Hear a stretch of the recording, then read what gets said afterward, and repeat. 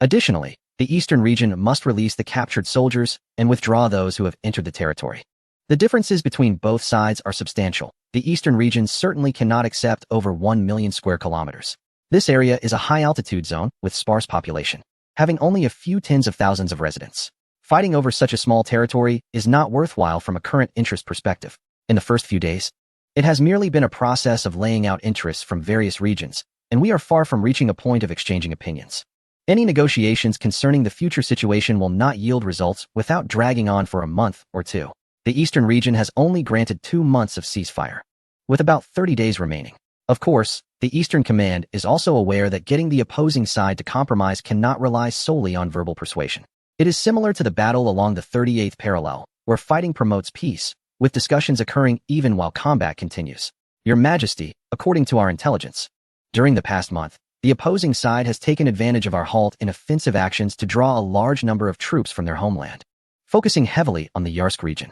Clearly, that leader is still unwilling to concede and aims to push back our forces of over 100,000 in Yarsk, intending to compress the front line back to near Irkutsk, which would benefit their subsequent negotiations. In the operations room, Zhang Shun was analyzing the situation for everyone. Currently, we have about 150,000 soldiers in Yarsk, with ample supplies. We have mobilized tens of thousands of locals to expedite the repair of the rear railways. In a week, the temporary railway to the Irkutsk fortress will be operational. Lord Zhang, is there a possibility that the opposing side could break through our defenses at Yarsk? Hu Wenba asked. As the Minister of Foreign Affairs and a member of the cabinet responsible for these negotiations, he needed to know if the army could hold this position. As it relates to who holds the initiative, Zhang Shun nodded and firmly stated, Your Majesty, everyone, the opposing side cannot break through Yarsk. Currently, there is significant war weariness within their territory. Coupled with the propaganda from certain individuals, only the first 200,000 of the second conscription of 1 million has been completed. They cannot muster that many soldiers. To breach our defenses, they would need at least 500,000 soldiers along with substantial logistical support. Zhang Shun's explanation reassured many. According to our intelligence, protests have erupted in over 200 cities within their territory. Their factory operating rate has fallen below 25, and there have even been several small-scale conflicts. That leader not only has to guard against our offensive, but also extinguish domestic resistance. The Foreign Intelligence Bureau began reporting that their Western Army, comprising over 700,000 soldiers, is unable to withdraw. The last time they attempted to pull back 100,000 soldiers, an offensive was launched by Wu Yinan, encircling and annihilating over 20,000 enemies who had advanced 70 kilometers into Tashin last year. Zhang Shun continued, saying that currently, the soldiers on the Western Front also exceed 400,000. If the opposing side does not want us to invade their territory, these soldiers must be pinned down here. The Western Front is the only place they can boast about, especially since the Eastern region is taking a defensive stance. However, once they withdraw troops to suppress the situation, these 400,000 Eastern soldiers will certainly take the opportunity to invade. That would leave them with nothing, although they are already nearly at that point. The opposing side is already at the end of their rope, if their leader does not want to be overthrown. A wise move would be to end the war and redirect these hundreds of thousands of troops to quell the unrest. Otherwise, he might become a ruler of a fallen nation. Fang Mingzhou agreed with Zhang Shun's conclusion. This war has nearly depleted the resources accumulated by the opposing side over decades of reform, and more critically, a rift has emerged between the leadership and the lower levels. This has sown the seeds for future turmoil. Your Majesty, personnel from multiple navies have already inquired about our new battleship construction technology, Hu Wenba said with a smile. Now that navies worldwide are seeking assistance from the Eastern region, it truly makes these diplomats feel proud. Tell them, 100 million blue coins. Additionally, the army should give the opposing side a good beating. Didn't they send 200,000 soldiers to Yarsk? We need to hurt them. Moreover, Zhao Ting, in half a month, announced that the Eastern region will continue constructing 4 more of the Eastern-class battleships. The Eastern ship will be renamed the Beta class, and these 8 will replace the current 8 Tian-Gang-class battleships. Furthermore, the Military Research Institute has already begun drafting the standards for the next generation of heavy cruisers. Let's release this news and see how anxious they become. I will have the Finance Department allocate a special fund. By the end of this year, the Navy will finalize plans to construct 16 main battleships to replace the current naval fleet. Additionally, a new batch of light cruisers is also in design. The Rainbow class is good, but that's an 8-year-old design. We need to initiate the second batch of light cruiser construction plans. Let's label it the 4th-year expansion act of the Navy. Everyone's breathing quickened. They knew the Emperor was applying pressure. The Eastern Empire possesses the technology for new battleships, which is a significant advantage. Regardless of whether it's the opposing nation or another, they all seek assistance from the Empire. However, they also do not want the opposing side to be weakened, except for the latter. Therefore, forcing them to choose sides means that if they opt for the opposing side, the Emperor will certainly refuse other countries the technology for new battleships and might sell it to the latter instead. No one can determine when the opposing nation might break through technologically, but they know that once their leader begins mass-producing new battleships, the vast colonial empire will face collapse. Coupled with the already strong army of the latter, if their navy surpasses the opposing nations, even the Gallic rooster won't be able to hold them back. The tripartite alliance has formed, but the current agreement has yet to take shape. If they do not compromise, then let the latter dominate the European continent. This is the open strategy Feng Mingzhou presents to them, showing these outsiders what true ancestral wisdom looks like. Chapter 229. The Squid is Hooked Lighthouse Exchange. Half a year later, the bustling scene reappeared. As the war between the Eastern Empire and its northern neighbor entered the final negotiation phase, global shipping once again experienced a vigorous revival. Undoubtedly, the biggest beneficiary this time was Burgess Mining. This mining tycoon, who controlled vast resource mines, had amassed a significant amount of raw materials with sharp foresight before the war. Taking advantage of the conflict and the shrinkage of shipping, he made a considerable profit. At this moment, he was meeting a special guest at his estate, Edmund Rothschild, the fourth-generation head of the Rothschild family. "Mr. Burgess, your vision is truly admirable," said Mr. Edmund. "You flatter me, sir. Compared to your legendary business feats, I am merely a novice," replied Burgess. This individual was the one who initially catalyzed the financial crisis at the Lighthouse Exchange. If not for the intervention of the Emperor and Burgess, the currency power of the lighthouse would have long been in his grasp. Moreover, the financial systems of major global powers had not been infiltrated by these individuals, except for the Eastern Empire. Even with all his confidence, Burgess did not dare to claim superiority over him. "Mr. Burgess, I found our conversation last year quite enlightening.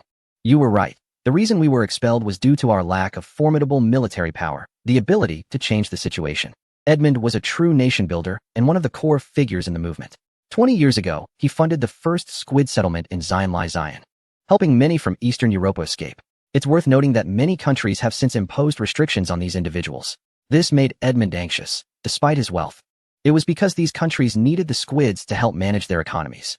The Sixth Empire boasted of 6,000 tons of gold, yet less than 1/10 belonged to them, with the rest under the scrutiny of various nations. This is a serious matter. I want to confirm, Mr. Burgess. Are you truly confident you can persuade the Eastern Empire to assist us in training officers? How could I not be confident? The Emperor has been waiting for you for a year. Mr. Edmund, you know that in such matters, I, as a mere businessman, do not have absolute certainty. No, Burgess. You are now a member of the Freemasons. You know our dreams. As a squid person, you should contribute to this nation, Edmund said seriously. Burgess was taken aback. He was not a squid. He was a nobleman of the Eastern Empire. Yes, Mr. Edmund. I have already mentioned that I know the Minister of Commerce in the Eastern Empire, and you are aware that we have some business dealings. He told me that the Eastern Empire is in dire need of funds. After meeting with you, I once probed, asking if this minister could assist me in training a group of guards. After all, our business is substantial, so security is crucial. This minister agreed, and I paid 500,000 blue coins to secure 10 of the best guards. Regardless, no matter how he investigates, it's a fact that I have bodyguards sent by the Emperor. What if training bodyguards and training officers are not the same thing? Recently, I sent someone to probe again, and that minister told me they need to consider it. Before Mr. Edmund arrived, he had already agreed to introduce me to the Chief of Staff of the Eastern Empire. Edmund suddenly became breathless. This Burgess was surprisingly well-connected. You understand that the Eastern Empire is different from other nations. They are excluded from the mainstream world. Although they won the war this time, they are primarily an agricultural nation with hundreds of thousands of troops and a large navy. So they must be in dire need of money. Burgess spoke confidently, mentioning that there are many ethnic groups within their country, yet they coexist harmoniously. Edmund nodded. He had indeed learned about the Eastern Empire and found it to be as described. Besides, we have no other choice, do we? Burgess's last remark left Edmund with no rebuttal. Indeed, no nation wants them to possess military power. Although the major powers have not prohibited their citizens from enlisting, once it comes to the officer level, it is an extremely rare occurrence. What use is it to have many soldiers? The gray beasts from the northern region serve as a cautionary tale, with hundreds of thousands of troops crushed and eliminated by the Eastern Empire in just half a year. If Mr. Edmund is interested, we can take a trip to the Eastern Empire to meet that Chief of Staff. Mr. Burgess, do you know? You have brought light to us. Light? It's a road that leads to darkness. As long as you don't cause me trouble later, it will be fine. While Burgess was conversing at the Lighthouse Presidential Office, Fairbanks was convening his cabinet.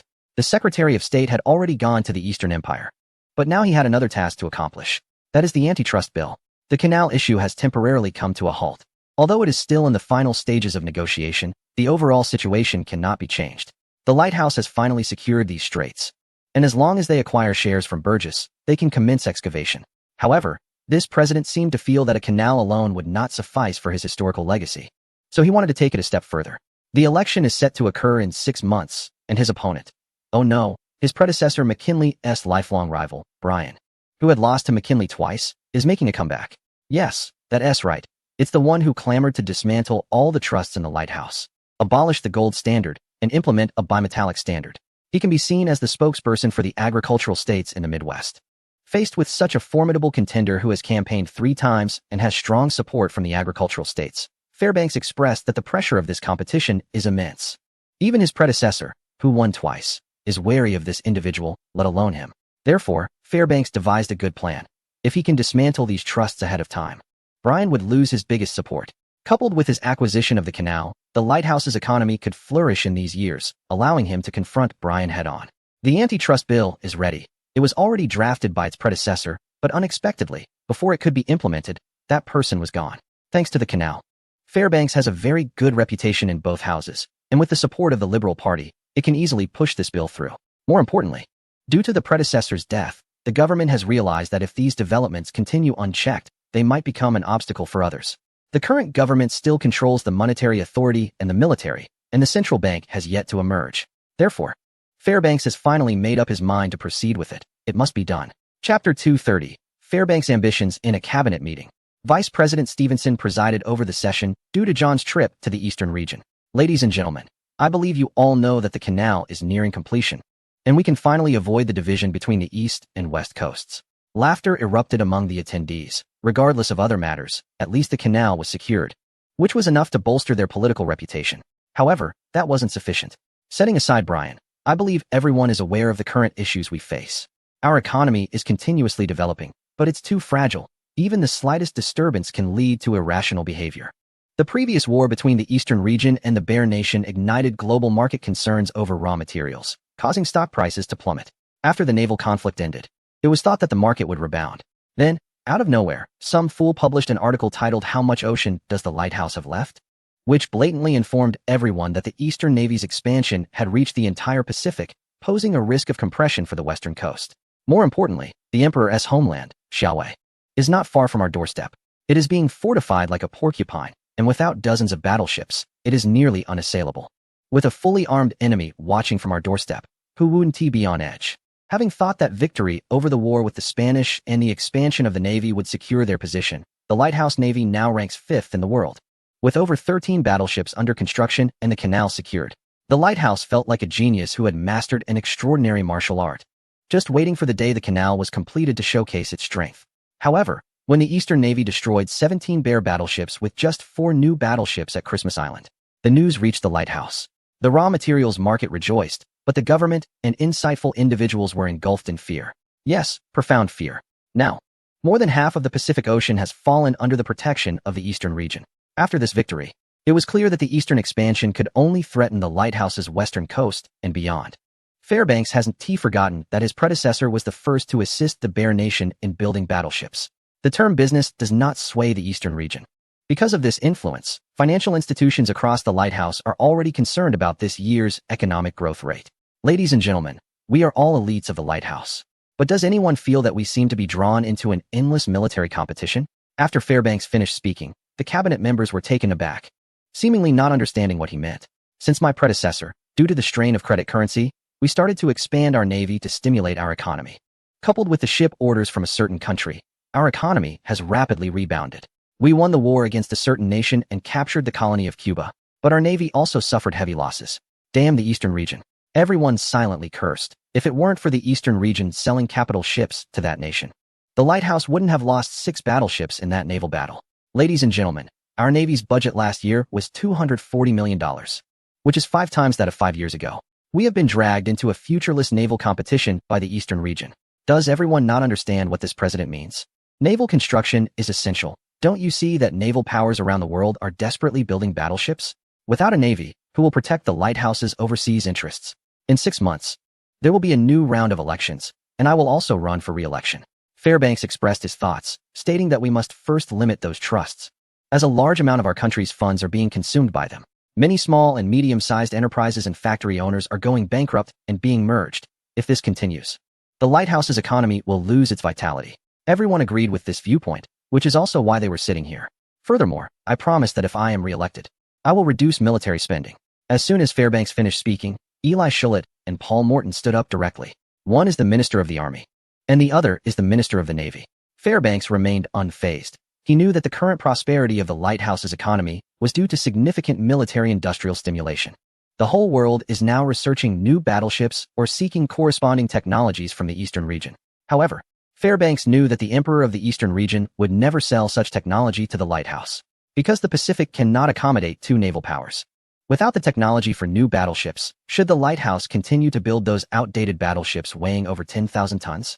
Please, haven't you seen the fate of the fleet from that country? In naval battles, old battleships simply cannot compete with new ones. As for the Army, let's not even mention it. The lighthouse's army has now exceeded 400,000, half of which is trapped in Cuba. I will reach an agreement with the leader of Cuba to strive for consensus and bring most of the troops back. Fairbanks continued calmly, and the cabinet members seemed to recognize their president for the first time. We must prioritize economic development above all else, and any obstruction to its growth must be ended. Leslie, tell them how our economic development was last year. The Minister of Finance, Leslie, picked up a report and said to everyone, "Ladies and gentlemen, the president is right. We must now place the economy first. Our lighthouse's exports and industrial products currently have 2 major directions. One is the continent of Europe, and the other is the Eastern region. I won't elaborate on the former as it hasn't changed much, but the latter," Leslie said seriously, "last year, our exports to the Eastern region decreased by 46, nearly halving. Do you know what that means? It means our exports have decreased by over 100 million in currency. I don't know what that emperor was thinking when he gave up the most favored nation tariff with our lighthouse and started importing a large quantity of industrial products from a certain country. By the end of last year, over 2 million tons of affordable steel had arrived in the Eastern region from that country, along with machinery worth over 10 million in another currency. The lighthouse is the largest industrial nation, and the domestic production capacity is severely surplus. If we can't export on a large scale, businesses will lack liquidity, leading to a vicious cycle. From the beginning of this year until now, our trade with the Eastern region has decreased by more than half, and our agricultural products can no longer be exported there. Industrial products are being replaced by local products from that country and the Eastern region. It is foreseeable that our trade will continue to decline." Now everyone understands why Fairbanks made such statements. Chapter 231. Naval Expansion Bill. We must find a larger market for our industrial products, a market to replace the Eastern region. Fairbanks said in a deep voice, "I have already discussed with both houses and will pass the antitrust law in the shortest time possible, forcing those trusts to move south. We need to reduce military spending. Additionally, we need the bear more than any other country in the world." Fairbanks didn't give anyone a chance to speak. Without the bear threatening the Eastern region, that emperor would turn all his attention to the Pacific. We are running out of time. As long as we develop in the Americas, once countries around the world break through new battleship technology, we can obtain it through other means. Our industry is the best in the world. If we want, we can build 5 new battleships in a year. Everyone understood the president's ambition, and to be honest, they were all very surprised. No one expected this president, who seemingly got a term for free, to consider such far-reaching plans. If these plans are implemented, perhaps he could indeed defeat Bryan and secure re-election. At this moment, everyone felt like grasshoppers on the same rope. If Fairbanks were re-elected, they would have a future, as a new president would not retain the original team. I agree, with voices of agreement. Fairbanks knew that whether he could be re-elected depended on the next 6 months. The urgent task is to pass the bill. I will persuade both houses to pass it within a month. Furthermore, we must help the bear so that it is not excessively weakened by the Eastern region. On April 27th of the 4th year of the reign, with no progress in negotiations between the 2 countries, the 2-month ceasefire period ended. The Eastern Empire and the Bear Country simultaneously launched a war again in the region of Yarsk. The Bear mobilized 300,000 troops, consisting of 200,000 soldiers drawn from the domestic army and 100,000 troops originally stationed there, to launch a large-scale offensive against the Eastern region strongholds. The Eastern continent has also gathered 150,000 soldiers, and Yarsk has once again fallen into the flames of war. The whole world is stunned by the confrontation between these 2 nations. Yet, one cannot help but admire the determination of the second nation, which, despite the chaos at home, remains unwilling to concede defeat. Major newspapers around the world have described this conflict as another Boer War. In comparison to the former, the casualties for these two nations have already surpassed 500,000, making the Boer War seem somewhat trivial by comparison. Peace talks have stalled, but private discussions have not ceased for a single day. All nations are interlinking with each other, seeking to bring benefits to their own countries during these negotiations. On May 3rd, after a week of intense battles, Yarsk remains firmly under the control of the eastern continent. The poorly equipped army of the Bear Nation, having suffered over 30,000 casualties, has begun to retreat and regroup. On May 4th, the Eastern Empire's Prime Minister's office announced another significant victory, stating that in response to the ongoing war between the two nations and the complex global situation, the Eastern Empire's Navy has released a naval expansion bill for the fourth year. This announcement set off another wave of reactions around the world. According to this bill, over the next 5 years, for new battleships, 8 heavy cruisers, 8 light cruisers, and 24 destroyers will be constructed, adding a total of 350,000 tons to the Navy's total tonnage. Based on the current scale of the Eastern Navy, their total tonnage will exceed 1 million tons by that time. Currently, the global naval power, represented by the Bull Nation, has a total tonnage of around 1.7 million tons. According to a naval defense bill proposed by the Bull Nation 5 years ago, its naval tonnage must be greater than the combined total of the second and third largest navies in the world. Now, with the Eastern continent poised to become the second largest, it could easily suppress the Bull Nation's ambitions, as they have yet to develop the technology to build new battleships. In response, Balfour urgently met with the Prime Minister of the Eastern continent, Ouyang Gung, expressing that the Eastern Empire's naval expansion is severely affecting global peace. Ouyang Gung stated directly that as long as the war between the two nations continues, the Eastern Empire will keep increasing its armed forces. The second batch of 300,000 reservists has also begun to be drafted. Clearly, the Eastern Empire has no intention of ending the war, as they continue to train soldiers. In front of leaders from major countries around the world, Ouyang Gung declared that the Bear Nation's territory should not span across two continents.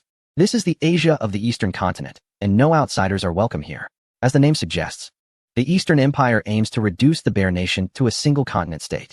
Upon hearing this, the leader of the Bear Nation boasted of arming 1 million soldiers to fight the Eastern continent to the end.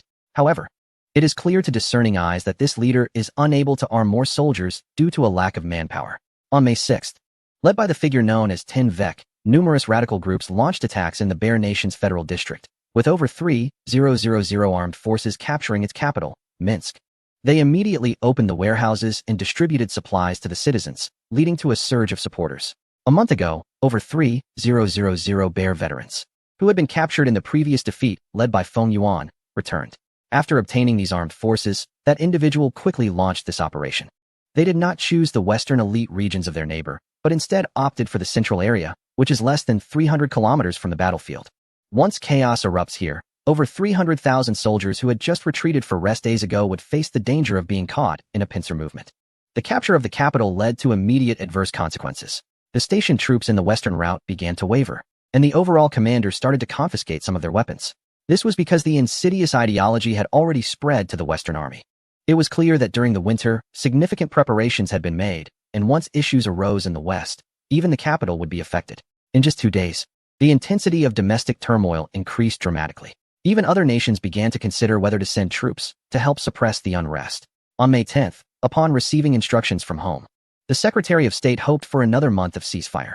The president personally reached out to leaders of major powers, hoping they could grant more time. After persistent persuasion from various countries, an additional month was finally agreed upon, with the stipulation that this would be the final ceasefire period. And if no effective agreement could be reached, no further compromise would be accepted. With indications from other nations that they could offer loans, negotiations resumed.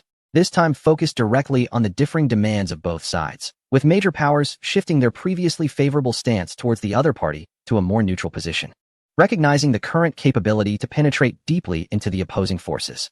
Chapter 232. Sergei's objective, a month-long ceasefire. At this moment, with the two countries at peace, negotiations accelerated. Both unilateral and multilateral discussions became busy again. At the end of each day, key figures gathered to discuss, knowing that every word and request could bring significant benefits. Conversely, a misjudgment could lead to unnecessary bloodshed. Currently, several nations express their recognition of the legal principles we provided before the war. The 3 million square kilometers of land in the region belongs to us, the representative stated, while others began to modify maps, implying that the empire's territory would reach the Northern Ocean and encircle the surrounding seas. Following this, everyone appeared excited, as 3 million square kilometers is a vast area, comparable to the core regions of ancient dynasties. Additionally, all nations supported our compensation demands. The representative continued, stating that the proposed compensation of 500 million in currency was deemed impossible by the opposing prime minister. Your Majesty, esteemed guests, I feel that the prime minister of that bear-like nation does not seem to care about this negotiation. Hu Wenba said with confusion, logically. The head of the civil officials here, the prime minister and minister of finance, should hope for a swift end to the talks. The domestic turmoil still requires him, as prime minister, to clean up the mess. Yet, this individual has been in the eastern continent for almost a month and, aside from attending a few routine talks between the two parties, has not actively sought to negotiate terms. This Sergei Vit was appointed by the aforementioned nation as the plenipotentiary representative for the talks, and he should have the final conditions from his government. This not only puzzled Hu Wenba, but even Ouyang Gung found it strange and privately inquired whether this prime minister had any connections with the eastern continent. Even the most powerful emperor cannot manipulate the prime minister of a major nation. If that were the case, the aforementioned nation would have been overthrown many times already. Let me add some intelligence here. Fang Wu stepped forward and said, just the day after the attack on Fumanxisk by that Yuan Yangra, a telegram from that nation reached Sergei's hands. The content urged him to quickly reach a ceasefire agreement with us. Whether it was to numb us or there was indeed some urgency, it indicates that they are starting to feel anxious. The words of the intelligence director left everyone puzzled. Why is the government anxious, but this Sergei is not? What is this Sergei up to? Does he want to drag out time, or does he think that we in the eastern continent plan to downplay the situation? Fang Mingzhou has been contemplating. This individual has quite a historical reputation. Not to mention his current position, the bear-like nation has achieved a place among the 5 great powers largely due to his contributions. Moreover, he was the one who persuaded his government to establish a Duma, or parliament, granting considerable rights to the lower classes, which alleviated class contradictions to some extent. Otherwise, the government would have been overthrown long before reaching S1. This person is both soft and hard. The subsequent series of uprisings led by the Ten Weka were brutally suppressed by him. The October Manifesto was drafted by him. How could someone like this remain indifferent? Fang Wu, have you intercepted the telegram sent to your government? No, it was sent through the Gallic Rooster's telegram system. What actions has this Sergei taken in recent days? Your Majesty, he has not directly contacted us over these days and has had multiple late-night discussions with the Gallic Rooster and the Lighthouse. Fang Wu continued. The bear-like nation is at war with the eastern continent, not with the Gallic Rooster or the Lighthouse. Fang Mingzhou's fingers tapped on the table, and everyone fell silent. This was a sign of the emperor's contemplation. We have all been deceived by this Sergei. The negotiation is likely a facade, and seeking sponsorship is the real goal. Fang Mingzhou seemed to have thought of something and said with certainty, seeing the puzzled expressions on everyone's faces. He had just realized that someone with such a historical reputation could not easily concede. Thinking from another perspective, if you were Sergei, what would you do? Fang Mingzhou's question made several people ponder for a moment. With an unreliable government above, both the naval and land forces suffering devastating defeats below, domestic turmoil rising, and corruption rampant among officials and the elite. Zhao, if you were such a prime minister, what would you do? Ouyang Gung was taken aback and said with a wry smile, Your Majesty, do we even need to mention this? Isn't this the situation faced by the previous dynasty, Li Jianfu? It's merely about being a paper hanger. It's absolutely impossible to make a complete change unless there emerges an emperor like you. Haha, Zhao, I'll graciously accept your compliment. Fang Mingzhou smiled and continued. What Sergei is facing now is a situation on the brink of collapse. If it weren't for the prestige accumulated by the Romanov dynasty over the centuries, he might have already been replaced. But have you ever thought about why John Bull supported the previous dynasty? It was for the market, to gain the greatest benefits in the Far East. I think no one can deny that. Your Majesty, do you mean that Sergei is using those powerful countries to block our westward advance while waiting for the right moment? Ouyang Gung exclaimed in surprise. Fang Mingzhou nodded. That's probably the only reason. Indeed, the bear is currently facing internal and external troubles, which won't be resolved anytime soon. And that Ni's temperament also makes it impossible for him to be weak. So he has turned his sights on those countries that are hostile to us. Ouyang Gung seemed to understand something and continued. The countries in Europe, except for Hans Cat, do not wish for our eastern region to continue expanding. The Lighthouse is the same. Once we completely defeat the bear and render it incapable of rising again, the next step for the empire's expansion will be the oceans. Both the Lighthouse and John Bull have their homelands and dominions in the path of our eastern expansion. If it were me, I would also desperately protect the bear. preventing it from being excessively weakened, and then continue to oppose us, restraining our power. As Ouyang Gung explained, the expressions of those present gradually changed. If this is the case, then we are being used as a tool by them? Zhang Shun said angrily, Your Majesty, why don't we just ignore them and completely crush the bear?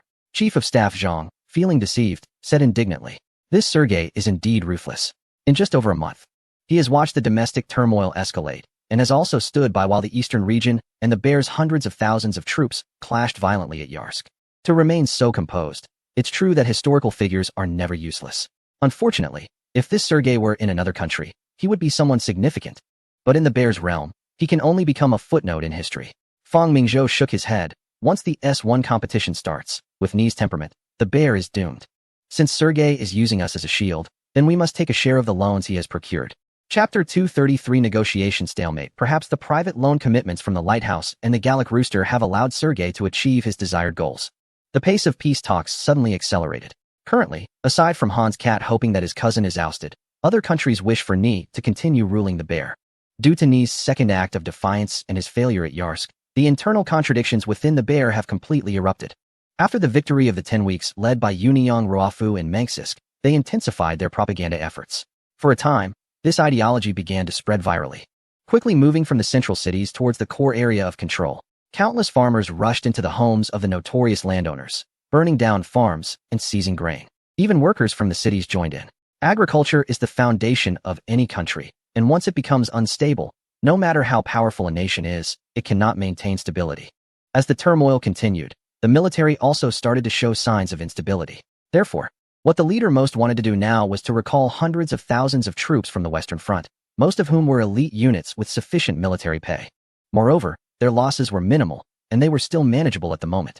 However, the opposing army also had over 300,000 troops, and they could not retreat.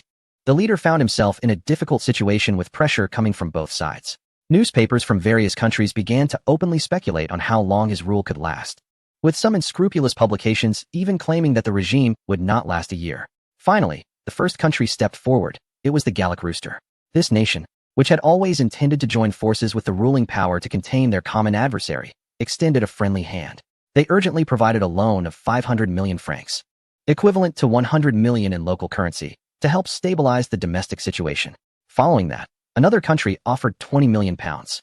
Ultimately, a third nation directly announced a loan of 500 million to assist. In just 2 days, over 700 million in loans had been secured, allowing the Prime Minister to breathe a sigh of relief. Even if they lost the war, as many within the country believed, the cold northern region would not significantly impact the nation's strength. Instead, with this loan, stability could be restored, and they could remain one of the world's 5 major powers. On June 11th, both sides sat down together again, understanding that the real negotiations were just beginning. Regarding the Eastern Army's proposal to use the current military control line as the basis, the ruling power could not agree, nor would other nations, as such an arrangement would reduce them to a secondary status. Both sides argued their positions, and just as it seemed they would fall into a deadlock, a new demand was put forth, the return of a historical territory. This region had been ruled in the past by a prominent dynasty and was historically significant. Although this area had been unified under the Eastern power long ago, the surrounding territory, rich in resources, was still a point of contention. Securing this area would significantly shorten the border and relieve pressure on the northern frontier. Faced with this demand, the Prime Minister firmly rejected it, stating that while the northern region may be inhospitable, this particular area was fertile and valuable. Moreover, the location is quite strategic. 2,000 kilometers to the north lies the Ural Mountains, which is one of the top 5 industrial zones in the region. With the opening of the railway, this heavy industrial area is becoming increasingly important, as it is surrounded by various resources. Although 2,000 kilometers seems far, prior to this, entering the heart of the region required a march of at least 5,000 kilometers.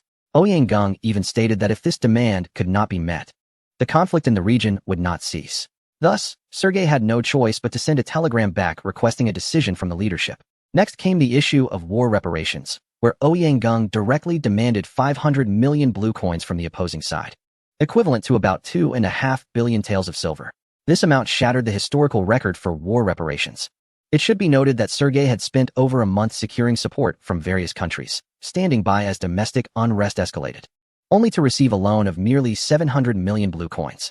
Remember, this was a loan that needed to be repaid with interest.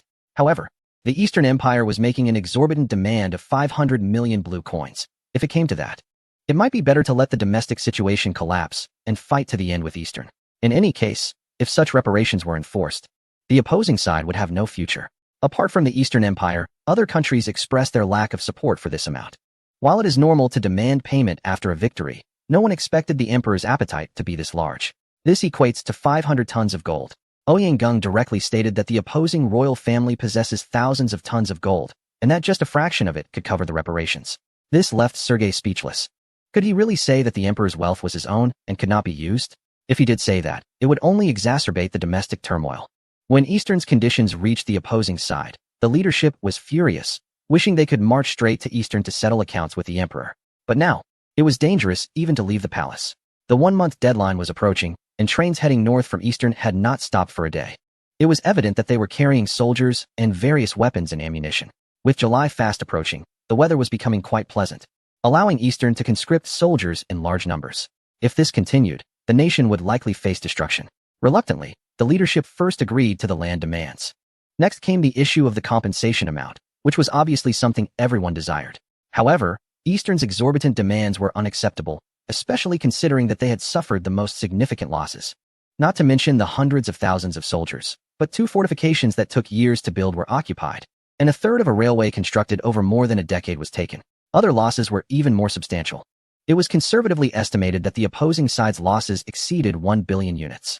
Just as they managed to secure some loans, they were now being targeted by Eastern. Other countries also began to exert pressure, as Eastern's losses could be considered negligible, and the 500 million blue coins in reparations were unrealistic. Ultimately, after much back and forth, the reparations were reduced to 200 million. At this point, Ouyang stood firm, stating that any amount lower than this would lead to military action from both sides. After receiving the approval from Nair, Sergei finally agreed to the figure. 200 million blue coins, equivalent to 1 billion taels of silver, exceeded the memory of the 982 billion taels from the indemnity of the Gengzi year. The largest indemnity amount recorded in world history had emerged. Chapter 234, The Dust Settles. After reaching an agreement on the 2 critical issues of land and indemnity, the parties merely went through the motions on other details. First, Ouyang and Sergei jointly announced that the relationship between the 2 countries would continue to develop in a friendly direction. This war was merely an accident, they claimed. Regarding the issue of prisoners of war, Sergei was not concerned at all. In his view, aside from those who died, the Eastern continent still had around 300,000 captives. Ouyang did not demand an exorbitant price, stating that a mere 10 million blue coins would suffice for their release, but Sergei still did not agree. He considered these soldiers to be useless. Despite having numerical superiority, they were defeated by the Eastern continent. Moreover, these soldiers had no fondness for Nair. They believed they fought valiantly, but collapsed due to logistical issues, all caused by the nobles sabotaging from the rear. It was uncertain which side they would align with upon returning. Better to leave these ticking time bombs for the Eastern continent, especially since the bear was not lacking in personnel. As for the warships, Sergei knew that if the price was lowered, the Eastern continent would certainly be unwilling to part with them, and if the price was high. Now that we had entered the era of modern battleships, what use were these old vessels? The bear primarily needed to stabilize, and Sergei would prefer to have fewer naval forces. Maintaining a large fleet was too costly. Sergei probably did not realize that these people left in the Eastern continent were filled with hatred towards the bear, and many later joined the ranks of the mentors. On June 29th, as the terms were finalized one by one, this war that lasted 10 months finally came to an end. July in the Eastern continent was already characterized by hot weather, yet it still could not compare to the shock brought by this Far East agreement. When Sergei represented the bear and Nair, while Ouyang represented the Eastern continent, and the Emperor Fangda signed the agreement, everyone let out a sigh of relief. Once the Far East agreement was announced, everyone finally understood that a new member had joined the table of world affairs. 340,000 square kilometers of land, and 200 million blue coins equivalent to 1 billion taels of silver in indemnity. After 10 months of war, the Eastern continent had emerged as the ultimate victor through its formidable military power, with Fang Mingzhou announcing the end of hostilities in the name of the royal family, declaring that the Eastern continent had achieved its pre-war military objectives. Newspapers and media around the world reported the same news. The largest land country in the world had changed hands. Yes, because Ouyang had secured the tens of thousands of square kilometers of land in Tunayuriankai, the Eastern continent officially surpassed the bear with 53 million square kilometers of territory. Before the war, the bear had 21.8 million square kilometers, but after losing 3.5 million square kilometers, it had fallen to 18.3 million square kilometers. When the Eastern Continent's Prime Minister's office released that massive map, the entire Eastern Continent went completely wild. Countless workers and students took to the streets, celebrating with pride. The Eastern Continent has also created a miracle, transforming from a nation that was bullied and divided into the world's largest land power in just 14 years. While the emperor enjoyed his leisure, the Prime Minister's office and the general staff were busy as a whirlwind. Over 3 million square kilometers of land required a large population, and the underdeveloped land needed guidance. To control this area, the Prime Minister's office quickly announced the establishment of the 13th province, Liaoyang Province. It would be divided into 12 prefectures, with plans to settle at least 10 million immigrants in the next decade, relying on local populations to fill the gaps. Meanwhile, the military was busy recalling hundreds of thousands of soldiers from the front lines. On the day after the agreement was signed, the commander of the Western Front, Gurko, led 300,000 elite soldiers towards the capital of the Bears. Clearly, this diehard loyalist was returning with an army to assist in suppressing domestic unrest. Over 200,000 Bear soldiers stationed in Yarsk were also retreating en masse, completely unconcerned about whether the Eastern Continent would pursue them. Fortunately, Fang Mingzhou did not want the Bears to collapse so soon. While Ni-Air had his flaws, he was quite fond of his cousin Wei-Air. Without Ni-Air, Hans Mao might become incredibly arrogant. These foreigners were not to be trusted, and without a balance among them, how could the last drop of blood from Europe be shed? The Minter had just captured Manchsk and had not yet celebrated when he encountered the returning army of over 200,000 soldiers.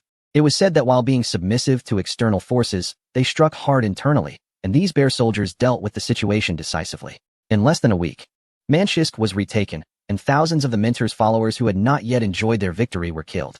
Yuniang Ruafu, with only a little over 2,000 remaining, hurried back to the mountains to avoid encirclement. With the army's retreat, Ni-Air finally breathed a sigh of relief. As the saying goes, when one has a gun, one is naturally not anxious. Ni-Air was overwhelmed by the rebellion.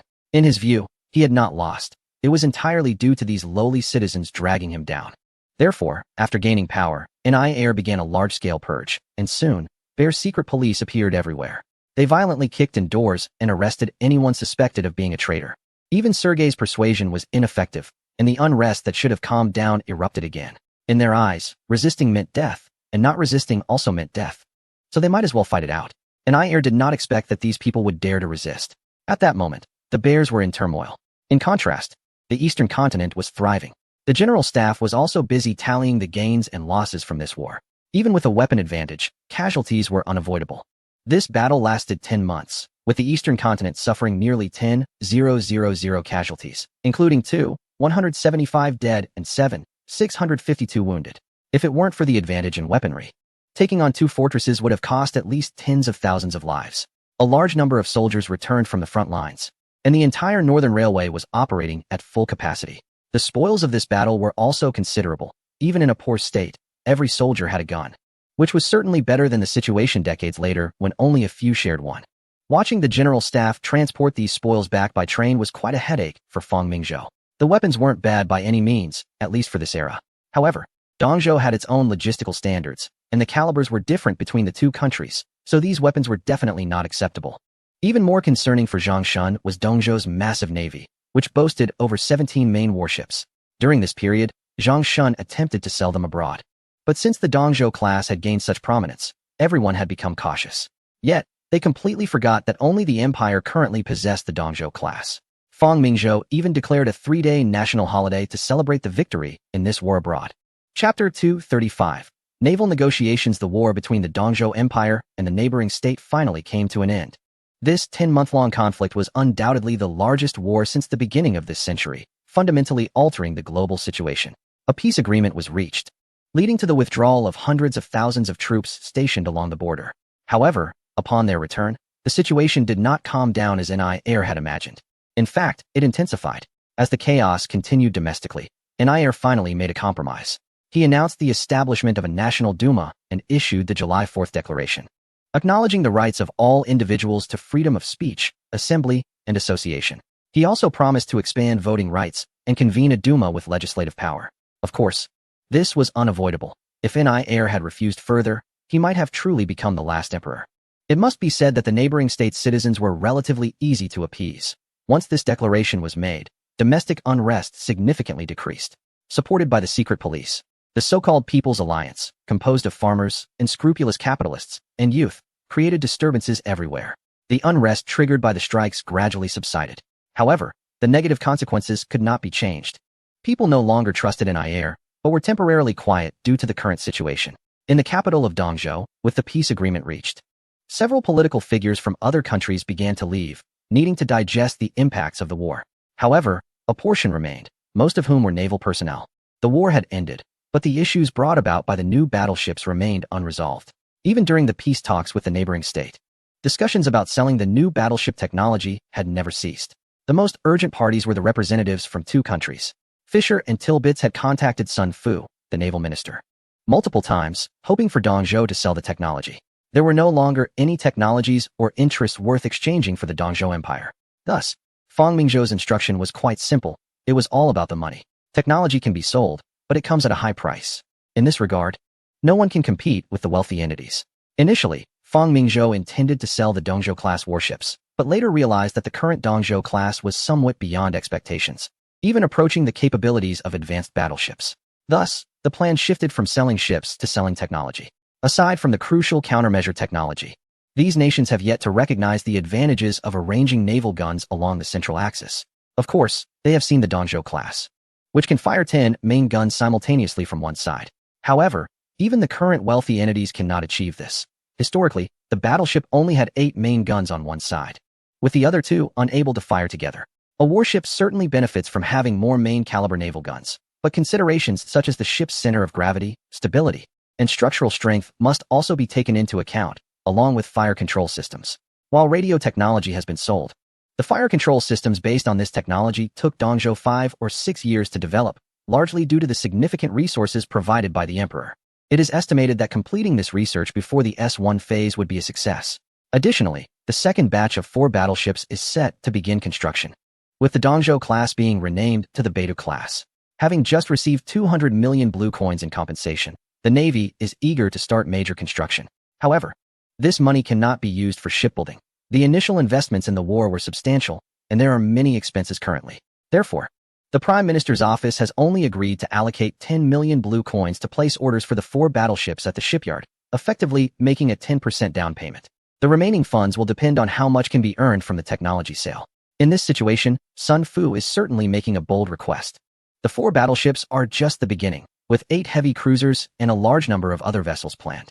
The Prime Minister's office cannot allow the country's economic development to be hindered by excessive military expansion. 100 million blue coins? Fisher glared at the Dongzhou naval minister, wishing he could punch him in the face. That amount translates to 20 million British pounds, enough to build 15 old-style battleships. How many battleships does the major fleet have? Is he expecting to fund the construction of a navy for Dongzhou? Fisher had never encountered such a shameless naval minister. Your Excellency Fisher, you must understand that the development of this battleship has cost the Empire over 300 million blue coins. Your country only needs to invest a small amount of money to bypass this development cycle. If your country requires only the countermeasure technology, it will cost 10 million British pounds, Sun Fu stated seriously, not forgetting the time when 2 Dongzhou battleships were ordered by the major entity, which had provided them to the then relevant nation. If it weren't for the emergence of the Rainbow class combined with radio technology causing a major collapse of the fleet, Dongzhou might have been consumed by others by now. Sun Fu remembers this grudge. Moreover, the relationship between the Dongzhou Empire and the wealthy entities is not particularly good. The two countries have been in a hostile state from the very beginning, with both sides' naval and land forces engaging in real combat. The fact that this individual was able to enter the naval headquarters already shows a degree of generosity. Sir Sun, they are urging on the other side. A staff member approached and said, Lord Tirpitz from Hanscat has been waiting for half an hour. What are they urging for? Can't they see I'm currently meeting with the naval minister from Jonbul? Sun Fu replied impatiently. Sir Sun, Lord Tirpitz mentioned that Hanscat has always had a good relationship with us in the East Continent, and we shouldn't do anything that would harm our friends while pleasing our enemies. Harm our friends while pleasing our enemies? Do those foreigners even understand the meaning of that idiom? Fisher knew full well that the two individuals in front of him were just putting on a show, but he didn't dare to slam the table and declare that he no longer wanted the technology. Ultimately, the East Continent was the only seller's market, and he needed to secure that technology no matter what. Your Excellency, son, I will report this news back home, Fisher said helplessly, vowing to immediately expel all the researchers from the Naval Department as soon as he returned. Besides these two countries, the lighthouse also inquired about the sale of the battleship technology. However, They were deterred by the price of $100 million. What they didn't know was that the technology was just part of the deal. If these countries really bit the bullet and purchased it, there would be more pitfalls waiting for them, namely shipyards. To manufacture, the older battleships were mostly under 15,000 tons. And with the current shipyard overflow tonnage at around 30,000 tons, it meant that nearly 99 of the shipyards worldwide had docks around 10,000 tons, which meant that even if they received the complete technical blueprints, they couldn't produce a Beidou-class battleship. The first step for these countries would be to expand their docks. Chapter 236. Development of the Navy. Have those people left? In the East Continent Garden, Fang Mingzhou asked his naval minister, "Your Majesty, they have all departed. This time, we only sold the technology for our new battleship to John Bull and Hans Cat, with both parties contributing 50 million blue coins. 100 million blue coins was already an exorbitant price. In Fang Mingzhou's vision, let alone 50 million, if these two countries could hold back, he would sell it for even 10 million. Otherwise, the naval competition would rely solely on himself. We also promised them that within a year, we would not sell the construction technology of the new battleship to any third party. The two countries also agreed that they would not sell related technology within 3 years. These words were just for show. Once a year passed, they would spread the technology at a lower price, since they had already recouped their costs.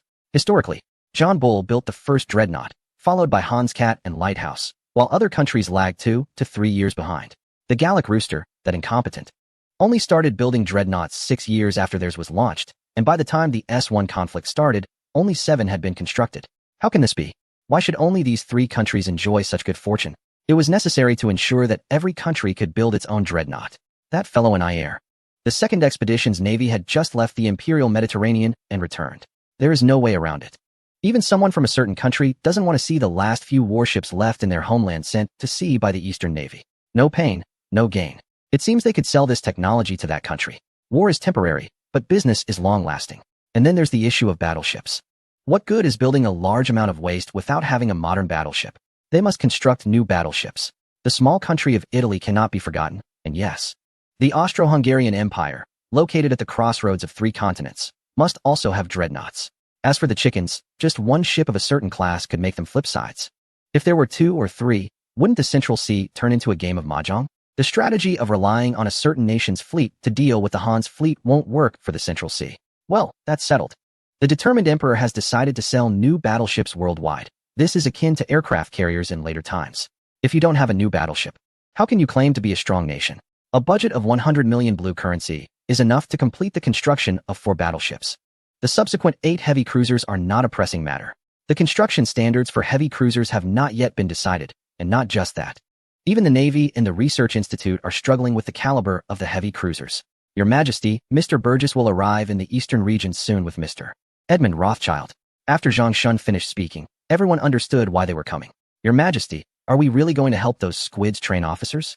Since that country has begun to value this ethnicity, everyone has seen the betrayal nature of these squids. This is merely business. Besides, even if we don't intervene, other countries will. Yes, that troublemaker wants to use the squids to disrupt the chickens and the Arab world. Of course, the main benefactor is still the lighthouse. Although it hasn't fared well, the subsequent shadow government came about because of this. Rest assured, these people won't grow strong. When the squids arrive, Zhang Shun, just follow our plan. They pay, and we help them train officers. When Burgess arrives, let him execute the mineral auction. The kangaroo has discovered numerous mines, I must say. The resources of that continent, isolated from the world, are indeed abundant. It's simply unjust not to claim them. This time, let him make a bigger fuss to attract all the wealthy people in the world. Has that money been transferred back? The Minister of Finance knows that this refers to the previous investments in raw materials and the stock market of the lighthouse. Over the past month, the stock market of the lighthouse has stabilized, and all the raw materials we hoarded have been sold. The former yielded over 40 million blue currency, while the latter is around 50 million. This money is expected to be transferred back to our country within a month through Mr. Burgess's banking system. After all, this is not a financial crisis. It's merely taking advantage of the war between the two nations, the chaos in the international commodity trading market, and the so-called threats from the eastern region. Having a return of 100 million blue currency is already beyond expectations. Zhang Shun and others were momentarily stunned. His Majesty did nothing, and the investment from 8 heavy cruisers was already returned? There was no need for a finance minister. His Majesty alone could sustain the empire. Zhou Shouqing beside them seemed to have realized something, his face turning red with shame. It was merely a matter of timing. After all, His Majesty always said the same thing and managed to make a significant profit each time. Everyone understood that the money earned in previous instances was used to subsidize the livelihood investments of the Prime Minister's office and the military's development. Moreover, the military reforms in the Eastern Empire were also on the horizon, which would require funding. Starting next month, I will embark on a friendly visit to various countries in Europe, expected to last about a year. During this time, both the Prime Minister's office and the General Staff will need to absorb the benefits brought by this war. Zhao Ting, I have reviewed the second four-year plan, and it looks excellent. The Prime Minister's office should proceed according to this plan. Ouyang nodded. When the leaders from various countries came to the Eastern Empire for negotiations, His Majesty took the opportunity to inform them of a global visit. This was a great chance to promote the Eastern Empire, leveraging the influence gained from the victory over the Bear and the new battleships. It was time to showcase the strength of the Eastern Empire. This was no longer a country that was struggling years ago. Of course, some arrangements must be made before the visit. This was also the last peaceful period before S1.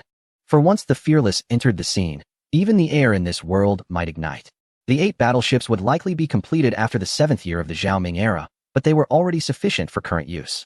However, due to significant disagreements regarding the construction of heavy and light cruisers, those plans were temporarily shelved. Currently, the naval guns used worldwide were mostly single and twin mounts. However, breakthroughs in triple mount technology had been achieved even before the construction of the Beta class. The Military Research Institute had also manufactured prototype guns for testing. Overall, both designs had their merits. The twin mount was favored for its maturity, stability, faster firing rate, and high accuracy, while the triple mount offered greater projectile capacity and stronger firepower. According to the Navy's perspective, the more firepower, the better, hence the preference for triple mounts, representing the violent aesthetics of large ships and cannons. However, Fang Mingzhou believed that in the absence of a major conflict, it was better to construct more seaworthy twin mounts. This was why the heavy cruiser plan had not yet been finalized, and the same applied to the light cruisers. The Rainbow class was already an excellent light cruiser, and the new improved version would merely expand the fleet further and incorporate triple mounts. 3 days later, a meeting would be held at the General Staff to decide on which plan to adopt. Chapter 237, New Generation Heavy Cruiser at the Imperial Navy Department. The room was already filled with people, with commanders from the front lines of the Empire having arrived. They had just stepped over the remains of the world's third-ranked navy to become a formidable presence. His Majesty has arrived. All the officers stood straight. Fang Mingzhou nodded. These naval officers were nurtured by him personally, and he could name each one. Sun Fu stepped up to the podium and addressed the crowd. This meeting concerns the construction plan for the Empire's next generation of heavy cruisers. You are all frontline naval personnel, and the Empire needs your opinions. After Sun Fu finished speaking, everyone exchanged glances, especially the captains of the advanced cruisers. They were already aware that these ships, which had accompanied the Empire for 10 years, would soon be decommissioned or sold, and they felt quite regretful. The Research Institute had started designing the next generation of heavy cruisers at the beginning of the Beidou class construction, and there are currently 2 proposals. Chen Zhaoyou stepped forward.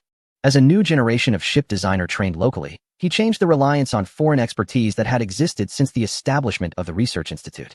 Your Majesty, fellow naval colleagues, 2 years ago, the Research Institute received a notification from the Navy requesting the design of a heavy cruiser to replace the advanced class.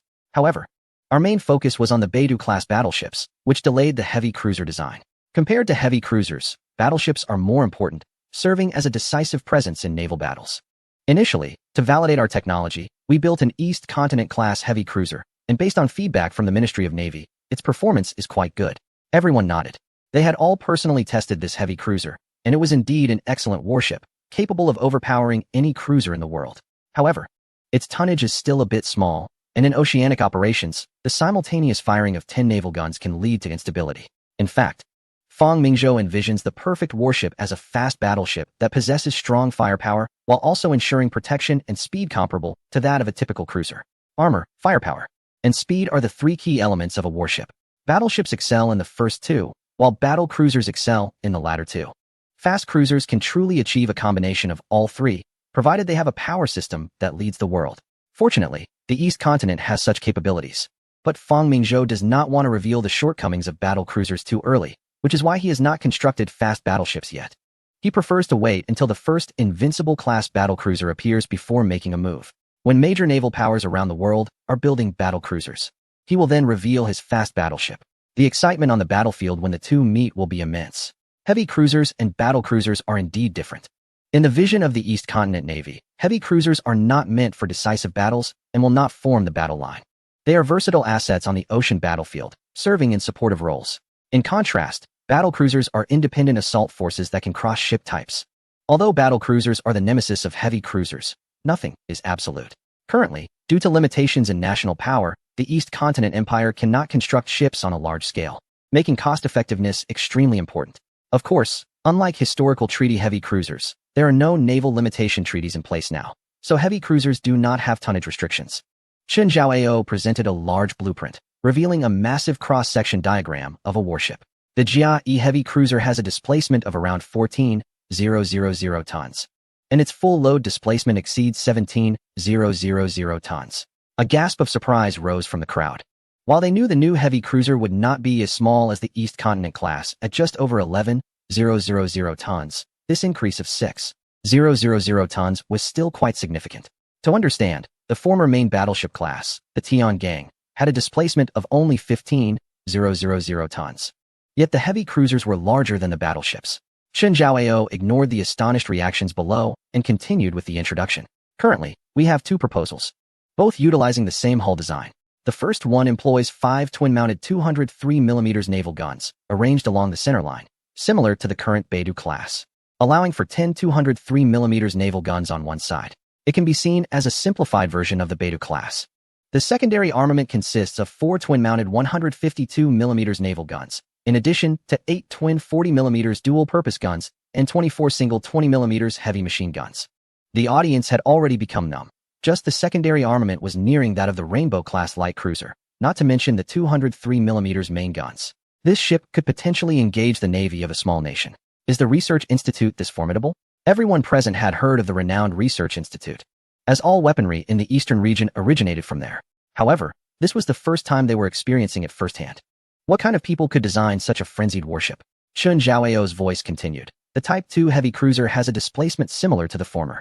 Unlike the first design, it features 4 triple-mounted 203mm main guns, arranged in a fore and aft configuration. A staff member displayed a new cross-section diagram of the warship. Currently, navies worldwide either use the early battleship S broadside arrangement, placing guns on either side of the hull, which allows for concentrated firepower on the broadside, but has the clear drawback of not being able to concentrate all firepower in one direction. This design is no longer used by major naval powers, aside from some medium-sized naval nations. Nowadays, most navies arrange their guns along the centerline for concentrated fire. But this layout heavily relies on occupying the T position in naval battles. For instance, during naval engagements with certain adversaries, aside from the formidable power of modern battleships, repeatedly utilizing speed to seize the T position is crucial. Losing the T position means losing the ability to unleash the full power of the warship. Moreover, the centerline layout requires lengthening the hull for turret installation, which compromises stability. There are other layouts like polygonal arrangements, but they are not mainstream. The deck-mounted design can be viewed as another type of centerline layout, balancing its advantages while having obvious drawbacks, such as the main gun positions being too high, affecting shooting stability in rough seas. Additionally, while triple mounts allow for more projectile fire, they reduce accuracy. By using a deck-mounted design, it essentially requires calculating only 2 ballistic paths, shortening aiming time. With the current fire control systems installed on the Eastern class, we can complete firing parameter adjustments in 5 minutes. Don't underestimate this extra minute. In naval combat, being a second faster can provide a significant advantage. If luck is on our side, we could potentially disable the opponent's main guns, placing us in an unbeatable position. The shorter the recoil time, the quicker the response. With the same displacement, the latter offers an armor increase of 30mm compared to the former. After all, the two turreted structures are connected, making protection more convenient. Everyone has heard the introduction just now, so let us discuss which option to choose.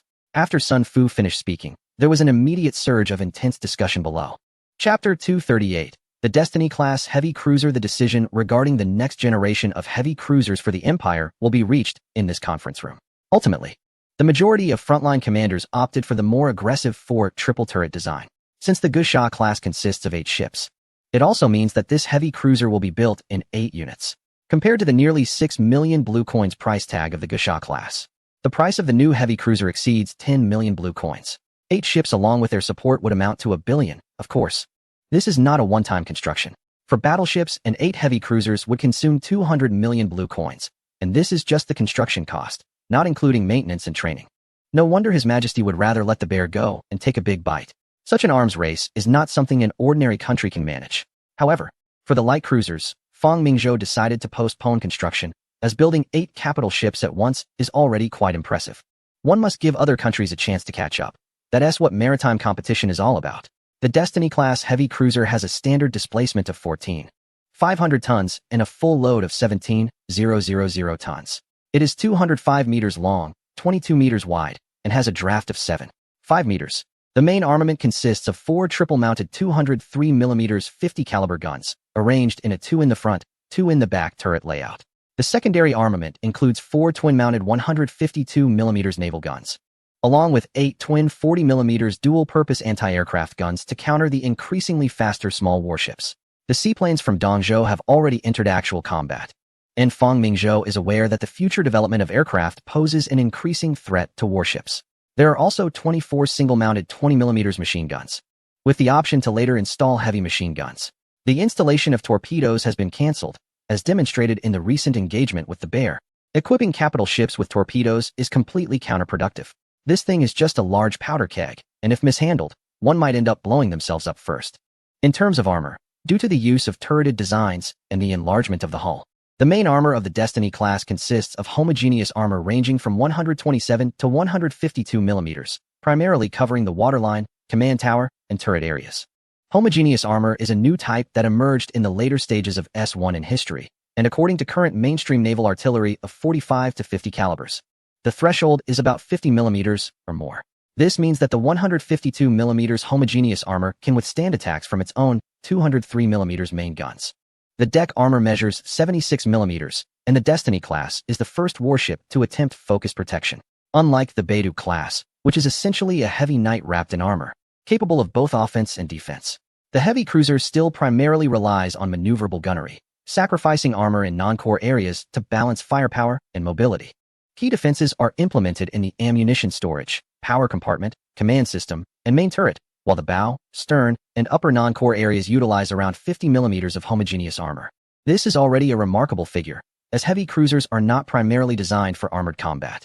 The power system uses a combination of boiler steam turbines similar to a certain class, with a total power exceeding 130,000 horsepower, allowing this class of heavy cruiser to reach a maximum speed of 32 knots. Its range can achieve 12,000 nautical miles at an economical speed of 15 knots. The third generation of wireless fire control systems is also being researched intensively, expected to coincide with the construction of this class of cruisers. The new wireless fire control can calibrate targets at sea up to 25 kilometers, and if the elevation angle is raised to a maximum of 15 degrees, the range will reach an impressive 32 kilometers. This effectively allows for strikes beyond visual range. Historically, only the later Hood class reached a distance of 30 kilometers. The Lion class only managed around 23 kilometers. The next step in radio fire control is radar, but this technology will take at least another decade or so to develop. By the time these 8 heavy cruisers are completed, the world is likely to have entered the era of battlecruisers, at which point the second generation of battleships will also emerge. In fact, Fang Mingzhou did not inform anyone that these 8 heavy cruisers were not intended for naval combat or blockade running. Instead, they were prepared for the first generation of aircraft carriers. Indeed, heavy cruisers are products of a specific era, born from naval treaties that do not exist in this context. According to the plan, the main force of the Navy will only consist of heavy battleships and fast battleships, whether heavy cruisers, light cruisers, or even battlecruisers. They all have their limitations. There is no reason to allocate naval funds to such vessels with significant drawbacks, considering a warship serves for 20 years. By the time these 8 heavy cruisers undergo midlife refits, they will be stripped of their superstructures and converted into the first generation of aircraft carriers. Although early aircraft carriers could also be converted from merchant vessels, military ships and civilian vessels differ greatly in hull structure and materials. More importantly, there are significant differences in speed and high sea condition adaptability. These 8 heavy cruisers will become the last of their kind. With the announcement of the construction of 8 major warships, the entire world seems to have heated up. First to react were certain nations that obtained the blueprints. Fisher and Tirpitz, who had just returned to their homeland, immediately gathered elite personnel from their navies to begin constructing their own new battleships. The world is entering the era of Eastern naval power. This made the headlines of the largest newspapers on the European continent. Overnight, battleships, which had cost enormous sums, seemed to become outdated. First to respond was Hans, with Tirpitz announcing the construction of 4 new Nassau-class battleships. The Kaiser even inspected the shipyard, stating that Hans would not yield and would seek a bright future for the empire. This made John across the strait quite irritated. In a countermove, Fisher unveiled the Dreadnought class, also planning 4 ships. Both countries presented their new battleships, while others remained stagnant. Although these nations are aware of the power of the new battleships, they have not rushed to follow suit due to their national strength and uncertainties, such as the case with certain European countries. However, the successive investments by 2 major powers indicate their recognition of the new battleship's capabilities. Firstly, regarding the old battleships. After completing 6 Duncan-class battleships and 2 Minotaur-class battleships, one nation announced that the construction of the last 3 of the planned 8 Edward VII-class battleships would be halted, as the first 5 were already halfway completed. Given that the accumulation of new battleships will take time, funding for the first 5 will continue until completion. Another nation also ceased the construction of old battleships after finishing 5 Brunswick-class battleships. Other countries are just now considering following suit. But the Eastern region has already promised not to sell battleship technology for a year.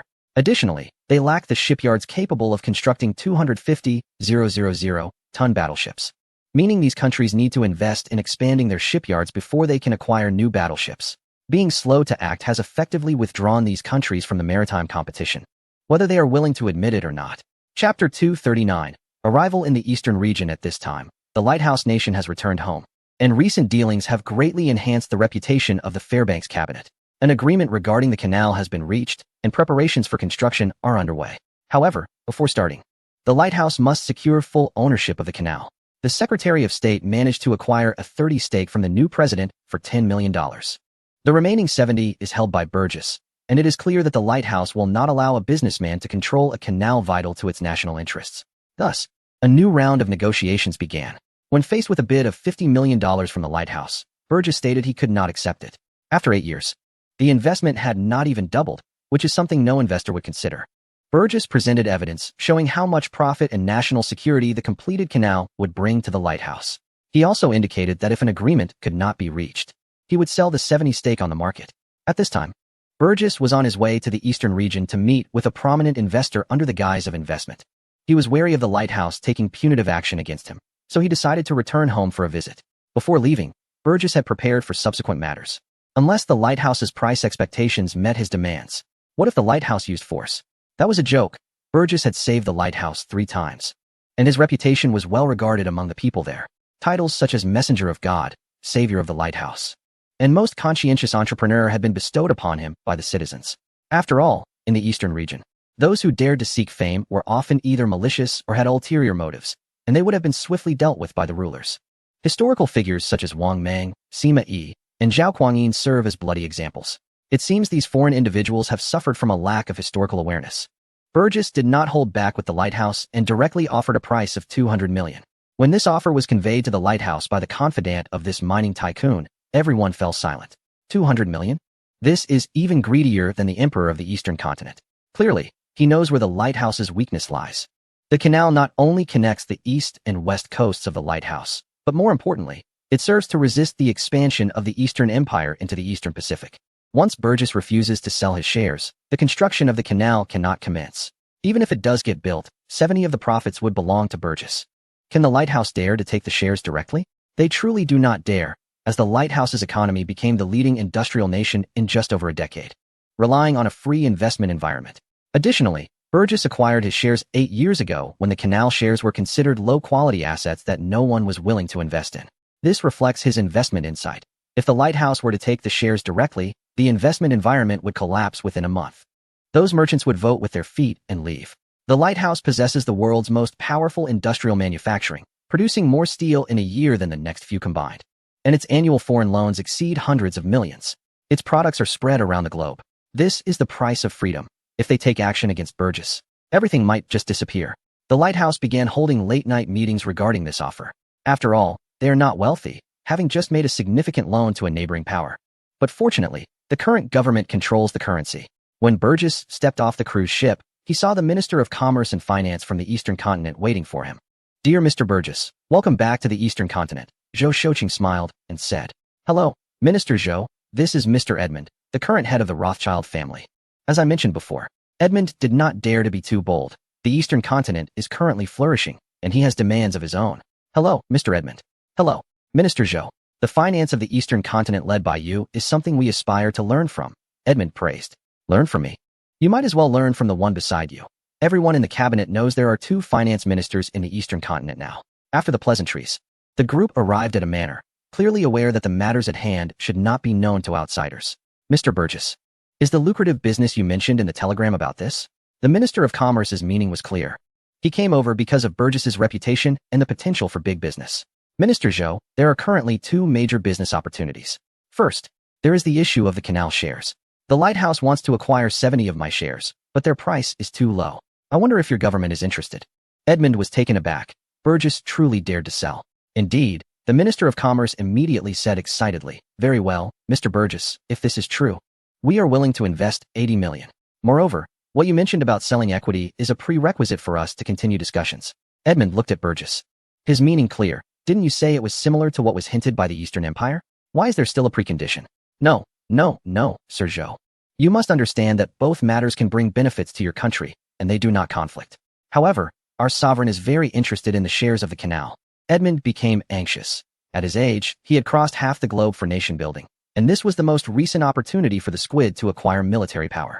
It must be seized. Sir Zhou, the canal is the bottom line for the lighthouse, if your emperor insists on acquiring it. Then the relationship between our two countries may escalate from conflict to war. I am merely a businessman. I just want to make money. If your government helps me raise the price, I am willing to offer $10 million as a reward.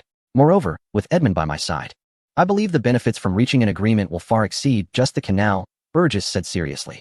Edmund beside him did not object. In their view, only interests could assure both parties. Mr. Edmund, I understand your intentions, but you also know your identities are very sensitive. If the Eastern Empire helps you, it would undoubtedly offend many people. As for who these people are, they are certainly the great nobles of several countries in Europa, who profit from the squid but do not allow them to wield military power. To prevent backlash, it is clear that these people know what the squid is capable of. They have wandered for thousands of years for a reason. Once the Eastern Empire helps the squid gain arms, the strengthened squid will certainly not obediently remain as their pawns. Chapter 240. Mine auction. I want to know what you can bring to the empire that would make it worth the risk. Zhou Shouqing looked at Edmund and said, although the empire is not afraid of these people, there is no need to offend them. Clearly, the finance minister's meaning was apparent. The Eastern Empire does not mind helping them, but the premise must involve benefits. Edmund understood the key points. Burgess had already informed him before coming.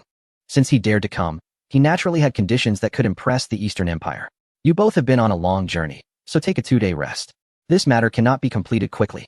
If Mr. Edmund has considered it and can present benefits that would entice the empire, I will arrange for you to meet the Chief of General Staff or the Prime Minister. After Zhou Shouqing finished speaking, Edmund became excited. If he could meet these two individuals, he was confident he could persuade them.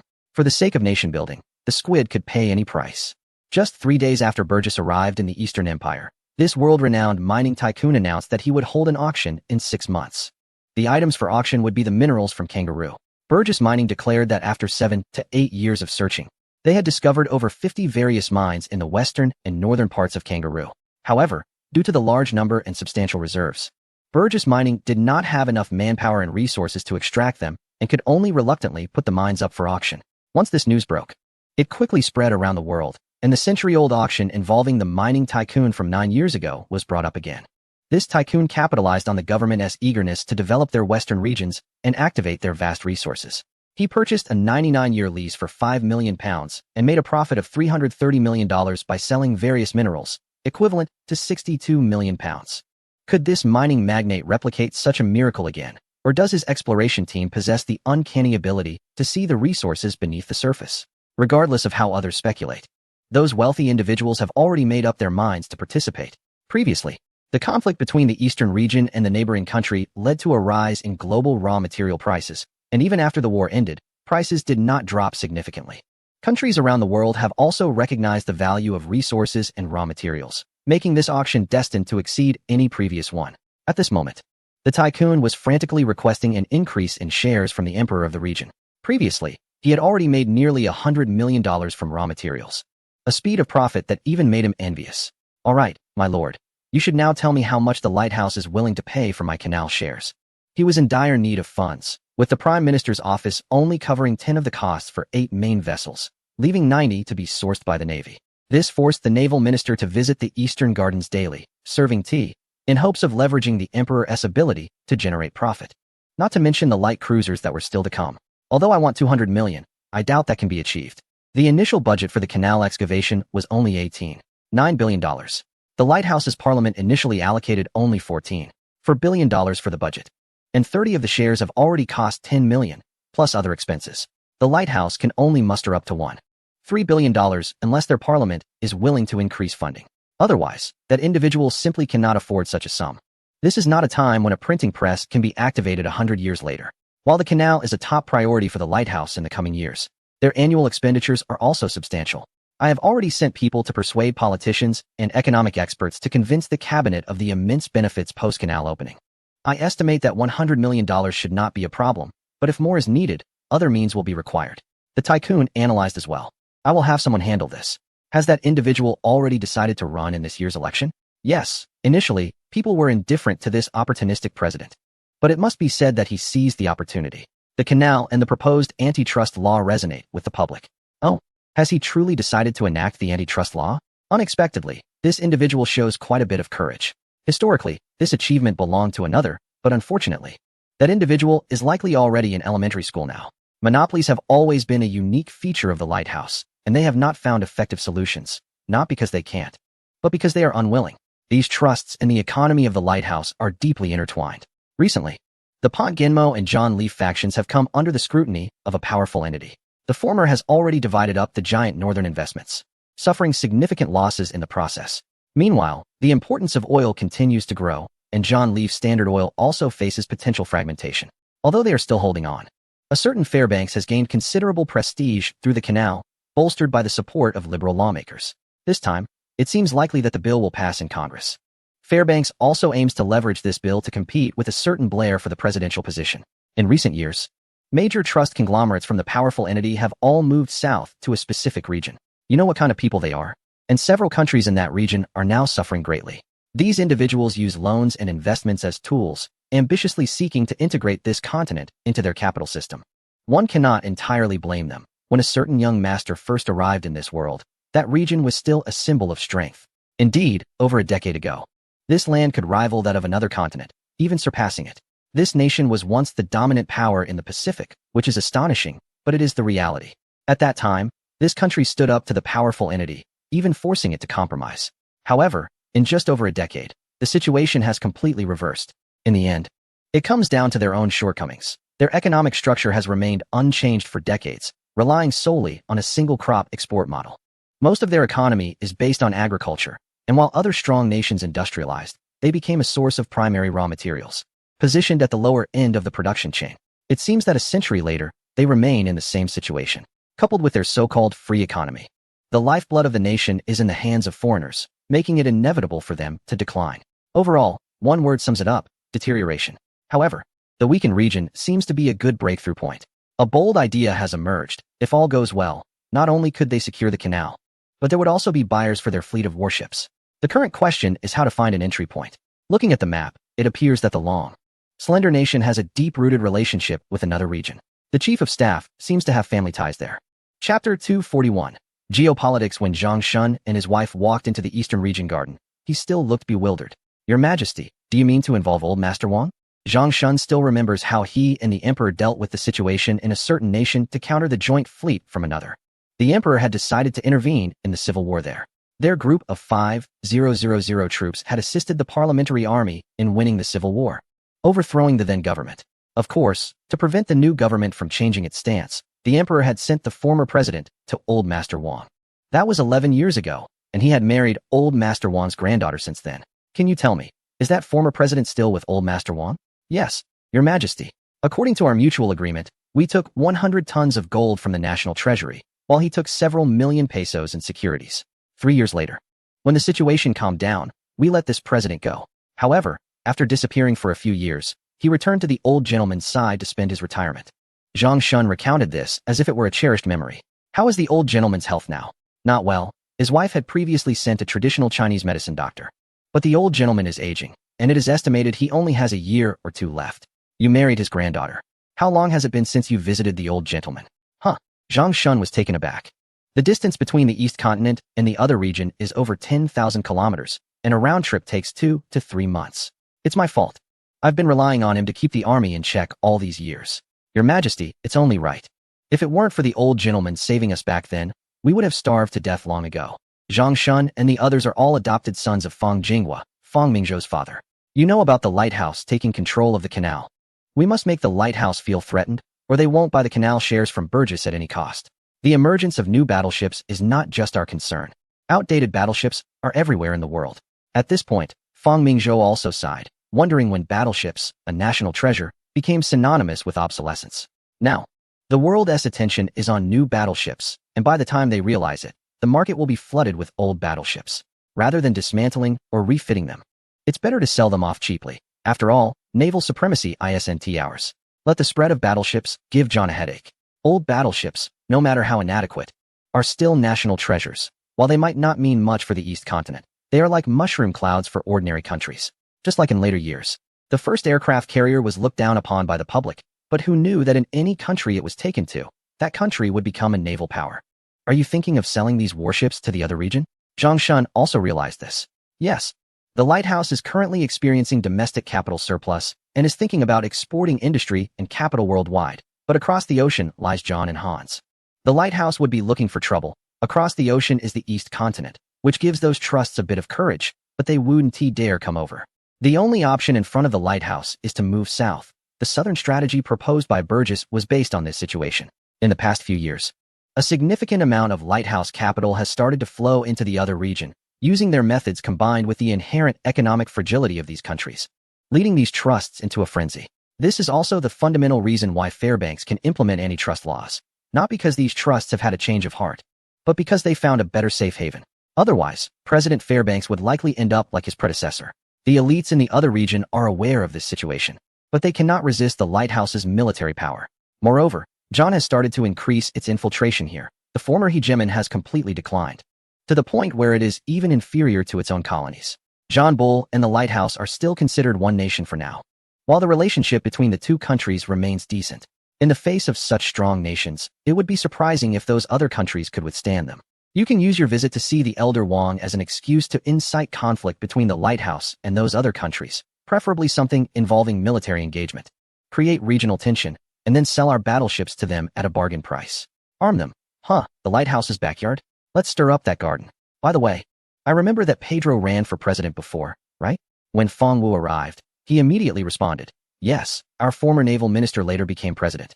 And this cousin Pedro is quite capable. He also entered politics and participated in the election as a candidate of the Conservative Alliance 2 years ago. However, he lost to the current president, Herman Lescurosuris. When is their next election? In 2 years. Fang Wu replied. The current president has a very poor relationship with the parliament. In just 2 years, there have been 12 cabinet changes and 47 ministers replaced. Historically, there have been 17 cabinet changes and 73 minister replacements during a term, which is quite unusual. Fang Mingzhou was also taken aback. Is this what they call a government? These people barely settle in before being replaced. What achievements can they make? Your Majesty, should we intervene in the internal affairs of that country again? Sun Fu said nearby. Today's Eastern continent is not like it was 10 years ago. Intervening in a country's internal affairs is no longer a difficult task.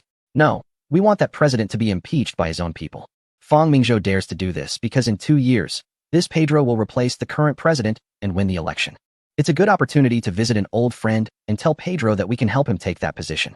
He doesn't need to do much. He just needs to cooperate with us in staging a play. At that time, I will gift his country a light cruiser. Fang Mingzhou is currently unconcerned about selling off his assets. The 20 or so captured warships from the Bear Country are not appealing to the Eastern Continent Navy. Previously, a light cruiser and a destroyer were given to Siam, and the rest are still docked in the harbor. How is the main fleet of the Bear Country being repaired? Your Majesty, there are a total of 9 main ships, 4 battleships, and 5 armored cruisers, all over 10,000 tons. Currently, several major shipyards are focused on constructing the main ships, so the repair work will likely take another 2 months. Good, including our previous main ships, sell them if possible. Otherwise, in another year's time, the arms market will be full of these outdated goods. Chapter 242 Global Visit. Burgess left with the head of the Rothschild family. This trip to the Eastern continent was never intended to achieve everything at once. If it were to be accomplished, Edmund might suspect that the Eastern continent was playing tricks. As long as it is confirmed that the Eastern continent has this intention, that will be sufficient. The two took a cruise to Kangaroo Island, and clearly, The head of the Rothschild family also wanted to see the auction 3 months later. After arranging these matters, the grand tour of the world by the emperor began. The magnificent imperial cruise ship, the Grand Princess, docked at the port. Everyone, upon seeing it for the first time, was astonished by its imposing size. The Grand Princess was a royal cruise ship ordered by the emperor after the birth of Princess Feng Nanxiu. It had only been launched for 2 or 3 months. It set numerous world records, being the largest passenger ship in terms of tonnage and size, measuring 712 meters in length and 913 meters in width. With a displacement of 45,000 tons, its fully loaded displacement reached a staggering 52,500 tons. As a royal order, this cruise ship was not like ordinary ones. It resembled a small city. Additionally, it was the most powerful vessel in the world, with a total power of 62,000 horsepower capable of propelling the 50,000-ton cruise ship to a speed of 26 knots. In other words, if a conflict arose, no major warship could hope to catch up with it, except for those from its home region. While smaller warships might have sufficient speed, they would struggle to engage unless using torpedoes. Moreover, as a cruise ship representing the royal family, attacking it would be tantamount to declaring war on the empire. It could be said that the money the emperor earned through various means over the years had been funneled into the prime minister's office through the orders for these 2 cruise ships. The emperor's vehicle, of course, was different from ordinary cruise ships. It was built by a prominent industrial company, the home base of the Beidou-class vessels. The armor used on this cruise ship, while not identical to that of the Beta class, was still made of hardened armor used by mainstream warships around the world. The 150mm armor effectively repelled all fire from smaller warships. Additionally, it employed a double-hull technology, segmented by 15 transverse watertight bulkheads into 15 watertight compartments, providing excellent buoyancy. In the central section of the hull, 10 long-wave and medium-short-wave radio stations were installed, allowing it to communicate with any place in the world that had radio capabilities. This trip was not just a world visit for the emperor, but also an opportunity to showcase the might of the Beta class. The Navy placed great importance on this voyage and dispatched a fleet of warships. First and foremost was the main character of this event, as the emperor intended to promote the Beta class worldwide, necessitating the presence of the only new class battleship. Additionally, there were 2 Rainbow-class light cruisers, 2 Zhenghe-class destroyers, and a comprehensive supply ship with a displacement of 150,000 tons. This fleet was formidable enough to deter any minor threats, and could easily overpower all but a few naval powers. The visit would involve over a dozen countries and last more than a year. Accompanying this endeavor was a group of exchange students. Following the agreement signed last year with the Hans Cat, which established regular exchanges between the armies and navies of both nations. This was the first batch, comprising over 1,000 individuals who would travel to the Hans Cat nation for a year-long exchange. Watching the young people board the cruise ship, Fang Mingzhou knew that these individuals represented the future of the empire. At the dock, Ouyang Geng and others also came to see them off, shouting, "During this time the second 4-year plan will be launched, and this time the Prime Minister's office has received a significant amount of compensation. So there is no need to be frugal with spending in necessary areas." Ouyang Geng has this flaw: he is always holding back like a hamster, fearing that unexpected situations will arise and the Prime Minister's office won't be able to respond in time due to a shortage of funds. The region of Zibelia primarily focuses on immigration. Descendants of certain groups can join the nationality of Dongzhou if they pass our assessments. However, the prerequisite is that they must go to Zibelia. We need to give these people some hope. By the time they grow up, they will likely have forgotten their own countries. Zhang Shun, please prepare the matters I mentioned. We must exert our influence in this area. As everyone boarded the ship, Emperor Feng began his global journey. The melodious sound of the horns signaled the departure of the 2 Changjiang-class destroyers, followed by the star of the show, the Beidou-class battleship. The Imperial Princess ship followed, along with several ocean liners carrying a total of 10,000 gold dragon cars produced in Dongzhou. Then came the supply ships, and finally 2 light cruisers to escort. Even the Beidou class seemed small in front of this royal cruise liner. One must admit, these ocean liners are indeed a marvel of industry. Before the advent of large passenger aircraft, these ocean liners dominated global freight transport. They operate on fixed transoceanic routes, and Dongzhou has been heavily investing in ocean liners in recent years. The Imperial Princess ship is currently the largest ocean liner that Dongzhou can produce. Watching Fang Nanxiu waddling like a penguin on the deck and Fang Dongxiao bouncing around, at this moment, Fang Mingzhou is no longer the lofty emperor, but a tourist traveling with his wife and children. Just as Emperor Fang begins his global visit, at the same time, Burgess has arrived in Brisbane, Queensland, where an auction will be held in a month, and he is the star of the event. Burgess opened a map filled with details about the mines in the western and northern parts of Kangaroo, which was given to him by Emperor Fong. He wonders if he could ever learn Emperor Fong's mining techniques in his lifetime. If he were to search for these himself, it would take decades to discover so many mines. The gold mines are moderate at best, and they should sell for a few £1,000,000. Iron ore has a large reserve and is valuable, and natural gas is still underutilized. Additionally, there are coal, oil, iron, copper, and manganese. No wonder Fong said this continent is rich in minerals. The West is full of iron, and the East is rich in oil. Unfortunately, the Eastern area is the essence zone for kangaroos, and he cannot manage to contract it. Forget it, let it stay buried underground. Burgess is sure that Emperor Fong will not let go of this treasure. Who knows when he might have to go to war with certain interests to seize this place. There's nothing Emperor Fong would shy away from. Well, for this auction, 50 is his, as long as he makes an appearance and finds a few supporters. There's no worry about not selling. Last time it was around 330 million, and this time he must break that record. Humph, I am the world's top mining tycoon. The records I set can only be broken by myself. Speaking of which, if I sell at a high price and my identity is exposed, perhaps the emperor of the region will even appoint me as a finance minister. Chapter 243. The mine begins in a certain coastal city. Luxurious cruise ships arrived at the port, and those disembarking were genuine nobility and wealthy elites. The auction 10 years ago established the reputation of the Burgess mining tycoon. Back then, the participants were wealthy individuals from the local area, but now it has changed to include affluent people from around the globe. Burgess even spotted individuals from the eastern continent. Clearly, this was an arrangement made by the emperor for his benefit. Although specific locations weren't disclosed, Burgess still released some types and quantities of minerals in advance for everyone to choose from. This was a promotional tactic, something the emperor had taught him. He shared some auction experiences with Burgess, allowing these attendees to feel what malicious bidding truly meant. Of course, the top item was gold, specifically large gold mines, which made everyone who arrived feel their trip was worthwhile. Even the current government from down under sent representatives to subtly hint to Burgess about a potential introduction fee. If it were from other nations, Burgess might have considered it. After all, being on their turf. But Burgess is a viscount, bestowed by the queen herself, and his wife hails from the esteemed Stivart family. When he left the local area, it was to exchange his own territory for this one.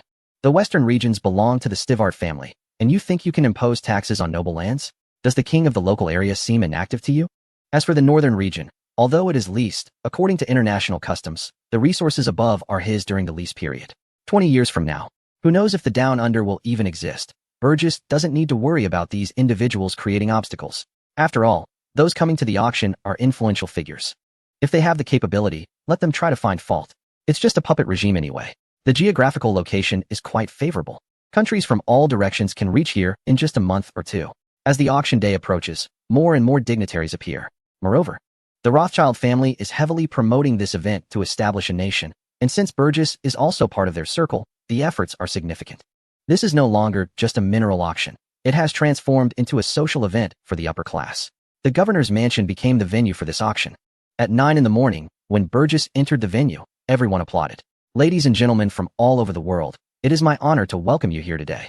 I believe everyone is aware of the recent conflict in the eastern continent and the Bear region, which has caused a rise in global raw material prices. This surge in raw materials is driven not only by war, but also by market forces. As countries deepen their industrialization, their demand for raw materials grows increasingly urgent. The main sources of raw materials worldwide have already been claimed, yet this place remains unclaimed. I believe that during this time, everyone has gained quite a bit. The following people all smiled, as indeed, wealthy individuals gathering together is not just about eating and drinking. Alright, I won't say much more. Regarding today's auction, as a member of the Federation, I am very grateful to the king for this opportunity. Let's pay tribute to the king. Let's stack up the benefits first. After the formalities, everyone is looking forward to this auction.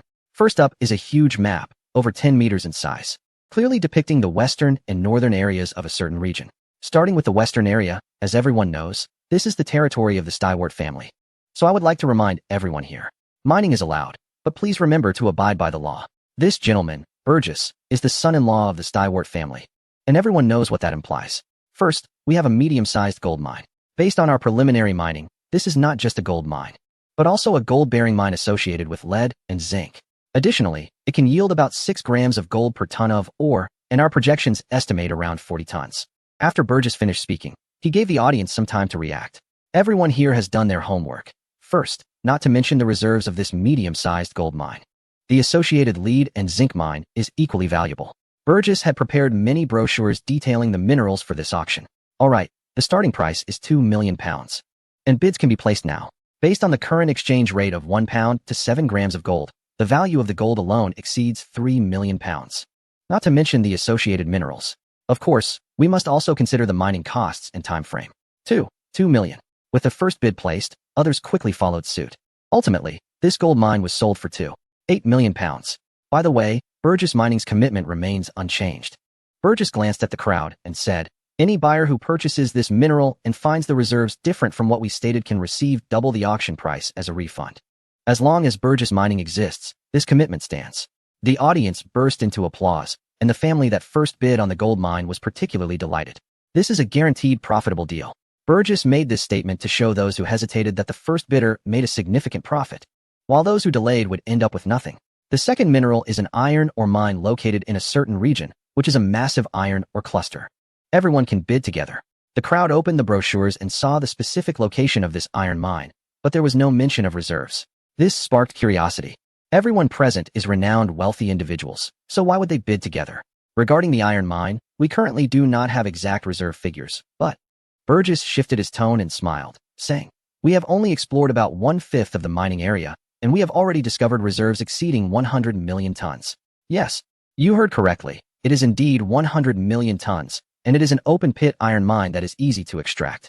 After Burgess finished speaking, the entire venue fell silent, and everyone finally understood why this mining tycoon had made such a statement. Based on the current price of approximately £23 per ton of iron ore, 18 tons of iron ore could be smelted into about 1 ton of steel. That amounts to over £100 million. The extraction of all this iron ore would be sufficient for global use, right? More importantly, who could raise such a sum of money? Even the government of a certain country might not be able to manage it. Of course, anyone who bids on this iron mine could send their own exploration team to verify the claims and pay once confirmed. Burgess was not worried about these people investigating, because, as the Emperor Fong had said, even the outer region alone exceeds 100 million tons. The core area is even 100 times that number. 1 billion tons? Burgess was quite skeptical. This amount wouldn't be exhausted even after 100 years of use. This further convinced Burgess that the Emperor Fong would definitely not let this country slip away. It wasn't just a mine buried underground. It was as if an entire country was added on top of the mine. Chapter 244. Crazy auction. At this moment in Brisbane, the auction was still ongoing.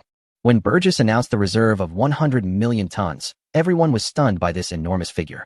The first reaction from the crowd was that the former Stivart family had indeed found a good son-in-law. Although this iron mine was located in the west, everyone knew that it was surrounded by deserts and wilderness, so transporting it out would require the construction of railways. As for the port, there was no need for concern. The Stivart family had already built a large port. This made everyone feel a bit better. Clearly, the price of this iron mine was not as terrifying as they had initially thought. After all, substantial investment in infrastructure would be necessary. But that 100 million tons of reserves still sent shivers down everyone's spine. In 10 minutes, people could bid individually or as a group. Burgess was quite considerate of everyone. The starting bid was £10 million. Clearly, the value of this iron mine was over 100 million. But considering the need for a large workforce and infrastructure, the bidding began. 15 million, 20 million. As the bids came in, the final price settled at £35 million, which is about 1.6 billion blue currency. The auction kicked off with gold and super iron mines, completely elevating the excitement of the event. Following that, some coal, copper, nickel, and other reserves also fetched several million in bids. This time, there were over 50 mining sites, and any more would raise suspicions. As noon approached, everyone had long lost the graceful demeanor they had at the beginning. One after another, the mining sites were auctioned off, and the accumulated amounts were becoming increasingly staggering. Ladies and gentlemen, for the last mining site, I believe everyone is tired, so I won't waste words. This is another gold mine. As Burgess spoke, he reignited the tired crowd's energy. The reserves exceeded 4 million ounces, with a total of over 120 tons.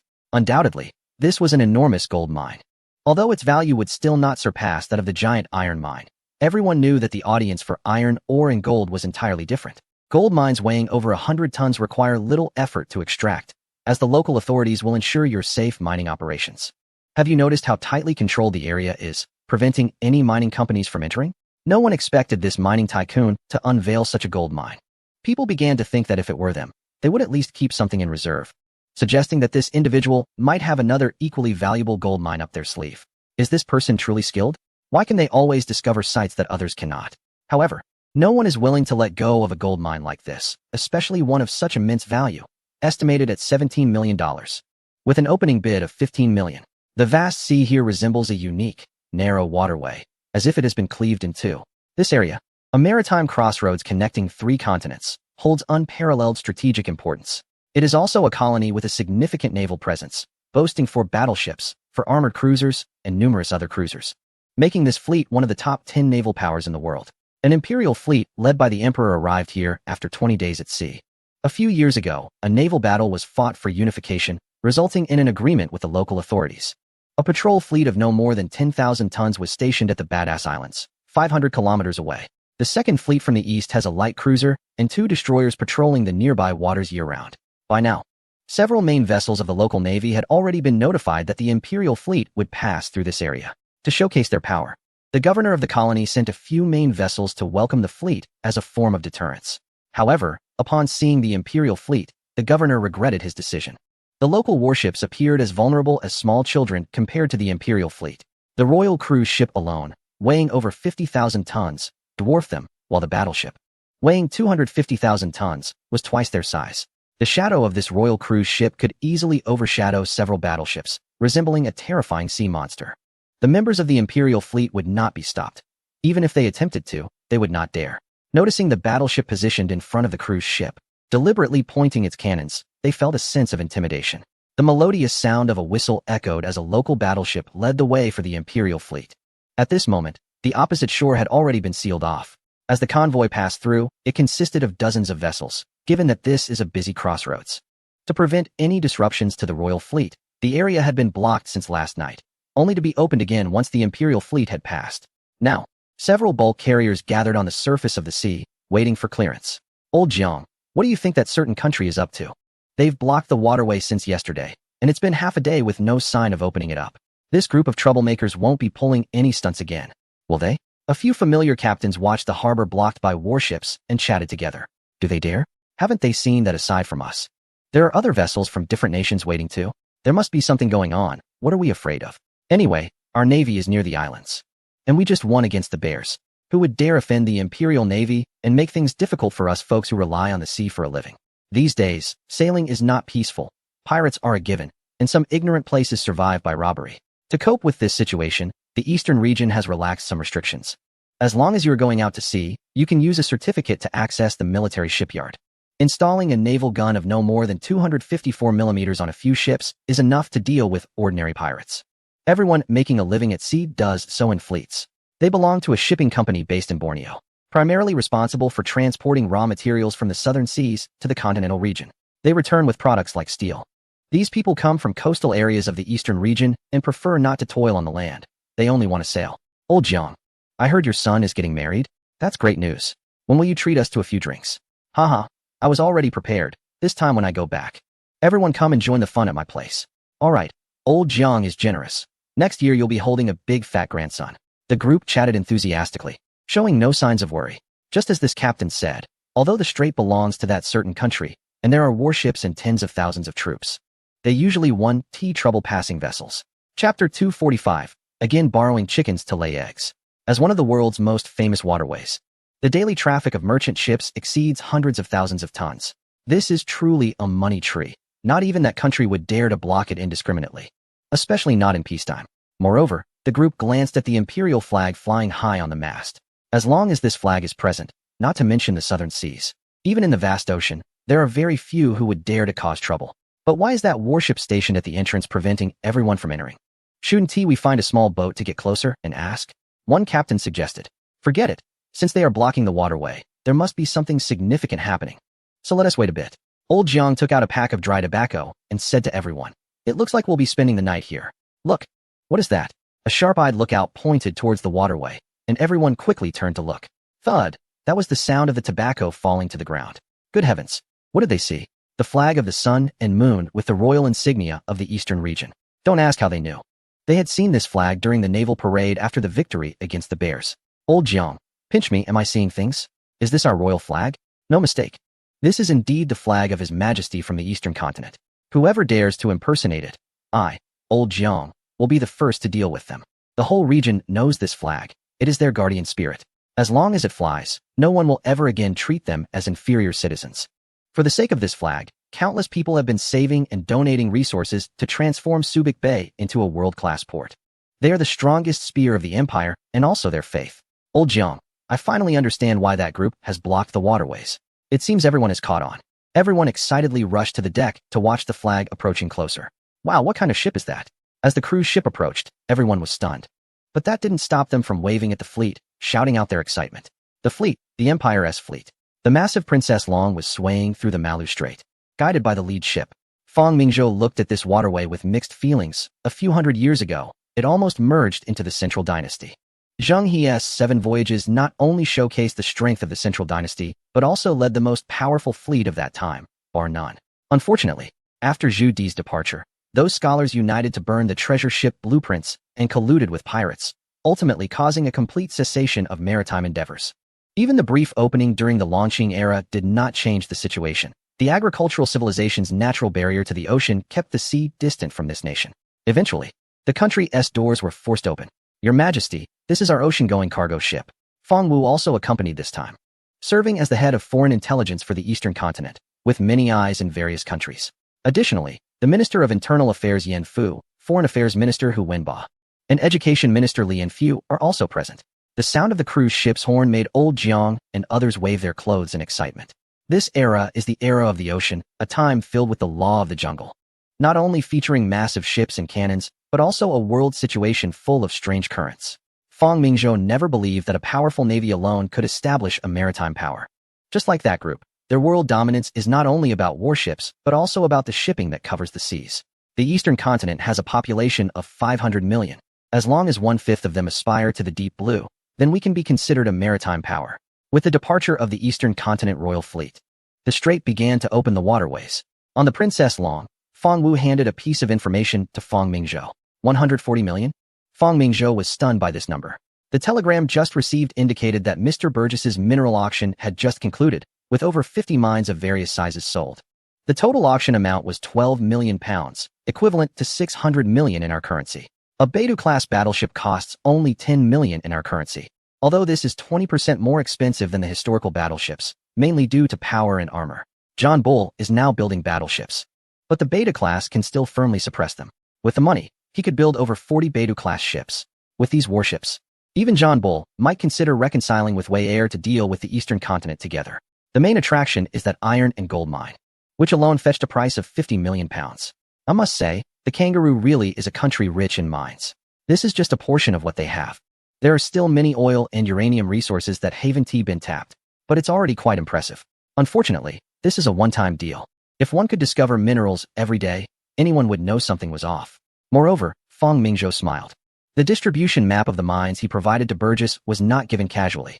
Anyone who connects these mineral resources would find that their locations are very cleverly positioned. From the northern to the western parts of the Kangaroo country, it's like a string of pearls, all of which are areas that need development. Fang Mingzhou has played the game of leveraging others' resources many times. This continent must be secured by the eastern continent, but not just yet. Currently, it is still a territory of John Bull, with most of the population concentrated on the eastern coast. That area has ample rainfall, favorable plains, and quite a few minerals, unlike the north and west, which are mostly deserts and wastelands. However, to say that the Kangaroo government lacks ambition would be unjust. A country this large can't rely solely on the east for development, so the Kangaroo has long been considering developing the central and western regions. But there's the same problem, lack of funds. John Bull is struggling, let alone its territories. He should tell Burgess to approach the Kangaroo Prime Minister and inform him that as a noble of John Bull, there's an obligation to help the Kangaroo develop. He should ask for 2 million pounds to build a railway crossing from one coast of the Kangaroo to the other. In this era, constrained by the gold standard, no one can print unlimited money. Most countries are poor except for a few industrial powers. If Burgess helps the Kangaroo build this railway, it would be strange if the Kangaroo doesn't develop its central and western regions. The Kangaroo is still too poor. Its infrastructure is lacking. Even worse than the current eastern continent. How can this be acceptable? This area will eventually belong to the eastern continent empire, if it develops too slowly. The Prime Minister's office will have to spend money on infrastructure later. It would be better to make an effort while it is still a territory of John Bull. By the time it comes into his hands, it won't take much effort. Moreover, the Eastern Continent threat narrative can be promoted to the Kangaroo Prime Minister. Chapter 246. Eating into future resources. Just as Emperor Fang began his visit, at this moment in the lighthouse, President Fairbanks had to convene another meeting. There was no choice. It was already August, and the Lighthouse's four-year election was about to kick off. Fairbanks' chances for re-election depended on the next 3 months. The canal project was just one step away from commencement, but it was stuck due to equity issues, causing delays of over 2 months without any progress. Was that Burgess still asking for $200 million? Fairbanks sighed, saying that the mining tycoon helped the lighthouse secure the canal, yet he himself became a roadblock. Yes, Your Excellency, that president from the region is asking when we can start work on the canal, he continued. Moreover, that Brian is claiming in the newspapers that we haven't actually secured the canal and are deceiving the public. Troubles seem to come one after another. Is that Burgess still with the kangaroos? Yes, Burgess is quite skilled in mineral exploration. This auction didn't surprise us. But it likely means he won't be returning to the lighthouse anytime soon. Not coming back implies that if an agreement isn't reached, we probably won't be able to say the lighthouse has secured the canal in the next 3 months. This is Fairbanks' biggest achievement. If it falls through and someone else reaps the benefits, he might just be furious. Are we really going to accept the exploitation from these trusts? The Minister of Finance, Leslie, interjected, $200 million is no small sum. Last year, the total revenue of the lighthouse government was only $1.8 billion. In this era, there are no corporate or personal income taxes. The government's revenue comes from value-added taxes, including sales, consumption, property taxes, and licensing fees, along with various charges. This money is the budget for a whole year. Fortunately, the lighthouse's deficit in the past 2 years has mostly stayed within a few $1,000,000, indicating a healthy financial state. Did Burgess say anything before he left? Fairbanks thought he had a good relationship with the mining tycoon. Yet such events occurred in the last few months of his term. Your Excellency, Burgess mentioned that if we truly decided to acquire his shares, we should show sincerity. According to our sources, the Emperor from the Eastern region is very interested in this share and has offered 90 million blue currency to acquire Burgess's stakes. The exchange rate is 11 to both the blue currency and dollars. No, Fairbanks stated directly. That Emperor from the East won't lack for the canal. If he acquires the shares, he might offer an exorbitant price or refuse to sell altogether. Is the canal going to remain unexcavated forever? What's left in our financial budget for this year? Fairbanks looked at his Minister of Finance. Leslie was startled. What did the president mean? Was he really considering compromising with that mining tycoon? But he still replied seriously, since it's already August, our approved fiscal expenditure this year is $19.2 billion. Currently, various government expenditures have exceeded $11.3 billion. As Leslie spoke, he kept an eye on the president, fearing he might say something shocking. Everyone knows this is an election year. Although we have done our utmost to promote our policies, that Brian is running for the 3rd time. His economic policies and emphasis on agriculture have won the support of many farmers. Although the lighthouse is an industrial nation, agriculture still accounts for a significant portion of the country. Brian's campaign platform opposes the gold standard and advocates for the free minting of silver coins, which is known as the bimetallic standard. At the same time, he promotes economic reform and the rights of common people, essentially aiming to restrict monopolies and protect the interests of small to medium enterprises and laborers. Additionally, he opposes expansionism. Yes, you heard it right. Brian believes that everything can be resolved through diplomatic negotiation rather than force. This reflects the majority of thoughts in the local area, where there are no powerful enemies, and the people live quite comfortably. If we want to win in this election, we must deliver results. The antitrust law must be passed within a month, and the canal project must also commence within that time frame. You have frequent dealings with that businessman. Tell him that if he wants to continue doing business here comfortably, he needs to provide a reasonable price. While we need the canal, we will not accept unreasonable offers. I know what you might be thinking. Why compromise with a businessman? But this is not an ordinary businessman. Let us not forget he is a noble from another region. With this auction, we really can't do much about this mining tycoon. Moreover, his company does not engage in any monopolistic practices. Our antitrust measures would have no effect on him. After Fairbanks finished speaking, everyone realized that this businessman might have anticipated this day. Why is he so difficult to negotiate with? No matter how powerful we are, we can't prevent him from operating his business here. And even if we were to expel this mining tycoon, we must consider the consequences. He has saved the local area from crisis 3 times. Regardless of how shameless some may be, the public does not share that sentiment. Even if we were to drive him out, what would that accomplish? He is just a miner. His company employs only a couple of hundred people. If he leaves, there are plenty of places to find mining opportunities elsewhere, and other regions would be eager to welcome him back. Who could refuse someone who can help them find minerals? If we fail in this election, it's clear that the funds will not be available for us to use, since they don't belong to us. Why not do a favor for that businessman? If we succeed in this election, the money spent will be our government's expenditure, and at worst, we'll just spend a bit less next year. The cabinet members were stunned. Were these two operating under some sort of synergy? One is unafraid of the local government's antitrust measures, while the other is living off borrowed resources. However, the president is correct. If we fail in the election, everyone will have to pack up and leave. Why save money for others? As for the budget deficit, what does that have to do with us? It will be the next president's headache. But reaching an agreement with the businessman and commencing the canal project is our own matter. With this understanding, everyone felt enlightened. Within a month, I hope to hear good news. Seeing that his cabinet members had implicitly agreed to this matter, Fairbanks sighed in relief. He must win this election. As for everything else, isn't it just money? After all, it's not his own money being spent. No pressure. Chapter 247, Another Development of the West. 120 million. The mining tycoon proves himself once again. The largest mine auction in history.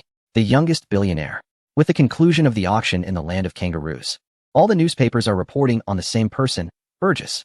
This mining magnate in his 30s has spent over a decade proving himself to be the world's leading figure in mining today. Countless governments have begun to extend olive branches to him, fervently claiming that beneath their territories lie various minerals, just lacking someone to discover them. As long as you, Burgess, come, we will lease the land to you at the lowest price. Clearly, there is no shortage of minerals these days, just a lack of people to discover them. Burgess is self-aware. Those newspapers have exaggerated his abilities as if he has X-ray vision. The minerals he discovered were all provided to him by the great Emperor Fong. If he were to search for minerals himself, he probably wouldn't find many in his lifetime. At this moment, he is in talks with the Prime Minister of the land of kangaroos, George Reed. This George Reed, leading the Free Trade Party, has just defeated the Labour Party government, although his predecessor only served for 4 months. This is a common occurrence. The land of kangaroos can still be considered a colony of another nation. Although they have established a country, both their domestic and foreign affairs, even military matters, are dictated by that nation. Therefore, their terms are not long. George Reed has been in office for less than a week. Mr. Burgess, is what you just said true? George Reed exclaimed in surprise. Having just taken office, he has already achieved such a significant political accomplishment. Yes, Prime Minister, you know that I made a bit of money using your country's mine. How could it be just a bit? The land of kangaroos hasn't earned this much in a year, George Reed thought. However, he had no thoughts on the matter. What could he think? More than 2 million square kilometers of land in the West is partly the fiefdom of the Stivart family, a noble family with over 600 years of heritage. Some of it was leased by this mining tycoon about 7 or 8 years ago, following the path laid by the king of that nation. Could he voice any objections? As for the North, it's the cursed gold miners' fault. Had it not been for their greed, conflicts between new immigrants and indigenous people wouldn't have caused so many casualties. Even now, there are still thousands of soldiers from that nation stationed in the North. According to the agreements made back then, over 1 million square kilometers in the North were also leased to this mining tycoon. At the time, the offer of £3 million seemed like a bargain, but they soon realized they had suffered a huge loss. Prime Minister, the Earth's depths are filled with countless minerals, but discovering them requires a great price. George Reed nodded. This is indeed true. The returns from minerals are indeed high, but the prerequisite is substantial investment in manpower and resources to discover them. Over the past decade, I have invested tens of millions of pounds and hired countless exploration teams, only to stumble upon these. Tens of millions? It seems that there are hardly a few thousand left, Burgess thought to himself. Those so-called exploration teams are all elite soldiers from the eastern region. Under the guise of Burgess Mining, they are conducting surveys everywhere, not just in the kangaroo area, but also in places like Lighthouse in Latin America. He couldn't help but wonder what the emperor was planning. Therefore, this time I decided to invest £2 million to help your country build a railway that runs from east to west. Currently, apart from the eastern coastal area, the rest of the kangaroo region is desolate, with over 90% of the population concentrated along the eastern coast, which is quite exaggerated. This place was originally intended as a prison, and only in the past century has large-scale immigration begun. The current population of the kangaroo region is just over 4 million, mainly distributed across 6 British colonies, not counting the indigenous population, which is estimated to be only a few 100,000. It's worth noting that this country covers nearly 7 million square kilometers, and even the least populated province in the eastern region has a larger population. The kangaroo region wants to develop, but unfortunately, it is limited by the local economy and lacks industrial capacity. The mainstay industries are mining and agriculture. Mining is one thing, but agriculture is limited to wool, wheat, and dairy products. Without industry, there are no taxes, and without taxes, the government has no money. Prime Minister, 2 million is just the beginning. I have a plan, and I wonder if you are interested? 2 million is merely a stepping stone. How could the emperor's ambitions be so small? Oh, does Mr. Burgess want to contract mining somewhere? We would be very welcoming. George Reed knew that if no minerals were discovered, it was as good as having nothing, but once they were discovered and mined, it would be a fortune. Mining is also a labor-intensive industry. Just the minerals auctioned this time would require at least hundreds of thousands of workers to extract. Prime Minister, you misunderstand. Exploration is just one of my hobbies. I wonder if you have heard of the Western Development Plan in Canada? George Reed's mind stirred as he seemed to realize something. I heard that the Canadian Western Development Plan was led by a businessman. Could it be? Yes, Prime Minister. This is an agreement I signed with their government 9 years ago. 9 years ago, to make money and to cover the Emperor's camps and 5 major gold mines. Burgess and the Lighthouse government teamed up to manipulate the situation. Moreover, the longest railway they built, stretching over 1,000 kilometers from Ottawa to Yellowknife, was financed by me. It was indeed my investment, but it was constructed by people sent by the Emperor. It has taken nearly 10 years to complete only 500 kilometers. Don't ask. The answer is that the environment is too complex, and the cost of building roads is high. Who knows how many cowboys have fallen along this railway? As Burgess explained, George Reed's eyes grew brighter. This model was perfect for him. Mr. Burgess, you are a noble of the local economy. And your wife's family also has land in the Kangaroo region. You could be considered our son-in-law. George Reed quickly said. Burgess was taken aback. This representative of the Free Trade Party was indeed a savvy businessman.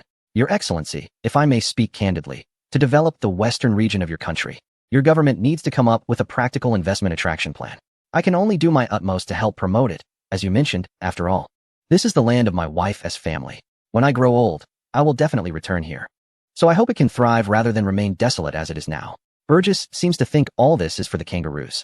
The plan is not that simple.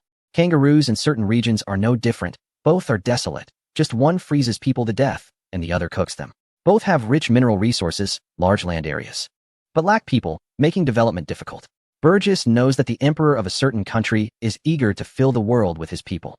Chapter 248, Arrival at the Chicken Farm. During this period, the most prominent figure is undoubtedly Burgess. This young tycoon became a global billionaire after the auction in the Kangaroo region, and before the excitement had subsided, the government announced a new agreement with Burgess Mining, investing $1.5 billion to acquire the stake in the canal company that this mining mogul had purchased 7 years ago. When this news broke, everyone was taken aback. In less than a month, he had amassed £150 million, equivalent to $7.5 billion. There are no more than 20 countries in the world that can generate such wealth. The phrase rich enough to rival a nation has become a reality.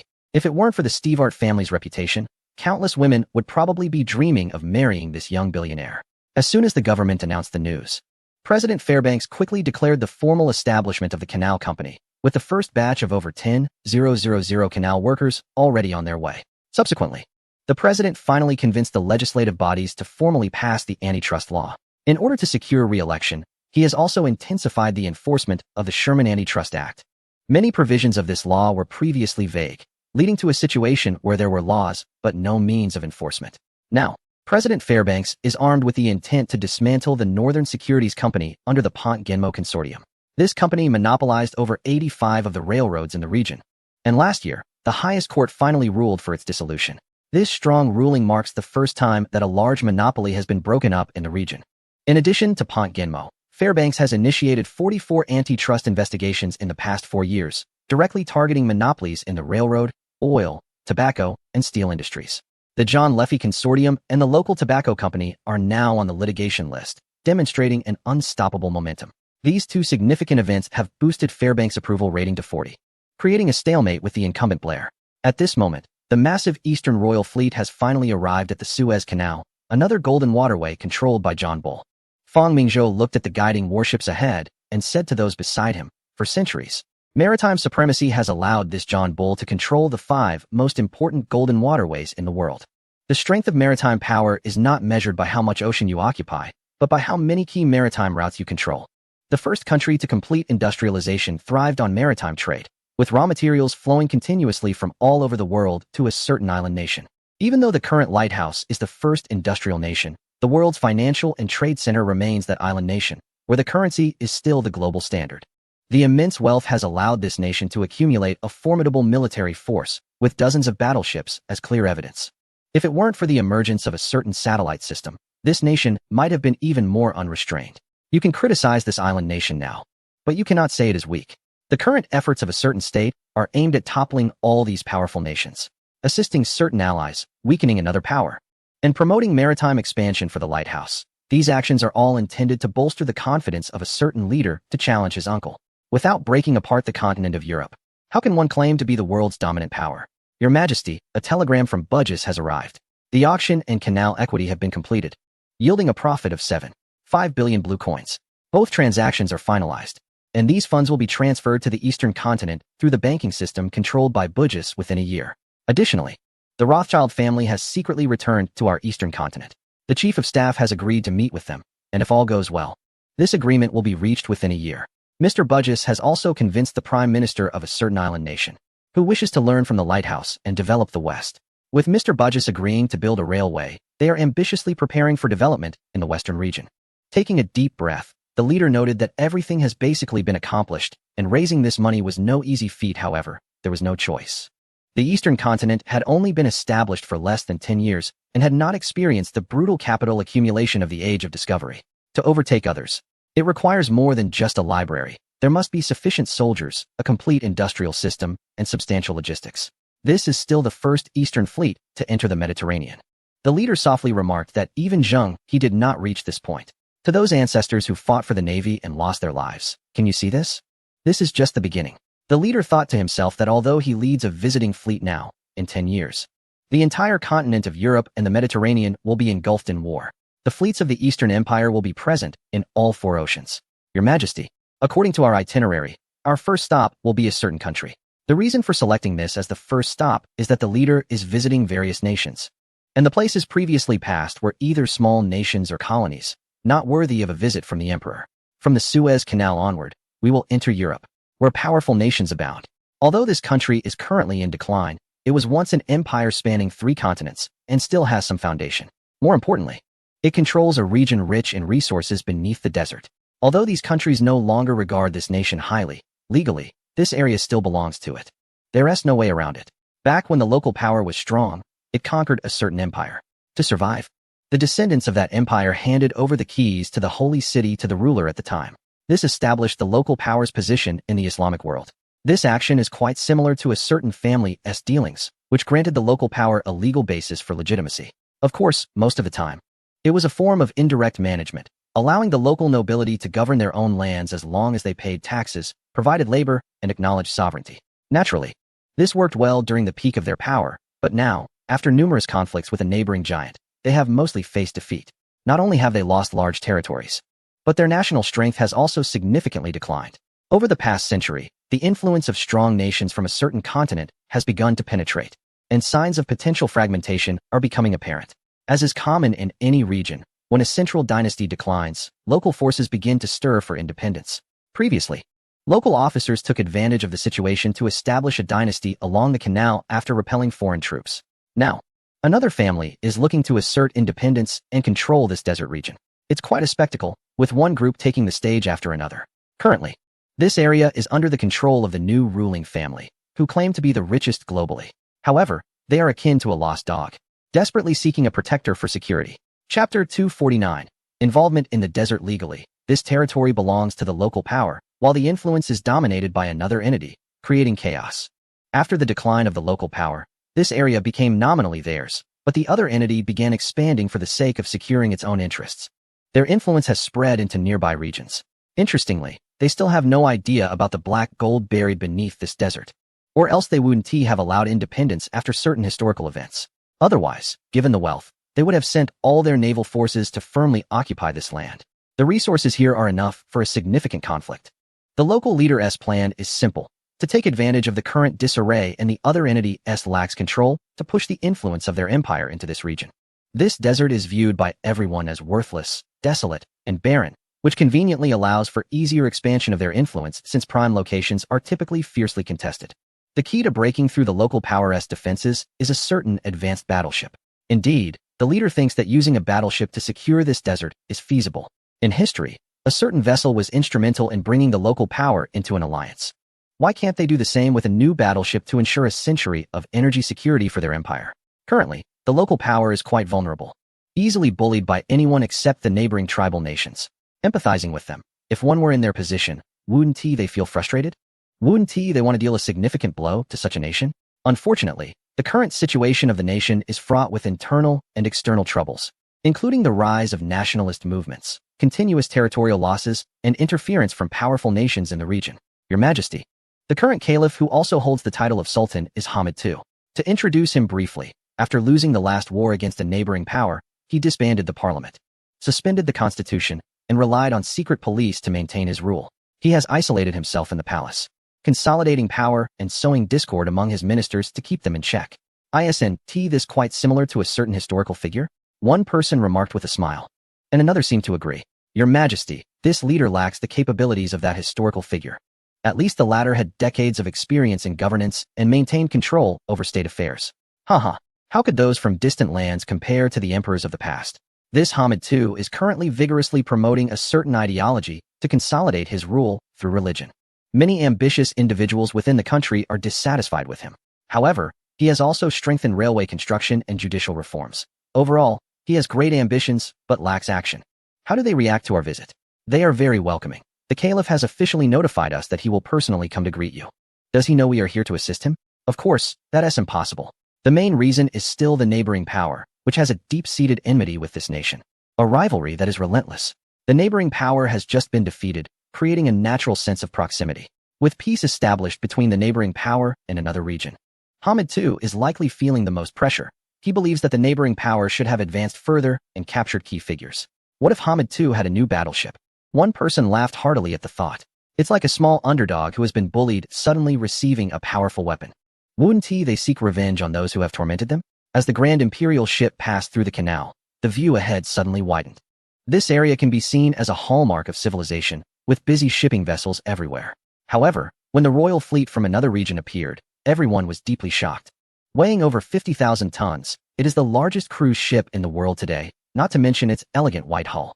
It resembled a graceful white swan, beautiful and noble.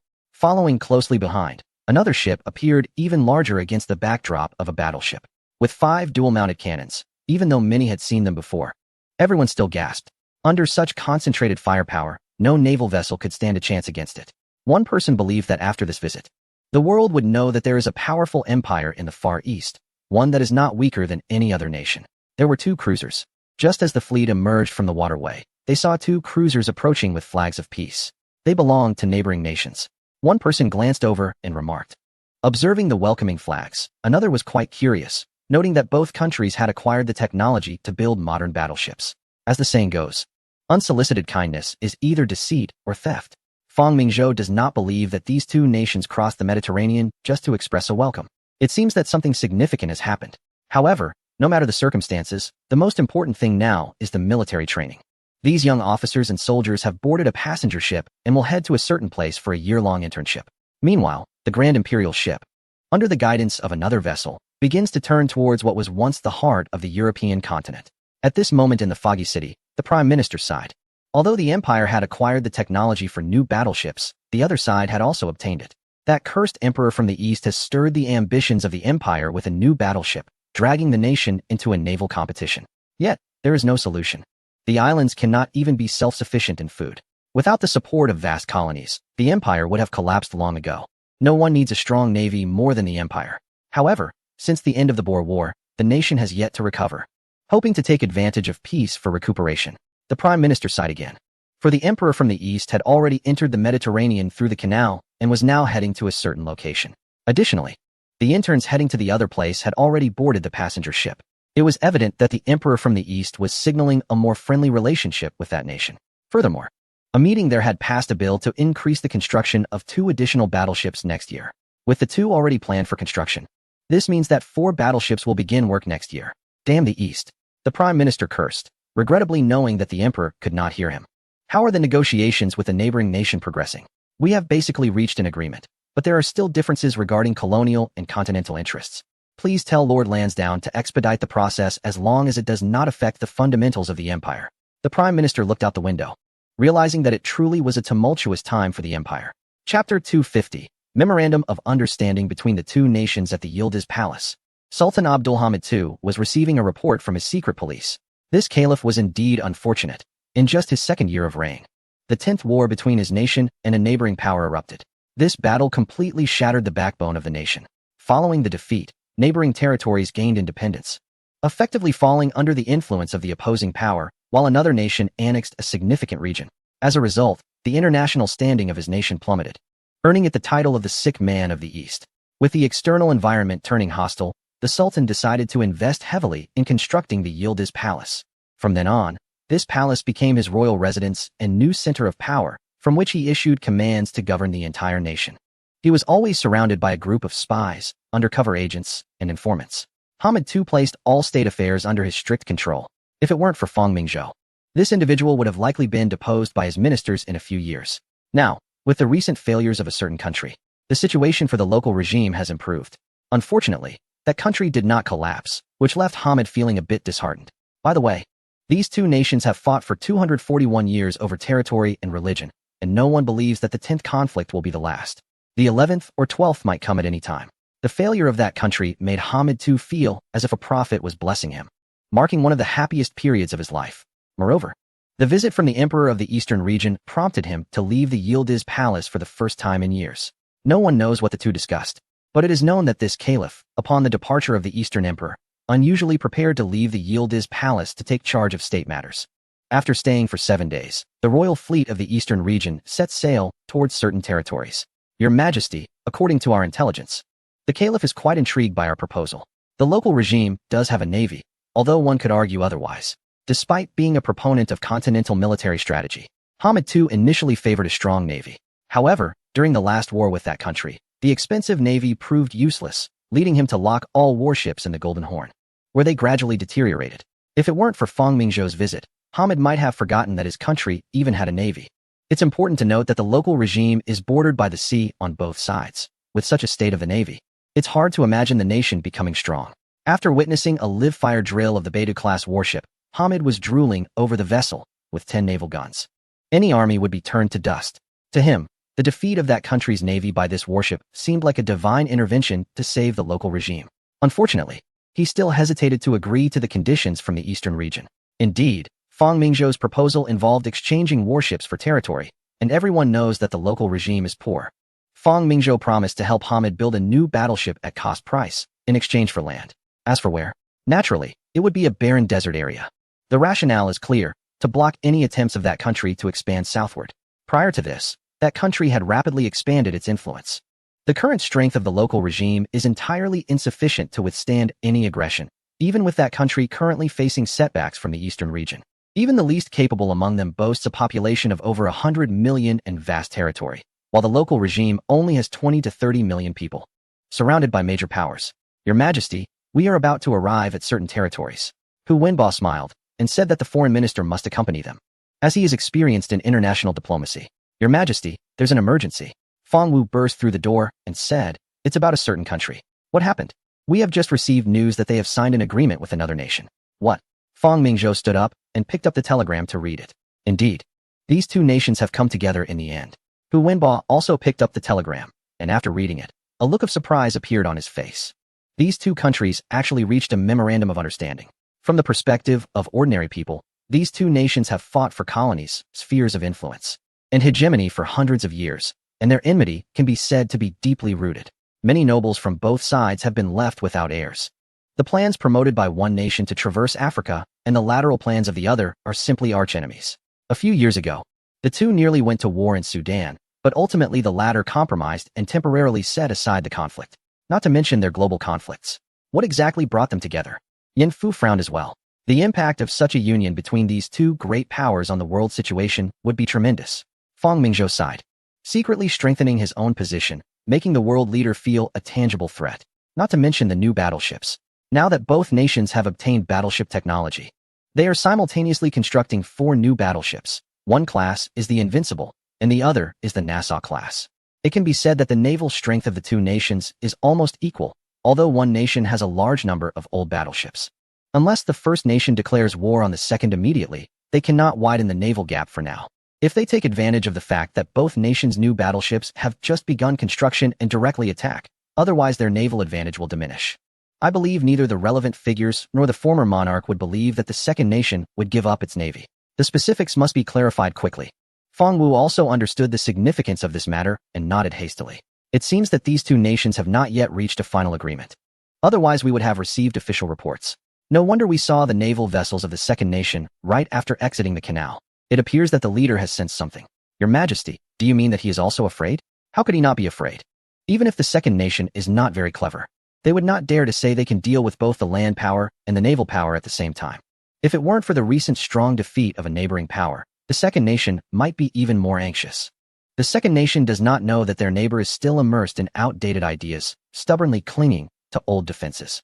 As long as they fight through injuries and strike first, pulling the front lines closer, they may not win, but they also won't be dragged into trench warfare. The plan devised by Schlieffen is indeed like a revolving door, refined by the large staff of the second nation into a 2-on-1 plan. This marshal is still alive. Unfortunately, this individual passed away a year before the conflict began. If he had lived a few more years, no, just 2 more years, and let that door start to turn, the other nation would be doomed. Chapter 251. The probe of the smaller power. The memorandum of understanding reached between the two nations is not a good thing. This indicates that the two most important nations in the alliance are beginning to take shape. Although the specific details are still unknown, it is evident that both military blocs have been secretly developing. This also suggests that S1 will not be absent. Italy, a nation known for its indecision, has certainly found itself in a tricky situation twice with the Hans Cat. Now, it is already a member of the alliance. When the Imperial flagship docked at the port of Trieste, it encountered the Deputy Chief of Staff of the Hans Cat, Mr. Mauki. Clearly, the subtle signs of collaboration between the John Bull and the Gallic Rooster have made the second monarch feel threatened. This prompted Mr. Mauki's visit, and they couldn't even wait a few months. On the cruise ship, Mr. Mauki expressed his admiration for the luxury of the royal vessel, while also noting the rapid development of the shipbuilding industry in the Eastern Continent. His Majesty of the Eastern Continent, the second monarch, sends his regards to you, and he is eager to meet with you. He is indeed anxious to inquire about the Eastern Continent's stance. Mr. Mauki, has something happened? I will visit your esteemed country, but it will likely be in 4 to 5 months. Fang Mingzhou pretended to question. The great emperor of the Eastern Continent. His Majesty the second monarch wishes to consult you on a matter. Please go ahead. What is your country's view on John Bull? What does Mr. Mauki mean by this? Even if he dislikes John Bull, there are vast oceans separating them, making it difficult to form an opinion. Before the mushroom egg appears, he can only watch from afar. John Bull is a powerful nation, but it has overreached in its governance. After all, there have been conflicts and even small-scale wars between the Eastern Continent and John Bull, which aligns with the Eastern Continent's stance. Indeed, Mr. Mauki said, John Bull, relying on its powerful navy, has been colonizing those underdeveloped countries worldwide and has instigated multiple wars. Anyone can say this, but the Hans Cat and the Eastern Continent cannot. While John Bull colonizes the world, the Eastern Continent and Hans Cat are seen as the good guys. Everyone knows their roles. Fang Mingzhou also understood that before S1 commenced, these two nations had significant contradictions. 10 years ago, the Hans Cat envied John Bull's global hegemony, and there was even a honeymoon period between the two countries. Even if there were conflicts, they were minor colonial issues. Now, with the rise of the Hans Cat's national power and John Bull's diminished power due to the Boer War, it began to retract its global strategy. The second monarch views John Bull as a primary obstacle to the rise of the Hans Cat, leading to an intensified naval competition and fierce colonial disputes.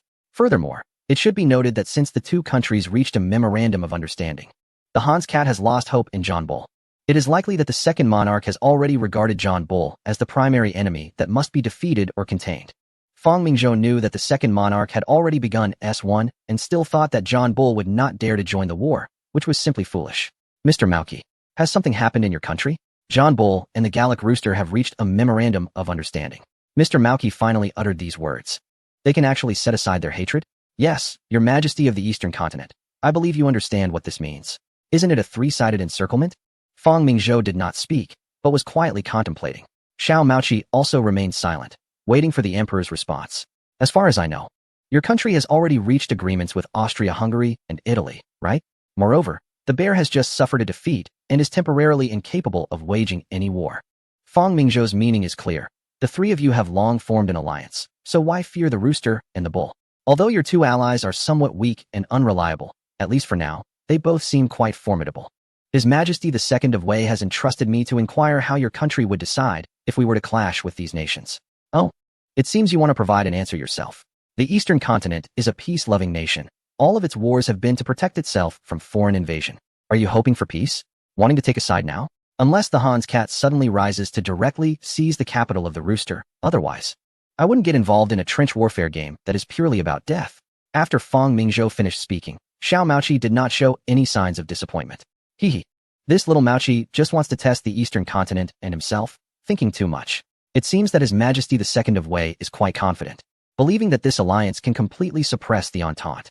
He even tries to gauge my attitude, fearing that I might take advantage of the situation. If I were to say I would help Wei Air, he might not be pleased. Proud and complacent, he has played the hand of Bisma poorly. If it weren't for the bull being so powerful, I definitely wouldn't choose such allies. If it comes to that point, I will help your country restrain the bear. But only to restrain. Sure enough, Xiao Maoqi finally showed a satisfied expression. In his view, while the eastern continent is strong, it only bullies weak nations like the bear. The wars in Europa can only be unified by the legitimate Han's Cat Empire. Fang Mingzhou secretly smiled. It seems that none of the countries currently expect a war. And even if they do, they probably think it will end in a few months. Thus, none of these nations are thinking about a protracted war. This is just right. I can dismantle you one by one when the time comes. Satisfied with the response, Xiao Maoqi took his leave, but of course, he could not skip the customary pleasantries welcoming Fang Mingzhou's visit. Once everyone left, Yin Fu and Hu Wenbo approached, surprised, and asked, "Your Majesty, was this little Maoqi just here to ask that one question? The second of Wei is testing our attitude towards Europa. It seems I was overthinking. With the bull and the rooster merging, this second of Wei is not as worried as I thought. Does he really believe that his world-ranking first army and third-ranking navy can overpower the bull and the rooster? Your Majesty, what about Austria-Hungary and Italy?" Fang Mingzhou was taken aback, realizing where he had gone wrong. Those who do not know S1 history might not realize that Austria-Hungary, one of the 5 great powers, is actually quite weak, even inferior to the bear.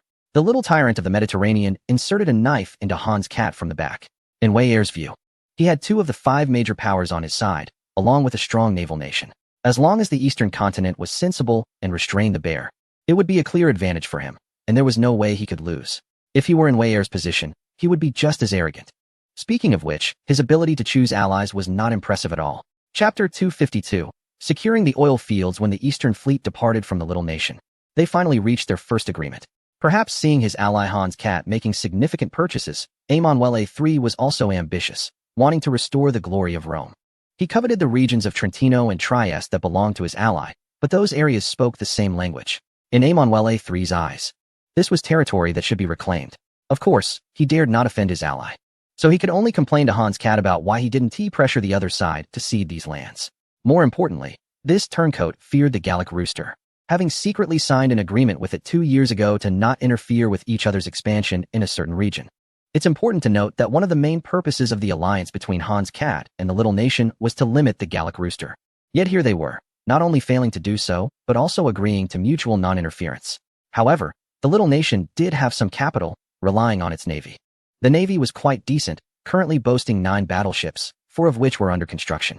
This was even one more than the main fleet of the eastern continent. Indicating a strong naval power, the Mediterranean little tyrant was not just a title. But since the new type of battleship emerged, like other countries, the little nation's battleships became outdated. Although the data of the still under construction Queen Elena-class battleships was excellent, comparable to the Tiangang class, Emanuele III felt it wasn't enough. After friendly consultations, the Eastern Empire would sell the construction technology of the new battleships, but that would be after a year. Even if they were given the technology now, they wouldn't be able to build it. Besides the British and Han's Cat, the largest warships that European countries could construct were only 15,000 tons. The docks were not big enough, which was an unexpected issue for all nations. Who would have thought that overnight, the tonnage of battleships would increase by thousands of tons? Haven't you seen how busy the Gallic rooster and the little nation were expanding their docks? As for the price, it was, of course, money. Fang Mingzhou looked down on the little nation's poor colonies, offering a very reasonable price of 20 million blue coins, but that was only for the technology transfer. Nothing else could be expected, and the deal would be completed after a year, which was the result of repeated persuasion from Xiao Maoqi. After all, they were allies of Han's Cat. In addition, the little nation also purchased 100 radios. With the first military purchase completed, Fang Mingzhou was very satisfied, to the extent that when he met Joseph I of the Austro-Hungarian Empire, he reached a deal at the same price. Compared to the little nation, the Austro-Hungarian Empire was much stronger, and although Fang Mingzhou knew it was strong on the outside but weak on the inside, in Han's Cat's eyes, his ally was impressively powerful. Joseph I is regarded as a wise emperor, having ascended to the throne at the age of 18 and ruled the nation for over 50 years. Under his leadership, the empire has made significant progress, and despite several defeats in foreign wars, he has managed to maintain a precarious unity within the empire through skilled governance. The dual monarchy is inherently a product of compromise, and coupled with the persistent adherence to the traditional authority of the Habsburg dynasty, the current state of affairs has become quite rigid. However, This does not overshadow the fact that the Empire boasts a standing army of 500,000, with weaponry that ranks among the best in the world, especially with top-tier arms factories like Skoda. Furthermore, an agreement was signed with Joseph I to enhance military personnel training between the two nations.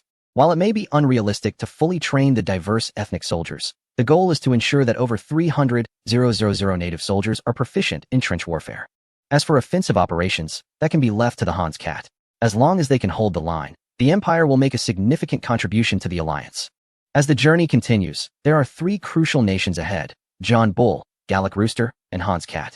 When the royal fleet of Eastern Empire re-enters the Mediterranean, the contents of the Memorandum of Understanding between John Bull and Gallic Rooster finally come to light. After the Boer War, John Bull began adjusting its foreign policy, shifting from isolation to actively participating in European affairs. Meanwhile, Gallic Rooster, faced with the increasingly powerful Hans Cat, feels the need for a counterbalance. While they believe their army can handle their neighbor, they are less confident in their navy. Thus, the two countries started to draw closer. Your Majesty, according to our intelligence, the two nations have conducted multiple talks and have essentially reached a secret agreement. They mutually recognize each other's colonial territories in Africa and have redefined areas of conflict to avoid future friction. Gallic Rooster acknowledges John Bull's control over the Suez Canal, which, ironically, was excavated by Gallic Rooster but has now become a lucrative asset for John Bull. It shows remarkable restraint on their part. Additionally, the two countries have delineated their spheres of influence in the southern region. Fang Mingzhou's eyes narrowed. The southern peninsula of the Eastern Empire remains a colony of these two nations, despite multiple covert supports from the Eastern Empire. Unfortunately, these individuals seem incapable of self-sufficiency, appearing to wait for a more powerful nation to rescue them, which frustrates Fang Mingzhou immensely. Aside from the delineation of influence, the two nations have signed a secret pact stating that they should consult immediately if either faces threats from a third country. Although it's not a military agreement, it clearly lays a solid foundation for future military cooperation. Hans Cat is stronger than in history, and the gap between its navy and that of John Bull is gradually closing. A navy alone cannot dominate the world, and relying solely on its infantry will not suffice. Hence, it's crucial to find allies sooner rather than later. Hans Cat has had allies for over a decade, yet when the conflict began, they were equally unprepared. Just as Fang Mingzhou's visiting fleet passed through the Mediterranean and entered the Pacific, another piece of good news arrived. Hamid II finally made up his mind. He could no longer remain in a state of despair, and it was time for his nation to rise. After witnessing the terrifying salvos and destructive power of the advanced missile system, and looking at his navy that hadn't moved for decades, he resolved to establish his own maritime strength. Regardless, the two bodies of water, the Caspian Sea and the Aegean Sea, were on either side of his nation, and even the Mediterranean Sea was involved. While Hamid II did not aspire to dominate the Mediterranean, he needed to maintain a deterrent in these two strategic areas. Faced with financial difficulties, Hamid II decided to exchange land for warships. After all, this territory was already beyond his control, and even tax collection was failing. It was better to liquidate it.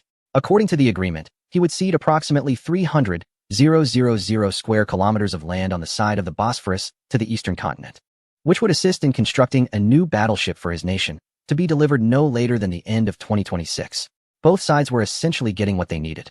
When the agreement was finalized, it also marked the first time the eastern continent sold high-tech equipment like a battleship. How much profit could be made from a battleship? The eastern continent was indifferent since this transaction was at cost. Naturally, certain components would not be included, such as wireless fire control, power systems, and advanced armor. Overall, the specifications would be similar to the current battleships in use. He informed Sun Fu to send some naval personnel to finalize the battleship data as soon as possible, prioritizing its construction. Of course, any claims about friendship between the two nations were mere platitudes. His nation wasn't worth such friendship, as the motivation was purely the black gold beneath the desert. While 300,000 square kilometers wasn't a vast area, equivalent to 3 small regions, it contained the richest oil fields below. Once the battleship was delivered, the eastern continent's influence could extend into this territory. Moreover, it was an excellent opportunity to market the new battleship. If even a nation like his could not resist, what about others? However, in the next decade, this area would only serve a symbolic purpose, as the eastern continent could not station large forces there. At most, they would drill a few oil wells and extract a small amount of oil, which was quite normal given the historical presence of oil in the region. This effectively placed a mark of the eastern continent on the territory. Although it was not yet developed, it was under their protection. Unless the eastern continent faced defeat or disintegration, such occupation would be regarded as an act of war. Most importantly, there was the situation with Ibn Shat, who was not faring well. 2 years ago, he had defeated the rival Rashid family, reclaimed Diriyah, and established the Third Kingdom. However, the Rashid family, backed by other regional leaders, had not ceased hostilities. Ibn Shat's territory was shrinking, and he was desperately seeking allies. In simple terms, the Rashid family represented the regional coalition, while Ibn Shat represented another faction, with both sides intent on eliminating each other to unify the desert. Although the support from the John Bull has faced some setbacks, it hasn't suffered any serious damage yet. If the eastern state intervenes at this moment, that Ibn Shat will definitely see the eastern state as a lifeline. Feng Wu, have the intelligence personnel make contact with Ibn Shat first. If we can gain control over this individual, then this visit will exceed all expectations. At this time, the Seine River is still free from the unpleasant odors of the future, with the clear green lake water rippling on its surface. The streets of the Élysée on both sides represent the culture and luxury of the Gallic Rooster. When the massive cruise ships and battleships from the eastern state entered the port of Raybuster, the Gallic populace fell silent. This former maritime power now has a navy that is waning. For decades, they have focused on a green water navy and are not only lagging behind their neighbors in modern battleships, but even in older battleships as well. It's worth noting that the Hans Cat currently has more than 20 old battleships, while the Gallic Rooster has not even half that number. As for the army, it is far behind the Hans Cat in both command and equipment, let alone in machine guns and heavy artillery. How do you find the scenery here, Your Majesty? Asked Francois, the Gallic president, with a smile. It's very beautiful, Feng Mingzhou nodded, acknowledging that this truly is the artistic center of Europa. Unfortunately, in a few years, it will be reduced to ruins. I wonder if Your Majesty's assistance in building battleships for the Turkeys is sufficient? The Gallic Rooster's reaction speed is indeed impressive. Just a few days have passed, and they have already received news. Your Excellency, as you know, we have just gone through a war with the bear. To prevent it from continuing to expand southward, we can only choose to block it. That place has nothing but sand. Haha, want to know the reason? Unless you have X-ray vision to see the oil beneath the desert. Francois did not delve deeper into this matter. The Emperor was right. That area has nothing but sand. Moreover, the Gallic Rooster had just negotiated with the John Bull regarding colonial conflicts, and the two countries had shifted from confrontation to easing tensions. Francois noticed that as long as they do not confront the global power, the John Bull, it seems the whole world becomes refreshing. The generals below no longer need to report daily on where defenses need to be increased or where more soldiers are required. Thus, Francois has been in a very good mood these days. In his view, the eastern state is merely relying on a new battleship, which is not that impressive. This is the continent of Europa, not the Far East. Can a few warships really intimidate us? Have they consulted the John Bull? Francois is not in a hurry because they possess similar technologies. When they were researching the M97 75mm artillery, they had already applied recoil technology. However, the technicians are still working on the technical challenges of naval artillery. Overall, it's not a big issue, just a year or two. So the Gallic Rooster continues to build the Freedom-class battleships. If this emperor thinks he can profit from the Gallic Rooster, he might be overestimating himself. Your Majesty of the Eastern State, I would like to know what the relationship between your country and the Hans Cat is. During this visit, Feng Mingzhou is accompanied by over 2,000 interns who will join the ranks of the Hans Cat's forces for a year. Although to outsiders, the Rooster remains a powerful nation, with its army second only to that of the Hans Cat. Its navy, though somewhat diminished, still holds a respectable fourth position due to its previously accumulated tonnage. In order to counter the Hans Cat, the domestic army has grown to a scale of 600,000, and if including colonial forces, the number exceeds 1 million. However, those within the country know the reality. Francois is aware that beneath the strong exterior, the Rooster is gradually struggling to keep up. The navy is a separate issue, but the critical problem lies in the economy. Those bankers, unfortunately, would rather lend out large sums of money than invest domestically. This has led to the Rooster's economy falling to 4th place and continuing to decline. The lack of domestic funding has resulted in slow industrial development. This is also why Francois is willing to make concessions to reach a memorandum of understanding with the John Bull. Francois attributes all of this to the Hans Cat. If it weren't for him, the Rooster wouldn't have to maintain such a large army for so long. Continental militarism has turned the navy, which once competed with the John Bull for maritime supremacy, into a thing of the past. As for the current emperor, Francois sighed, wondering where he finds the funds to maintain both a continental army and a large navy. Everyone used to think that the eastern continent, like the John Bull, concentrated its financial resources on developing its navy. It wasn't until they defeated 1 million soldiers in just a few months that everyone suddenly realized the truth. The eastern continent has developed both land and sea forces simultaneously, and both are doing quite well.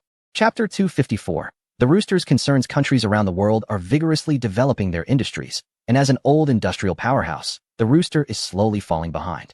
Let us not even mention the lighthouse across the strait. Its unique position and resources have allowed its economy to grow rapidly in recent years.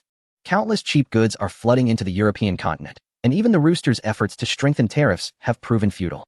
The factory equipment in the Rooster has not been updated for decades. Don't ask why. Just know it's due to a lack of funds. Where's the money? It's gone to loans. Francois is even considering abandoning parts of the colonial territories in the distant south. It's not that he is afraid of the eastern continent, but rather that the area is gradually being infiltrated by them. Those kings who were previously conquered are starting to have different thoughts again. If this emperor does not sell battleship technology to the Han's cat, Francois would genuinely consider withdrawing all influence from the east, even handing over that region of the south to the eastern continent. With the neighboring Wei heir's temperament, acquiring new battleship technology would only lead to a more aggressive expansion of their navy. The eastern continent and the Han's cat are traditionally friendly nations, with very good complementary relationships in terms of economy and industry. Your Majesty of the eastern continent, you know I am not asking about that, Francois said assertively. Lord Francois, I understand your point, but I must tell you that the eastern continent is merely an agricultural country. The most important thing for me and my government is not to engage in warfare, but to ensure that the 50 million citizens under my rule can have enough to eat. This is what I care about the most. Anyone who hinders the development of our region is my enemy. Fang Mingzhou wants to use the words of this leader to tell others, you can fight your battles. I will focus on development.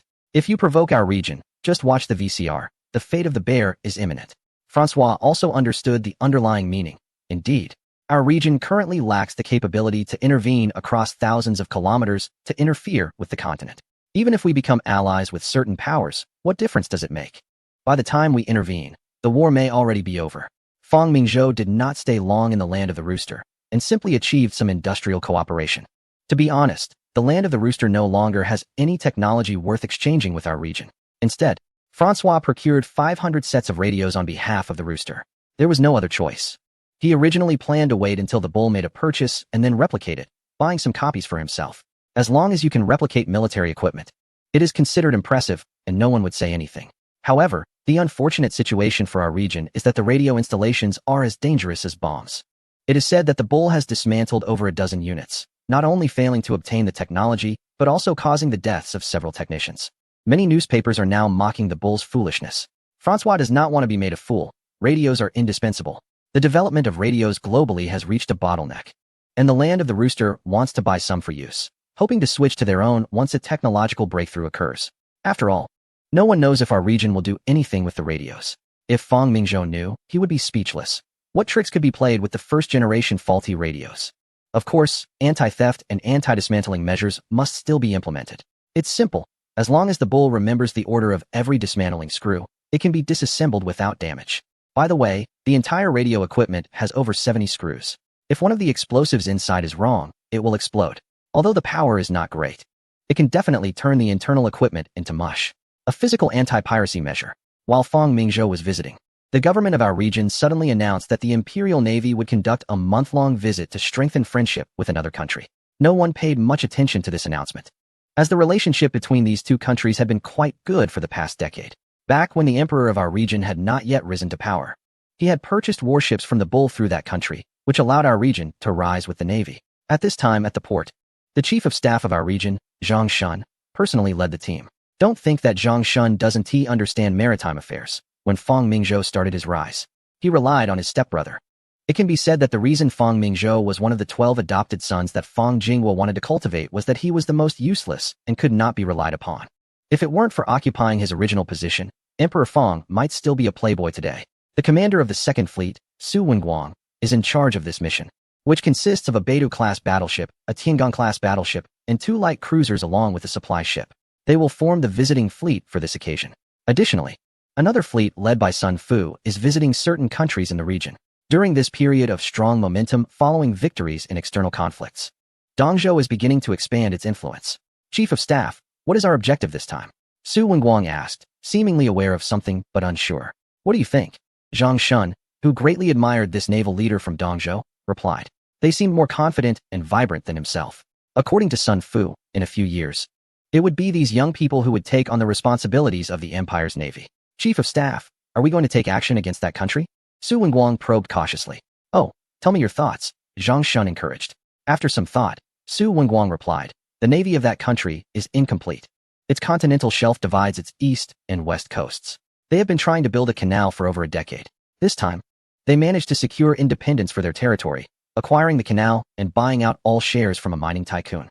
Once this canal opens, their power will increase significantly. The place where His Majesty started, Xiaowei, is right at their doorstep. If I were them, the first thing I would do to develop in the Pacific would be to eliminate that area. However, their current military strength is no match for us. Yet they possess a strong industrial base.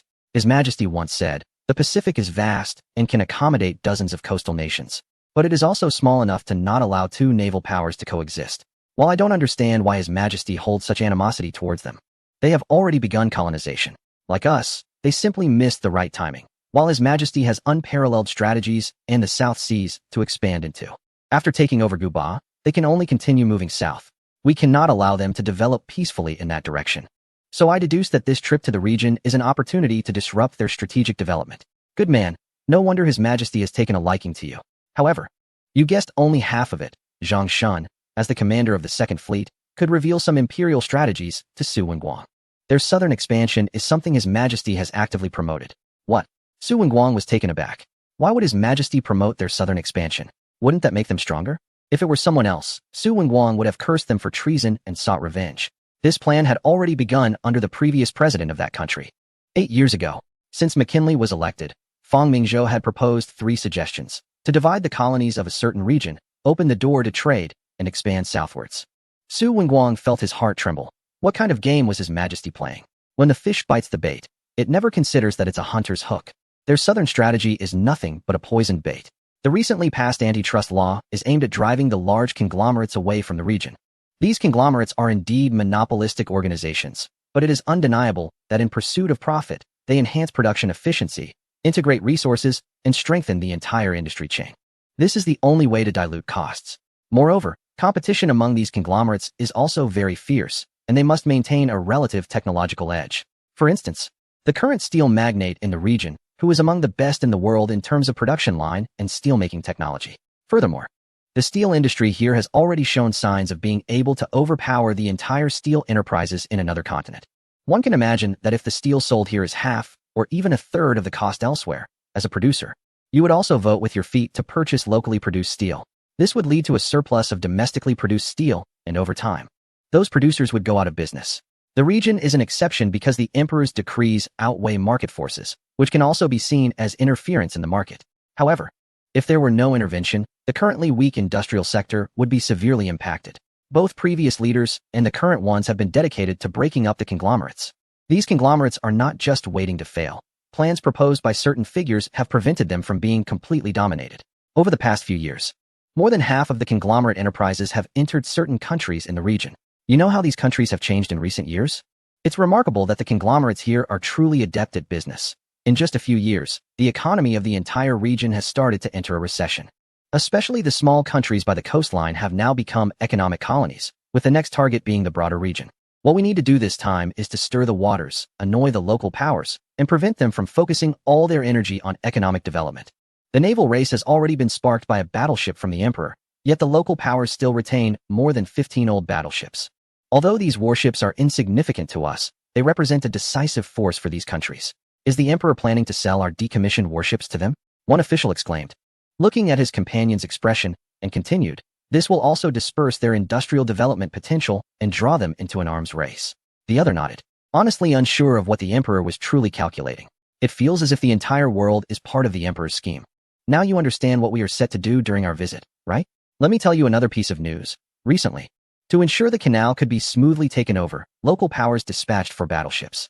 2 of them blockaded a port to prevent their military from interfering with the canal, while the other 2 joined the local fleet, although they claimed it was to deal with the blockade. However, it is clear to anyone with insight that this is aimed directly at us. The fleet of a certain nation now possesses 6 battleships and several formidable armored cruisers. This nation has regarded a certain region as its protectorate, and it is also a piece of its territory. At this critical moment, the navy of a certain continent is visiting a particular country with new battleships, and no one would believe this is a friendly visit.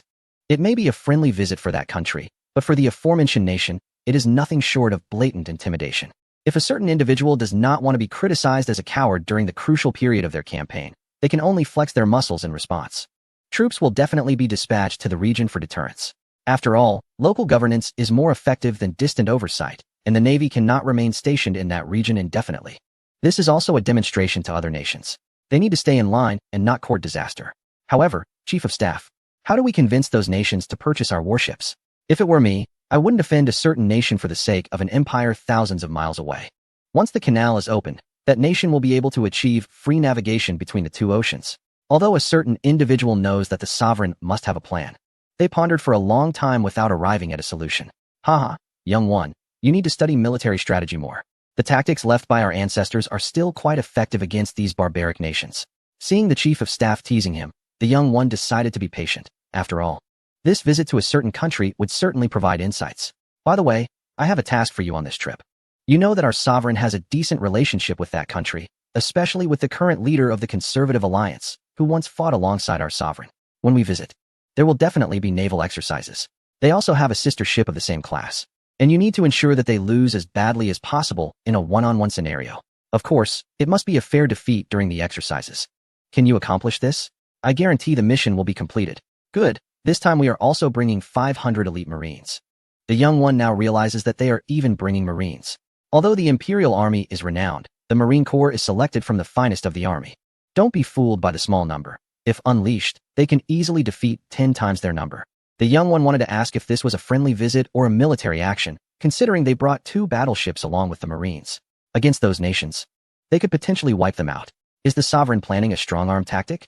No, what am I thinking? The sovereign would not be so crude. Let us go. This round trip will take at least half a year, and perhaps we will return with the sovereign. It seems this year will be spent in a foreign land. As the continent begins large-scale foreign visits, the 4th year of the reign is about to conclude, indicating that there are less than 10 years until that major conflict. Chapter 256. Arrival at a certain place. The Lunar New Year of the 5th year of the reign was spent on a cruise ship, but if they hurry, they could still arrive at a certain home. However, thinking of the terrifying diet at Nyonyo's house, Emperor Fong decided to spend the new year on the cruise ship.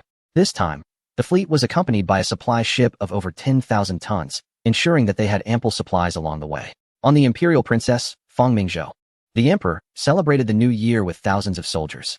Under the repeated calls of Father Emperor from the little princess, Fong Mingzhou felt his heart melt. 15 years have passed. He has spent 15 years in this world, transforming from a young master fleeing a broken home to the ruler of the Eastern Continent Empire. Fong Mingzhou never imagined living a solitary life. He preferred the company of family. And being a power-hungry beast would be a disservice to the education he received in his past life. Your Majesty, we will arrive at Janbul in 3 days. Edward VII has already hosted a welcoming banquet at the Platinum Palace.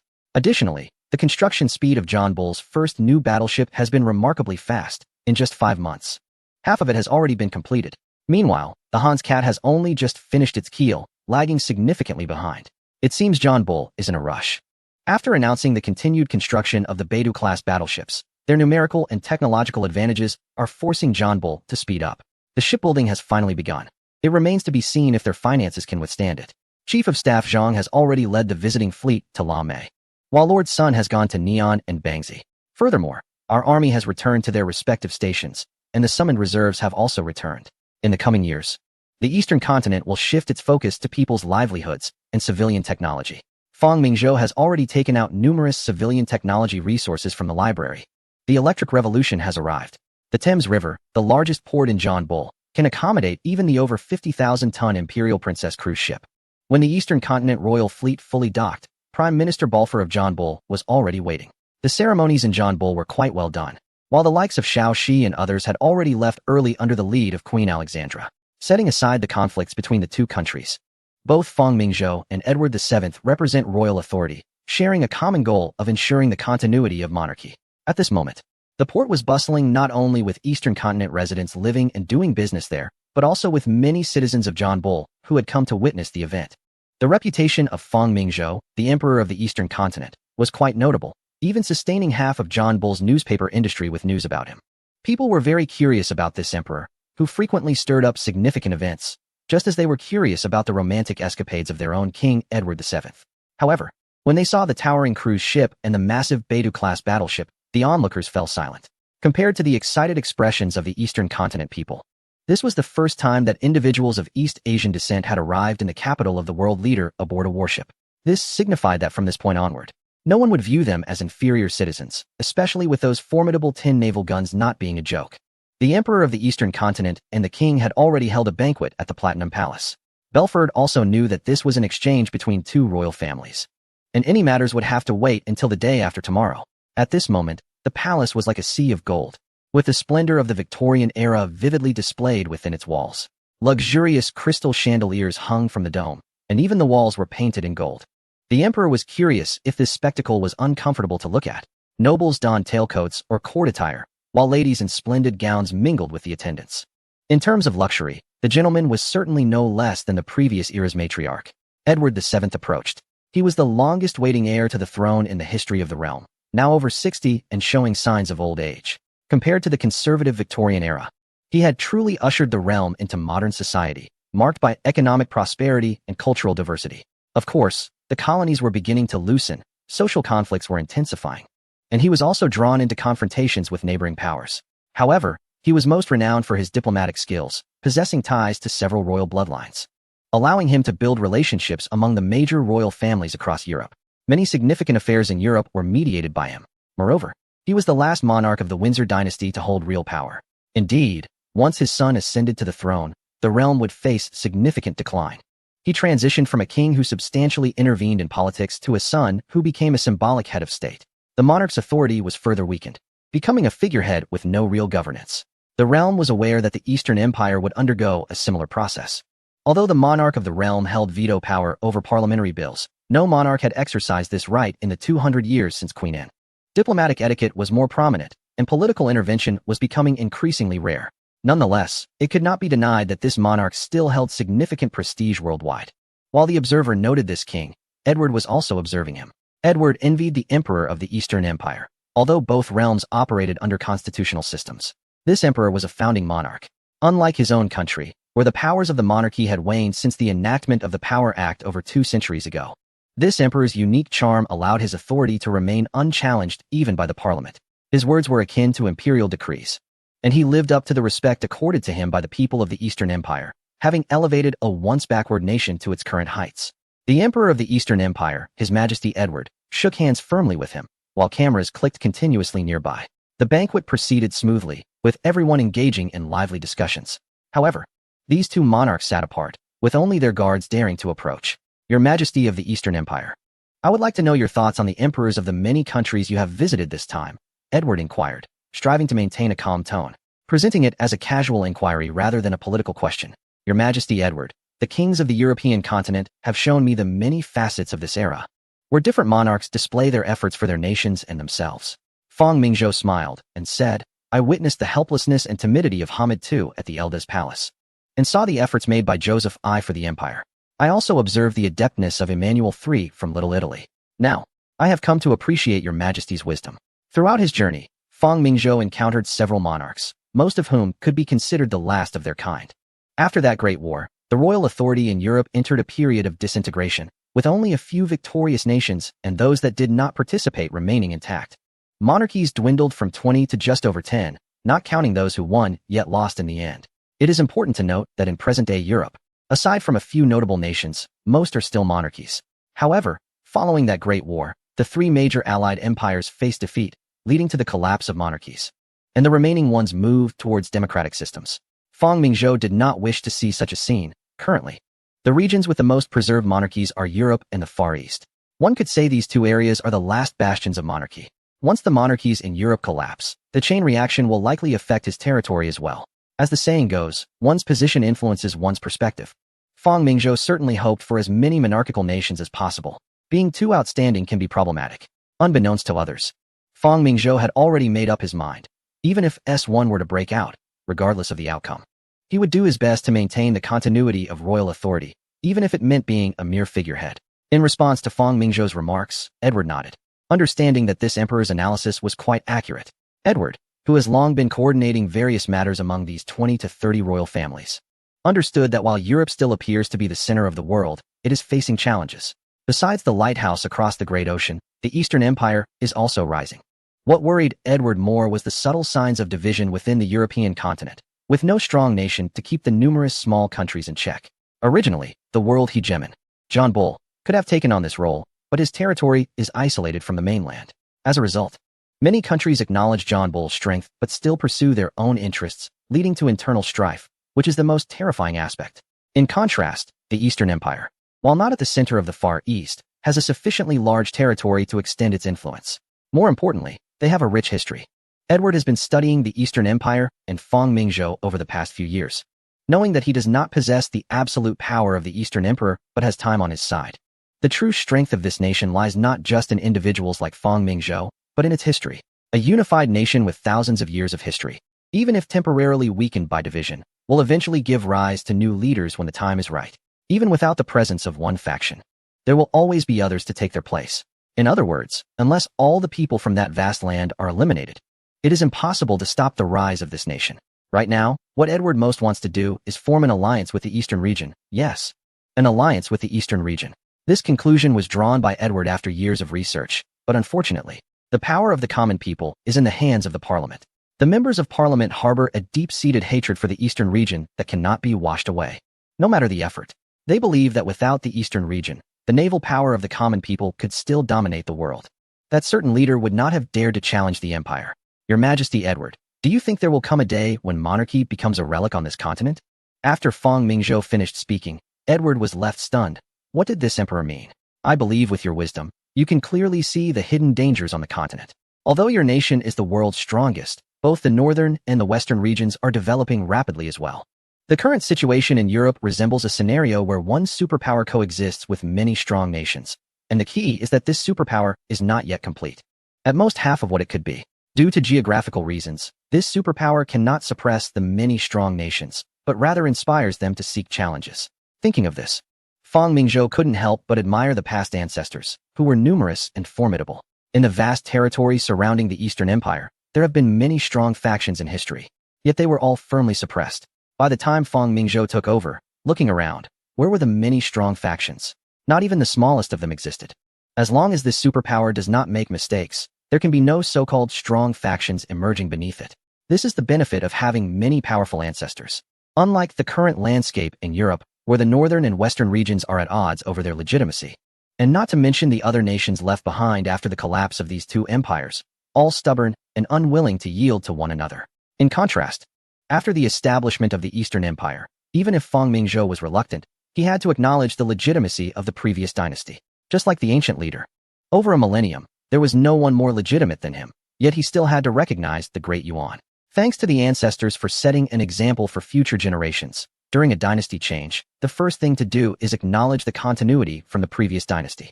Now, there are many old scholars clamoring for the Eastern region to write history, to document the previous dynasty correctly. However, Feng Mingzhou has blocked this by stating that the 24 official histories are complete and no additional ones will be added. Even though those traditionalists continue to write, as long as he does not acknowledge it, it remains a draft, not an official history. They still want to make it the 25th official history? What are they thinking? Such treatment has never been granted in history, and they expect it here? Impossible, absolutely impossible.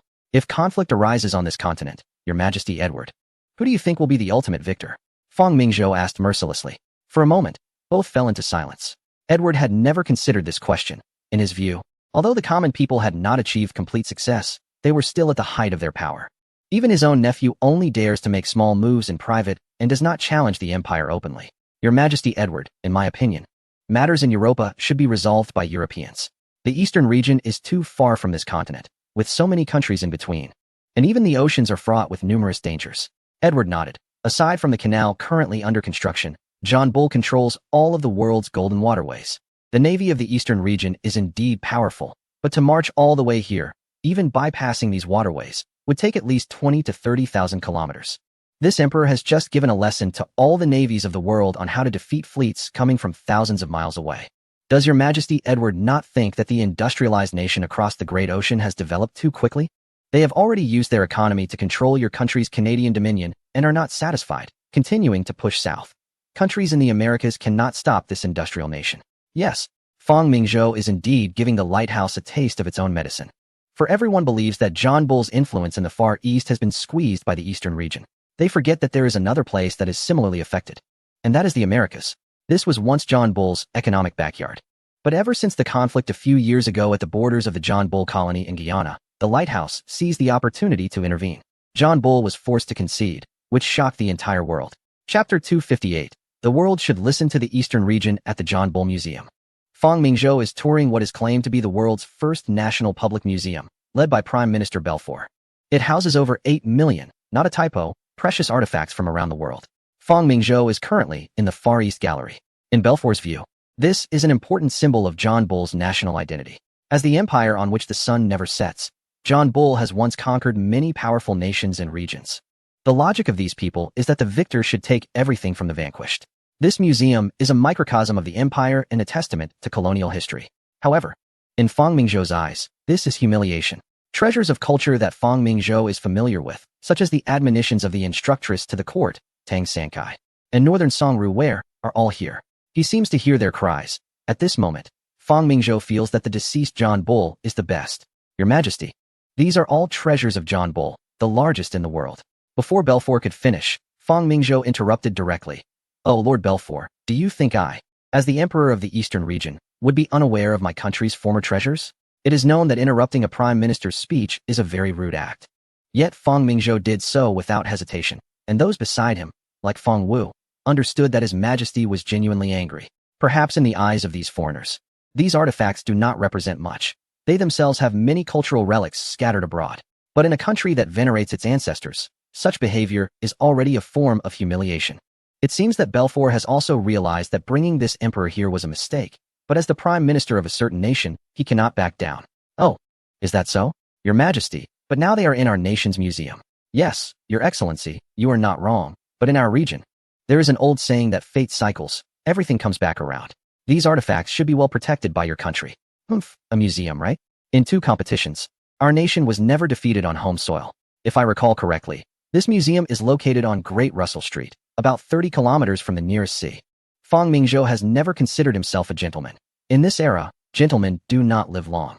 This museum visit ended hastily. And when the officials knowledgeable about Far Eastern affairs informed Belfour, the Prime Minister finally understood that this visit might have been counterproductive. But at this point, discussing anything else wouldn't change the situation. Fortunately, Fang Mingzhou also knew that this global visit was primarily an opportunity to promote his region. It is not yet time for this nation to overturn the table. In the following days, the administrative delegation led by Hu Wenba and Yin Fu held multiple friendly discussions with various ministers of the nation. Meanwhile, Fang Mingzhou and others were received by Edward at Windsor Castle. It must be said that this king is quite knowledgeable, resembling a kind elder. During these 10 days, the 2 countries reached some agreements, most of which were economic in nature. Notably, with the arrival of radio equipment purchased from this region, radio has become the hottest topic in the world. In just a few hours, one can learn about events happening around the globe. Currently, besides our nation and another country, other nations' ambassadors in this region are also eager to purchase. Ouyang certainly does not oppose this. In just a short time, the radio alone has brought over 20 million blue currency to the region. This is not a one-time transaction, considering the region's restrictions on dismantling radios. The revenue from radios will remain good for at least 2 to 3 years. At Windsor Castle, Edward VII held a farewell party for Fang Mingzhou, attracting media from around the world. Apart from making appearances during the first 2 days, the emperor spent most of the remaining time inside the castle. The dealings with the government of our nation were conducted by Hu Wenba, Yin Fu, and others.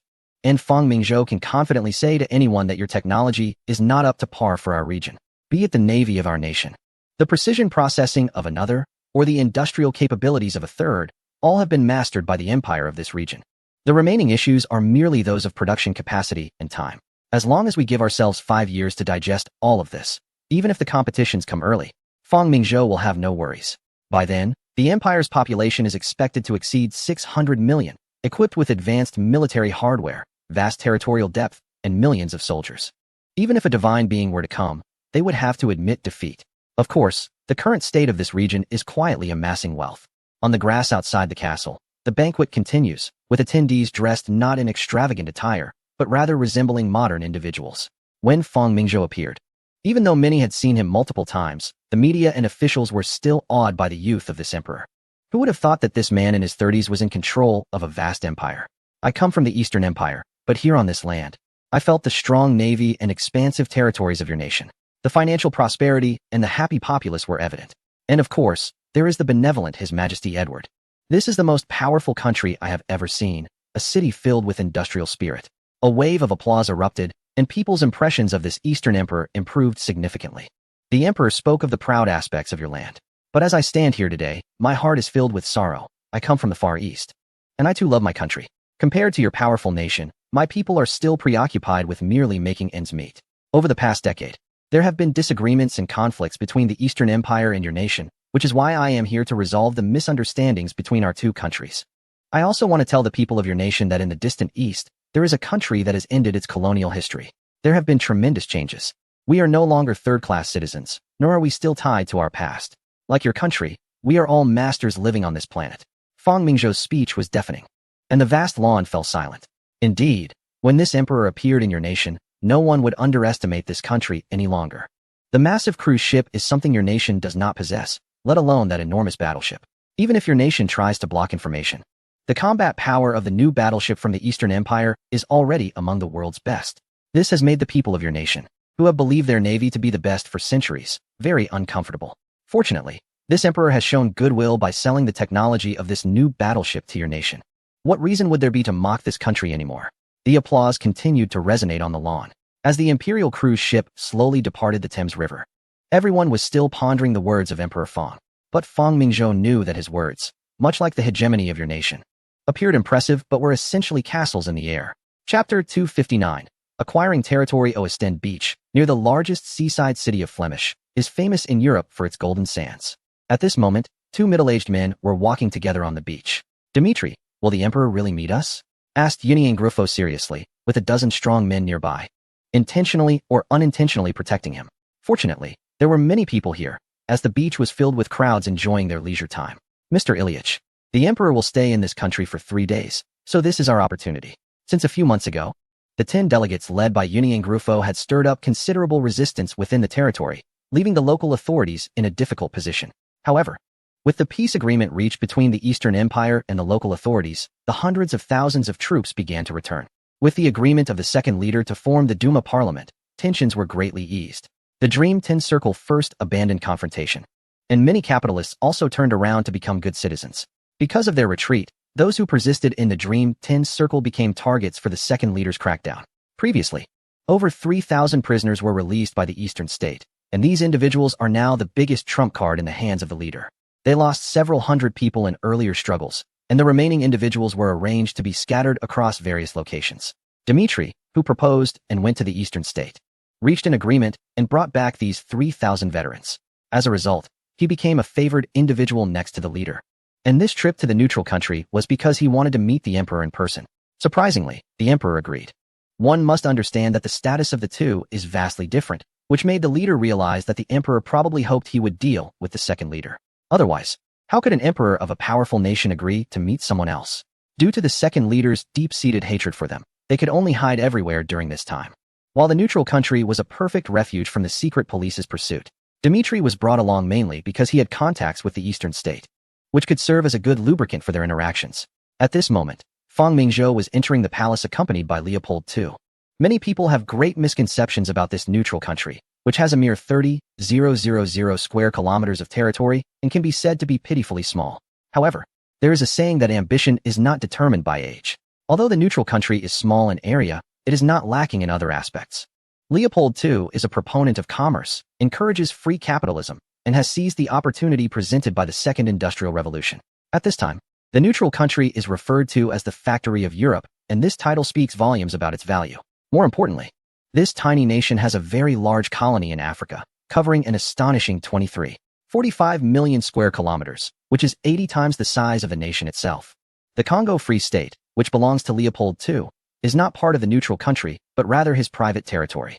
This king can be as ruthless as Fang Mingzhou, having caused the disappearance of 10 million people in just 20 years. Fang Mingzhou plans to use money to acquire this land from the king. The African regions have already been divided among major powers, leaving no foothold for the local people. Therefore, Leopold II has become the target for Fang Mingzhou to break through.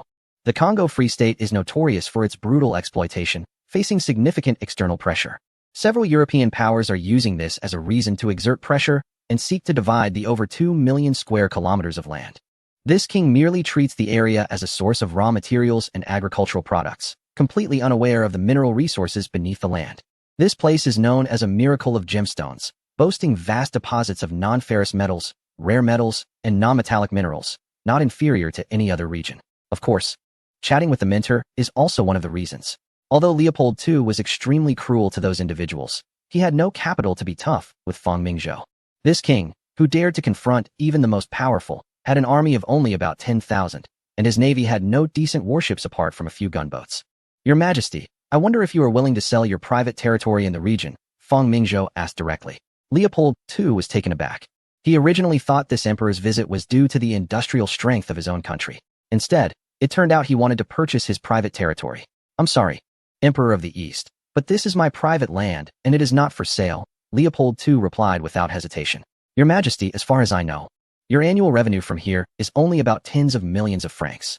With the exchange rate of your currency to the pound being 125, that amounts to around 400,000 to 500,000 pounds a year, which is the price of 1/3 of an old battleship. Moreover, your parliament is already preparing to pass a resolution to turn your private territory into national land, right? Fang Mingzhou said with a smile, confident that he was well prepared. In order to prevent powerful nations from seizing his territory, the king had to lease large areas of land to major powers. This dissatisfied the domestic bourgeoisie, as they were not profiting from it.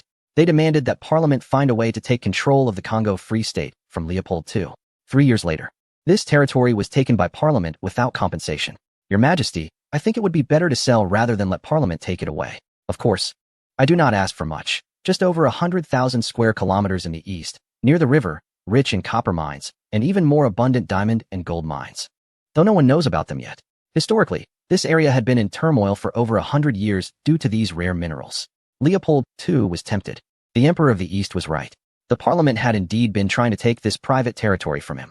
Initially, he had bribed various countries with 10 million francs to keep it. Now, they wanted to take it away without compensation.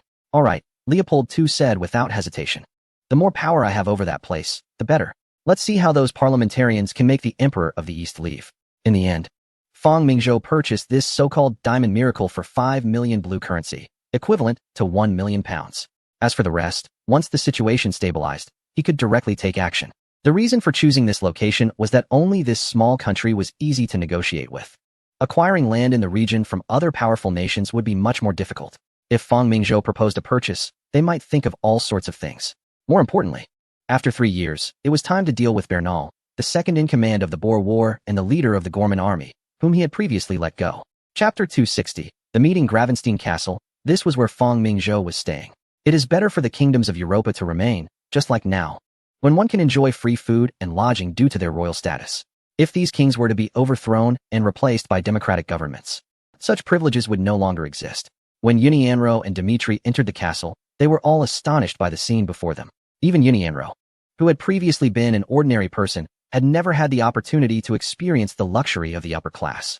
The guide, Feng Wu, was also observing Unianro closely. As the head of intelligence for the Eastern Empire, Feng Wu knew most of what was happening, and the more he understood, the more he found this person to be formidable. Meanwhile, Dmitri felt reassured, knowing his leader was there, so there was nothing to worry about. Mr. Unianro, please come in. His Majesty is already waiting for you, Feng Wu said with a smile. Unianro nodded and was about to step inside when Dmitri quickly moved forward, looking as if he was going to follow. Dmitri, don't worry. This emperor still needs us, Unianro thought to himself, not believing that his life was worth such a high price for the emperor. Take them to rest, Feng Wu instructed with a nod. No, I want to wait here. Dmitri insisted stubbornly. As the door opened, Unianro saw the target of his visit, the emperor of the Eastern Empire. Before this meeting, Unianro had spent a lot of time learning about this young emperor. This emperor had spent over a decade transforming a backward country into one that now dominates the East. Even Unianro, no matter how arrogant, did not believe he could achieve such accomplishments in his place. Under the leadership of this so-called war fanatic emperor, this rapidly revitalizing country had won one battle after another. Now, no one underestimated the Eastern Empire. Meanwhile, the once powerful nation known as the Bear had become a laughingstock in the world. Fang Mingzhou was also sizing up this individual, who could be described as great. It should be noted that Fang Mingzhou had seen many historical figures, but those who could truly be called great were few and far between. When this person who changed the course of history stood before him, Fang Mingzhou realized that he too had become a historical figure. Respected Emperor of the Eastern Empire, I am very pleased to receive your summons in this foreign land, Unianro said, bowing deeply. He understood that this emperor was not of the same ilk as himself, whether in thought or in the countries they represented.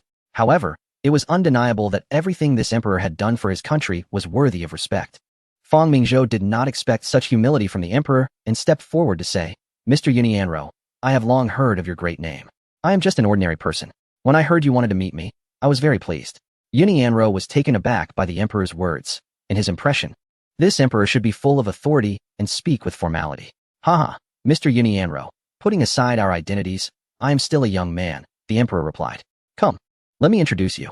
This is my Minister of Internal Affairs, Yin Fu, and the Minister of Foreign Affairs, Hu Wenba. Today's meeting is just the three of us. If you have anything to say or ask, feel free to talk to me. If I can answer, I will not hold back. Fang Mingzhou is also very curious about your true thoughts. After all, you will be mythologized in the future. However, the person standing before us is very much alive. The two men beside him also stepped forward to shake hands with Yuniyang. Yuniyang let out a sigh of relief before entering this room. He had imagined many possible ways this meeting could go, but he never expected it to be like this. The three of them took their seats. And Fang Mingzhou spoke first. I also want to thank Mr. Yuniyang. If it weren't for you, the war between our region and the neighboring country would likely continue for some time. This was indeed the truth. If it weren't for this person stirring things up from the rear, it would have been impossible for the other side to back down easily. The neighboring country no longer had a chance of victory, did they? Yuniyang looked at Fang Mingzhou and said, if we hadn't lost so badly, I wouldn't oppose your side. Fang Mingzhou chuckled. This person was quite genuine. Indeed, no matter what, Yuniyang was primarily from that neighboring country. If they had an advantage in this war and stood to gain from it, he would likely have secretly supported their side as well. This person prioritized national interests over personal gain, rather than seeing no hope for victory. It would be better to withdraw the soldiers for now and wait for another opportunity to fight. Anyang didn't know why, but seeing the emperor of this region speak so passionately struck him. Perhaps it was because this emperor was younger than him, yet commanded such a powerful nation. Fang Mingzhou was not angry. In his view, historically, that neighboring country had no future because he had emerged. Next time, Mr. Yuniyang. Do you think they will win next time? To put it bluntly, as long as the current leader exists, that country will never win against us. Shall we make a bet on it? Anyang did not respond. He looked at the emperor, wanting to understand where this confidence came from. Yet he ultimately did not refute it. The emperor was correct. This war was the most powerful foreign conflict that country had ever faced. With mobilized ground forces exceeding 1 million and a navy surpassing 500,000 tons. Even the struggle for dominance over the continent with other nations did not involve such a scale. Yet they still fell under the overwhelming assault of this region. And if the two countries were to go to war again, the soldiers from that country would likely develop a fear of this region. Your Majesty of the East, how will you treat the captives? In this war, apart from those who died directly, over 300,000 soldiers from that country were captured.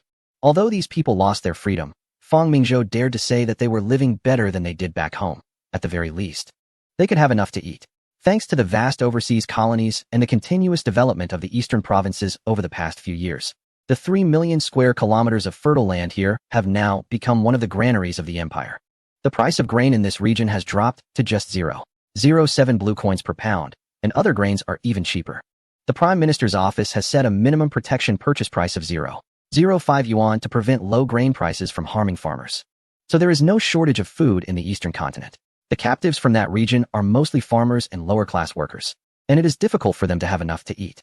They were forced onto the battlefield by their leader, and many of them have already perished on that cold land. As the great emperor of the eastern continent, I believe these individuals should be pardoned and allowed to return to their homeland to reunite with their families. It's no wonder the rhetoric is so sharp. Is it because there is an interest in these captives?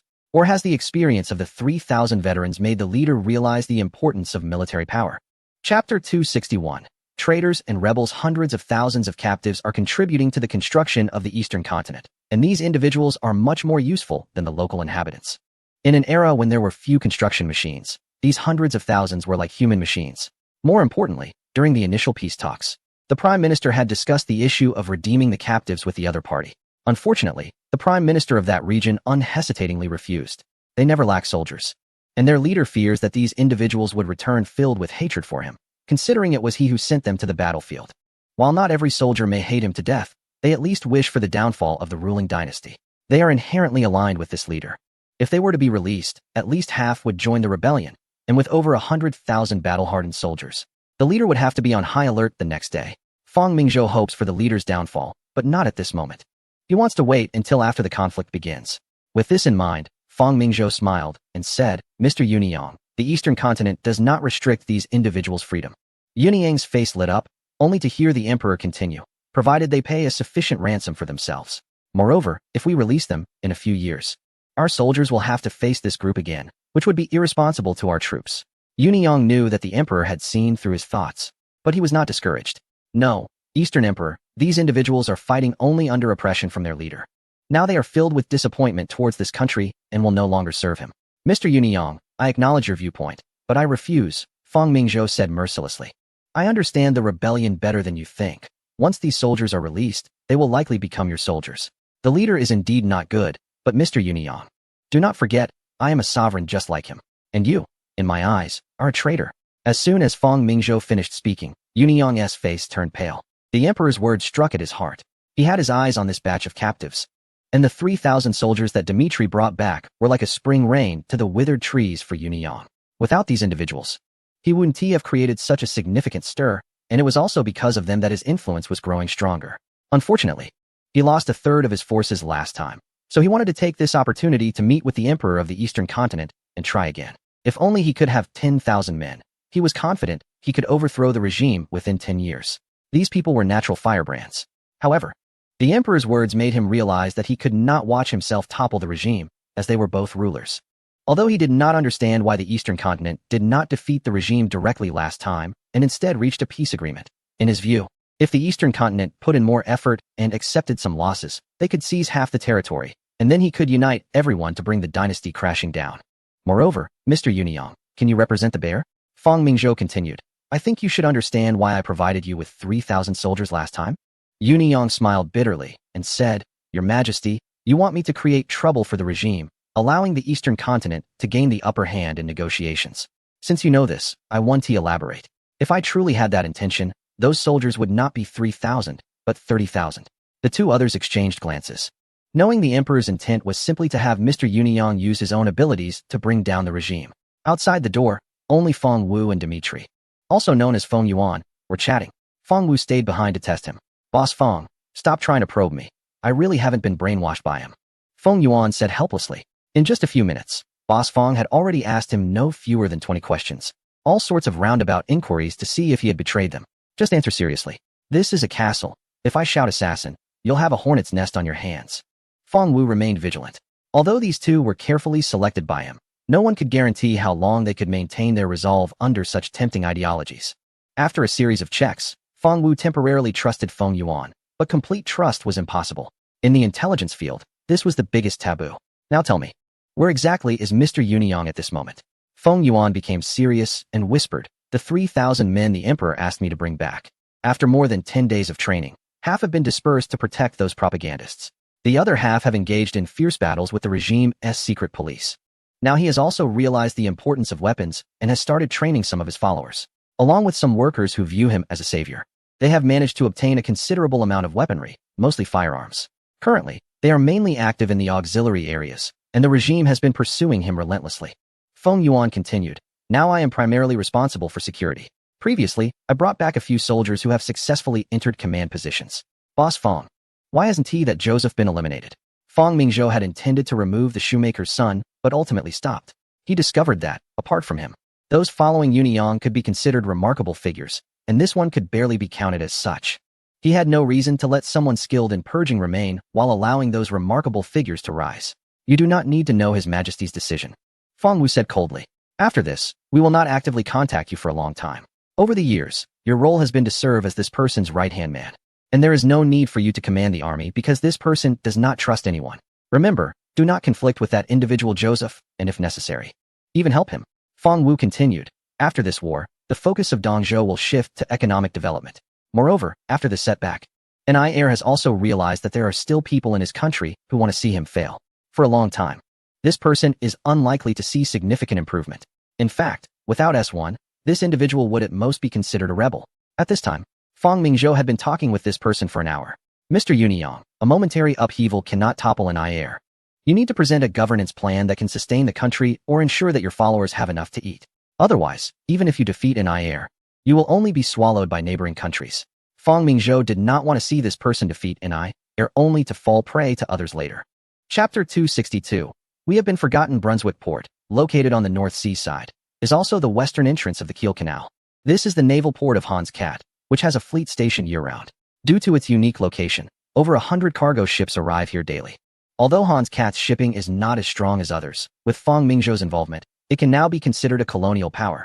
No longer a place that has to rely on external support. At this time, the port had long been under martial law, with all merchant ships ordered to dock several dozen kilometers away. A large number of royal guards had already arrived, and at the port, 2 Brunswick-class battleships were decorated with flags.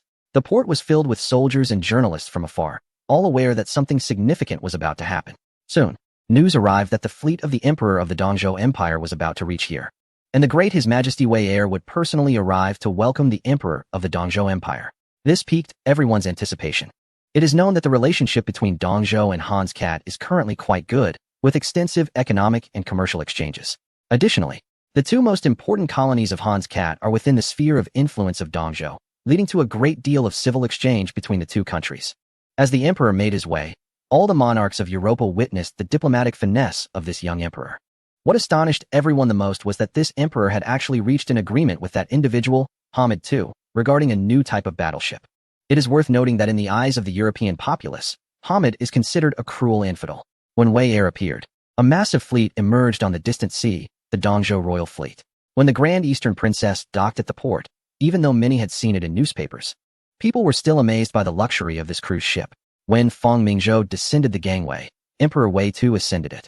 The Emperor of Dongzhou, Emperor Wei II shook hands, and immediately applause erupted around them. Wei II was surprised by Fang Mingzhou's youth, while Fang Mingzhou was observing Wei II. This emperor exhibited textbook-like etiquette, one hand extended from his waist, while the other was perpetually gloved to conceal the nerve paralysis in his arm caused by birth trauma. His historical reputation is mixed. He promoted the rise of Hans Kat and initiated a series of social reforms and industrialization processes upon his ascension, propelling the nation to become one of the leading industrialized countries on the continent. Steel, chemicals, and machinery manufacturing ranked among the best in the world. Under his leadership, the Hans Kat Navy transformed from a port fleet into an ocean fleet, regardless of its subsequent utility. However, the expansion of the Navy significantly enhanced Hans Kat's international status and influence, altering the global landscape and leaving John Bull feeling choked. Of course, compared to his firmness, his disastrous diplomacy received the most criticism. It could be said that if all of Wei II's later diplomatic personnel were taken out to be shot at, it would not be unfair. Bismarck had left him a favorable diplomatic situation, which he squandered in just a few years.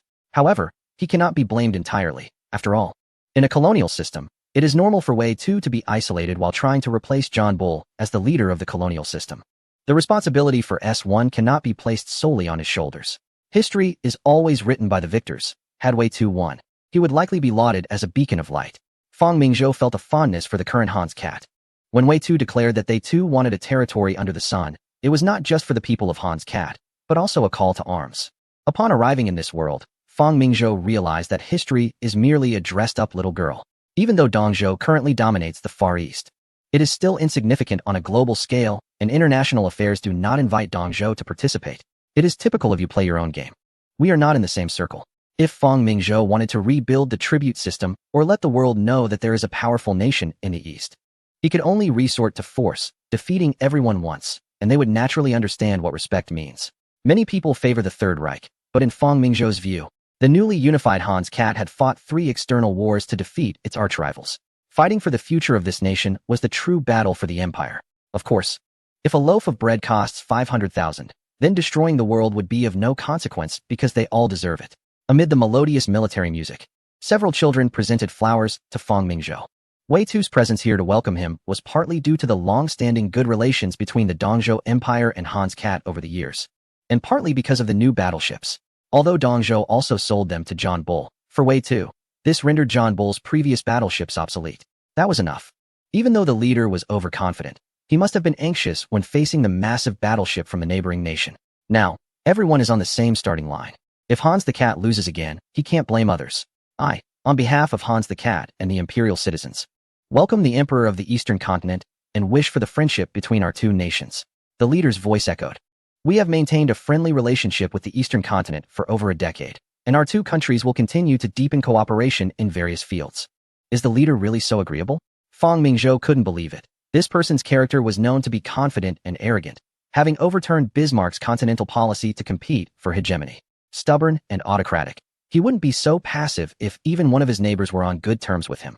Now he suddenly speaks of friendship between the two nations. Fang Mingzhou didn't think that the memorandum of understanding between the neighboring nation and Gallia could intimidate him. Or is it that he sees the strength of the Eastern continent and wants to eliminate the bear first? I am honored to represent the Eastern continent in visiting your country. Throughout my journey, I have passed through many nations. However, here, I witnessed such confident citizens for the first time who are filled with faith in their country's development. This place has a powerful industry, a strong military, and a leader like His Majesty. Fang Mingzhou and the leader nodded in acknowledgement, and a smile appeared at the corner of the emperor's mouth, clearly pleased by Fang Mingzhou's words. However, Fang Mingzhou's tone grew heavier. The great Hans the cat, just like the Eastern continent, possesses immense strength, but has not received the status it deserves. The reporters nearby raised their heads. This emperor of the Eastern continent was not one to endure humiliation. Everyone was anticipating what shocking words he would say next. We have been forgotten by the global mainstream. As the emperor of the Eastern continent finished this statement, everyone felt a shiver. Clearly, as the last stop of his visit, he was going to summarize this global tour. Being forgotten is not a good term. We have made tremendous sacrifices to defeat the bear, our soldiers singing victory songs as they advanced towards its capital. Yet, just when we were achieving success, we were met with so-called mediation.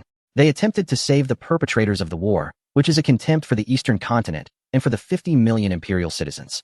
They tried to isolate us, surrounding our nation with their colonies. They are watching us closely, wanting to encircle us. I am here to tell them they are mistaken. Every country in the world has the right to pursue the ocean. The Eastern continent is not just a land nation, but also a maritime power. And we will not back down.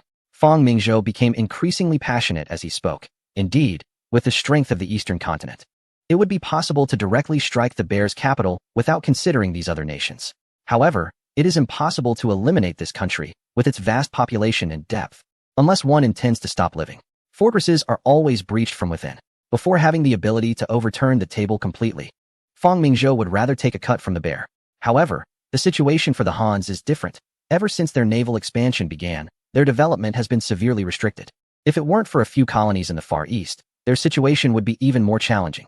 Fang Mingzhou referred to the Eastern continent. But isn't that also the case for the Hans? Haven't you noticed the increasingly grim expression on their faces? This person has already put themselves in that position. Here, I see you all, and realize it's not just about the Eastern continent. They claim we threaten them, yet their globally scattered maritime fortresses block everything from unfriendly nations. The 5 major golden waterways are under the control of another nation, and at least the Eastern continent has the Pacific to navigate. What do the Hans have? Only 2 sea outlets, one blocked by a strait, and the other facing a small sea. If they want to venture out, they should ask the fleet of that other nation. Thinking of this, Fang Mingzhou once again felt grateful for the ancestral land chosen by fate, appreciating the generations of transformation that allowed him, a latecomer, to benefit. The Eastern continent has always been a peace-loving nation, so we haven't kept all the benefits to ourselves. We sold advanced battleship technology to enable humanity to explore the oceans more freely. We sold radio technology to make global connections more convenient. I don't know what we should do to eliminate their hostility towards the Eastern continent. Fang Mingzhou's somber voice resonated with the many reporters nearby, who couldn't help but ponder. After all that the Eastern continent has done, why are we still treated differently? Is it simply because of skin color? They wrote fervently, regardless. The emperor's words were clearly directed at several major powers, and such explosive news was their favorite. The crowd of Hans seemed to resonate, their expressions showing a united front against a common enemy. Seeing that the moment was right, Fang Mingzhou continued, the Eastern continent will not threaten anyone, nor will it be threatened. My visit this time is to hope that nations can understand and embrace the Eastern continent. Fang Mingzhou looked at everyone, enunciating each word. In my hand rests a dove of peace. Please do not let it fly away. Although that nation is proud and arrogant, at least they understand that in this setting, the Eastern Emperor is using the final stop of a global visit to express his diplomatic stance. How that nation chooses to respond also reflects the Han's attitude. Not just the reporter, but even the Han citizens nearby were watching that nation. I, representing the imperial citizens, welcome your visit. The two smiled and shook hands, facing the reporters as countless flashes went off. Everyone had the thought that the emperor's words were undoubtedly aimed at several nations. Did this speech made in the Han's territory imply that the two countries might ally or reach some agreement? With Fang Mingzhou's arrival in the Hans and his speech, it seemed the entire continent was stunned by the emperor's boldness. Moreover, the two tightly clasped hands in the newspaper are noteworthy. It should be known that due to certain physical limitations, this emperor usually keeps his right hand hidden in a glove during public appearances. Yet now, it is openly held together. For the first time, Radio communication is bustling across the continent, whether it's the local populace or the gallant figures in the royal palace. Everyone is opening maps and studying the possibility of an alliance between these two nations. At this moment, Fang Mingzhou is ignoring the commotion outside. The reason he made that statement was to send a message to those countries with ulterior motives. They are not without weaknesses. If provoked, they could simply ally with each other. The naval powers ranked second and third in the world could not withstand the combined might of these two nations' battleships, regardless of whether they are old or new. Of course, Fang Mingzhou does not wish for such an alliance. The emperor's choice of allies is indeed questionable. He certainly does not want to board that ship right now. The current world is dominated by a certain racial group, and even this emperor, if not for the clean and decisive defeat of a certain adversary by the eastern region, might act similarly to those powerful nations. Respect is never begged for. It is earned through strength. Fang Mingzhou spent half a month at the Hans Kat's residence, the longest duration among all visiting nations. During this time, several accompanying ministers also engaged in discussions about cooperation with Hans Kat. The eastern region is currently the largest market in the Blue Planet. And to achieve self-sufficiency in industrial products, it will likely take until the completion of the second four-year plan. No one is willing to give up on a burgeoning market of 500 million people. Various cooperation agreements were finalized, and under Fang Mingzhou's suggestion, the eastern region sold synthetic fuel technology to Hans Kat. This technology involves extracting synthetic fuel from coal through chemical reactions, ultimately producing liquid fuel primarily composed of paraffins. Hans Kat is a coal-rich nation but lacks oil resources. Coal remains a major energy source globally, unlike the eastern region, where all warships have already transitioned to using fuel. It is not yet apparent, but as the S-1 progresses to its mid and late stages, both warships and tanks will require oil. When oil is insufficient, coal will step in. This technology was originally developed by Hans Kat scientists about a decade later, but it is now being sold back to them by Fang Mingzhou. With this, Hans Kat should be able to sustain itself for an additional year or two in the S competition. Chapter 264. Contest for the Desert on May 9th of the 5th year of the Zhaoming era. As the royal fleet of the eastern region, led by Fang Mingzhou, set sail back from the port of Brunsby, mainstream media outlets across the continent reported with headlines like "He has finally left," to recount the experiences of this emperor's visits to various countries in the past 6 months. The revelations were startling. This emperor had embarked from the eastern region last October, visiting over a dozen countries, most of which are major global powers, without even discussing the agreements made with these nations. This journey has allowed countries worldwide to finally understand the eastern region, a once powerful entity now striving to rise again amidst difficulties. When personnel from the Eastern Ocean Navy encountered the situation, no one could believe it. The second leader of the neighboring country had actually exchanged a new battleship for 300,000 square kilometers of desert from the Eastern Ocean Empire. Did they benefit from this? Of course. It is important to note that while this desert belongs to the neighboring country, it had long been out of their control, having been effectively abandoned over a century ago. Now, that area is being contested among several families, making it a chaotic situation. Many doubted whether the Eastern Ocean Emperor had lost his mind. But as news came from the neighboring country, it became clear that the Eastern Ocean had to endure a silent loss to prevent another country from advancing southward, securing the 300,000 square kilometers of desert land near the bay. Reports indicated that the Eastern Ocean's army had already set out to station a force of over 3,000 troops there. In response to this action, the traditional power expressed serious protests and declared that it did not recognize the Eastern Ocean Empire's military presence in the region. This area was traditionally within their sphere of influence and could encircle their colonies. To demonstrate their protest, they dispatched 2 battleships from their homeland fleet. It was evident that they understood the strategic importance of this location. However, the Eastern Ocean knew that if they could not secure this area now, they would have to wait until after a significant conflict, by which time the local families would have solidified their control, making it much harder to gain influence. After the statement from the traditional power, the Eastern Ocean Prime Minister's office responded that this was a normal commercial transaction between the Eastern Ocean and the neighboring country. Simultaneously, the Eastern Ocean Navy sent a battleship from the Beidou class and another from the Tiangang class from the South Seas to the bay. Both countries deployed battleships to this desolate desert area, which was unusual because battleships were typically not mobilized in such circumstances. However, their deployment indicated that the situation was serious and that a naval conflict could potentially arise, just as the world had calmed down for a few months. Tensions between the traditional power and the Eastern Ocean began to escalate. What the traditional power did not realize was that beneath this desert lay 70 of the world's oil reserves. If they had known, they would have sent not just 2 battleships, but likely 20. Ultimately, the traditional power needed to take a strong stance, as their global dominance was not easily challenged. As for the desert, it was deemed the least important aspect. The traditional power believed this was a test by the Eastern Ocean to expand its influence from one oceanic region to another, which they could not tolerate. Little did they know that the Eastern Ocean was genuinely focused on the desert and could not disclose its true intentions, leaving them in a difficult position. Regardless, the Eastern Ocean Empire was determined to secure this desert. When the Eastern Ocean leader informed his prime minister that the oil in this land could sustain the Eastern Ocean for over 200 years, the usually composed prime minister completely lost his temper.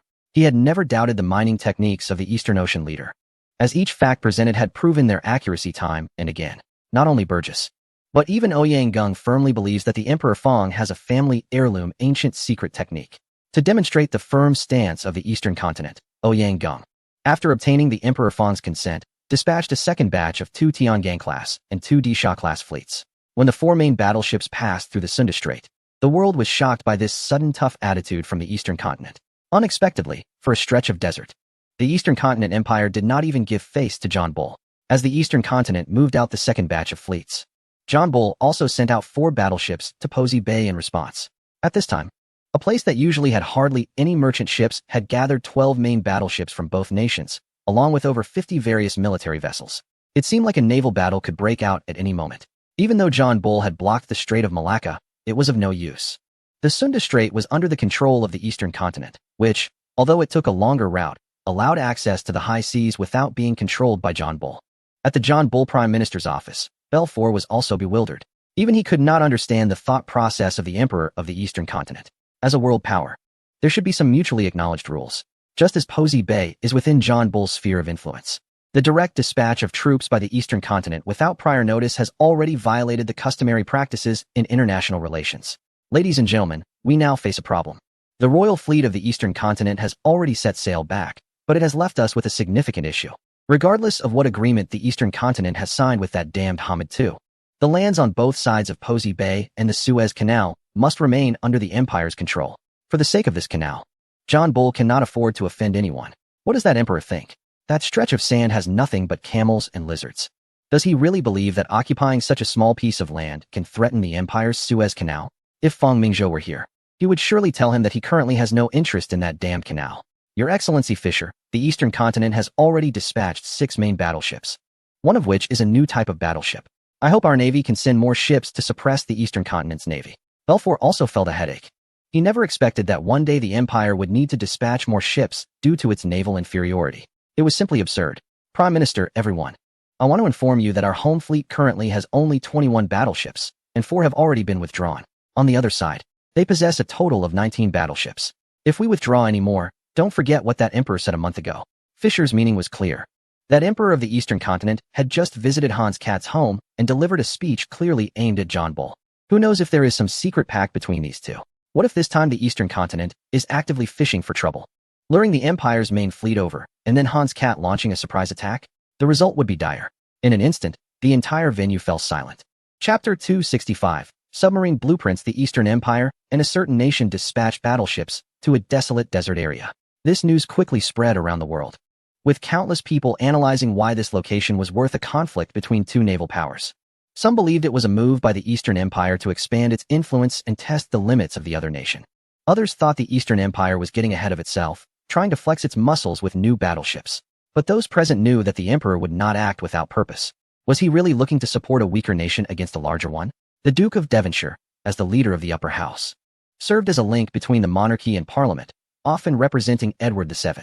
No, the Emperor must realize that the current situation is dire, and that the leader of the weaker nation cannot bring about a resurgence.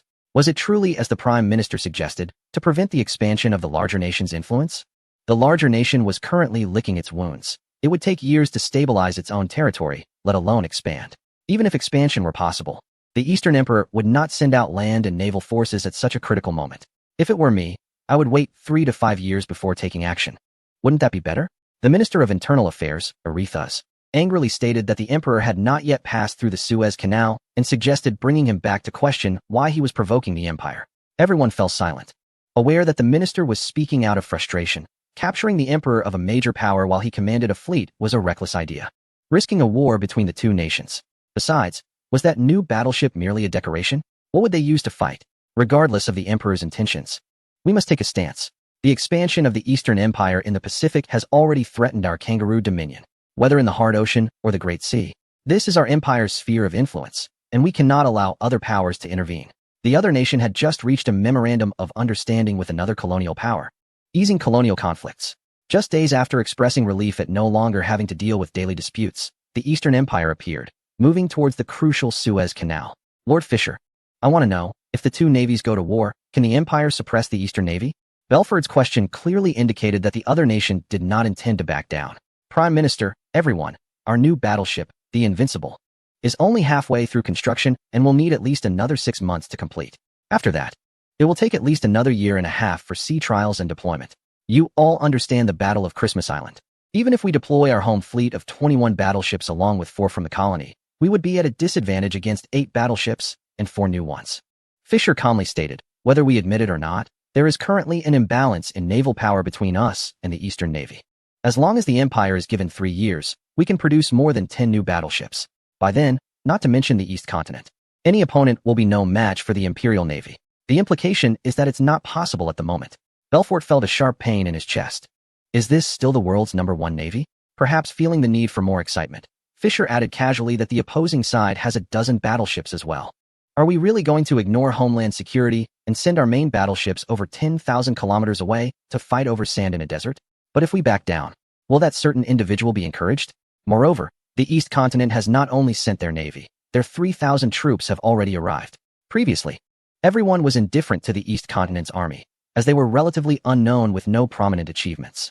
However, after the last conflict with the Northern Bear, it became clear that the East Continent's navy was not only fierce and valiant, but their army is also formidable. Even though the Northern Bear's soldiers are referred to as gray livestock, they are just conscripted farmers. Yet, the Northern Bear's Western troops, numbering in the hundreds of thousands, have been in combat for over half a year without gaining any advantage, suffering higher casualties than their opponents. Their Western Front is also the Northern Bear's elite corps. Don't underestimate the soldiers under that certain leader, or else the Northern Bear would have fallen long ago. Damn the East Continent. Why do they always aim for something big? Knock, knock, knock. A series of knocks interrupted the conversation, and Lord Lansdowne, the Minister of Foreign Affairs, walked in. Prime Minister. Everyone, the East Continent's ambassador just arrived at the Foreign Ministry regarding the land issue in the Boss Bay Desert region. Everyone was taken aback. What does the East Continent mean? Are the two countries about to go to war? The ambassador informed me that the East Continent is only interested in investment. Investment? What are they investing in? Sand. The Duke of Devonshire, known for his temper, exclaimed angrily. Lord Lansdowne ignored him and continued seriously. The East Continent's ambassador stated that if we acquiesce to this region, they will provide us with a blueprint. A blueprint for a submarine. This is regarding the parameters of this submarine. Fisher quickly stepped forward to examine the paper. Everyone's eyes turned to him. When it comes to naval technology, few in the entire realm can rival this individual. Fisher scrutinized the blueprint, his gaze fixed on it, his breathing growing more rapid. It was not until several minutes later that he lifted his head and spoke to everyone. I don't care about the so-called politics, but I want to say that if the East Continent possesses such submarines, once war breaks out, our main battleships won't even dare to leave the harbor. If that desert isn't made of gold, I suggest we agree to their terms. With Fisher saying such things, everyone's curiosity was heightened. Unfortunately, they were not technical officials and could not understand the details, but they grasped the weight of his words. Moreover, the ambassador had mentioned that the Northern Bear had received this blueprint over half a year ago. What? This caused everyone to rise in shock. The East Continent actually sold submarine technology to the Northern Bear? The Empire has not received any intelligence regarding the submarine acquired by the Hans Cat. And aren't submarines just toys? Mr. Fisher, do they have the capability to engage battleships? As the Minister of Internal Affairs, intelligence is under Aretha's responsibility. Yet he is unaware of this matter. Clearly, either Dong Zhou is lying, or this so-called submarine is even more classified than the latest battleships. You fool.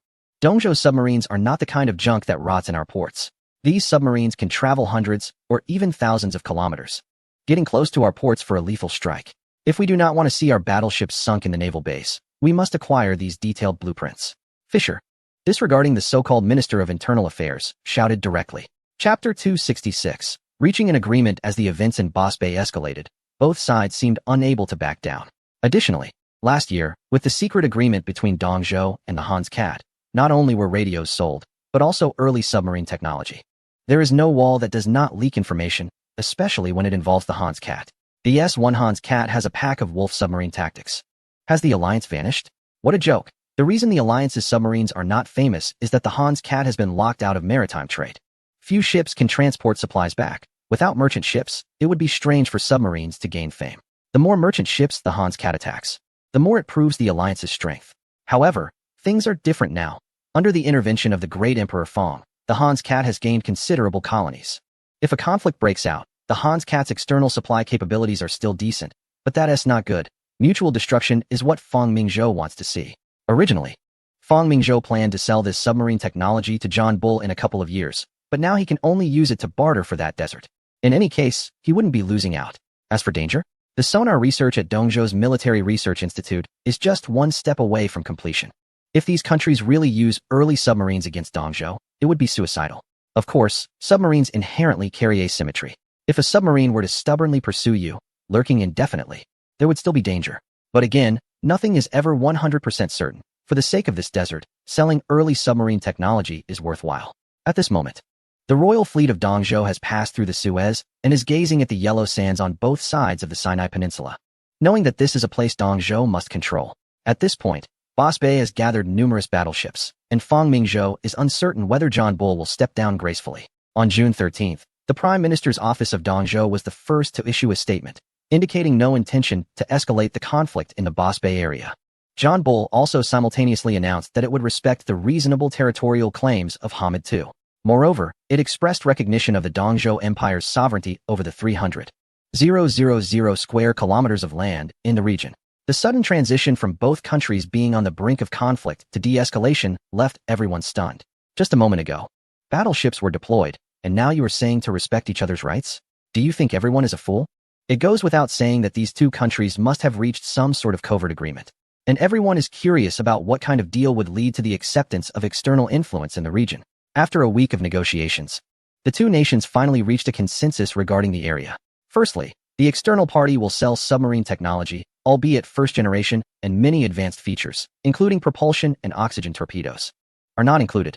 The torpedoes will need to return to port for reloading, essentially allowing only a single attack capability. However, the unique hull and internal functions are far ahead of their time, and even when conflict arises, no other countries will be able to produce submarines surpassing this model. Meanwhile, the second-generation ocean-going submarines in service and the third-generation submarines in development by the external party possess significantly stronger comprehensive combat capabilities and can easily dominate this model. With the acquisition of submarine technology, it is also accepted that sovereignty over the region belongs to the external party, leading to the withdrawal of troops from the area. As for the local families, they are effectively sold out. If they have the capability, they can defeat the external party's military. Furthermore, the agreement stipulates that the military presence in the region cannot exceed 3,000 personnel, and the naval tonnage must not exceed 10,000 tons. This aspect is of little concern to the local authority, as they are merely establishing a presence and claiming territory. As long as sovereignty is secured, that is sufficient. The transition from coal to oil is still a long way off, likely not achievable for another decade or so. When the Imperial cruise ship arrives at the bay, the fleet begins its gradual withdrawal. The 3,000 ground troops also start to disembark under naval escort. Regardless of whether this area was previously controlled by the local families, they must step back in the face of the external party's strong position. Of course, the local authority understands that to fully govern this area, cooperation with the locals is essential, at least until a significant conflict is resolved. Once they win this major battle, any local families will be sidelined, and they can establish an overseas enclave if necessary. There is no rush to develop this area, even though oil extraction is currently taking place. The external party does not lack oil at the moment. The 3,000 soldiers are merely a deterrent, as the Prime Minister's office has mobilized 10,000 locals. They will build cities or fortifications in the coming years to ensure the long-term livelihood of the stationed troops. After completing this task, several battleships escort the royal fleet back. The royal visiting fleet, led by the local authority, set out last October, and now it is already August. By the time they return, it will be nearly a year. This visit has proven to be highly fruitful. Not only has it raised the profile of the external party, but the agreements reached along the way will keep the Prime Minister's office busy for some time. Upon returning, the local authority will also need to initiate a thorough reform of the military in preparation for the upcoming conflict. As the local emperor begins the return journey, a fleet led by Zhang Shun also arrives at the neighboring country.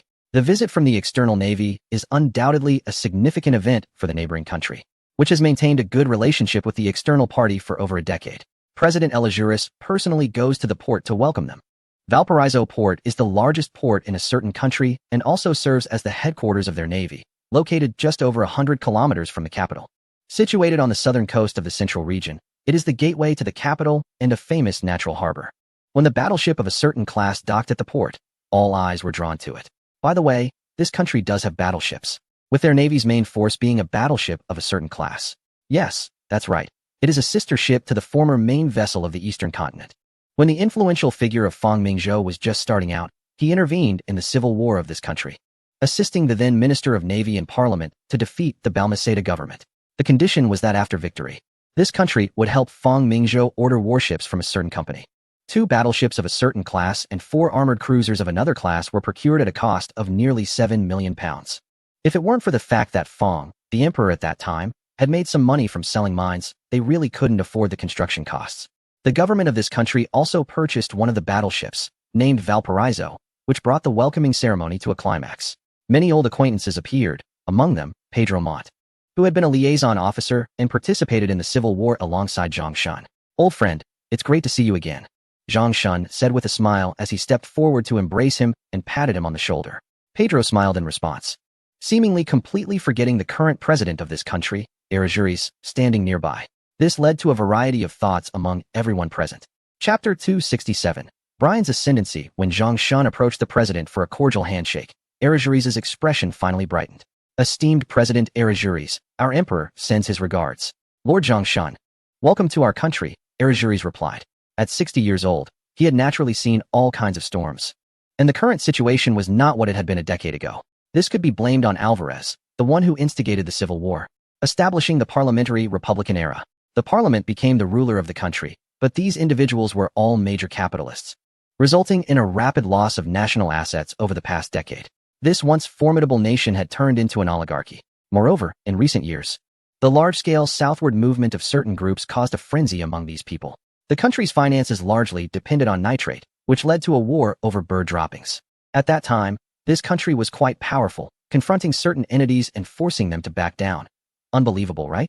Unfortunately, the good times did not last long. The economy was infiltrated, and nitrate was artificially synthesized. The industrial crisis led to severe damage to the economy, with a significant reduction in export revenue. Public spending and infrastructure development could not be sustained, leading to economic stagnation and even regression. The purpose of this visit was economic cooperation, so it was strange for the country not to be attentive. After a grand banquet, Zhang Shun and others arrived at the embassy district. In the embassy, Ambassador Tao Qinghe from Dongzhou introduced the situation in Chile. "So, our former friend Pedro lost to the current president in the last election?" "Yes. But now Chile is under the control of the parliament, and these representatives of the bourgeoisie have continuously interfered with the president's powers. Over the past 2 years, this president has made numerous changes to the cabinet, with each minister serving an average of no more than 3 months." Zhang Shun was aware that the political situation in Chile was chaotic, but he did not expect it to be this bad. Additionally, 2 years ago, shortly after this president was elected, there was a border conflict with a neighboring country, and the two almost went to war. In the end, they agreed to have the disputed territory adjudicated by King Edward VII of another nation. They also signed a naval limitation treaty. Fortunately, the king was quite fair, and both sides accepted it, but Chile's navy was weakened as a result.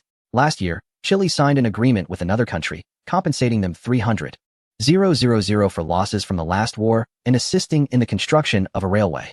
Su Wenguang couldn't help but exclaim, "Winning a war yet compensating the opponent and helping them build a railway? How is this different from the previous regime?" It's no wonder Su Wenguang was surprised. In these times, it's common to demand money and land after winning, but such concessions are indeed rare. Much like the previous war with another nation. It's simply absurd. "Yes," Tao Qinghe said helplessly. "Therefore, there is a strong call for this president to resign." Zhang Shun fell into thought. Before coming here, the general staff had conducted simulations, aiming to support Dongzhou's old acquaintance, Pedro, to take office. His reputation and abilities are quite good, and the last election against the current president was very close. However, no matter what, Chile is a sovereign nation, and Dongzhou's attempt to overthrow a president would likely risk war. But Zhang Shun's intention this time was to create chaos and prevent the lighthouse from managing its backyard peacefully. At that moment, a staff member knocked and entered, stating that Pedro was already waiting outside the embassy. The group exchanged glances. Indeed, it seemed like fortune had arrived. Meanwhile, in the lighthouse, the newly elected president, Brian, had finally taken office.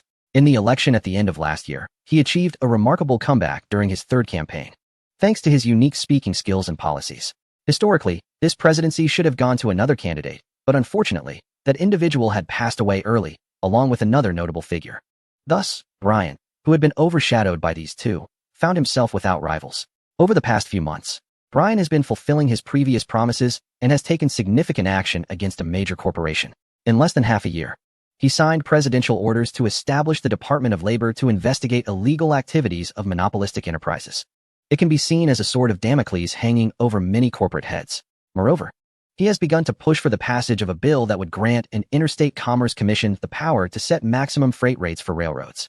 Aren't these corporations monopolizing the railways and raising prices at will? I will set a maximum price for you. If you exceed this price, you can just wait for your demise. It is said that numerous consortiums have begun lobbying Congress to prohibit this legislation. Unfortunately, this leader is different from his predecessor and is extremely stubborn. The first thing he did upon being elected was to reach an agreement with the government of a certain country. The current government still holds the highest military and monetary authority, and it can be said that if they truly refuse to negotiate, those consortiums will have no means to respond. According to the agreement, half of the 200,000 stationed troops will withdraw, recognizing the government as the legitimate authority of the aforementioned country. The government also acknowledges the privileges held by the other party in that region. Is this leader foolish? Or can a fool really become the president? This is not a century later when a certain nation as populous elects a naive leader. This leader has chosen to abandon military force and instead utilize economic control. Sometimes, economic means can be a lethal weapon without bloodshed. With over 100,000 soldiers withdrawn, even if those consortiums had the audacity, they would not dare to act against this president. Otherwise, they could face severe consequences. Of course, as the president, he must serve his own nation, adhering to a diplomatic philosophy of sweet words with a big stick. In his congressional speech, he even stated that his nation would dominate the Western Hemisphere.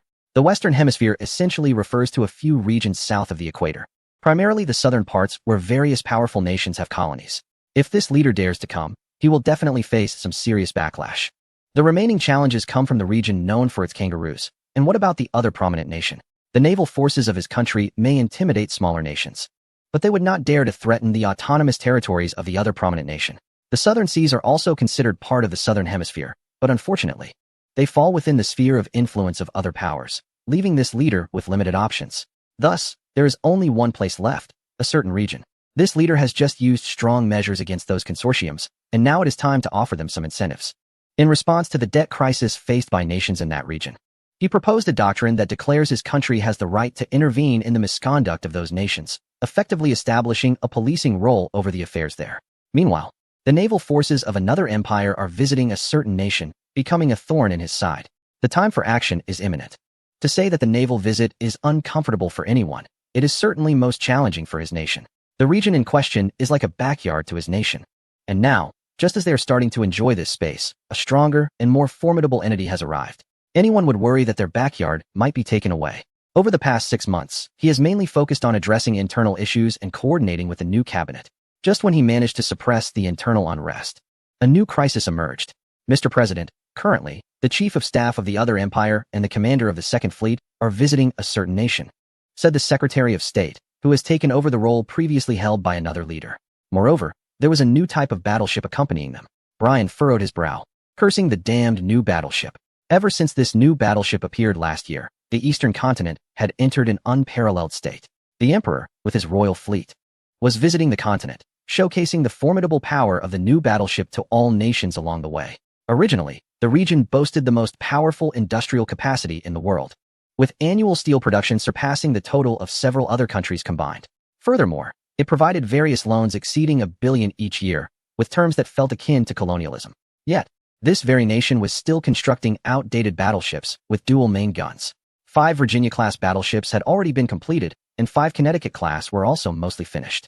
Whether it was his arch-rival or the former leader, both understood that a strong navy was essential. Thus, they were building battleships at a pace of more than 2 each year, bringing the total number of battleships to 23. Excluding the 6 lost in the last battle, they still had 17 battleships remaining. What does this mean? Had the eastern continent not won the naval battle and captured key vessels, the naval tonnage would absolutely have overshadowed that of the eastern continent. Of course, most of the battleships were stationed on the eastern coast. Charles, when can we construct the new type of battleship? Brian asked his naval minister. Charles, looking helpless, replied, Currently, apart from those three nations, there is no fourth country that possesses the technology to build new type battleships. According to our progress, it will take at least 5 years to break through the technology for the new type of battleship. 5 years. Brian felt like spitting water in his face. The Eastern continent had just announced a 4-year naval expansion plan, and I believe you all know about it. 8 new type battleships and 8 new heavy cruisers. I want to know, can our Navy handle them? The Navy initially targeted a certain nation, after all. A lighthouse that doesn't want to be a maritime hegemon isn't a good entity. But the situation has changed, and the lighthouse looked at its army, choosing silence. Thus, it shifted its focus to the Eastern Empire. What a great target. With a target, they could seek funding from Congress, and the risk was low, as everyone believed. Unless the Eastern continent was foolish enough to cross the entire ocean to seek trouble. In recent years, the Navy had been quite comfortable. The Eastern Navy is strong, right? Then we will rely on numbers to win. It was reminiscent of the strategy of a certain nation. For every one they build, we build too. The Eastern continent had 10 battleships, while they had 17. Not enough. The former president had approved plans for 2 Mississippi-class battleships before leaving office, making it 19 in total. That would double the number of battleships of the Eastern continent. Your Excellency, if all our battleships are completed, according to our 2-ocean strategy, there will be 8 stationed on the west coast. Although they cannot defeat the Eastern Isles Navy, they will definitely not provoke us. In Charles's view, their own navy is also strong. Even if the Eastern Isles has new battleships, 4 against 1 should be manageable. Brian is currently considering replacing his Minister of Navy. Can't they see that the Christmas Island naval battle was a disaster? With this in mind, Brian decided to let himself off the hook. Otherwise, it wouldn't be worth getting upset over these people. By the way, does the Navy Department have any response plans regarding the Eastern Isles fleet's visit to Chile? Brian is not afraid of the Eastern Isles Navy visiting Chile, as the relationship between these two countries has been good for over a decade. However, he worries that the visit to Chile is just the beginning. It's important to note that the capital of the lighthouse has gradually taken control of the economy of the region, and at this critical moment, the Eastern Isles is stepping in.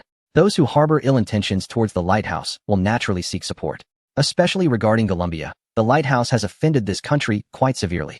Not to mention the division of their province. They even blocked their ports with warships, which is akin to trampling on them. We plan to dispatch 2 battleships and 2 armored cruisers from the west coast to Peru for a friendly visit. After that, our contacts in Chile will invite the lighthouse Navy for a visit.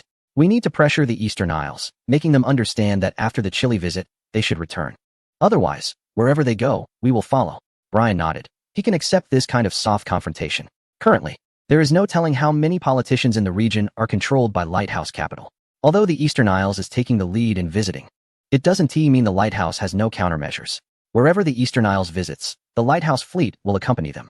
Although their navy is not as strong as the Eastern Isles, they are closer. No matter how strong the Eastern Isles is, they are just passing through. The lighthouse is the local power, deploying 3 battleships, and additionally dispatching 2 from the East Coast to the Pacific to ensure at least 8 battleships on the West Coast. Brian decided firmly, while they may not win in strength, they cannot lose in numbers. The canal has not yet opened, and warships have to take a long detour around the continent, which will take at least 3 to 4 months. Everyone, the anti-monopoly laws must be firmly enforced, but those people are not just sitting idle. Therefore, we must find a market for our capital. McKinley looked at everyone and said, there are very few blank markets left in the world, and even in the region, we have to face competition from other powers. If we add the Eastern Isles, the situation will be quite bleak. No matter what, we must block the Eastern Isles in the Western Pacific. This region must belong to us. Brian, who dared to split Tesla directly, is certainly not a weak person. He knows that once the region starts to decline, these Teslas will undoubtedly harm the lighthouse again due to lack of market. Chapter 269, Naval Exercises at the Eastern Isles Embassy. Zhang Shun and others laughed as they sent Pedro off. Ha. Zhang Shun couldn't help but burst into laughter. The Majesty is right. These people are without parents, only looking towards their own interests. In their eyes, no country is more important than power, Zhang Shun said to the 2. I finally understand why the Majesty did not abolish the Confucians when establishing the nation, despite their dislike for that group. The Confucians are still dutifully paying taxes now. We are not like the previous dynasty and do not need them to write a submission. Now it is called national studies, and those who can adapt are the best. Those who cannot will be eliminated by history. Now everyone understands the painstaking efforts of Fang Mingzhou. National studies account for 40 of free education. Since this Pedro is willing to cooperate with us, let him become president sooner rather than later. Yes.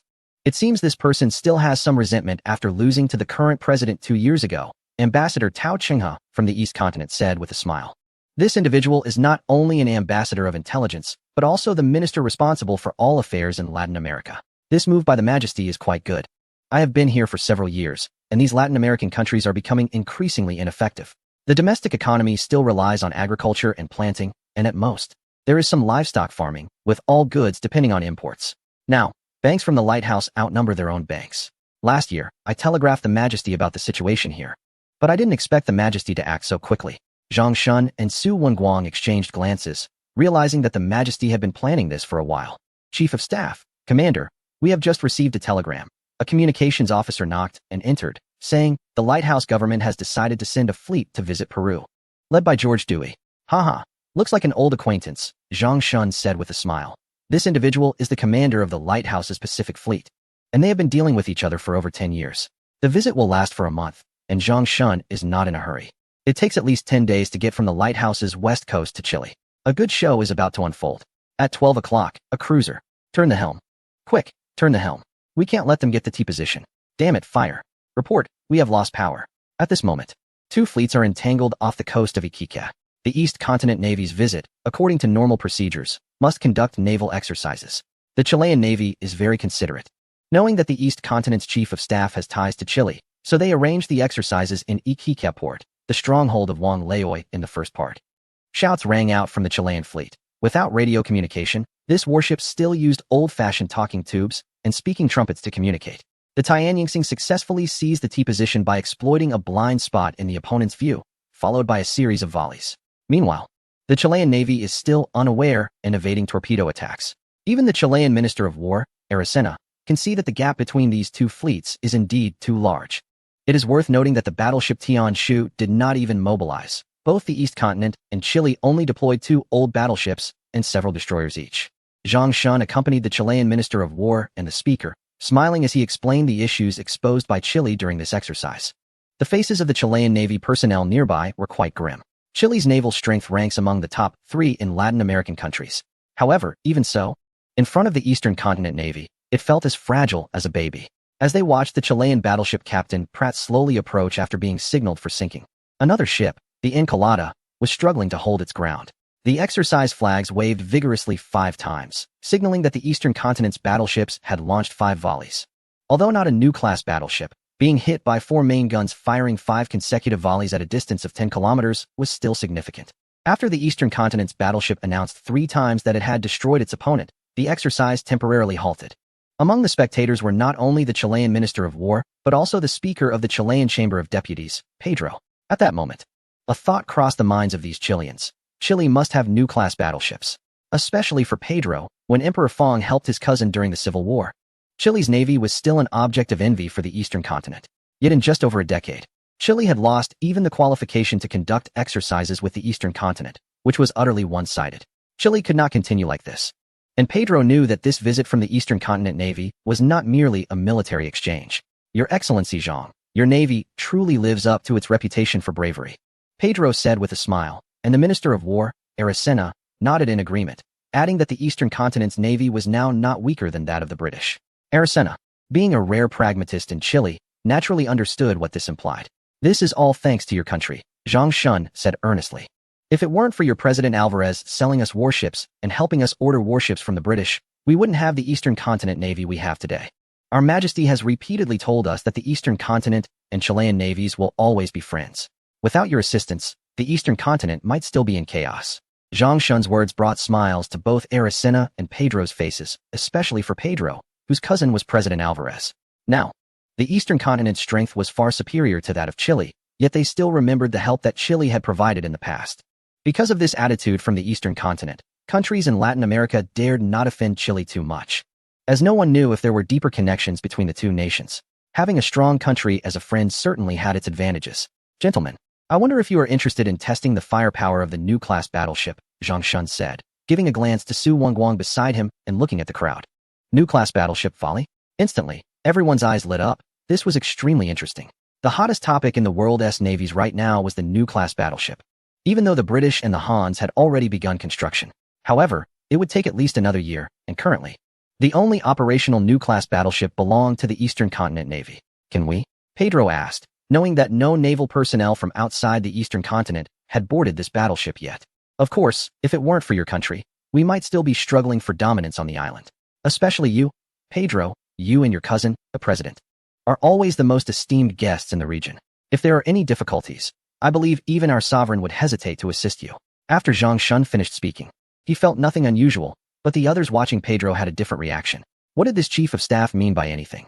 It's important to note that Pedro's relationship with the current president is rather poor. The speaker has clashed with the president multiple times, and both sides have impeached each other. Chapter 270. The arrival of the lighthouse supervisor. In the following 2 days, the naval forces conducted multiple maritime exercises. They even invited several officers aboard the battleship. When the new battleship sank a fast target ship in less than 6 minutes, everyone held their breath. Upon learning that a new battleship had been ordered, Erisina's mind became active. Currently, besides one battleship, they had also purchased a 13,000-ton battleship from another country. In addition to these 2 main ships, there were 3 protected cruisers and several gunboats. The youngest of these ships were already 7 to 8 years old. While the battleship was over 10 years old, it was time for an upgrade. At this moment in Iquique, Zhang Shun was accompanying an elderly gentleman. As someone who had witnessed significant historical events, this elder had experienced a tumultuous life. Early on, he had followed the Wing King in various campaigns, but after a defeat, he was sold to a foreign land. Arriving in this distant country, he used his abilities to defeat the government forces that sought to eradicate them. Becoming friends with a former president, just when he thought he would find peace here, he encountered Emperor Fong, who connected him with the parliament forces. Later, with the help of the then president, they purchased warships and established a navy, successfully defeating a foreign fleet. Now, this elder was nearing the end of his life, with Zhang Shun and his wife by his side. "Silly girl, there's no need to cry. Grandfather has lived a full life," he said, stroking his granddaughter's hair. Turning to Zhang Shun, he asked, "Mingzhou sent you here for something significant, right?" "Yes, sir. His Majesty sent me to disrupt the relationship between the lighthouse and certain countries, to plant a foothold for our region here," Zhang Shun replied sincerely, acknowledging the elder's past assistance to the region. "The first time I met His Majesty, I knew he was someone exceptional. Fortunately, he cares for the nation and strives for a brighter future for our people, making my past efforts worthwhile." Cough, cough. "Grandfather, please stop talking. The doctor said you need to rest more." "Xiaoying, if I don't speak now, I might not get the chance again." "Grandfather, His Majesty asked me to inquire if there are any unfulfilled wishes," Zhang Shun asked softly, clearly indicating that as long as the old man spoke up, and as long as the Eastern continent could fulfill it, they would certainly not refuse. "After I pass, take my ashes back and bury them in Daitian village. As for your uncles, they have gotten used to living here, so let them be." The old man's voice grew quieter. "Bring a message to His Majesty for me." Zhang Shun hurried forward and saw the old man softly say, "The barbarian wolves are not to be despised, and the kinship of the Xia must not be abandoned. Don't worry, grandfather. His Majesty has great ambitions, and these mere barbarians can be driven away like pigs, relying on their strength." Good, good, good. The old man smiled and then closed his eyes. This elder, who had extended a helping hand since the establishment of the foundation in Fangming Prefecture, finally completed his life journey. At this moment, in the midst of impending storms, while Zhang Shun was arranging the old man's funeral in Santiago, the Conservative Alliance led by Pedro suddenly launched an attack in the parliament, presenting a motion of no confidence against the current president, Errejuriz. Of course, this president was not one to sit idly by. Such matters in parliament had occurred more than once or twice. Otherwise, there wouldn't have been so many cabinet changes in just 2 years since Errejuriz took office. Having become accustomed to the political game, Errejuriz planned to use the same tactics again when changing a few cabinet members, only to find things beyond his expectations. The military, led by Minister of War Erisena, unexpectedly sided with Pedro's Conservative Alliance. It is important to note that Pedro's political resources were formidable. His cousin had once been president, and he hailed from the Guayanich family.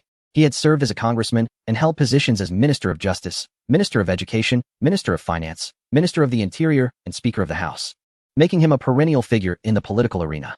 With the military's cooperation, they quickly suppressed the current president's liberal alliance.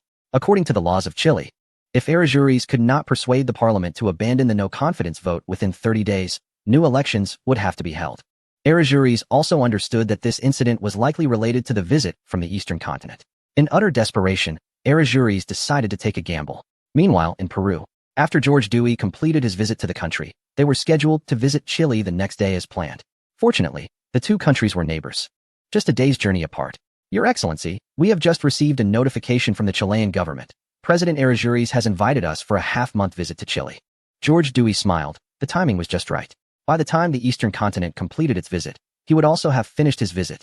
And then it would just depend on whether the Eastern continent's navy would return or continue. The entire lighthouse fleet set sail, heading towards Chile. Zhang Shun was, of course, aware of the lighthouse fleet's visit, not only aware, but also had arranged for the performers. On July 3rd, at the port of Iquique, two of Chile's main warships were completing exercises with the Eastern continent's navy and were about to return to port. The Eastern continent's navy was in front, and the Chilean navy was behind. At 10 o'clock, there was a fleet. Suddenly, the lookout on the Encarada shouted sharply, instantly transforming the two fleets from a training exercise to combat mode. At that moment, George Dewey of the lighthouse fleet looked at the fleet ahead and couldn't help but smile. The two battleships of the other side and the three from East Continent were perfectly positioned. The four battleships of the lighthouse fleet were also approaching head-on, and in the waters off Iquique, a formation of 9 battleships converged. Su Wenguang smiled, finally waiting for this moment. The battleship Tian Shuxing immediately sent a telegram to the Encarada, asking it to inquire about the intentions of the opposing fleet. In the past few days, to facilitate better communication during the joint exercises, Zhang Shun had specially gifted several sets of radios to the Chilean Navy. After all, this technology was already widespread globally, and confidentiality was no longer a concern. Once the Chilean Navy received the radios, they treasured them immensely and quickly learned how to use them. The signalman on the Encarada began waving towards the lighthouse fleet, clearly indicating the identity of the Chilean Navy, asserting that this was Chilean waters and requesting an explanation for their presence. It was a very standard inquiry process. However, George Dewey furrowed his brow, having received an invitation from the Chilean government to visit. Why was the Chilean Navy inquiring about his intentions? Chapter 271. Preparing for attack 2 days prior. When Elorisuris was impeached and at a loss, he had pinned all his hopes on the lighthouse. That Pedro had leveraged the power of East Continent to challenge him was apparent to everyone in Chile. Since the East Continent Navy's visit half a month ago, more and more people began to rally around that speaker. Zhang Shun's strategy was straightforward. Although Chile was not a major power, its navy was still formidable in Latin America. If it weren't for the so-called Free Congress in recent years, Chile's navy might have surpassed that of many European countries. Moreover, the entire Latin American region had only been independent from colonial rule for a few decades, fostering a deep-seated hatred for colonialism. This sentiment was why neither the British nor the Germans, nor even the lighthouse, resorted to military force here, instead opting to encroach upon nations through economic means and support for proxies. Historically, this region maintained neutrality during the 2 world wars, which theoretically should have resulted in significant profits, yet it had become a haven for capital to escape conflict. In reality, not only did they fail to make money, but their country was increasingly mired in turmoil. This was the consequence of excessive freedom. It is worth noting that this area is one of the leading sources of raw materials. Prior to their arrival, Zhang Shun and others had made various preparations when President Elorisuris requested a visit from the lighthouse fleet. However, the Chilean Navy, temporarily stationed at the port of Iquique and conducting exercises with the East Continent Navy, had not received any news regarding the lighthouse fleet's visit. The entire port of Iquique was under the control of a local power and combined with the East Continent Navy and Pedro's coordination. The movements of the Chilean Navy were effectively monitored by these 3 entities. At this moment, George Dewey looked at the intelligence warship that had sent inquiries and suddenly had a bad feeling.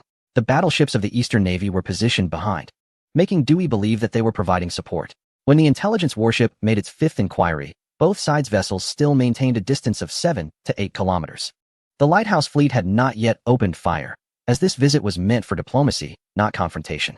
Meanwhile, Captain Driesberto of the intelligence Navy ship Encarnada had secretly made a decision for the future of his country. He ordered all ships to prepare their cannons. Ignoring the astonished expressions of several officers beside him, he said, "Our Navy has been suppressed for too long. For so many years, our flag has had to retreat before theirs. Are we really inferior to them?" Captain Driesberto's words caused everyone to reflect. Over the years, the strength of the intelligence Navy had seen a sharp decline. The lighthouse Navy, which had once suppressed them, had now become an insurmountable presence. This had all happened in just a decade. Everyone present had witnessed the intelligence Navy's most glorious days. As the saying goes, yesterday's pride in the spring breeze, today's desolation in the frost and snow. Who could bear such a contrast? With the Eastern Navy backing them, could they really back down? Would the lighthouse dare to attack? If everyone stood firm, they'd surely receive promotions and raises when the news broke at home. With this thought, silence fell over them. As the Encarnada slowly raised its cannons, it signified that if the lighthouse did not respond soon, a naval battle might truly erupt. "Signal the flags to inform them that we are here on an official visit." George Dewey gritted his teeth. knowing that the lighthouse's lack of response meant they had shown weakness first. Damn the Eastern Navy, if it weren't for them. How could the two intelligence battleships act so arrogantly? As the flags waved, the intelligence navy grew more puzzled. They had not received any notification regarding the lighthouse's visit. This was impossible. Damn it, those lighthouse deceivers. Captain Driesberto cursed. We were in contact with our country yesterday and received no such notification.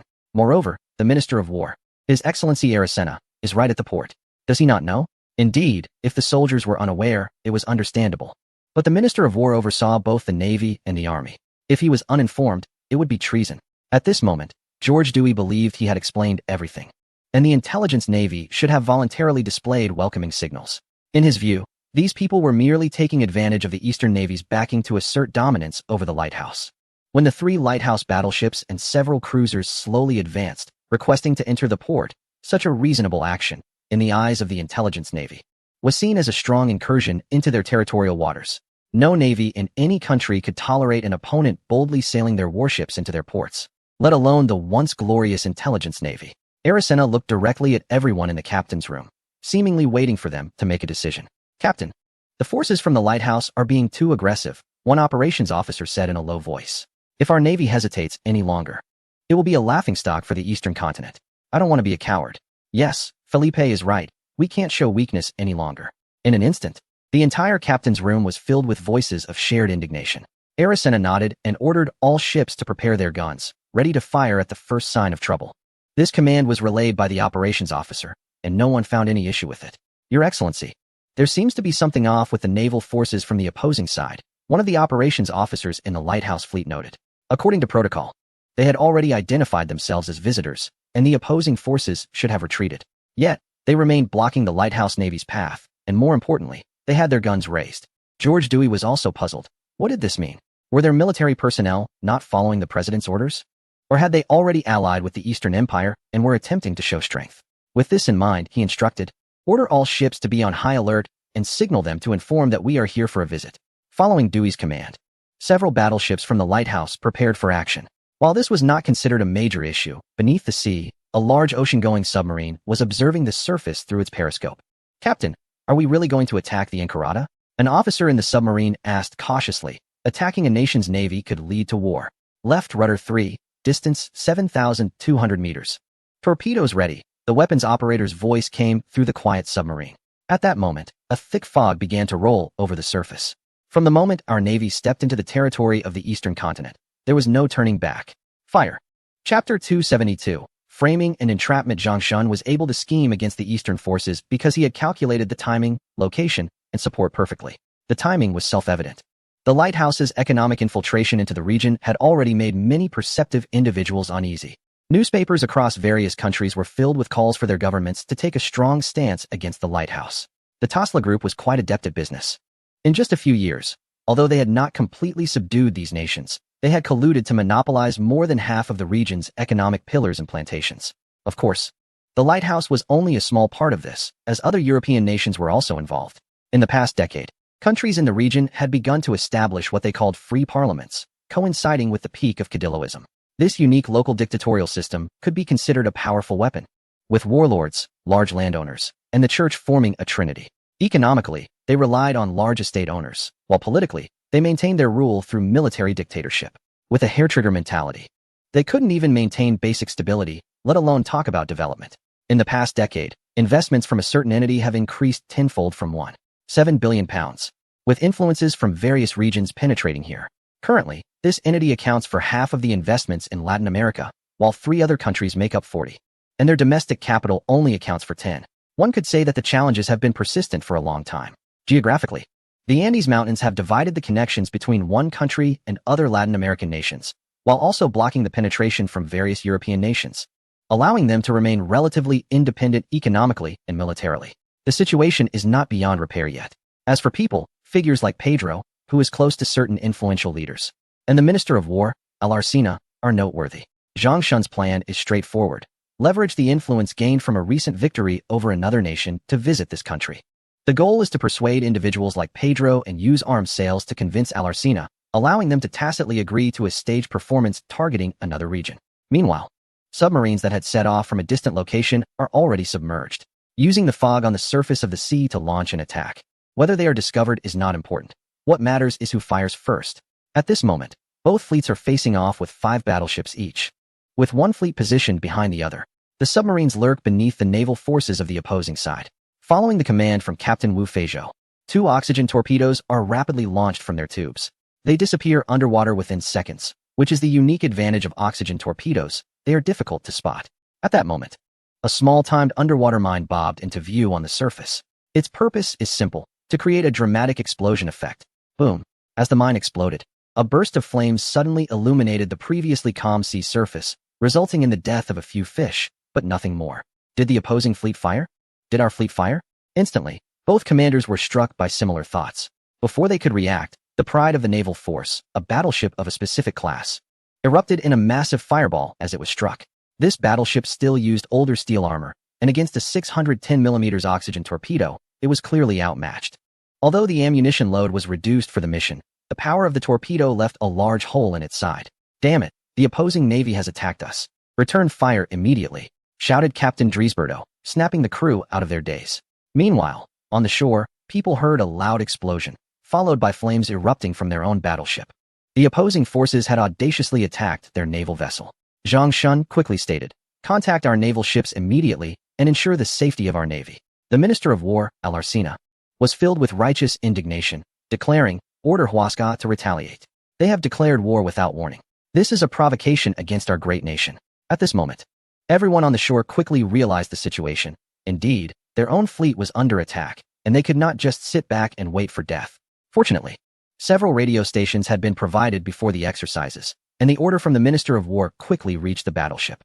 The 13,000-ton battleship swiftly reacted, accelerating towards the burning ship. However, since the exercises had just concluded, most of the warships were moving at only a few knots, and it would take several minutes to reach the site quickly. Meanwhile, the burning ship, having been hit on its main armor belt, was suffering from massive water ingress through a large hole, and the damage control team was desperately trying to seal it. Captain Driesberto ordered the guns to fire, and 4 305mm naval guns opened fire towards the distant fleet. Immediately, the sound of explosions echoed across the sea. George Dewey witnessed everything unfold. From the moment of the loud bang to the sudden explosion on the enemy ship, the entire incident took only a minute or two, and the fleet was caught off guard by the sudden bombardment. At this point, the distance between the two sides was less than 7,000 meters, which was ideal for naval combat. "Your Excellency, the enemy has launched an attack on us," a staff officer informed George Dewey, making it clear that this was a trap from start to finish. Those cunning adversaries had even destroyed their own ships to frame the great naval forces. Now, he felt bitter. This visit was meant to prevent this strategically important nation from leaning towards an opposing empire. It was not just a visit, but also a show of deterrence. But now, not only had the deterrence failed, but it had also sparked a war. He could only imagine the consequences he would face upon returning home. With that thought, George Dewey's gaze fell upon the rapidly approaching battleship. The adversary only had 2 warships, and the burning ship was slowly sinking due to the massive influx of water. If they could sink the battleship, the adversary would no longer have a navy. Therefore, he ordered all ships to concentrate their fire and attack the battleship with the utmost effort to ensure it was sunk. George Dewey's command ignited the naval battle between the two nations. 3 battleships and 2 armored cruisers began to turn their guns towards the enemy battleship. Instantly, huge columns of water erupted around the ship. Boom. Another explosion occurred as the battleship was hit, fortunately, just by a secondary gun. But it still caused a fire on the ship. The battleship's counterattack also struck the Alabama, one of the enemy's ships. The 7,000-meter engagement distance made the naval battle increasingly brutal. Chapter 273. Selling warships. At this moment in the port, everyone was stunned, gazing through binoculars at the sea. The burning ship was slowly sinking, and the other ship was also on fire. In just a few minutes, it seemed that the 2 most important battleships of the Navy were facing their doom. Even though he was already aware of the plan, Minister of War Aracena clenched his fists. He kept telling himself that for the nation to become strong, it could only rely on powerful military might. However, under the supervision of those free parliaments, the annual funding allocated to them is pitifully small, barely enough to maintain the current size of the Navy and Army. Aracena has had enough of those parliamentary lords who collude with various oligarchs and sell off national assets for personal gain, while the citizens of this country grow increasingly impoverished. He watches all this unfold, feeling powerless. But when Pedro finds him and tells him that if he cooperates, he will help expand the military once he becomes president, hope begins to flicker. A powerful navy and army will be built. The chief of staff from the Eastern Empire also makes a similar promise. Furthermore, there is no room for regret now. The country has only 2 battleships, and one has already been lost. If there is no counterattack, the angry crowds will tear him apart. Torpedoes, those despicable ships have launched them. We must fight to the end, Your Excellency Zhang Shan. And for the sake of our long-standing friendship between our 2 nations, please help us. Arsena looks at Zhang Shan, realizing that only the Eastern Navy can save the country now. Everyone turns to the Eastern Chief of Staff, clearly understanding from the words of the Minister of War that their lifeline is right in front of them. Will the Eastern Empire dare to offend the powerful navy? Mr. Arsena, although we are thousands of miles apart, our deep friendship has a long history. We will not allow any hegemony to appear in this peaceful nation. Zhang Shan looks seriously at everyone and says, the Eastern Navy will be your strongest support. Orders.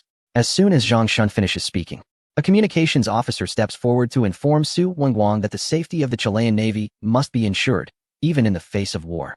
With the messenger's departure, the Chilean Navy personnel present are filled with gratitude. Clearly, this Eastern Chief of Staff stands on the side of Chile. As the massive new battleship Tianshu emits black smoke from its smokestack and begins to accelerate, everyone cheers. At this moment, the Huascar battleship is struggling alone, facing 3 battleships of the same class and several cruisers. With no means of resistance, it can only choose to maneuver quickly to avoid the overwhelming barrage of shells. Aside from the initial rounds of bombardment on the Alabama battleship, it has achieved no results. Alvaro is now furious. He never expected that in just a few minutes, the Chilean Navy would suffer such heavy losses. The Encolada is destined to sink. If anything happens to his ship, the long coastline of Chile will become defenseless. No matter what, he must hold on. Captain, we can no longer maneuver. The space is getting smaller. The exercise is taking place off the coast of Iquique, leaving little room for maneuvering, especially with 3 enemy battleships approaching. If they maneuver now, they will lead the enemy to the port area. The port of Iquique has no coastal defense artillery and cannot withstand the bombardment from the main fleet. Just as Captain Alvaro of the Huascar was prepared to die, a sudden change occurred on the sea. The newly commissioned battleship Tianshu of the Eastern Empire, which had been at the rear, suddenly opened fire. 10 305mm naval guns targeted the 3 main ships of the lighthouse. George Dewey, who was about to sink the Huascar, was stunned by the unexpected attack. Seeing the water column less than 100 meters from his flagship, he understood it was a warning. The Eastern Navy possesses attack capabilities beyond visual range, and the distance between the 2 sides was now less than 10 kilometers. He didn't expect the Eastern Navy to take the initiative to attack. This act was tantamount to declaring war on the lighthouse. Dewey was emboldened to sink the Huascar because of the lighthouse's national strength. In his view, the Eastern Empire would not offend the lighthouse for the sake of a small nation. Although there had been several conflicts between the 2 countries in the past 2 years, relations could still be considered decent at both the grassroots and high levels. However, after this round of bombardment, the relationship between the 2 countries would plummet. At 9:10 a.m., the brief battle off the coast of Iquique once again came to a halt. With the 25,000-ton body of the Tianshu positioned between the 2 fleets, the lighthouse had to consider the consequences of offending the Eastern Navy. Moreover, with 10 305mm main guns aimed at them, even Dewey dared not claim he could win. He hoped the Eastern Empire would retreat in the face of difficulty. At this moment, Su Wenguang on the Tianshu was coldly laughing, thinking they could sink a Chilean warship right in front of him. Did they really believe the new battleship's reputation as a scrap metal factory was unfounded? He ordered them to cease attacks on the Chilean warships immediately, or it would be seen as a declaration of war against the Eastern Navy. Meanwhile, another Eastern battleship approached the Encarnada, which had been hit by a torpedo. If it weren't for the confusion among the Chileans, the Encarnada could have avoided sinking. But this was better, saving them from leaving incriminating evidence. Small boats were launched, and several Eastern warships began rescuing the survivors. Dewey's expression was grim. He knew he had lost the opportunity to annihilate the Chilean Navy. He might have dared to eliminate Chilean warships, but he would not engage in war with the Eastern Empire without domestic authorization. No matter how confident he was, he did not believe his navy could overpower the opponent. So he could only watch helplessly as the Huascar caught fire and fled toward the port. This scene was captured by the Chilean Navy's filming crew, which had originally been there to document the exercises between the 2 countries, but ended up recording the lighthouse's atrocities. Don't ask why it happened so coincidentally. Seeing that the situation was becoming untenable, Dewey decisively ordered the lighthouse fleet to begin retreating. They needed to return to report the situation here to their home country and decide how to proceed.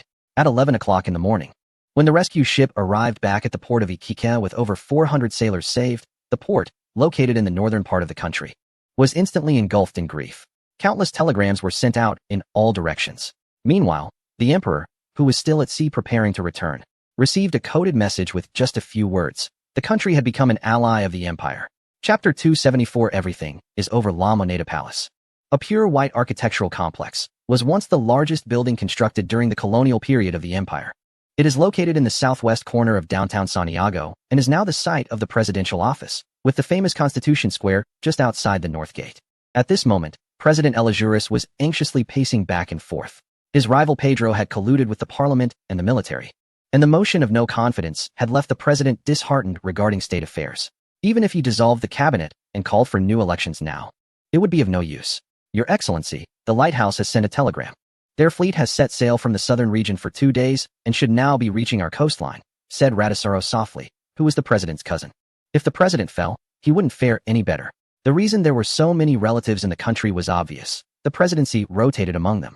Radisaro, the visitors from the eastern region are not here for good, Elajuris thought to himself.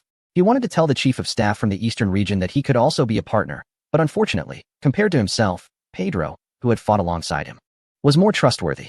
Although the lighthouse's economy ranked among the top in the world, their military strength was lacking. Their navy was equipped with old battleships. As for the eastern region, who could have imagined that the navy, which had relied on their help to order warships a decade ago, had developed so rapidly? In just over a decade, the eastern navy had risen from nothing, fighting its way up, and apart from a few occasional countries, it had engaged in battles with nearly all others, maintaining an undefeated record. Although the eastern navy was formidable, President Bryan had promised him that as long as the lighthouse fleet arrived, the eastern region would not back down unless war was declared. Elajuris was calculating what he would have to pay to avoid this disaster. The country was rich, with abundant agricultural and mineral resources, but ironically, these did not belong to the government. Rather, they belonged to capitalists from around the world. This was also the reason for the country's financial difficulties in recent years, as inflation naturally caused social unrest. Ironically, the president's harsh measures of suppression only increased public dissatisfaction, which was why the parliament had suddenly turned against him. Gather them. We will hold a cabinet meeting to discuss the motion of no confidence proposed by the parliament. We can no longer remain so passive. That Pedro is no saint either. It's better for us to fight to the death. Radisaro was about to call the cabinet when a large group of military and police suddenly appeared at La Moneda Palace. They swiftly occupied key positions, surrounding the area without regard for the dignity of those present. What is happening? Although the parliament and the president are at odds, theoretically, the parliament does not hold military power, and the president is the supreme commander of the national armed forces. However, Elajuris knew that he had not issued any orders regarding the siege of the Palacio de la Moneda when a general approached him and bowed his head to report. Everyone saw the president's face turn ashen. Less than 10 minutes after the president left, astonishing news spread throughout the country. A fleet from the lighthouse navy suddenly invaded the port of Iquique. Ignoring the exhaustion of the local navy, which had just completed exercises, they launched a fierce surprise attack, sinking the main battleship of the local navy, the Encolada, and damaging the Huáscar. This resulted in the death of 379 naval soldiers and left over 200 injured. Meanwhile, the visiting Eastern Navy, at the request of the Minister of War, Aracena, disregarded their own safety and blocked the subsequent attacks from the lighthouse navy. Otherwise, the local navy would have become a mere historical footnote that day. August 17th is a day that the people will forever remember. As news of the naval battle in Iquique spread throughout the nation, everyone was outraged. Officials and citizens alike, including newspapers, were filled with voices of condemnation. Some young people even surrounded the embassy of the lighthouse, raising slogans demanding that the lighthouse government apologize. Within just 3 days, this localized conflict spread across the entire region. All countries were shocked by the lighthouse's aggression, with nations such as Cuba, Nicaragua, Colombia, Venezuela, and others sending diplomatic notes to demand explanations from the lighthouse government. It is important to note that, apart from Venezuela, these countries were once colonies of the same empire. And had it not been for the emergence of a figure like Bolívar, they might still be under colonial rule. Despite later splitting into several nations, their relationships remained close, especially with Colombia, which harbored deep resentment towards the lighthouse. On August 20th, the president of the lighthouse, Bryan, declared a state of emergency and urgently dispatched 2 battleships from the eastern coast to the Pacific region. For the first time, the lighthouse's west coast saw more than 10 battleships. The Minister of the Navy, Charles, ordered the Navy to maintain a 24-hour state of alert. Secretary of State Elihu denied the sinking of the local battleship Encolada, claiming it was a conspiracy between the eastern nation and the local forces against the lighthouse. They portrayed it as a self-directed farce aimed at dominating the region. In just a few days, the situation in the region changed dramatically, and besides a few eyewitnesses, several European countries also issued statements. One even stated that the lighthouse was a nation composed of rogues, and that they would stand with the local nations to strongly condemn the lighthouse's hegemony. It was noted that investments from one European nation in the lighthouse exceeded 5 billion marks, accounting for 1/3 of its foreign investments. This was a significant financial venture with Europe and the Far East. John Bull and the Gallic Rooster called for calm, suggesting that there must be some misunderstanding. However, when the photographer from the Naval Intelligence presented a series of photos, the world fell silent. In the images, the massive hull of the Eastern Empire's Navy ship Tianshu was positioned between the lighthouse and the Naval Intelligence, blocking the lighthouse's attack. If this was a premeditated move by the Eastern Empire, it was clear that they also hoped the lighthouse would completely annihilate the Naval Intelligence, forcing them to rely on the Eastern Empire. Furthermore, the battleship Tianjixing was involved in rescuing Naval Intelligence personnel, alongside photographs from when both nations' navies completed their exercises and returned to port, to demonstrate goodwill between the two countries. The Eastern Empire's navy was positioned ahead of the Naval Intelligence, making it impossible for them to attack the ship in Karada unless the shells could turn corners. On August 22nd, the Naval Intelligence returned to their main base at Valparaiso under the protection of the Eastern Empire. Out of the two battleships that set out, only one returned, bearing scars from battle, and protests erupted again throughout Santiago. When survivors from the Encarada insisted that the Lighthouse Navy had initiated the attack, the entire region became uproarious. Chapter 275. Pedro's plans. The conflict between the Lighthouse and the Naval Intelligence became even more perplexing with the involvement of the Eastern Empire. Faced with widespread protests from various nations, George Dewey, who led the fleet, was suspended from duty. While both sides exchanged heated words, the Chilean parliament submitted another vote of no confidence. If the last attempt was merely to get President Eleusis to listen to the parliament, this time they aimed to remove him from office. After all, it was this president who had authorized the visit of the Lighthouse fleet to Chile.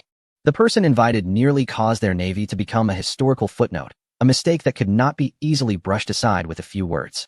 Moreover, Pedro, the Chilean parliamentary speaker, was relentless in his pursuit, directly accusing the president of treason and drawing parallels to the civil war that had lasted for over a decade. It is important to note that prior to that, the country's power had not rested in the parliament, but in the hands of the president. The Chilean president held absolute authority over national leadership, and after the Civil War, the parliament replaced the president as the highest power in the country. Pedro even found numerous witnesses, influential figures from both the army and navy, who testified that President Eleusis had hinted to them that the parliament was obstructing the country's development. This immediately sparked outrage among the parliamentary members.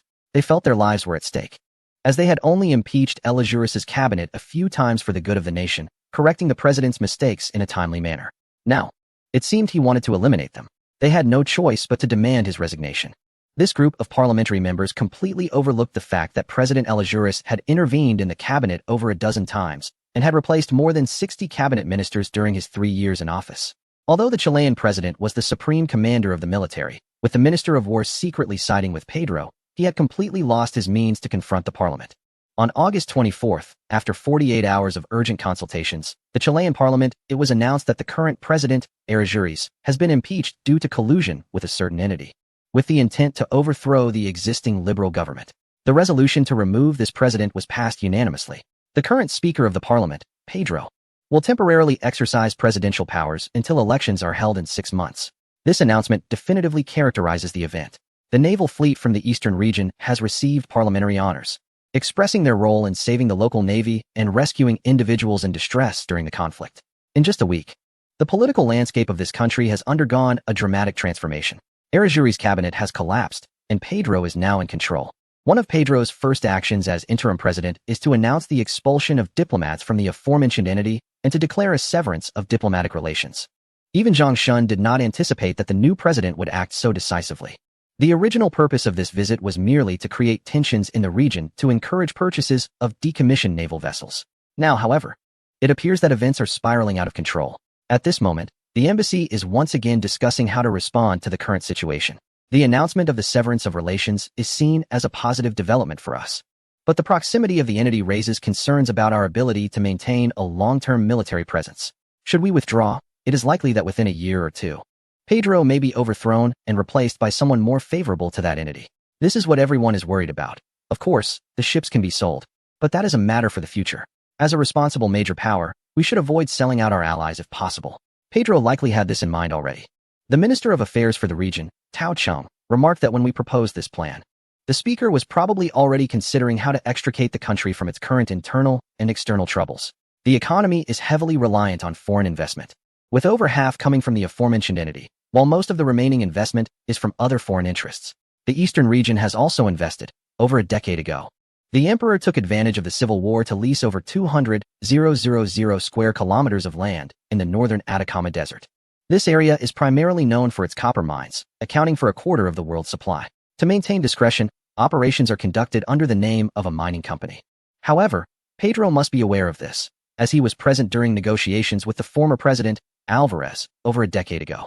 Ambassador Tao, are you suggesting that Pedro intends to use us to eliminate the influence of that entity within the country? Zhang Shun also realized the possibility, as it would explain the interim president's radical actions. It seems likely. I have also researched Pedro, who served as finance minister during President Alvarez's administration. He cannot be unaware of the dire state of the economy, but unfortunately, after the Civil War, the president became a puppet of the parliament. The group of people sitting in the parliament would never give up the benefits they enjoy. They don't care whether their military ships are in danger. To them, making money is the priority. The person who sent us a great gift clearly shows that severing ties is just the beginning, or perhaps a test. If we take the offer, their investments in intelligence or industries will be handed over to us. If we decline, we might only achieve a simple ship deal. After Tao Qinghe finished speaking, he added, this person seems to have read military strategy. I think selling the ships directly is the way to go. Intelligence is just the start, and I believe that countries like Colombia and Guaynarila cannot remain indifferent to the situation. Moreover, our warships are first-class battleships, even in today's world. In Su Wenguang's view, the distance from this region to the east is too far, especially with their backing from the European continent. This is a time when the major powers are at the peak of capital expansion, making this region a focal point of contention. The East itself has vast territory, so it is not in such urgent need of the market. The second four-year plan has just begun, and the East cannot yet be considered a true industrial nation. We should inform His Majesty about the situation here. Tao Qinghe and the others were also uncertain whether this piece of meat was worth pursuing. Regardless, we must ensure that President Pedro can serve his next term smoothly. Tao Qinghe sighed, expressing concern about being plotted against. What worries me more is whether he will follow his cousin's lead and start another civil war.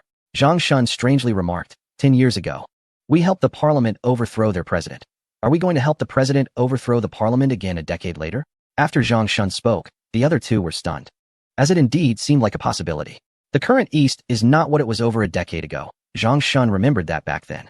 The young master led over 5,000 troops to assist the parliament forces directly. After capturing several key locations, they forced the army controlled by the president to surrender. And now, the regular army of the East Empire exceeds 500,000, not to mention the navy, which has the second largest tonnage in the world. Assisting a small country like this would certainly be easy. Back then, His Majesty wanted to develop the navy, and only this country could help us order ships from a certain source. Now the empire no longer needs their assistance. Tao Qinghe smiled and said, do they think they can use the empire as a tool without injuring themselves? Just then, there was a knock on the door, and a communications officer entered, handing a telegram to Zhang Shun. This telegram was sent from the Imperial cruise ship and contained classified intelligence of Level 2, which must be reviewed by Chief of Staff Zhang. The East operates on a 5-level intelligence system, and Level 2 is already very high. Zhang Shun quickly took the intelligence and began to read. A few minutes later, he sighed and handed the information to the other two. His Majesty has just reached an agreement with a certain party and has now returned to the Empire. This document provides guidance on the feasibility of our next steps. Please take a look. Tao Qinghe and Su Wenguang received the information, and a few minutes later, they wore the same expression. Did His Majesty actually anticipate this Pedro's thoughts? Tao Qinghe said in shock, if we really proceed with this approach, the Navy is likely to make a fortune. Since this Pedro has ambitions, why not cooperate?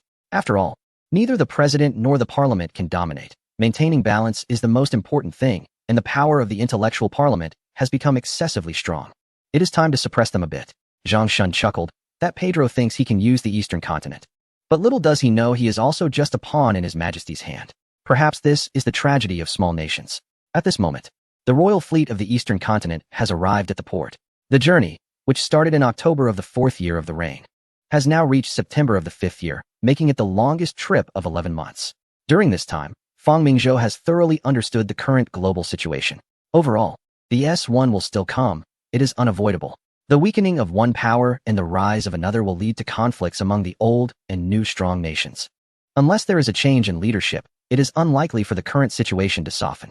Fang Mingzhou has tested several emperors, and in their view, even if a war breaks out in Europe, it would be a glorious one, just like the previous conflict between the Eastern continent and another nation. A clear winner could emerge within a few months. After the outcome, reparations and territorial concessions would follow. If the new power wins, everyone would simply welcome the new ruler. Do they think outsiders will take advantage? Kings like Edward and the current leader are certainly aware of the predicaments in Europe. The Second Industrial Revolution is progressing rapidly, while these European nations are lagging behind. They caught up with the First Industrial Revolution, but were also constrained by it. The traditional industries of textiles and coal dominate their economies, with a large amount of capital and labor concentrated in these intensive fields. Transitioning to new industries is not something that can be resolved with just a few words. Emerging industries like electricity, chemicals, steel, and automobiles are being suppressed by these traditional sectors, and a significant amount of capital is unwilling to invest in new ventures. Even though the new power is developing rapidly in emerging industries, conflicts between different financial groups are equally significant. This has allowed nations like the Lighthouse and the Eastern continent to begin to stand out during the Second Industrial Revolution, especially for Fangmingzhou. The second four-year plan is entirely focused on emerging industries. Traditional sectors like textiles and coal are handed over to private capital. Of course, this is also related to the fact that the European continent has been industrialized for over a century, and resources have been nearly exhausted. The conflicts between nations like the Rooster and the new power over coal resources in certain regions have lasted for many years, all driven by the quest for resources. Upon reflecting on this, Fangmingzhou could not help but sigh that the region at least does not lack industrial resources, even though some resources are insufficient. His foresight allows him to conquer with powerful weapons. The iron ore is not lacking at all. The area where the Maoshan iron mine is located was captured years ago. Coupled with the countless resources from a neighboring region, this country does not need to do much, as long as it develops slowly. It is already in a position of strength. Once he wins the S1 conflict and disassembles the world, at least a century of hegemony will be secured. If future generations do not perform well, they cannot blame their ancestor. When Fangmingzhou arrived at the Eastern Garden, Ouyang and other cabinet members had been waiting for a long time, especially Ouyang, who understood why this country has had an emperor on top for thousands of years. Simply put, it is due to having someone who can make decisions. If the region had just won a war and the external situation was favorable, Ouyang would have been in a difficult position. Fangmingzhou's visit also aimed to cultivate the ability of these individuals to manage state affairs. After all, one cannot expect every emperor to be wise and powerful. The future masters of this country are everyone, not just one emperor. Abilities can be cultivated. All right, my prime minister, I just got back. I should be allowed to rest for a few days, right? Don't worry, the empire is quite stable now. Fangmingzhou knew that the prime minister was capable, but in his mind, the authority of the emperor was more important. You all have done well this past year. You see, even in my absence, the empire has continued to develop ahead of time. Fangmingzhou looked at these cabinet members, all of whom he had worked with for over a decade and had carefully selected. Like him, they all wished for the strength of the country. According to the constitution, cabinet members can only serve for 2 terms, which is a total of 10 years. Fangmingzhou did not interfere in this matter. In his view, as long as the emperor controls the military and it is not detrimental to the country, appropriate competition is a good thing. Currently, there are only 2 factions in the region, the National Party led by Ouyang and the Liberal Party composed of some others. To be honest, the latter can be largely disregarded. However, having at least 2 factions is necessary, and this process will take several decades. With military and supervisory powers in his hands, if these individuals dared to emulate a certain commissioner, his ruthlessness would not be any less than that of a certain monk. Chapter 277, Military Reform. After a year, the Eastern Garden became lively again. After a few days of rest, Fangmingzhou finally began to handle state affairs. In fact, there was not much significant business. The region was quite peaceful. No one foolish enough dared to trouble the empire. Ouyang simply summarized the developments of the region over the past year. Fangmingzhou was already aware of this information, but knowing something and reporting it are 2 different matters. Our second 4-year plan has been fully launched, and various major projects have begun construction. The first phase is about ensuring food security, while the second phase is to ramp up efforts moving forward. The reparations from the conflict with the neighboring region have all been received, and I must say, their generosity is noteworthy. After receiving the compensation, the Prime Minister's office promptly transferred 200 million blue coins to the Eastern region.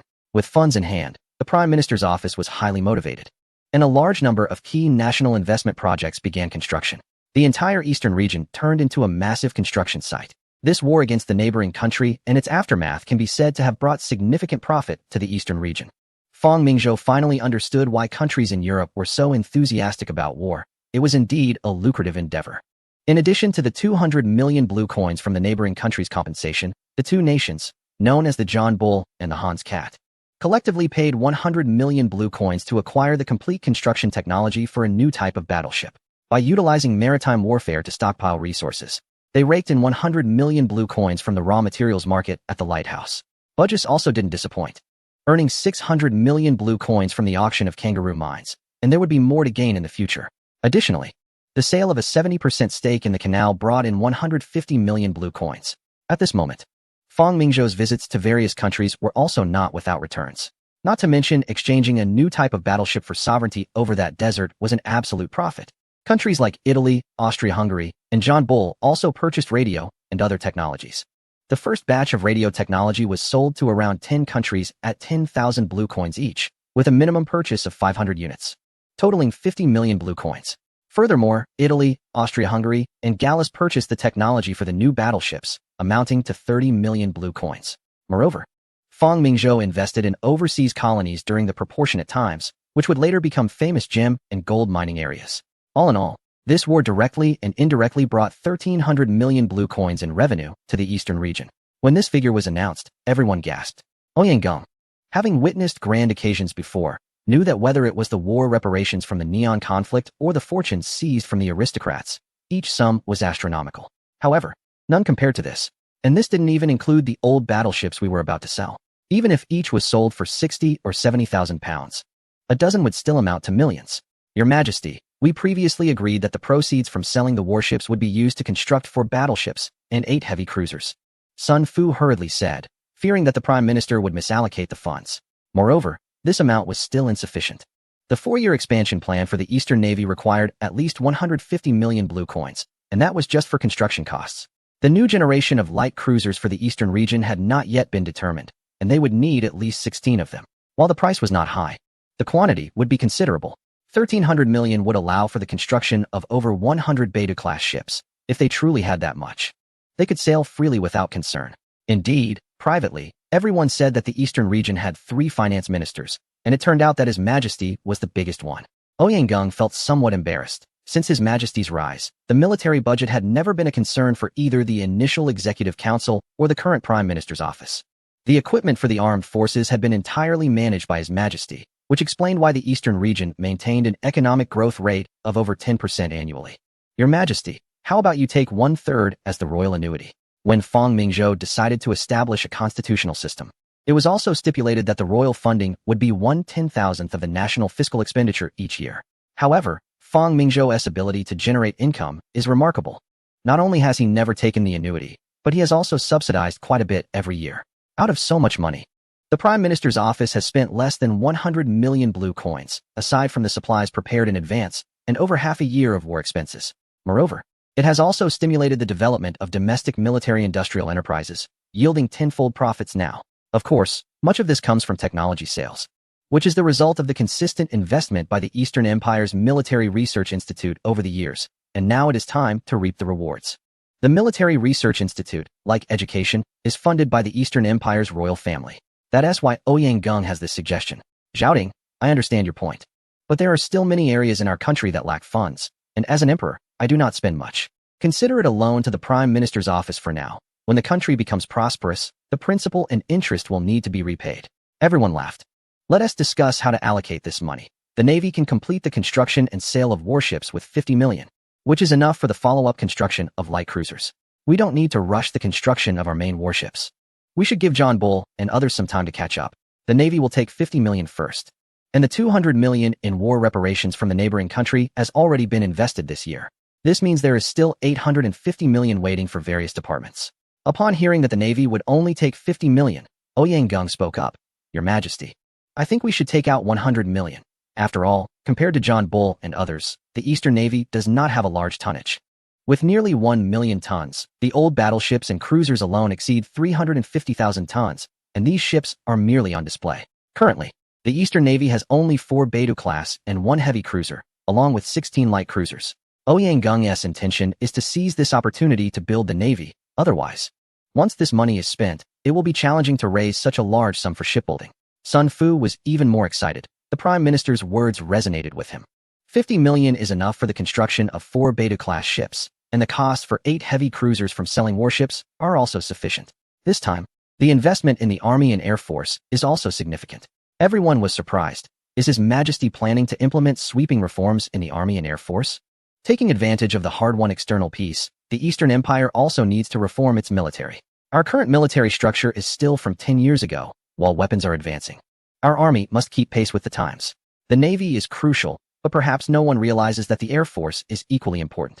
However, the military is led by the Eastern royal family, while the Prime Minister's office is only responsible for daily wage expenditures. Ouyang knows that military power is what this emperor values most, and the Eastern Empire is still in a period of ascent. These literati are not suited to command the military. At the beginning of a dynasty's establishment, it must project authority in all directions. Chapter 278, Military Expansion on Land and Sea. Regarding military matters, Fang Mingzhou has always wanted to initiate reforms. But due to preparations for war with the neighboring country a few years ago, it has been delayed until now. The conventional army strength of Dongzhou currently stands at 500,000, which is barely sufficient to meet the military standards of a frontline power. The forces of the neighboring countries are similar, ranging between 500,000 and 600,000, while Han's Cat has a bit more, with around 700,000 due to being unfriendly on both fronts. As for the other nation, we need not elaborate, as they have a million-level force, although their regular army is around 600,000 to 700,000, with additional troops called up during conflicts. The Austro-Hungarians, like Dongzhou, also have around 500,000. The 5 major powers generally maintain a military strength between 500,000 and 700,000. The reason Fang Mingzhou initially set the number at 500,000 was due to economic considerations. This number of professional soldiers, detached from production, is the most reasonable figure that does not affect economic development. As for a million-level army, no country claims to have a regular army exceeding that number without experiencing significant conflicts.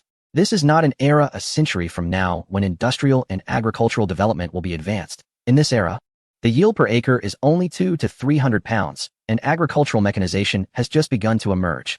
Moreover, Dongzhou's 500,000 reserves are not comparable to the other nation's forces. They participate in 3 months of concentrated military training each year, along with irregular training sessions. The intensity of this training is unmatched by the regular armies of other countries, aside from the 5 major powers. As for the lighthouse country, it has less than 100,000 troops, and without the support from certain regions, that number would be even lower. However, with Dongzhou's recent acquisition of East Siberia, its land area has surpassed that of the neighboring nation, becoming the largest in the world. The current 500,000 troops are no longer sufficient for Dongzhou. First, the army will be expanded. Zhang Shun will no longer serve as army commander and will be replaced by Li Yongchong, while Zhang Shun will continue as chief of staff. Fang Wanli will take on the role of Minister of Defense. Initially, Fang Mingzhou made personnel adjustments to consolidate military power, as the nation was newly established and needed trusted individuals in command. To prevent the division of military authority, a Minister of Defense was not appointed. Now, after many years, the influence of the Dongzhou royal family has deeply penetrated society, and Fang Mingzhou's prestige has grown significantly. The army will expand by an additional 200,000 troops, reaching a total of 700,000. Ouyang nodded. 700,000 is not excessive, as Han's Cat's territory, which spans several 100,000 square kilometers, maintains a similar number, while Dongzhou's land area is dozens of times larger. Additionally, based on the existing 13 National Guard divisions, 10 more will be added. The difference between the National Guard and the regular army lies mainly in weaponry, as their training is quite similar. The 2 mechanized divisions will be adjusted to 5, and the Central Guard division will increase from 1 to 3. The reserve force will double in size. This is the final decision on army numbers made by Fang Mingzhou after careful consideration. The regular army will consist of 700,000, with 230,000 in the National Guard, and about 100,000 in the 5 mechanized divisions and 3 central divisions. The total military strength will be approximately 105 million. Furthermore, according to the strategy, the reserves will also reach 1 million in scale. The expansion of the army will be gradually completed over 5 years. At the very least, Dongzhou will not be drawn into a major conflict in the next 5 years. Even if significant conflicts arise, an initial force of 200,000 soldiers will be sufficient, especially since the main battlefield is not in their territory. Your Majesty, if we maintain an army and reserves at a scale of 1 million, Our annual funding expenditure will increase by about 20 million blue currency. Minister of Finance Zhou Shouqing immediately calculated the figures. This means that just for the army alone, combined with the current annual expenditure of the Prime Minister's office, we are looking at 50 million, not including the research and procurement of weapons. Fortunately, the first 4-year plan for the Eastern continent has already been completed, and last year's fiscal revenue was around 1.5 billion blue currency, which can already support daily military expenses. The Navy will not expand in the next 3 years aside from completing previous plans. The current shipbuilding program will keep major shipyards busy for 3 years, and once the dreadnoughts appear, the super dreadnoughts will follow soon after. When we reach S1, only the super dreadnoughts will qualify for the front line. Currently, the Navy's largest naval guns are only 305 millimeters, which can no longer meet the Navy's needs. A new generation of naval guns is under development. According to the plan, the 330mm naval gun, equivalent to the 13-inch gun, is basically completed in development. But Fang Mingzhou is not satisfied. In his view, 13 inches is not enough. 14 inches is the most suitable main gun for battleships. The 356mm naval gun, considering both destructive capability and weight, is the most appropriate choice, conservatively estimated to be over 18 times more effective. Historically, the Japanese Congo class, the British King George V class, and the American Pennsylvania class all utilized this caliber, remaining relevant even into S2. However, the 356mm gun has only just begun development. The development of a naval gun takes at least 5 years, meaning the next class of battleships cannot incorporate the 356mm caliber. Fortunately, for the next class, Fang Mingzhou has already considered that 330mm will be sufficient. The Navy is the biggest financial drain. And hearing Fang Mingzhou say that there will be no extra shipbuilding for the Navy in the next 3 years, Ouyang Geng and others breathed a sigh of relief. In fact, Ouyang Geng does not oppose an arms race. He simply believes that governing the family, state, and world is of utmost importance in the eyes of traditional scholars like him. While they scoff at the idea that militarism leads to ruin, they truly desire a prosperous era. As Emperor Fang said, once the second 4-year plan is completed, the Eastern continent will become an industrial nation, activating the massive steel manufacturing industry. By then, not to mention 4 battleships, even 10 would not make Ouyang Geng bat an eye. Our maritime territory has now exceeded 50,000 kilometers, and with the complex waters of the southern region, the Prime Minister's office will initiate the construction of the second batch of patrol vessels. The cost will be controlled within 500,000 blue currency, with a minimum of 40 vessels to be built. The Coastal Guard Fleet is under the Prime Minister's office, primarily responsible for maritime security in the Eastern continent waters and assisting customs in smuggling enforcement and daily patrols, thereby freeing up the focus of the 2 major fleets. Ouyang Geng nodded. Despite their small size, these vessels are a crucial guarantee of maritime power. Your Majesty, there are currently no issues with the construction of 40 patrol vessels. But can we assign these orders to civilian shipyards? Ouyang Geng inquired hopefully. Civilian shipyards? Fang Mingzhou was taken aback. He had not thought of that. Mr. Prime Minister, although these warships are small, they are military supplies and cannot be compared to civilian products. The Minister of the Navy, Sun Fu, quickly said. Sir Sun, I understand that. Your Majesty, in recent years, we have been promoting the deep blue ideology throughout Eastern continent. Numerous excellent shipyards have emerged along the coast, capable of building ocean-going vessels of up to 20,000 tons. My suggestion is to seize this opportunity to allow them to upgrade their technology and try to take on some military orders. Several major shipyards will be constructing a dozen main battleships and light cruisers in the near future. Fang Mingzhou nodded, acknowledging that Ouyang Geng's idea was indeed good. He remembered the massive industrial manufacturing capacity of the lighthouse during the later stages of S1. Chapter 279. The future of the Air Force. If following his plan for S1, it would not be possible to conclude in just 4 years. They would need to fight for several more years. Warfare is fundamentally about logistics, and the Eastern continent, with its vast land and abundant resources, possesses extensive colonies and overseas raw material markets. The population is not to be underestimated either. He had never been afraid. To completely drain the blood from Europa, preparations must be made to support Hans Mao. From rifles to warships, they might need to provide assistance. Otherwise, Hans Mao might not withstand the assault from the 3 major powers of the Entente. Let's not forget there is also a lighthouse watching closely from across the sea. The Entente would certainly target the lighthouse, the leading industrial nation, and he would be responsible for supporting the alliance. Goodness, if it comes to that. It would be a competition between the manufacturing industries of the Eastern continent and the lighthouse. Manufacturing is not something that can be achieved overnight. It requires long-term investment and profit, so that factory owners will upgrade their equipment and technology. Yuling, please work with the Prime Minister's office to conduct a survey on the current shipbuilding industry in Eastern continent. I will have several heavy industries allocate some technical personnel for evaluation, selecting 20 private shipyards that are of high quality and strong capability. We will then provide training to help them improve their technology, and the order for 40 patrol vessels will be given to them.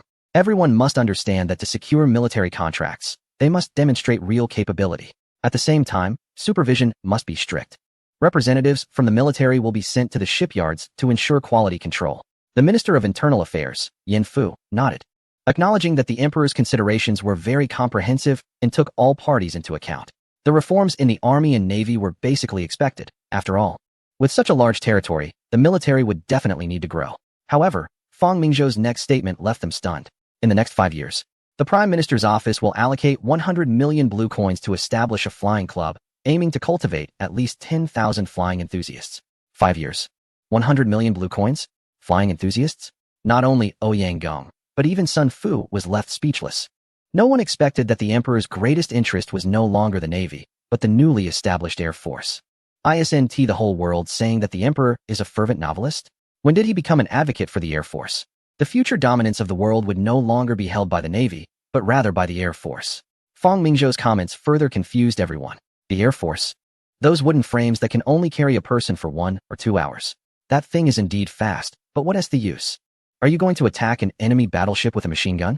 Have you ever thought, 10 years ago, if someone had told you that the tonnage of naval ships would one day exceed 25,000 tons, would you have believed it?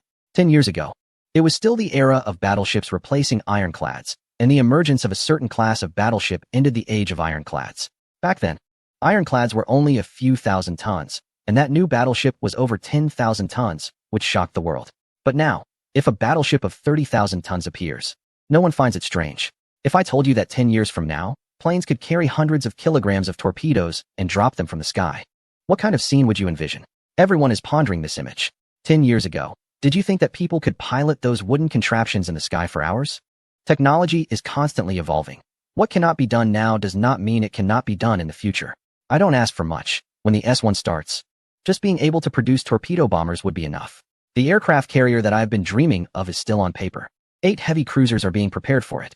The government needs to introduce policies to open up the civil aviation market, allowing those who become wealthy first to engage in flying. Fang Mingzhou thought of the first batch of pilots from this land decades later, most of whom would come from prominent families, including many returning expatriates. What is left for future generations is just a group photo and the phrase, if a pilot can survive 6 months in aerial combat, that is already a long life. In order not to let this country perish and this nation decline, they resolutely gave up their comfortable lives and spilled blood in the skies. I will have the Aviation Research Institute produce the first generation of training planes, and all 13 provinces must establish dedicated flight academies. Fang Mingzhou issued a strict order, and no one dared to be negligent. Although everyone did not understand why His Majesty was certain that the future belonged to the Air Force, His Majesty's infallible insight made everyone accept this order. By the way, Sun Fu, during your visit to the neighboring countries, do you have any additional matters to report? Your Majesty, the neighboring country is fine. That leader knows what he should do. The royal family there lives in a palace, basically sheltered. That king even asked me to convey a message to your Majesty, hoping for support to regain power. Sun Fu knew that this was just a dream. His Majesty would never agree to it.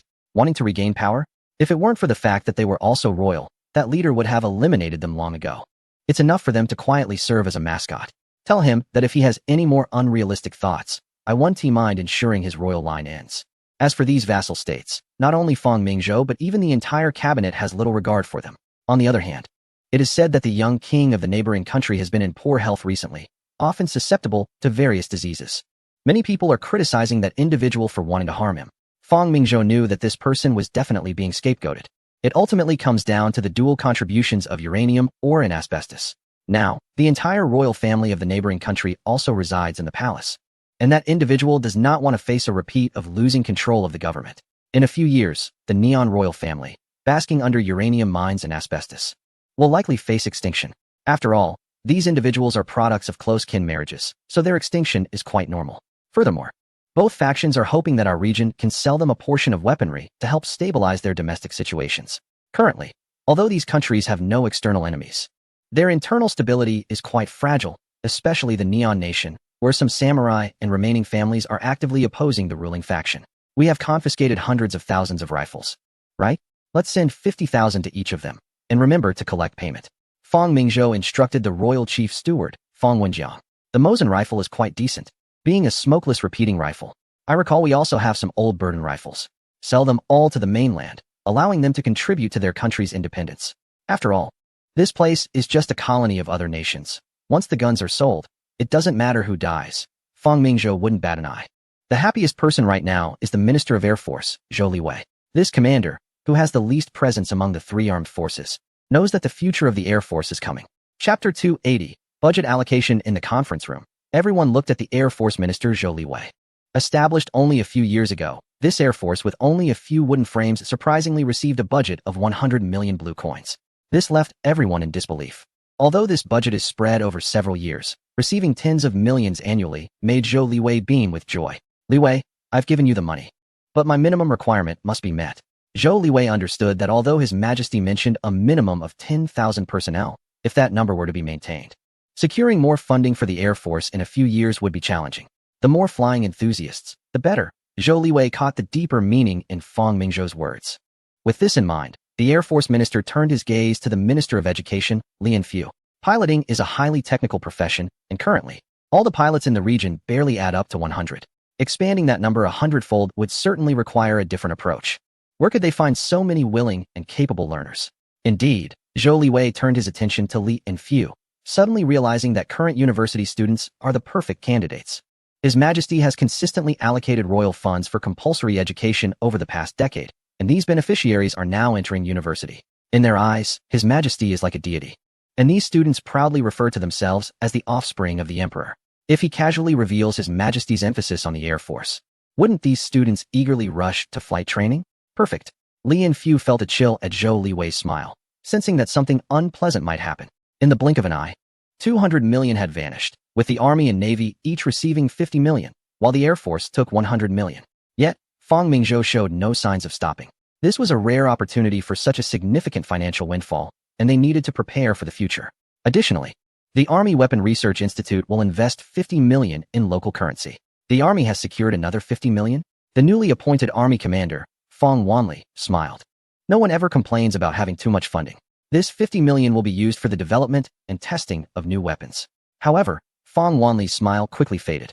Isn't this for expansion? In this recent war with a neighboring country, I believe the Army has also recognized the advantages of armored vehicles. Although everyone is a cabinet member, during the national fortune battle with the neighboring country, everyone is well aware of every detail involved. Aside from the airship, which played a crucial role in breaking the fortress, the newly deployed armored vehicle amazed everyone on its first battlefield appearance.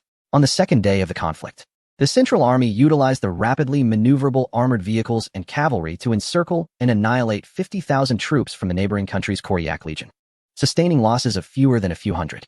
In the subsequent Central Defensive Battle, the commander of the Central Fourth Army, Sanikov, led the most elite forces from the Chita Fortress to retreat. Despite reinforcements being dispatched from the Irkutsk Fortress, they were effectively neutralized by dozens of armored vehicles. Whether facing infantry or cavalry, the armored vehicles displayed unparalleled dominance. Unless faced with concentrated artillery fire, these vehicles are difficult to destroy. Of course, this was the first time armored vehicles were deployed in battle, and many were unsure how to counter them. Although armored vehicles had seen conflict, those who encountered them either became prisoners or met their demise. Thus far, countries remain unaware of the introduction of armored vehicles by Eastern forces, which could change the nature of warfare. Your Majesty, esteemed colleagues, based on the summary of this war, we have also identified several shortcomings. No weapon is perfect upon its initial introduction. We have conducted various tests on the armored vehicles under different scenarios. Fang Wanli stated seriously, in open plains and spacious areas. Especially with infantry support, armored vehicles can indeed overpower enemy infantry and even cavalry. However, their performance in confined terrains leaves much to be desired. Our battalion-level mortars can render them inoperative, and they are particularly vulnerable in urban environments. Overall, though, this is an excellent army weapon, perhaps even more impactful than the Maxim machine gun. After Fang Wanli finished speaking, everyone understood that armored vehicles are not a cure-all. The Research Institute is already working on a new type of armored vehicle, which we refer to as a heavy armored combat vehicle. The term tank originally referred to a water tank and was created for camouflage purposes. Fang Mingzhou is not accustomed to adopting the naming conventions of foreign entities. Moreover, thousands of years ago, our ancestors invented war chariots, and Sun Tzu's Art of War describes the combat system and logistical importance of chariots. Furthermore, The Army's individual weapons and artillery also require updates and replacements. Research, large-scale production, and subsequently equipping the various forces will all take time. The time required for the transition of millions of people should be calculated on an annual basis, and without war, the funding won't be excessively high. Therefore, the utilization of these funds becomes quite timely. With this support, various military branches can comfortably upgrade to new equipment. Once this battle is over, the region will no longer need to heed others' opinions. Not only the Army, but the Navy and Air Force have also each allocated $50 million for the development of new weapons. The Navy's funds will go towards naval guns, armor, power systems, and, by the way, aircraft carriers. The Air Force will invest in fighter jets, torpedo bombers, and strategic bombers. Of course, there's also the charming Miss Chio. All of this requires substantial financial investment. Even though there are technical blueprints, they merely shorten the research and development cycle. Everyone gasped again as 150 million blue coins vanished. Despite the current military strength of the region, the costs involved are quite high. Firepower coverage comes at the price of spending more money. This time, despite winning the war, the region still consumed 350 million blue coins. Out of the total 1,300 million, the Prime Minister's office took 200 million for the second four-year plan, while the three military branches took 350 million. That leaves 750 million remaining. Additionally, 100 million blue coins will be used for railway construction in the southwest direction.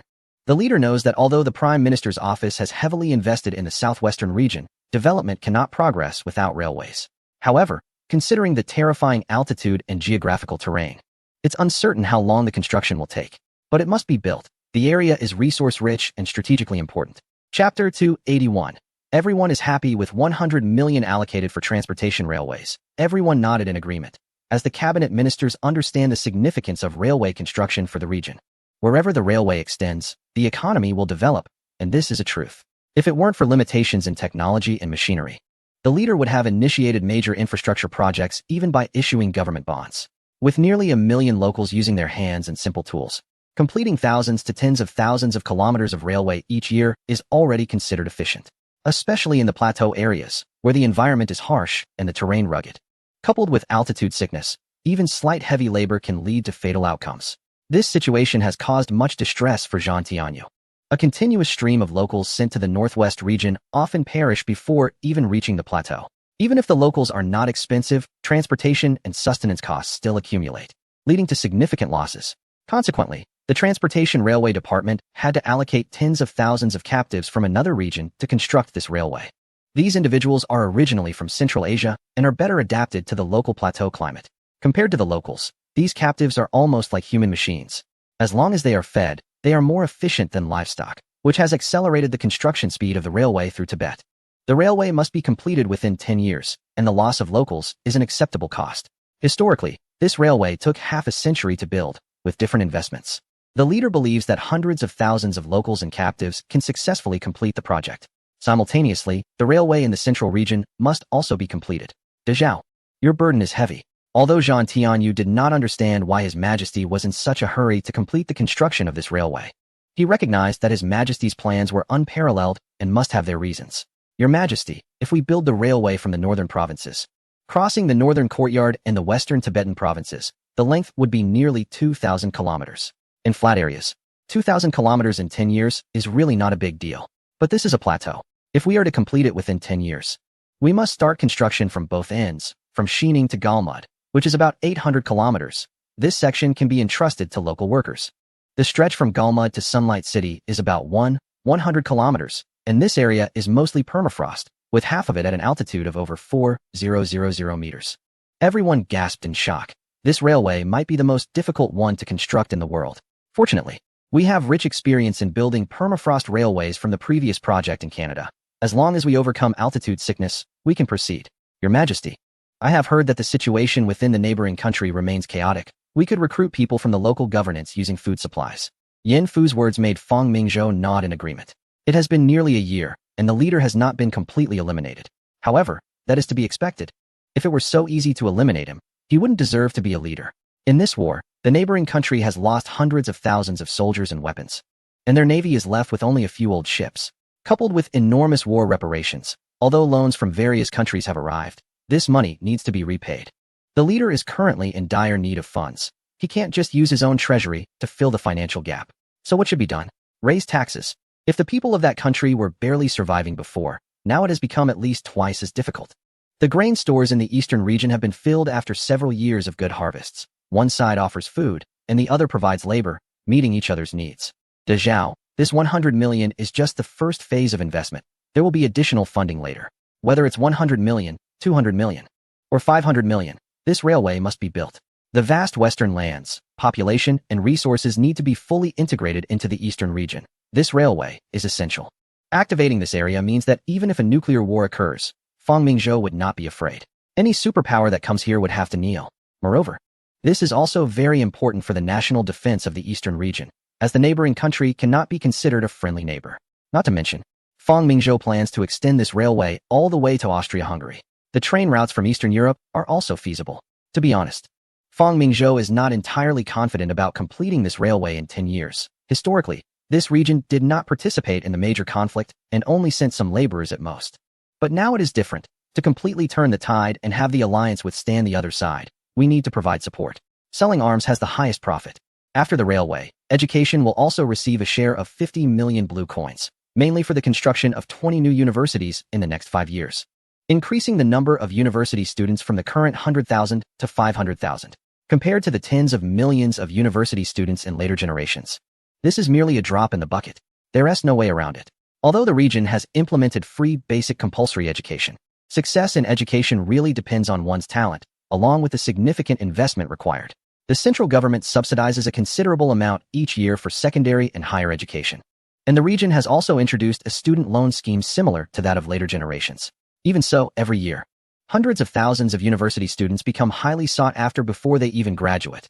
Subsequently, each of the 5 major departments, healthcare, internal affairs, justice, postal services, and agriculture, allocated 20 million each. With the increase in land area, these foundational investments must keep pace, especially considering the historical debts. The remaining 550 million blue currency has been temporarily set aside because there is a significant project that requires substantial funding. It is believed that by the end of the second 4-year plan, the region will undergo a complete transformation. Once the distribution of resources concluded, everyone breathed a sigh of relief, especially Ouyang Gong, who previously thought that most of the funds would be used to develop military strength, as the monarch had mentioned reorganizing the military. To his surprise, the military only received 400 million, and that was spread over 5 years. The various civil departments took away 700 million, which could be used directly without additional costs. With such a large influx of funds, this year's growth rate is expected to reach 15. The region also felt relieved. With such a substantial amount of money, all departments were keeping an eye on it. The sooner it is distributed, the sooner national construction can begin. It is essential to seize this rare period of peace for development. How is the situation in Chile? Your Majesty, the fleet from the lighthouse has already withdrawn, and protests against it have erupted across the region. However, these are merely verbal oppositions. If they truly offend the lighthouse, those politicians and capitalists still rely on its investments. Nevertheless, that Pedro is indeed a tough character, and the Chief of Staff has already planned to assist him. Chile's position is suitable for us to insert our influence into the region. The region understands that Chile must firmly stand on its side, and the lighthouse must abandon economic development to engage in military competition.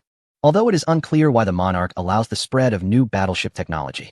Chapter 282. Collective ship purchase. The sinking of Chile's naval battleship by the lighthouse is still in a fermenting phase. More and more countries in the region are beginning to condemn the lighthouse, especially the former major power of Colombia. It is important to note that during the Bolivar era, Colombia was a force that even the lighthouse feared. Now, Colombia is being bullied to the point of feeling like a subservient partner.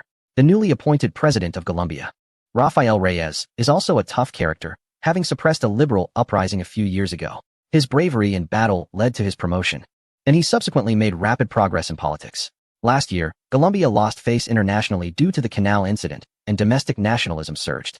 With the public eagerly hoping for a strong president, Reyes rode the wave of this momentum to win the election. Just a few days into his presidency, a confrontation between Chile and the lighthouse occurred. On August 27th, the president of a certain country publicly condemned the cabinet of a prominent nation during his inauguration ceremony, labeling them as demons and expressing intentions to recover the canal by force. Initially, Reyes only made these statements to project a tough image in front of the public. However, the prominent nation took his words seriously. With construction already underway and progressing well at the canal, there were fears that this military background president might impulsively send troops to occupy it. It's important to note that the civil war in his country had just ended, and the nation was beginning to stabilize. The Liberal Party had been subdued by the Conservative Party. Reyes could indeed mobilize around 100,000 soldiers for a war. The newly established nation had an army of less than 1,000 personnel. On August 30th, the prominent nation suddenly announced the dispatch of the first batch of 5,000 soldiers to the canal to ensure the safety of the construction. Accompanying them was a battleship. Clearly, Reyes was in a bind. The prominent nation had made its move, and if he didn't respond, public opinion at home could become a significant headache for him. The ground forces of his country and the prominent nation were relatively evenly matched, but in naval power. The largest ship his country had was merely an armored cruiser of 7,000 or 8,000 tons. Knowing his limitations, Reyes sought a powerful ally. On September 3rd, the Minister of Foreign Affairs of the Eastern Empire delivered a speech in a neighboring country, stating that the Eastern Empire and the neighboring country had always been friendly neighbors. The Eastern Empire was unwilling to see any foreign powers exert control over this free land and had no intention of establishing any colonies there. The future of the region should be determined by its own people. This speech instantly inspired the nations in the region. The Eastern Empire had only been established for about a decade, but had already claimed millions of square kilometers of territory, demonstrating considerable aggressiveness. These nations were also concerned that the Eastern Empire might follow a colonial path similar to that of another regional power. However, the speech from the minister provided a sense of relief to all the nations in the region. This marked the first official statement from the Eastern Empire regarding regional affairs, indicating that it would not take military action there. The first to respond was the acting president of the neighboring country, Pedro, who fully aligned himself with the Eastern Empire. A cooperation agreement between the Eastern Empire and the neighboring country was signed at the Palacio de la Moneda in front of journalists and political leaders from various nations. According to this agreement, from the date of signing, the Eastern Empire and the neighboring country would establish a friendly partnership, engaging in cooperation and exchanges in economic, cultural, and other fields, while maintaining regular high-level visits to enhance political mutual trust. They would also promote bilateral trade, reduce trade barriers, and facilitate the free flow of goods between the two nations. This was significant, as it essentially meant the Eastern Empire was encroaching on the industrial market that had previously belonged to the prominent nation. While the effects might not be immediately visible, in 2 or 3 years, the neighboring country would likely be filled with products from the Eastern Empire.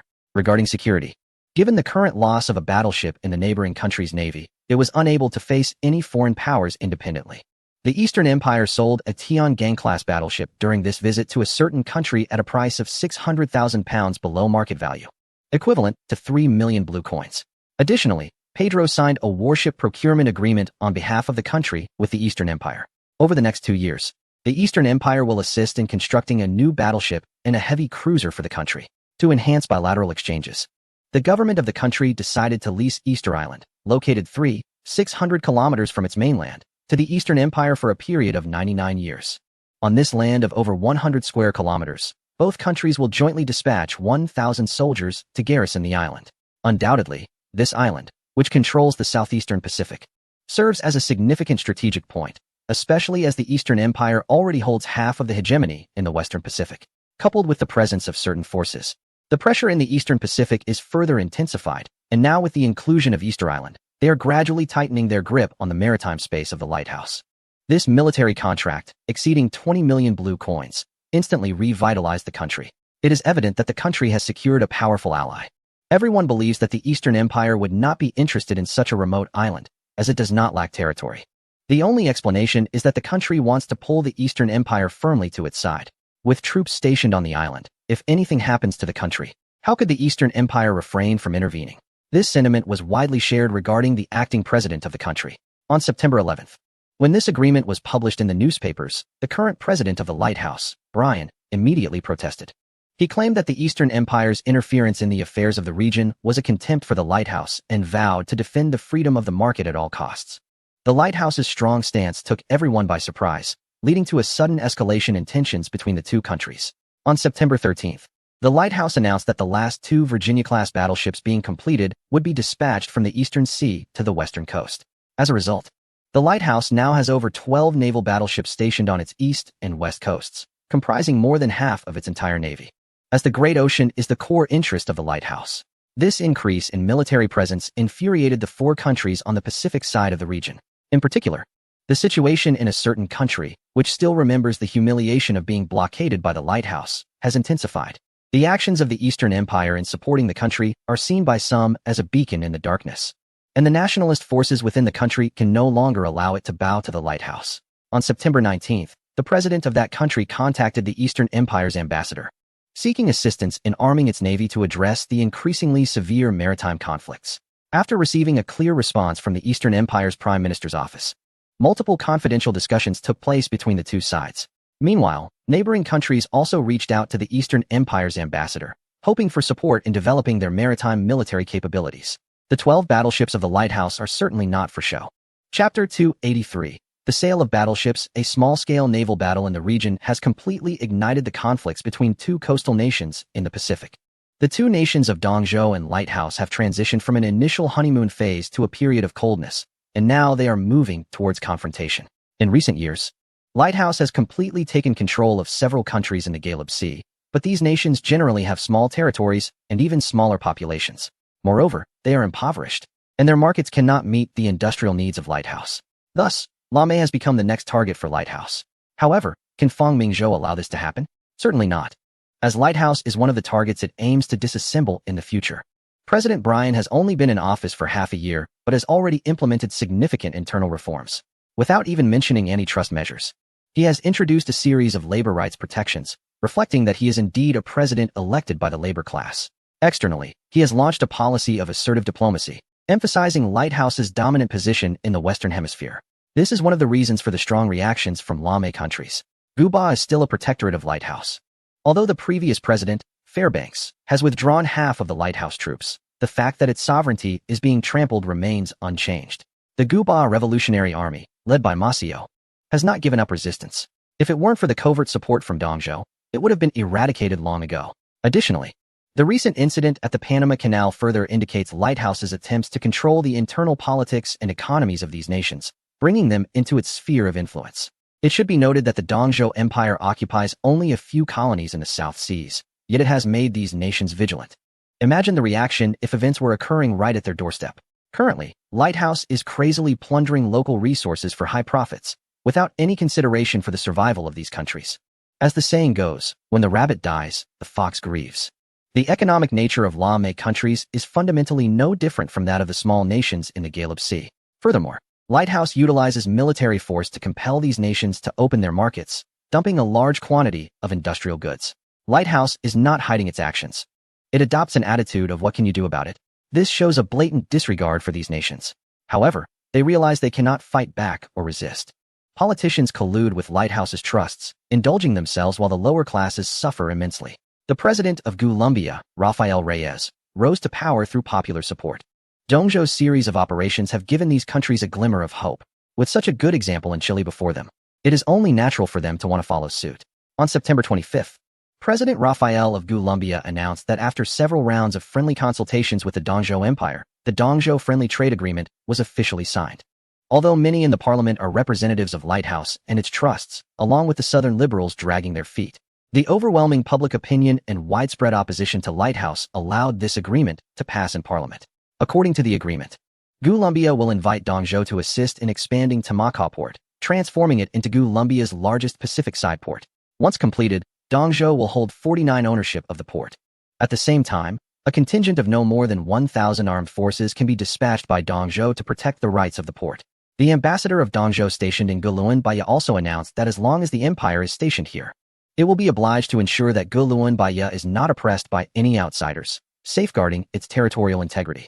These 1,000 soldiers will also be subject to limited dispatch by the president of Guluanbaya to maintain national sovereignty. In light of the current situation where the military capabilities of Guluanbaya's army and navy are lacking, the army of Dongzhou has promised to provide a complete set of equipment for one brigade of the Dongzhou army. Additionally, a military advisory group of 500 personnel will be sent to assist Guluanbaya in rebuilding a modern army. This country has fought a lengthy civil war, which can be described as a chaotic struggle, to the point that even the locals can no longer bear it. With such military quality, they are hardly capable of resisting any external threats, let alone fighting among themselves. It is important to note that Guluanbaya has a deep-seated rivalry with another entity, which was forcibly separated from it less than a year ago. The army of Dongzhou has successfully defeated one of the major powers, demonstrating a clean and decisive victory. Even external observers acknowledge that the army of Dongzhou has become a formidable force.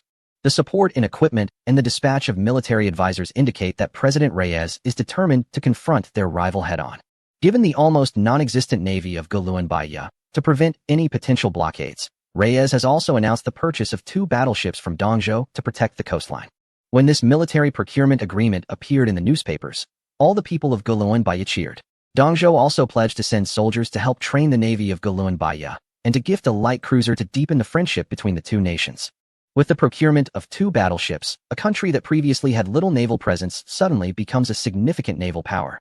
Earlier, when Zhang Shun visited, Dongzhou's navy had already dispatched 9 battleships and 6 cruisers to the Pearl and ports of Xiaowei under the pretense of training. As this is Dongzhou's territory and no one could object. Now, everyone understands Dongzhou's intentions. Just a few days after the agreement was signed, a Tian-Gang-class battleship and a former battleship from another major power appeared in the port of Guluan Bahia. Accompanying them was a 5,000-ton light cruiser, which alone could defeat the current navy of Guluan Bahia. When the 3 warships showcased their presence in the port, the newspapers of Guluan Bahia even declared that the era of a new Guluan Bahia had arrived.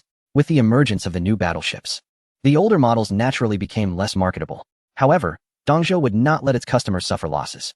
These battleships were sold along with a basic version of radio fire control systems. Over the past year, the Navy Department quickly modified several Tian-Gang-class and 4 battleships from the former major power. While some unique technologies from Dongzhou were removed, certain aspects were retained. The modified class battleship has a performance decrease of 20 compared to the original, but it still ranks as one of the top battleships in the world. The basic version of the radio fire control system even surpasses any currently under construction or completed old battleships, achieving a hit rate of 5 within a range of 15 kilometers. The key point is that it doesn't require skilled gunners, making it accessible for those navies with limited capabilities. After all, these countries are not purchasing battleships for warfare, but to maintain appearances. As for training, shells are free. After all, even old battleships are beyond reach for these nations. Not to mention battleships. Even armored cruisers are owned by no more than 30 countries worldwide. The 2 battleships from Galapagos can already outmatch the navy of certain larger nations. With these precedents set, several countries in the region quickly found their own answers. Following the lead of intelligence and Galapagos, Ecuador was the first to react. This is because Ecuador is the weakest among the 4 countries and has been most heavily influenced by external powers, without exception. Like Peru, Ecuador's government is also pro-external influence. Previously, there were attempts to intervene in regional affairs through visits to Ecuador and Peru.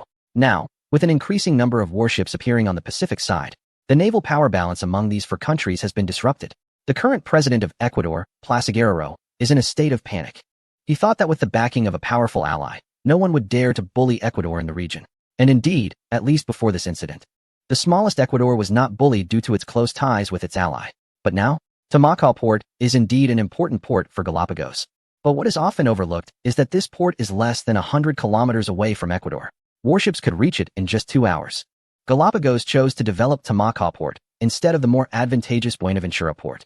Moreover, the domestic media is promoting the greatness of Galapagos, which makes their intentions clear. The leader there seems to want to restore the greatness of Galapagos. It's worth noting that Ecuador emerged from Galapagos, losing its grip. It attempts to regain influence at Ecuador's expense. Not daring to offend the powerful ally behind Galapagos, it resorts to bullying the weaker Ecuador.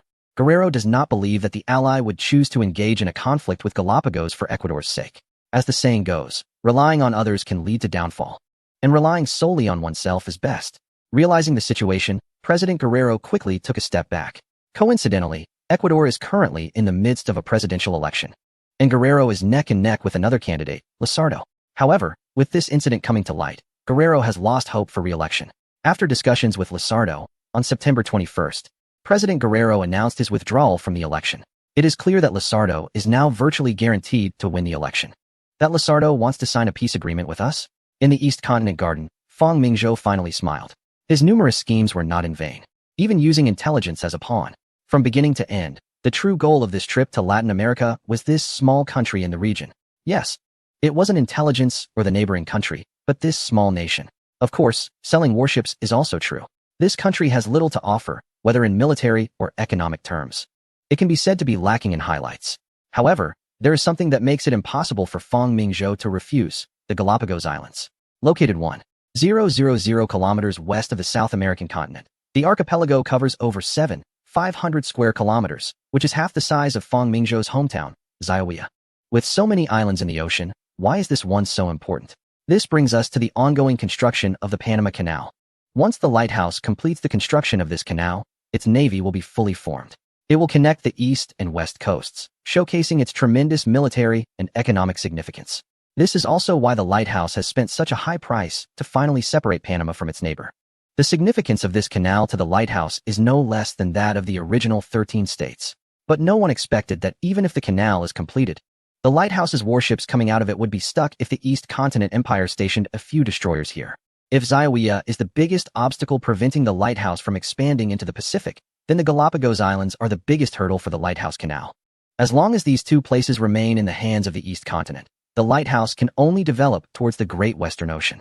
If it stubbornly tries to expand its influence into the Pacific, it must be prepared for attacks from the west coast, and the canal being closely monitored. Playing the island chain game is something Emperor Fong is very familiar with. Does that president have any demands?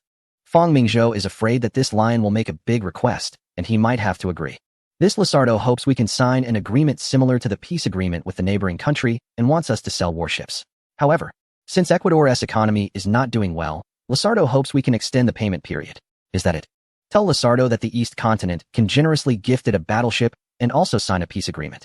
Before Fong Mingzhou finished speaking, Sun Fu beside him gasped.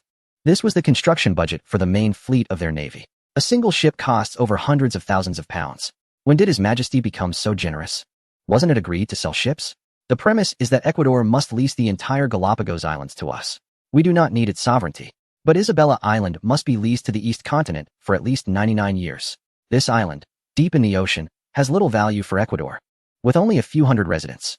However, its terrain is a natural military port, and when we deploy a few offshore submarines there, the lighthouse's navy coming out of the canal will likely be wide-eyed. Sun Fu quickly looked at the map beside him, and it was then that everyone first heard about this inconspicuous island. As soon as the attendees looked at the map, they instantly understood the emperor's intention. It seemed that Fong Mingzhou could even see admiration numbers appearing above these people's heads. Haha, Your Majesty, this warship must be delivered. Sun Fu said with a sudden change of expression. How much will the canal cost? How much for an old battleship? As long as we take this place, at least 1/3 of the military use of this canal will be eliminated. Your Majesty, if we reach a leasing agreement with Ecuador, what will be the reaction from the lighthouse? Ouyang Gung expressed his concerns. Even ordinary people can see the significance of the Galapagos Islands to the lighthouse. Whoever occupies this place is fine, but it absolutely cannot fall into the hands of the Eastern Continent. Your Majesty, was sending 2 Beidou-class battleships to Xiai just to deter the lighthouse? Sun Fu recalled that right after the emperor returned from his visit, the 2 new battleships, Tianji and Tianquan, immediately set off for Xiai. It was hard to believe that there was no connection between the two events. Chapter 285. The collective strength of the Navy. Since McKinley, the lighthouse has fallen into the trap designed by Fong Mingzhou. Starting from the previous president, the strategy of moving south became an important national strategy, and the war initiated by McKinley marked the beginning. Guba served as a stronghold, and the lighthouse moved south unimpeded, with no one able to stop them in the entire Galapagos Sea. Anyone daring to block the entry of lighthouse goods would end up like Guba. After the previous president Fairbanks took office, he intensified economic colonization in this region and continued to push southward, forcibly splitting Panama, constructing canals, and beginning to infiltrate Lame. A contract turned the canal into a nation within a nation. The foreign strategies of these 2 presidents caused all capitalists in the lighthouse to shout with excitement, believing that a uniquely lighthouse America was about to emerge. Everyone was looking forward to the day the canal would open, even imagining that countries along the Pacific coast would lean towards their goods. Then came a piece of bad news. On September 26th, the newly elected president of Ecuador, Lizardo, announced the leasing of the Galapagos Islands to the Eastern Continent. The entire lighthouse felt as if it had been choked by the neck, unable to make a sound. Anyone who could read a map understood the importance of this island located 1,000 kilometers from the Panama Canal. One bad news after another followed. Lizardo not only leased the Galapagos Islands, but also purchased warships. Heaven help us, what does such a small country like Ecuador need a navy for? A few patrol boats would be enough. Yet they acquired 2 battleships and an armored cruiser, even surpassing their big brother, Bolivia. This country seems like a gambler. It was once so close to the lighthouse, and now it has turned completely against it.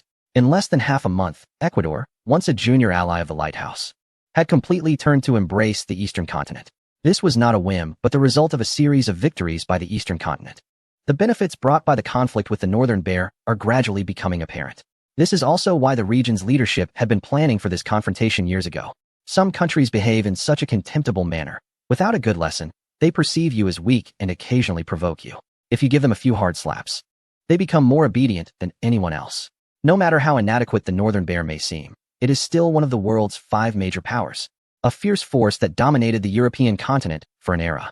As for the eastern region, it has only been established for a few years and is hardly regarded by anyone. Yet, this once decayed nation has shown remarkable vigor after its revival. Its army has outmatched one of the world's 5 major powers, and its navy has swept away the 3rd largest fleet. The emergence of new battleships has even led to negotiations for technology with major powers. Its land area is now the largest in the world. All of this signals to everyone that the eastern region is no longer the same country it once was. Small nations lack the qualifications for independence. They can only choose to align themselves with the stronger side. The beacon of light may be a strong power for some, but for the Eastern Empire, it is hardly significant. No one believes that the tens of thousands of troops from the beacon can defeat the million-strong, fierce Eastern army. Having a dozen battleships means little. Does the Northern Bear's 3rd fleet have a smaller tonnage? Now, the Eastern region possesses the only new model of battleship in the world. When it intervenes, those nations that have suffered under the beacon's economic colonialism will naturally vote with their feet. The Eastern region has declared its intention not to covet any land from the beacon, a spirit of selflessness that one day come again. War has always been the best way to showcase strength. No matter how powerful industrial forces may be, they cannot match the direct impact of bombs. A knife is more persuasive than facts. Are old battleships really that bad? Any country having one has already surpassed over 90 others. Following the events in Ecuador, Peru can no longer remain idle. This land, once the cradle of Inca civilization, should not be underestimated in economic strength. The intensity of the conflict from over a decade ago was no less significant, with early ironclad ships taking part. The leadership of the eastern region didn't particularly scheme against Peru, as it would be unrealistic to plan against all the countries in the region. Initially, it was about leveraging intelligence to frame the beacon and using divisions to support Colombia. Finally, with Colombia threatening Ecuador, they managed to acquire the Galapagos Islands, while also selling some warships. Unexpectedly, Peru has now stepped forward. The world has witnessed the emergence of new battleships after the largest naval battle. The battleships that various countries invested heavily in are now facing obsolescence. Of course, if your goal is merely self-defense and not domination, old battleships are indeed the best choice. Previously, if you wanted to purchase a battleship, you would face high costs and various stringent conditions. But now, everything is available off the shelf, and even at a discount. This is a business that only the eastern region can currently handle. It's hard to find many countries today that still have a large number of old battleships. Among the 5 major powers, we can skip mentioning certain nations, as neither of them would dare to sell battleships. If they were to sell one, they would soon face retaliation. As for another couple of countries, each has fewer than 10 ships, which are hardly enough for their own needs, let alone for sale. One country can only rely on its old ironclad ships for support. There are indeed quite a few battleships in another region, roughly around 15 so far. However, let's not forget that this region has a strategy spanning 2 oceans. Up until now, only one part of the world can engage in the business of old battleships, and it has exclusive access. With 4 new battleships backing it up, this region has no worries about any gaps in supply. Coupled with the acquisition of 4 battleships and 5 armored cruisers along with several light cruisers and destroyers, it perfectly meets the criteria for a major clearance sale. The next market for old battleships may not appear for at least 2 to 3 years, by which time many countries will have new battleships in service. However, by then, even if they want to sell, they will find the market saturated. Battleships are not cheap. Even second-hand ones can cost tens or even hundreds of thousands of pounds. If all your neighbors possess such formidable weapons, how could one not feel anxious? This region certainly wouldn't refuse such a business opportunity. Another country has nothing particularly appealing to offer, and its economy is not lacking either.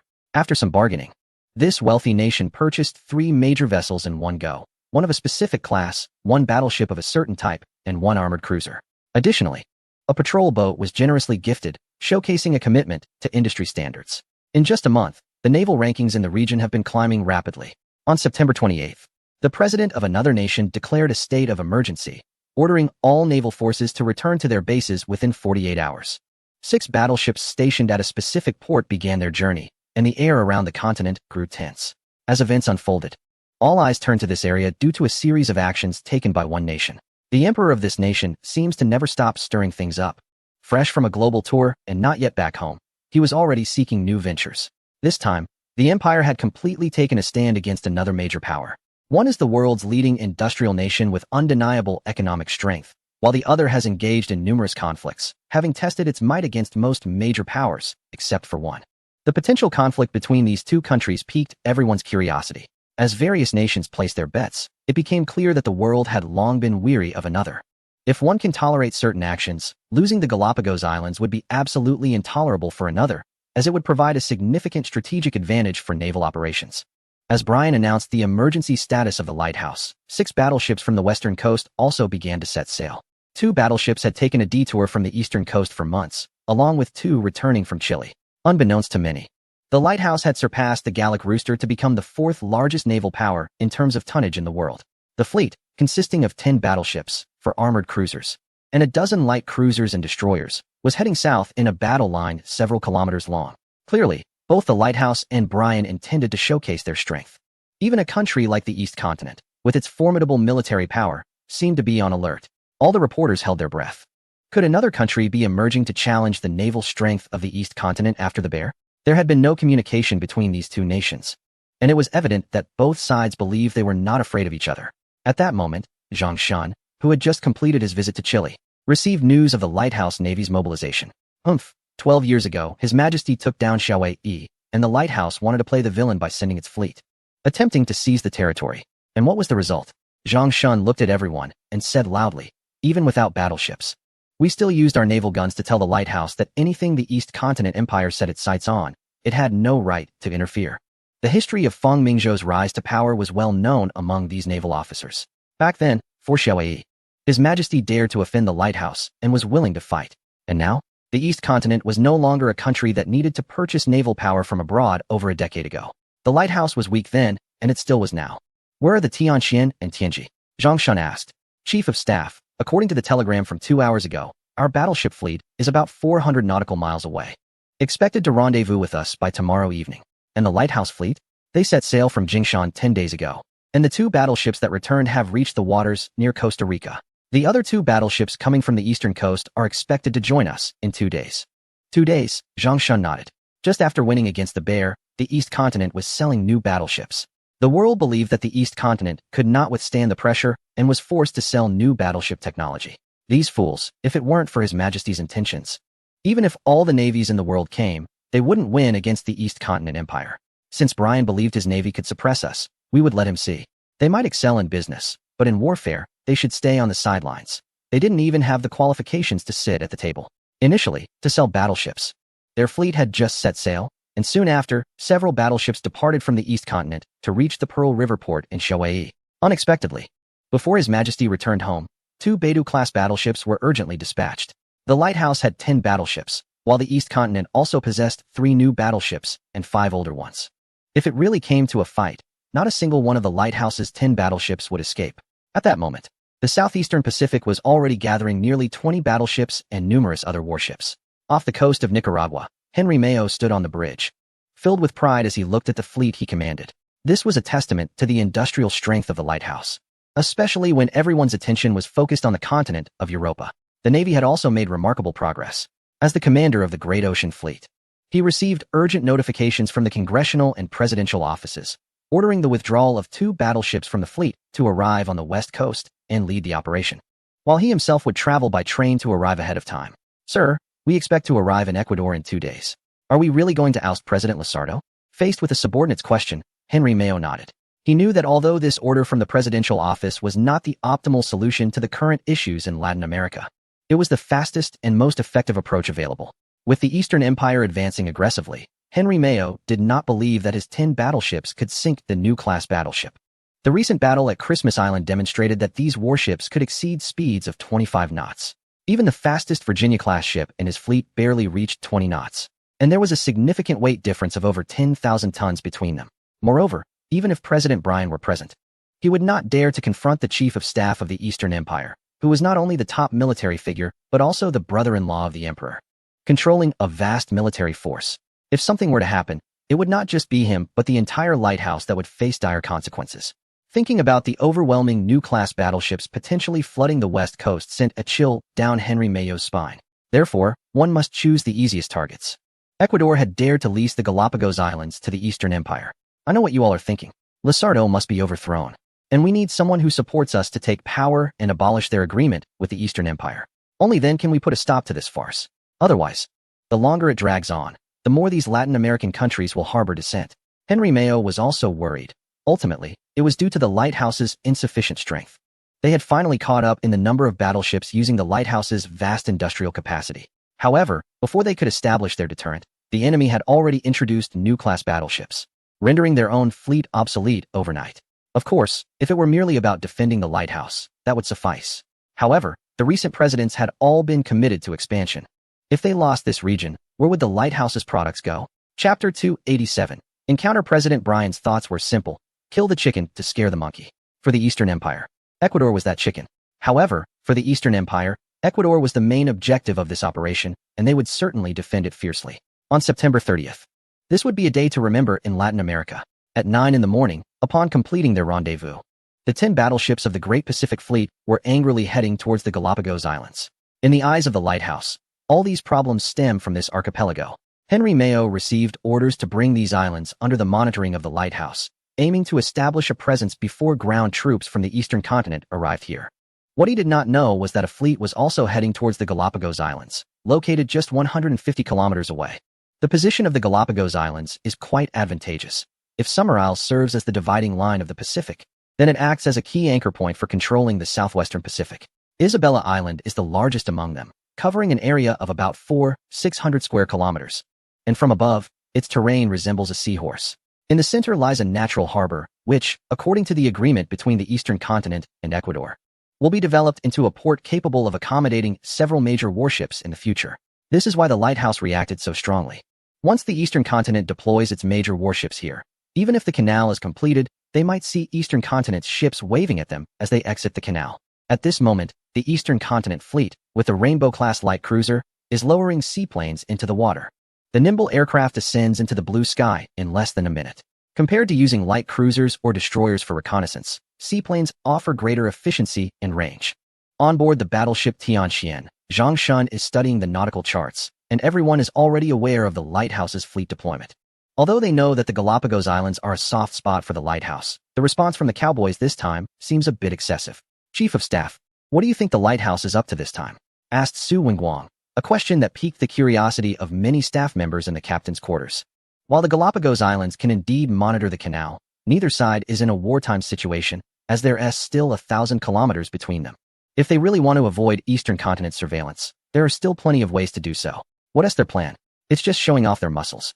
The lighthouse's industrial strength is firmly established as the world's #1, especially with the previous 2 presidents having vigorously developed the Navy. Once people have a bit of wealth, they tend to feel powerful and look for opportunities to flaunt it. Zhang Shun is unaware that in the future, a specific term will emerge: new money. Initially a neutral term, it will be turned into a derogatory one by some. The current lighthouse is in this situation, its economic dominance becoming increasingly solid. With few enemies nearby, focused on incorporating the entire region into its colonial economic empire. However, Canada is still a dominion under British rule, and when the lighthouse was founded, this country had given it quite a beating. The relationship between the two is not great, although Canada is not on the same level as the lighthouse. It is not to be underestimated. As for Mexico, much of its fertile land has already been taken by the lighthouse, leaving only the less desirable parts. Moreover, its population is nearing 20 million, and many of those people would welcome an occupation. The lighthouse, with a population of just over 80 million, would face an imbalance if it suddenly gained a quarter more population. Thus, the lighthouse can only expand towards Latin America. It is difficult to control the economy of certain countries, and just when there was some improvement, others swooped in to take advantage, both logically and emotionally. It is necessary to demonstrate the power of the lighthouse. Otherwise, these countries will not listen. Our goal this time is not to go to war with the lighthouse. Achieving control of the Galapagos Islands will be sufficient. If we encounter the lighthouse fleet, we might consider an offensive to show them that their battleships are nothing but scrap metal. Zhang Shun still had more to say. The lighthouse is coming with great momentum, and it cannot simply back down without taking action. Otherwise, the individual in charge will be waiting for impeachment. Therefore, naval battles are inevitable. But we must exercise caution in how we engage. His Majesty is already prepared to resolve this conflict. The lighthouse will surely bear the consequences of this bitter fruit. Currently, the Galapagos Islands are still uninhabited, with only a few hundred indigenous people residing there. These people have already been notified by their government that the area will be leased to the eastern continent. Construction teams and locals from the mainland will arrive in 2 months, and within a year, a rudimentary port will be established here. A telegram reports that pilots have discovered the main fleet of the lighthouse 100 kilometers off the west side of the island. Discovered? Zhang Shun immediately became excited. The eastern continent has never been afraid of naval battles, but finding the enemy is indeed the most challenging part. There are 10 battleships for armored cruisers, and 10 protected cruisers and destroyers. It must be said that the lighthouse is truly generous to send so many main ships to the west coast. They probably only have 4 or 5 battleships on the other side. Orders were given to the fleet to turn southeast at a heading of 12. We will meet them. Following Zhang Shun's command, the Navy of the Eastern Continent, consisting of 3 new battleships and 5 older ones, began to accelerate towards the lighthouse fleet. Henry Mayo looked at the small black dots in the sky and finally understood why the previous superpower had lost so frustratingly. Just the thought of every word and action being monitored by the enemy made him feel like he had already lost points before the battle even began. Since that naval battle, aircraft have become highly sought after by navies around the world. They are low-cost, high-efficiency, capable of rapid reconnaissance, and can track enemies across vast oceans, making them naturally suited for naval warfare. Unfortunately, the lighthouse cannot produce them. Fang Mingzhou would rather sell new battleships and radio technology. But there are no signs of selling aircraft at all. This has resulted in various countries still researching how to get their wooden frames to fly. Although they have seen the aircraft from the Eastern Continent, seeing them and building their own are two different things. Without a year or two, flying is impossible. Moreover, Fang Mingzhou did not expect that simply releasing footage of the initial aircraft would attract a large number of aviation enthusiasts, including the famous Wright brothers and various individuals from the European continent.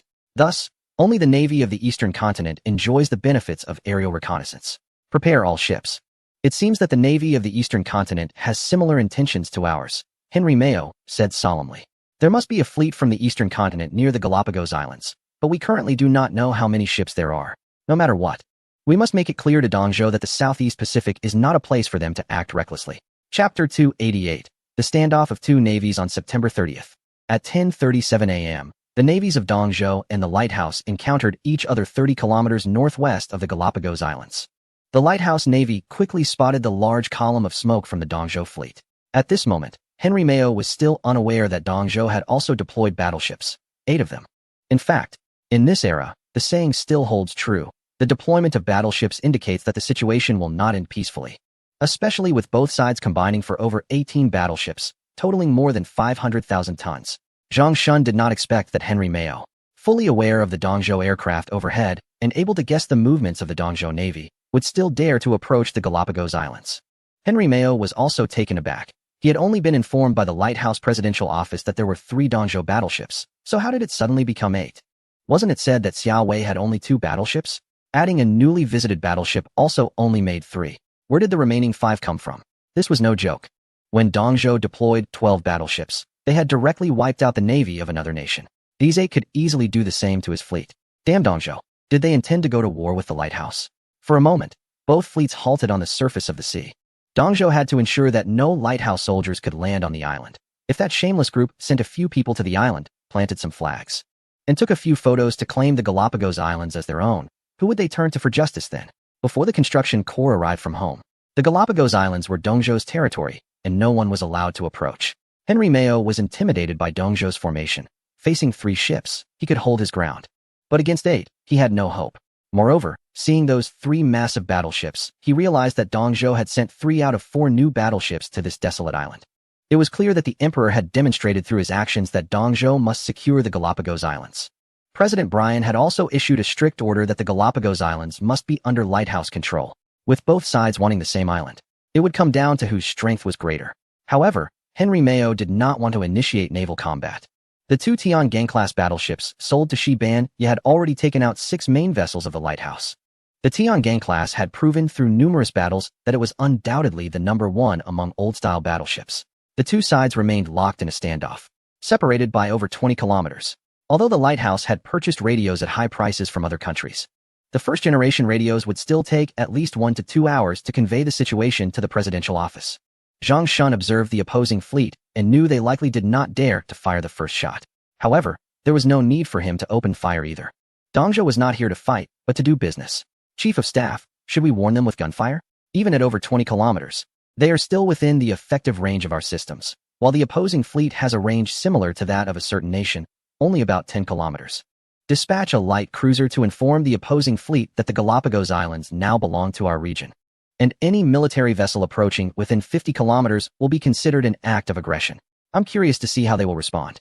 As a Rainbow-class light cruiser approached, Henry Mayo's expression darkened. What does it mean to belong to our region? But as he looked through the binoculars at the elevated gun barrels, he could only clench his fists. The news of the naval standoff at the Galapagos Islands spread around the world the next day. While many were still trying to locate the islands, military personnel from other nations furrowed their brows. They understood the frustrations of the opposing side. After spending a fortune to secure the canal, they had only just begun construction when they found themselves under scrutiny. Regardless, everyone was eager to see how this standoff would develop. At the presidential office, Brian finally recovered from the joy of wielding antitrust measures. The time had come to test the opposing side. Since the moment General Mayo sent back the telegram, they faced two choices: either concede and accept that the Galapagos Islands were leased to the opposing side, thereby placing a watchful eye over their critical canal, or stand firm and force the opposing side to back down, putting pressure on their allies to recognize who truly dominates this continent. If given a choice, Brian would prefer not to choose either option. Now that the opposing navy had reached the Galapagos Islands, the occupation was a fact, and everyone had seen General Mayo's telegram. Currently, there were 18 battleships from both sides in the archipelago. A single spark could ignite a naval battle. Brian looked at his cabinet members and said, "General Mayo is waiting for our decision." Everyone fell silent. There was no room for maneuvering in such a predetermined situation. If they had known earlier that the opposing side had dispatched 8 battleships, they certainly wouldn't have allowed Mayo to lead the fleet there. They were aware of the military strength of the opposing side. It was more than enough to deal with their allies. But what about the opposing side? We cannot back down. If we do, then our allies will have even less respect for us, and this has become our most important market. Vice President Charles said, "Now all nations are watching us." His meaning was clear. If they retreated, the international standing of the opposing side would remain insignificant. Our Navy Minister: "Can we make the opposing side back down without engaging in war?" "I'm afraid that is highly unlikely," Navy Minister Metcalf bluntly stated, "with 3 new battleships. I believe that if the opposing side is willing, our vessels will not be able to retreat." Is the gap really that significant, just 1,000 tons apart? While he knew that every naval force with some ambition was pursuing new battleships, Brian still considered their fleet of over 10 battleships to be quite impressive. Everyone. These are 2 fundamentally different types of warships. Although they are both referred to as battleships, the difference between them is akin to that between ironclad ships and sailing ships. Metcalf has long been dissatisfied with the current state of the Navy. As a minister who truly understands the power of modern battleships, he realizes that if the Navy cannot produce new battleship construction technology, it will become synonymous with obsolescence, much like it did over a decade ago. Yet, the current leadership still thinks about continuing to build old-style battleships. Their reasoning is simple. There are no strong naval powers in this region that could pose a threat, so there is no rush. Even without new battleship technology, they believe that with sufficient funds and industrial capability, quantity alone will suffice. As a result, they have just completed 5 Virginia-class battleships, and 6 Connecticut-class battleships are already under construction. It is simply outrageous. Chapter 289.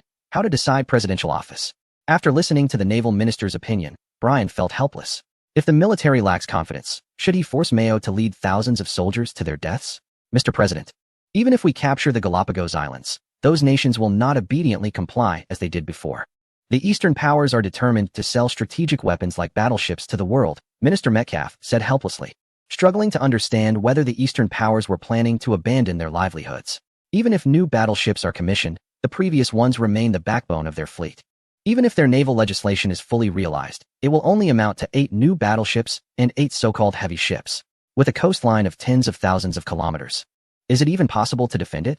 That emperor sold new battleship technology to 4 or 5 countries in Europe, yet completely forgot about the lighthouse.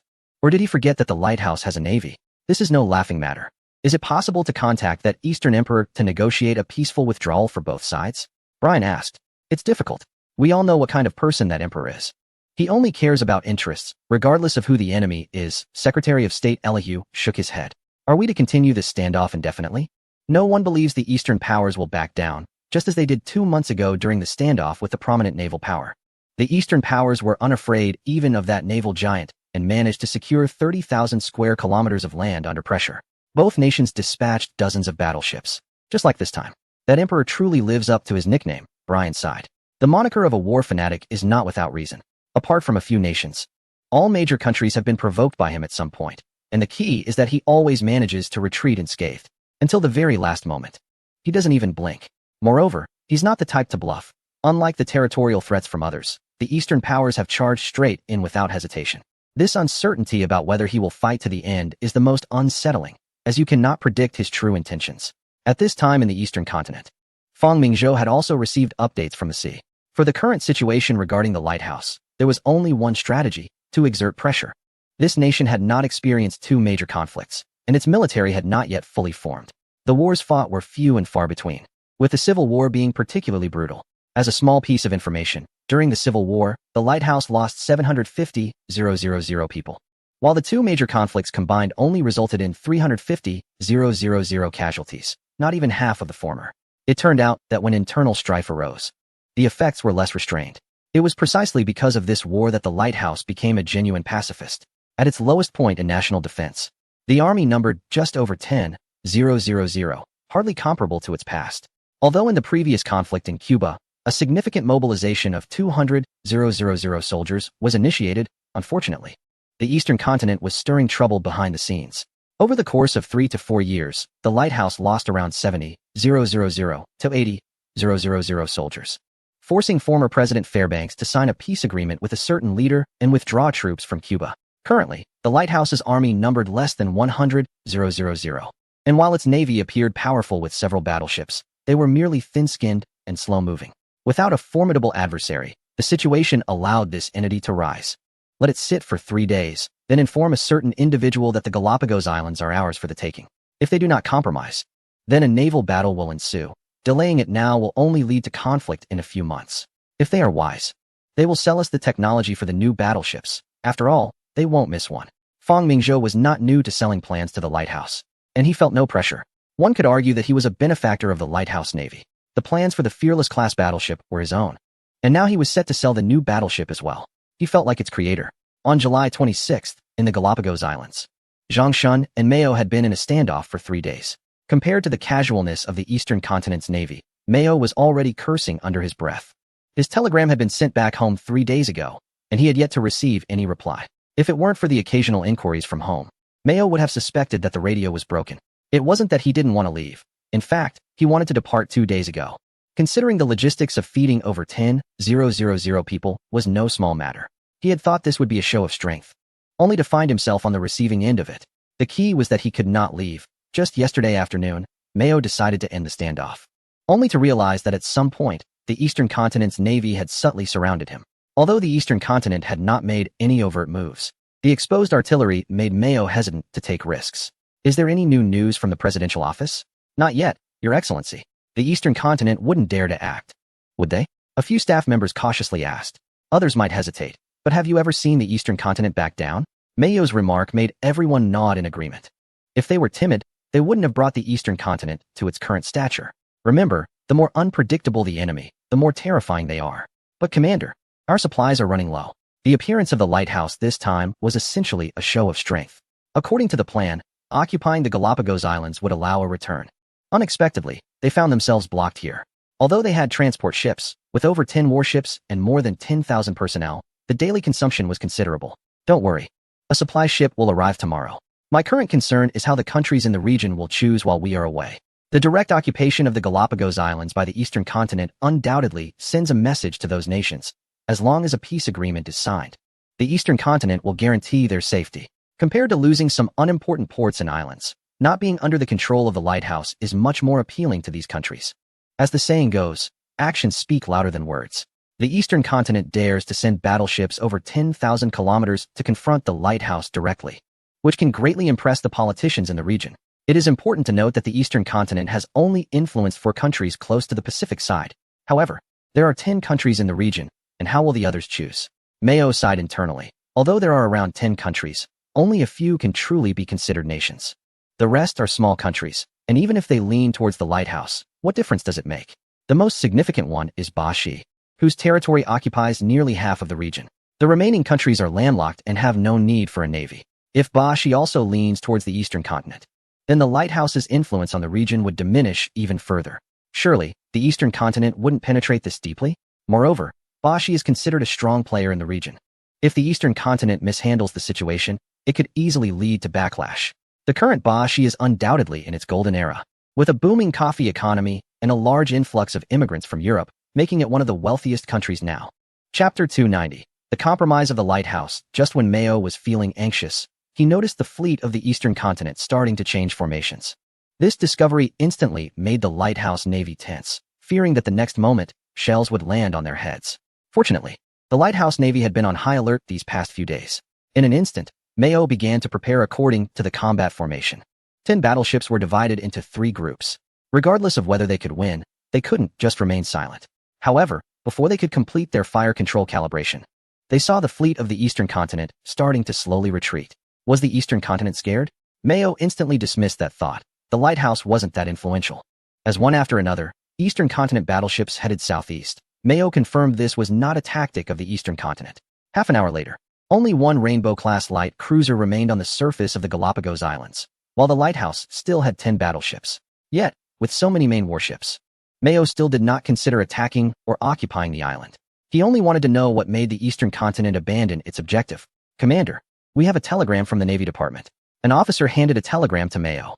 5 minutes later, Mayo looked at the lone Rainbow-class light cruiser ahead and sighed helplessly. This declaration of military strength can be considered a complete failure. The naval forces of the eastern region hardly regarded them at all. Indeed, an agreement was reached between the lighthouse and the eastern region, which explains why their navy departed first. The two countries transitioned from confrontation to friendship. It seems these warships are now likely heading to find their buyers. On October 4th, the president of the lighthouse, Brian, communicated with the ambassador of the eastern region to engage in friendly discussions regarding the Galapagos Islands standoff. The lighthouse tacitly acknowledged the fact that the Galapagos Islands are leased to the eastern region, withdrawing their departing fleet. The eastern region will no longer attack the lighthouse's fleet. Additionally, the eastern region committed to not fortifying the Galapagos Islands and ensuring that the tonnage of the naval vessels stationed there does not exceed 50,000 tons. Currently, the Galapagos Islands are isolated, and it will take at least 7 or 8 years to repair the lighthouse's canal. Without a functioning canal, it remains a desolate island.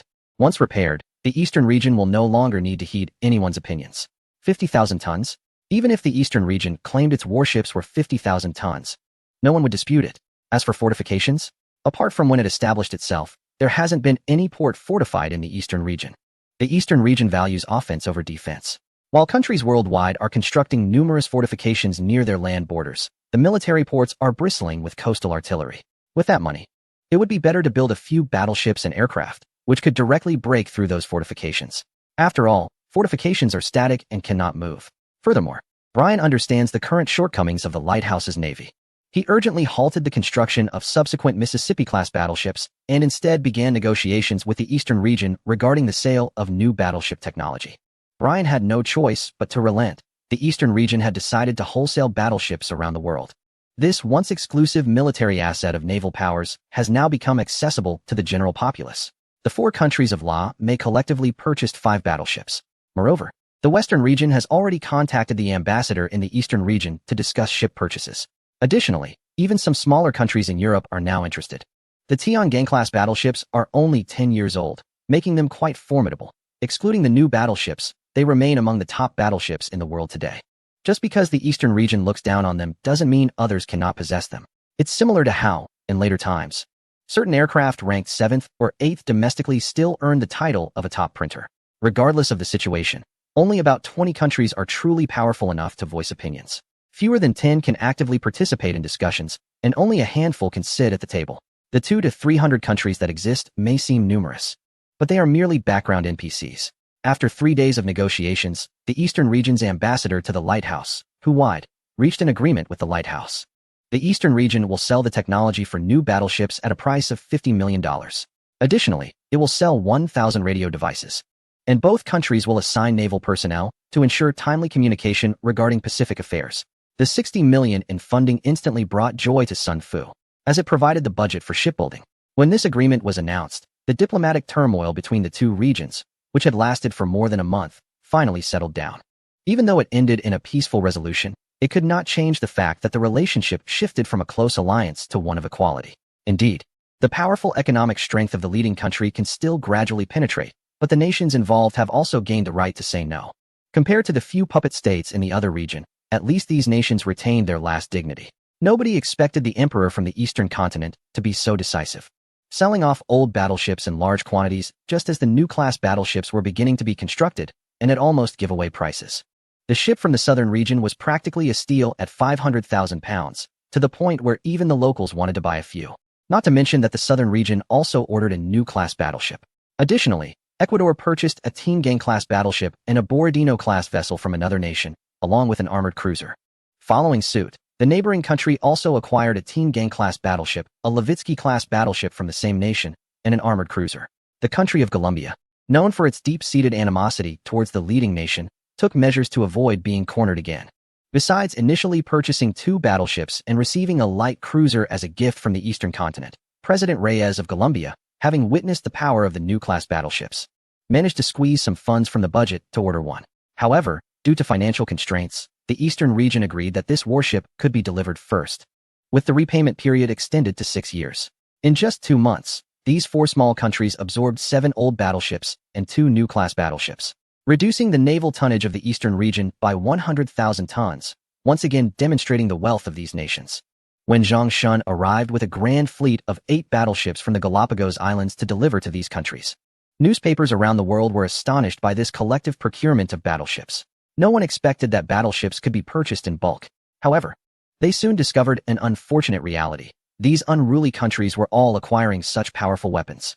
Regardless of their training, those 305mm naval guns were real, and a single shot could cause devastation for several kilometers.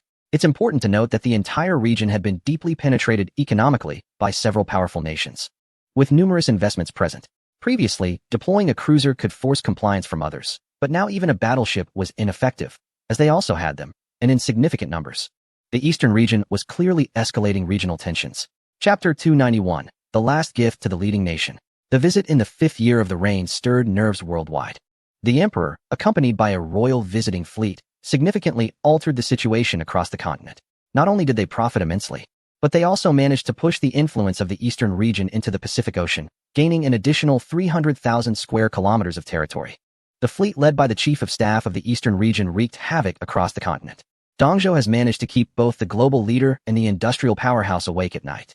There's no need to elaborate on the military capabilities of the global leader. Just the absence of the word royal speaks volumes. As for the Navy, despite having a large number of outdated battleships, they no longer instill fear in their adversaries. The 4 battleships cannot suppress the 4 others of a newer class. The global leader struggles to expand its fleet because, unlike Dongzhou, it lacks modern battleships and must wait for the completion of the first one before making modifications. Shipbuilding isn't just about cranking out numbers. True naval powers prioritize sea trials. They are not like some regions, relying on historical documents without practical experience. Many technologies require time to perfect. Currently, only Dongzhou possesses new battleships, and according to estimates, the world may soon enter a true naval arms race. When that time comes, everyone will have relevant data, and it will come down to numbers to determine dominance. Overall, the global leader still manages to control the situation in Europe. Recently achieving a memorandum of cooperation with another strong power is indeed a stroke of genius, allowing for mutual benefits. The global leader has a strong navy, while the other party boasts a formidable army, and both nations have equally capable other branches of their military. Even if new battleship technology becomes available, it won't change the situation drastically. However, the industrial powerhouse faces challenges. Since the Cleveland administration, it has struggled to establish colonies and overseas markets, missing out on the prime colonization period. Ironically, its industry ranks among the best, yet without markets. Capitalists will face dire consequences. Since then, Cleveland has focused on conquering a certain continent as a national strategy. After 3 generations of presidential efforts, it has finally subdued the northern regions and gained control over the central coastal areas, while also penetrating the southern territories. Just a bit more effort, and they could reap the rewards. But now, it feels like a step back to square one. The region understands the industrial powerhouse's potential. If it were to unleash its full strength, it could withstand the pressures from the entire continent. Given 10 more years of development, it could become a dominant force with the opening of trade routes. This is why there has been a recent visit to the southern territories. The industrial powerhouse has already influenced several countries in that region, including some prominent ones, and without the natural barriers, others might have already succumbed. Brian now realizes that a strong economy does not equate to strong military power. They possess the best geographical position, convenient transportation across the ocean, and a vast domestic market. Coupled with rich local resources and markets in the south, they have made significant profits but have become complacent and vulnerable. The recent upheaval in the southern territories has made it clear that if they do not develop their military capabilities, they might soon find themselves facing threats from that direction. The headline in the newspaper reads, "Lighthouse needs new battleships." The events that occurred in the Galapagos Islands have made the lighthouse see reality clearly. This visit not only created a rift between the lighthouse and a certain region, but also introduced goods from the eastern continent here. Although it can only export some simple primary industrial products for now, in time, this place is likely to become a capital market for the eastern continent, the lighthouse. And Europa. Once the focus shifts from the economy to the military-industrial complex will understand that arms can be far more profitable than exporting industrial products. This is why Brian reluctantly accepted the demands put forth by Fang Mingzhou. The influx of 60 million blue coins has allowed the construction of 8 heavy cruisers as part of the naval expansion plan set for the next 4 years. This represents the first generation of aircraft carriers for the future. Beneath the heavy cruisers lies a facade of deception. With this, Fang Mingzhou need not worry about the proliferation of new battleship technology around the world. Not to mention, not even the most advanced battleships can withstand torpedo-level bombardment. On October 9th, just when everyone thought the tumultuous events in the region had come to a close, a sudden announcement was made that a joint conference would be hosted in Rio de Janeiro. The name itself indicates its significance. All 12 nations in the region received invitations. And at the same time, the Eastern Continent's Minister of Affairs for the region, Tao Chung, would attend as a special member state. Currently, the region is controlled by coffee plantation owners from 2 states, alternating in power within the federal government, Sao Paulo and Minas Gerais. These individuals do not see eye to eye with the lighthouse, as its agriculture is export-oriented. While the sellers of agricultural products in this area are from various countries in Europa, this country, which occupies nearly half of the region, harbors ambitions of becoming a leader. The current president, Alves, is quite ambitious himself. 2 years ago, he initiated significant construction in the capital, Rio de Janeiro, appointing an engineer as the mayor to advance urban modernization and development. The well-known slums emerged during this period. As the saying goes, economics determines status. And the thriving economy of this region naturally aims for further progress. Allowing this area to take the lead is Fang Mingzhou's final gift to the lighthouse. Regardless of who is in charge, they are seen as a thorn in the lighthouse's side. The lighthouse would feel embarrassed not to take action against this region, making it difficult to continue its infiltration. The scale and economy of this region also make it challenging for the lighthouse to eliminate it quickly. As long as these 2 countries continue to clash, chaos in the region is inevitable. Historically, the S competition has rarely included other countries besides Europa and the lighthouse, with the Far East being the only addition in S2. If Fang Mingzhou wishes to spread the S competition worldwide, he must identify all potential opponents and strengthen alliances, whether they be ententes or coalitions. This way, the power will be greater, and when conflicts arise, there will be more confidence, and of course, greater destructive capability. President Alves is very pleased with the proposed joint conference in the region. In his view, the leadership of Bashi should guide the brothers and sisters in the region to resist hegemony. Of course, the premise for resisting hegemony is to stand firm on one's own and possess sufficient strength. In October of the 5th year of Zhao Ming, Bashi's naval development plan was unveiled, and the navy, historically stripped of its fruits by John Bull, has now fallen into the hands of the Eastern Continent. Currently, the Bashi Navy can be said to be at the bottom in the region, so how can it lead? The expansion plan for the Bashi Navy has commenced. Chapter 292. The 5th year of Zhao Ming is coming to an end as the 5th year of Zhao Ming approaches its final month. The delegation led by Zhang Shun has finally returned to the Eastern Continent. With this, all external plans have been completed following the battle with the Bear Nation, and the next phase will be one of recuperation. If other countries were to learn this news, they would surely celebrate with firecrackers. It's not easy. As long as the Eastern Continent does not cause trouble, the world will be half peaceful. This year, everyone in the Eastern Continent has been mobilized. From cabinet members to the emperor, all taking advantage of the war to expand. The results have been fruitful. The last cabinet meeting of the 5th year of Zhao Ming was held in the Eastern Garden. Once the meeting concluded, officials at all levels in the Eastern Continent would soon welcome their annual leave, and the next meeting would take place in the 6th year of Zhao Ming. In the Eastern Garden, everyone appeared radiant, very satisfied with the development of the Eastern Continent over the past year. Since Fang Mingzhou had already convened a cabinet meeting after his recent visit, he was reluctant to call another unless something significant arose, as everyone was quite busy. The annual meeting is a summary by the Prime Minister's office and various departments of the past year, as well as a development plan for the upcoming year. The economy and livelihood have been rapidly developing, and Fang Mingzhou need not worry too much, as both major regulatory intelligence departments are under his control. They can be considered an enhanced version of the Jinhui, albeit with only inspection powers and no interrogation powers. The Prime Minister's office also has its own judicial department. And the cabinet, led by Ouyang Gong, dares not relax its supervision over the vast bureaucratic group in the eastern continent. It's fine if they discover issues themselves. But if they are uncovered by the intelligence department, it would be quite embarrassing. This shows that being an official in the eastern continent is indeed challenging. Of course, Fang Mingzhou is not unreasonable. He would not cling to minor flaws, as no one is perfect. However, when it comes to homicide cases, no one can help. The eastern continent has been established for 10 years, and among the first batch of conferred nobles, dozens have already been stripped of their titles through trial. Your Majesty, Bashi has agreed to order 2 new battleships from us in the eastern continent. Additionally, 1 Tiangang-class ship has already been received.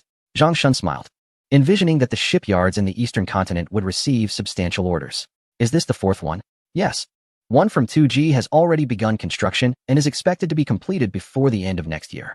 One from Zhili is currently still discussing specific parameters. And Bashi is in the same situation. The region still has money. Even Ouyang Gung smiled. For battleships could bring nearly 10 million blue coins in profit to the eastern continent. And that's not all. A single battleship can sustain a shipyard for 2 years. Not to mention the supporting industries. At any time, military industry is the best means to stimulate the economy. We are currently using a certain design as a blueprint, combined with our own technology, to launch a new type of battleship for foreign trade. Sun Fu explained to everyone that the current model is still too advanced, surpassing the previous generation and approaching the next level. Moreover, its price is too high. The cost for the Navy alone exceeds 12 million blue currency, which is higher than the previous model. Of course, its combat capability is at least double that of the older generation. This new battleship is intended for our own use in the region. If sold, customers would surely find it unaffordable. The displacement is around 18,000 to 19,000 tons. With a full load of 21,000 tons and a maximum speed of 19 knots, equipped with 5 twin-mounted turrets, it can achieve absolute superiority over the current older battleships. Featuring first-generation fire control systems, Fang Mingzhou nodded, noting that countries from the region likely wouldn't engage in combat even if they purchased it, so there's no need for it to be overly advanced. Bashi's ambitions are not small, Hu Wenba remarked, as the foreign affairs minister. He understood that a united region is something no one wants to see. Bashi cannot develop. Fang Mingzhou stated confidently. History has shown that as long as a country's government is not independent, it has no future. Countless historical facts have proven this. Countries that rely solely on agriculture and minerals are fragile. Any global economic crisis would sharply reduce their income, leading to a series of ensuing issues. The situation in the region is temporarily settled. It's just a matter of time now. Your Majesty, the Shot family has hinted at aligning with us, hoping we can help them defeat the Rashid family. They are willing to become our vassal. Hu Wenba said that previously, when Fang Mingzhou returned home. He temporarily stayed in Bosi Bay. We should agree to them. The land is large enough for us not to take it all. However, this area, and this area, must be under our direct control.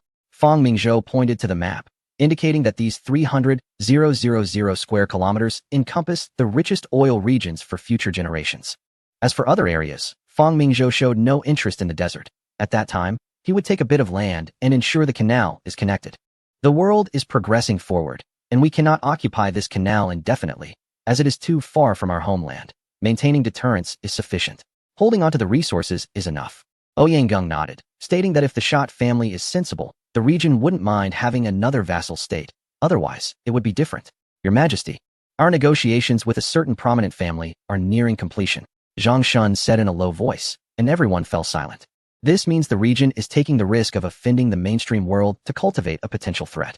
Thanks to the information provided by a certain informant, the organization aiming to restore their state is gradually becoming known to the higher-ups in the region. If all goes well, they are also adopting 2 approaches. One is public, having held a state-building conference over a decade ago, which has been closely monitored by various countries. Another aspect is the Freemasonry that Burgess joined. These individuals are deeply entrenched in darkness, and even the major powers of the world have been deceived by them, as stated in their sacred texts. This is a group that possesses the wisdom of ancient scrolls. Whoever obtains them can become wealthier than nations. Fang Mingzhou does not wish to deal with these people. But when he thinks about how this ethnicity holds so many top scientists and talents, he cannot help but feel awed, especially by someone like Einstein. Although these top scientists are under strict surveillance, they cannot be utilized for his own purposes. Fang Mingzhou has considered eliminating all these individuals, reasoning that if he cannot have them, neither should anyone else. Besides, he has a library and could spend more time to develop slowly. However, he ultimately dismissed this idea. If the Eastern continent wants to become a dominant power in the world, it needs to embrace a broad-minded approach. Moreover, time is limited. Even the plans he has for Miss Chio's creation, those at the Weapons Research Institute cannot fully comprehend. Some individuals are truly indispensable for achieving global nuclear supremacy after S1. Chapter 293. Training officers. The current antitrust laws in the Lighthouse are essentially aimed at dealing with the deceptive entities. These entities control over 80 of various industries in the Lighthouse. Brian was able to defeat former President Fairbanks, who helped the Lighthouse seize the canal. Because Brian's governing philosophy is to dismantle these behemoths, and this is what the people elected him for. If you count the top 10 families in the Lighthouse, almost all of them have ties to these deceptive entities. Of course, this is self-inflicted, not to mention the attributes of the White Wolves. Just their beliefs alone make them despised by the mainstream world. These deceptive entities are also a branch of the Northwest Semitic peoples, who have had conflicts with the Arabs for over 1,000 years. Why did the later generations establish a nation there? Because of the checks and balances created by certain powers? Placing two historically antagonistic nations together makes reconciliation impossible. However, Fong Mingzhou has decided that the Eastern Continent Empire will designate the Boss Bay as a direct territory. While others may thrive in chaos, his direct territories must be stable. So there will be no establishment of a nation there. Fong Mingzhou initially thought of the European continent, but its complex political, economic, and social environment has been entrenched for over 1,000 years and would not accept an outsider. There are quite a few territories with the local population, but those individuals, with mental capacities akin to monkeys, would only exacerbate the situation if they were to encounter the deceptive entities. The next competition would likely be a disaster for them. After much contemplation, there are only a few options, either the fragmented bear or the lighthouse. The former is too close to the eastern continent, while the latter is too far. As for the kangaroo area, that is considered a reserved place for the eastern continent. In the end, Fong Mingzhou decided to send these disruptive elements to a place called Lamay. The residents there, whether indigenous or immigrants, can be said to lack the backbone to resist. Even if deceived by the entities, they would ultimately be ineffective in battle. After much deliberation, one place caught Fong Mingzhou's eye: Suriname. Fong Mingzhou has no impression of this place from his past life, let alone now.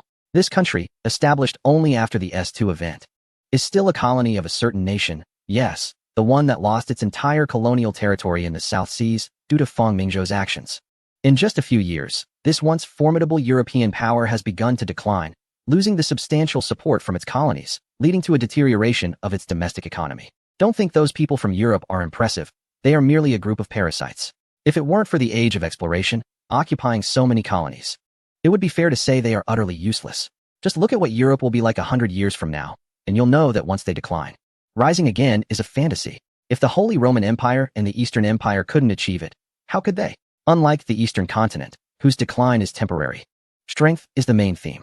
That Edmund from the Rothschild family has agreed to our proposed conditions. Zhang Shun seriously addressed everyone, stating that based on some lists provided by Mr. Burgess and the information from this Edmund, at least half of it checks out. Months ago, Burgess provided a list of outstanding scientists and elites in the world of squid, though this is only what he knows. There are many more who are unknown. Edmund also provided part of the information, and after comparing the two, about 70% aligns. The reason these squids provided this list is that the Eastern continent promised them something they lack: military strength. One could say it's truly a command-type warfare talent. This isn't the era of information explosion where you can find anything. Even in that era, only a few words can cultivate military talent. Clearly, the Eastern Empire, inheriting the library, has had a military personnel training system that surpasses this world from the very beginning. Institutions like West Point, Sandhurst, and St. Cyr are mere juniors compared to the three major military academies of the Eastern Empire. The Eastern continent has proven its military strength through one war after another. Even Hans Kat has dispatched military personnel for exchanges between the two countries. For those squids hiding in the shadows, being able to openly enter the military academy of the Eastern Empire for formal training is like a pie falling from the sky. According to the preliminary agreement, we will help the squids train 500 officers, and their identities must not be disclosed to anyone. The duration is 5 years, starting from the 6th year of Zhao Ming. The Squid Nation organization will pay 100,000 blue coins per person per year, totaling to 5 billion blue coins. Everyone gasped. The squids are indeed wealthy. This is just the fee, not including other living expenses, and additionally, after these individuals complete their studies, they need to join our Eastern military for a year of internship.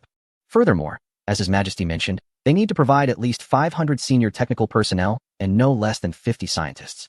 Similar to the university and higher education teachers we urgently need, they also promised at least 500 each year. However, these individuals are spread across the world, which will take time. Additionally, The squid will persuade Europa and the lighthouse to provide guarantees for issuing national bonds in those regions. Zhang Shun will state the conditions one by one, leaving the cabinet members present astonished. No one expected there was such a colossal entity hidden beneath various countries. It must be said that this Edmund knows what the current Eastern continent lacks. Not military might, not warships, but talent and education. And time. Edmund also expressed that he would make every effort regarding the list provided by His Majesty. Although everyone was curious about who was on that list, they knew these individuals were definitely not ordinary people. Fang Mingzhou was momentarily lost in thought. The so-called list was comprised of top talents of squid nationality based on historical statistics. The first was the one who invented the theory of relativity, and of course, there were also Max Born, who dealt with quantum mechanics and invented matrix mechanics, among others. Additionally, the parents of future scientific giants were also included. Regardless of their usefulness, they would be gathered first. The more one has, the less other countries possess. Furthermore, through our persuasion, the Curie couple agreed to come to our eastern continent, and also, Ernest Rutherford and Niels Bohr were eliminated through our means. These individuals are key figures in global nuclear physics research. If they cannot be utilized, they must be removed. Moreover, Hilbert is being protected by the Hans Cat government, which we cannot handle at the moment. Fang Wu's indifferent voice made all the cabinet members shudder. Although they didn't know who these people were, the fact that one was protected by the Hans Cat government underscored their significance. The efforts to undermine the scientific talent of other countries have been ongoing since the establishment of the Eastern continent. Of course, if there is a chance to recruit, we will make every effort. If recruitment fails, they will either die or disappear. As for the world falling decades behind in technology, what does that have to do with us, as long as the Eastern continent grows strong? Chapter 294. Overseas territory. After much deliberation, Fang Mingzhou ultimately agreed to this agreement. The Eastern Continent Empire has now adopted the tribute system as a national policy. If the colonial system could exist with one superpower among many strong ones. Given the vastness of the world, the tribute system can only have one superpower, and there can only be one suzerain, which involves issues of legitimacy. One cannot have a son in both the East and West, right? Oh, ISNT the Divine Light, just that? When those individuals arrive, we should assign some people to monitor, especially those teachers. If they dare to carry out private tasks, they will be dealt with directly. Shouting. Take this opportunity to issue some Eastern Continent national bonds. Do not fear a deficit, as a moderate deficit is beneficial for economic development. A deficit approaching 30? Is that considered moderate? But it's fine. After all, the continent of Europa is not short on funds, especially with the banking consortium led by the Gallic Rooster. No matter which country borrows, they will be present. Inform Tesla that people outside are calling him an antique, claiming he doesn't understand technology, and that someone wants to challenge him. Zhou Chuanjian, standing nearby, couldn't help but smile wryly. Is His Majesty trying to provoke the chief scientist of the Eastern Continent? Isn't he afraid Tesla might run away? Fang Mingzhou is not afraid at all. After all, he has an annual budget of over 10 million blue coins. Which is no joke. These scientific giants are not afraid of challenges, but rather of being alone in their pursuit of perfection. Historically, despite Tesla's tumultuous fate, it has still invented numerous groundbreaking technologies, and now it is well taken care of by Fang Mingzhou. Even Fang Mingzhou himself does not know what Tesla is currently researching, as no one can understand it. When the time comes, Tesla and Einstein will be put together to spark some creativity. After all, it's on his own territory, so there's no fear of them running away. Having made the decision, Zhang Shun began to make arrangements. The Air Force was out of the question, as most were from the Imperial Army Academy, and the Navy only had a few dozen personnel. By the time these individuals graduate in 5 years, Fang Mingzhou will naturally have prepared care packages for them. Oil has already been discovered on the land of Boss Bay, but to avoid drawing attention, large-scale extraction has not been initiated yet. Another piece of good news. Additionally, after more than half a year of construction, we have established 2 bases along the coast, capable of accommodating living quarters for 10,000 people. The Navy has also dispatched a Rainbow-class light cruiser and 2 destroyers to the area. According to the agreement with John Bull, the garrison here cannot exceed 3,000 soldiers, and the total Navy tonnage cannot exceed 10,000 tons. However, that is not a problem. We just need to get a stamp on it. We have provided the Shate family with 50,000 rifles and numerous weapons. And we have also sold 30,000 rifles to the Hashim family. Currently, these 2 families are mainly competing for territory on the Red Sea side. While we have completely controlled Boss Bay, neither of these families is particularly reputable, and as John Bull's influence gradually retreats to the Suez Canal area, these local powers are beginning to become active. Moreover, we still have over 100,000 rifles from the Bear in our logistics warehouse. Zhang Shun felt a headache when he mentioned this. The quantity is overwhelming. Even if the Eastern Empire opened up sales, there wouldn't be that many buyers. We have already gifted Mario from Guba 20,000 rifles and sent several thousand to a few small countries in the Indochinese peninsula, but the inventory is still substantial. The quality of these rifles is quite good. The Mosin Nagant can be considered decent in S1, and thinking about the bear's shortage of firearms. Fang Mingzhou really wants to sell these to the second party. By the way, did we acquire the land from that person at the time of the ratio?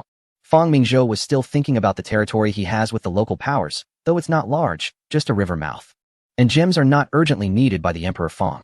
The handover has been completed, but the parliament members from the ratio side are already preparing to convince the assembly to invalidate this transaction. The royal steward Wen Shan said from the side, "If they say it's invalid, then so be it. Inform that Bernard and tell him that the land of over 100,000 square kilometers and the entire Democratic Republic of the Congo will be his goals to strive for in the future. Give him whatever he wants, with only one requirement. Let all the local powers in the region live freely in a democratic environment." Fang Mingzhou smiled.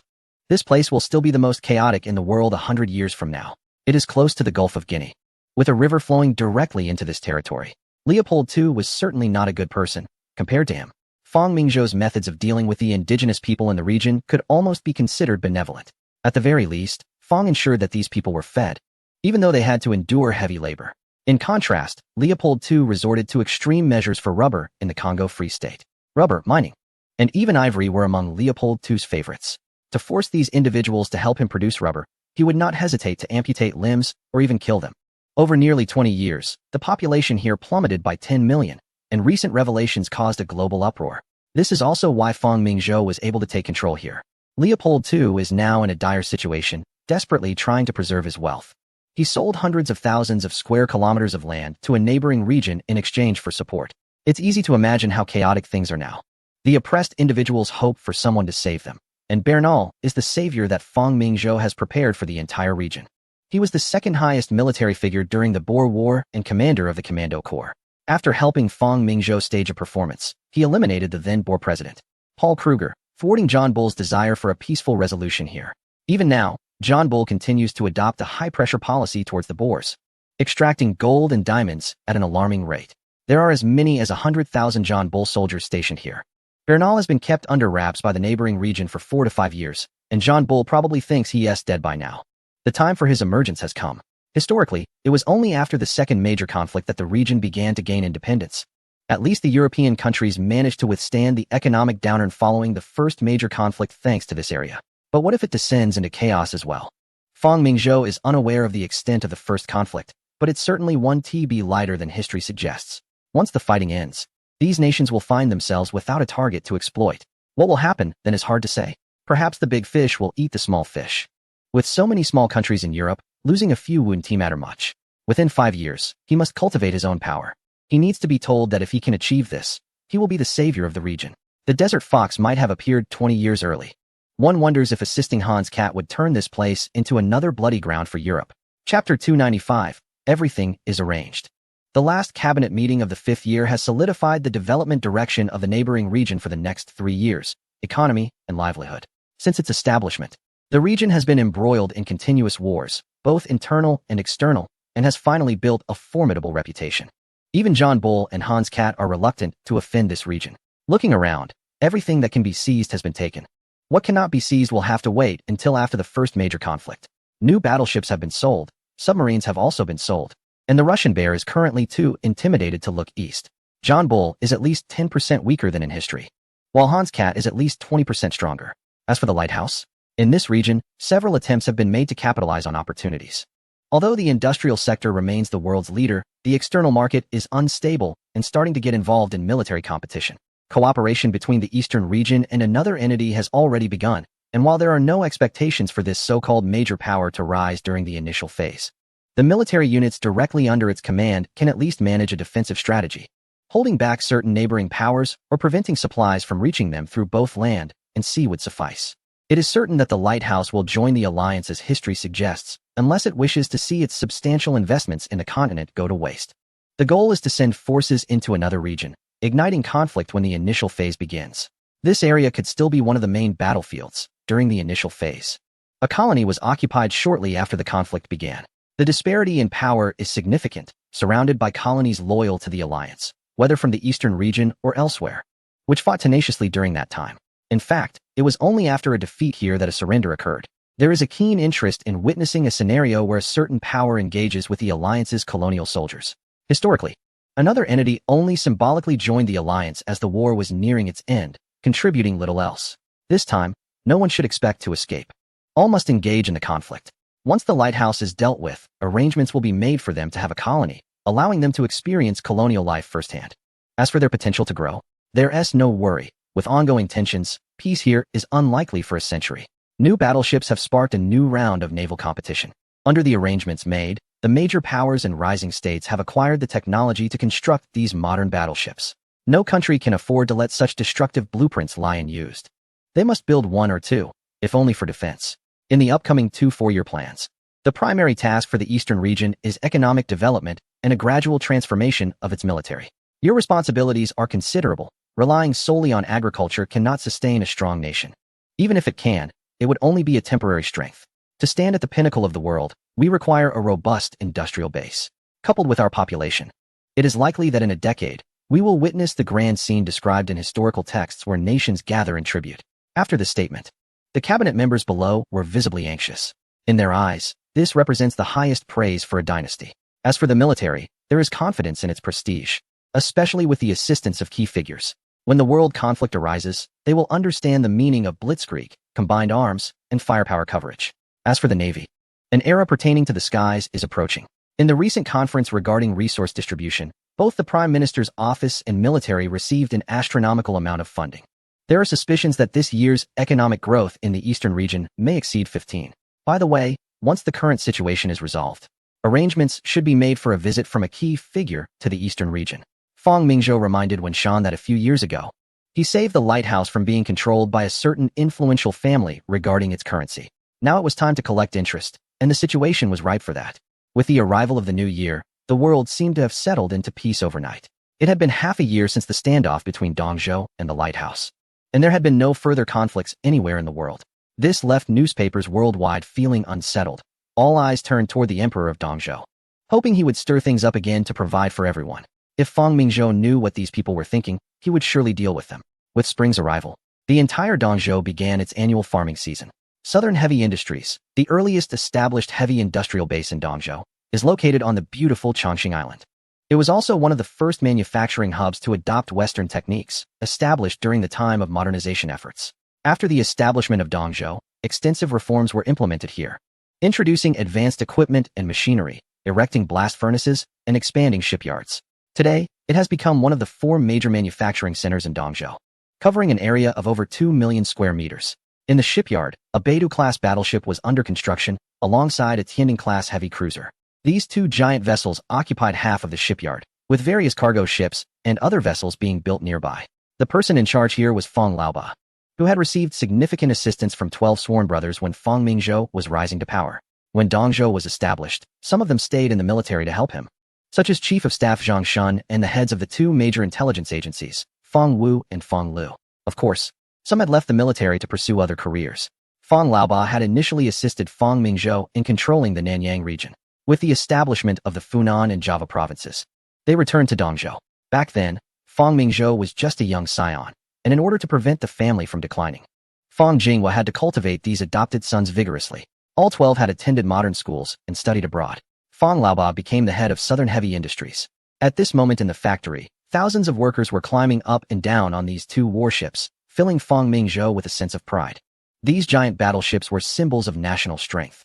In this era, wherever a battleship went, it was the strongest military presence. Your Majesty, 1/3 of the Beta class has been completed, and it is expected to be finished by the end of next year, ready for delivery to the Navy for sea trials. Since this is the second batch of construction, the tonnage has increased by about 500 tons, with minor modifications made in some areas. Additionally, in accordance with the Naval Department's requirements, we have added 12 37mm anti-aircraft guns. As countries around the world began to place importance on aircraft, these wooden structures gradually started to take the global stage. Little did anyone realize that in about 10 years, the massive new battleships before them would be replaced by these flying gadgets. The rapid technological advancements compelled all nations to invest vast amounts of wealth into this race, with no clear future. Chapter 296, Private Shipyards. Chongqing Island is just a microcosm. The number of private shipyards relying on Southern Heavy Industries is countless. At this time, Fang Mingzhou has arrived at a private shipyard in Chongqing. This shipyard is privately funded, and the ship owner is someone who initially followed Fang Mingzhou to the camp in a certain country. Back then, Ouyang Geng suggested that the new batch of patrol boats for the Eastern Sea Maritime Guard be constructed by private shipyards. This not only accelerates the update of equipment, but, more importantly, supports the advancement of private shipbuilding technology. The Yasha-class patrol boat has a displacement of 85 tons, a full load of 100 tons, a length of 323 meters, and a width of 51 meters.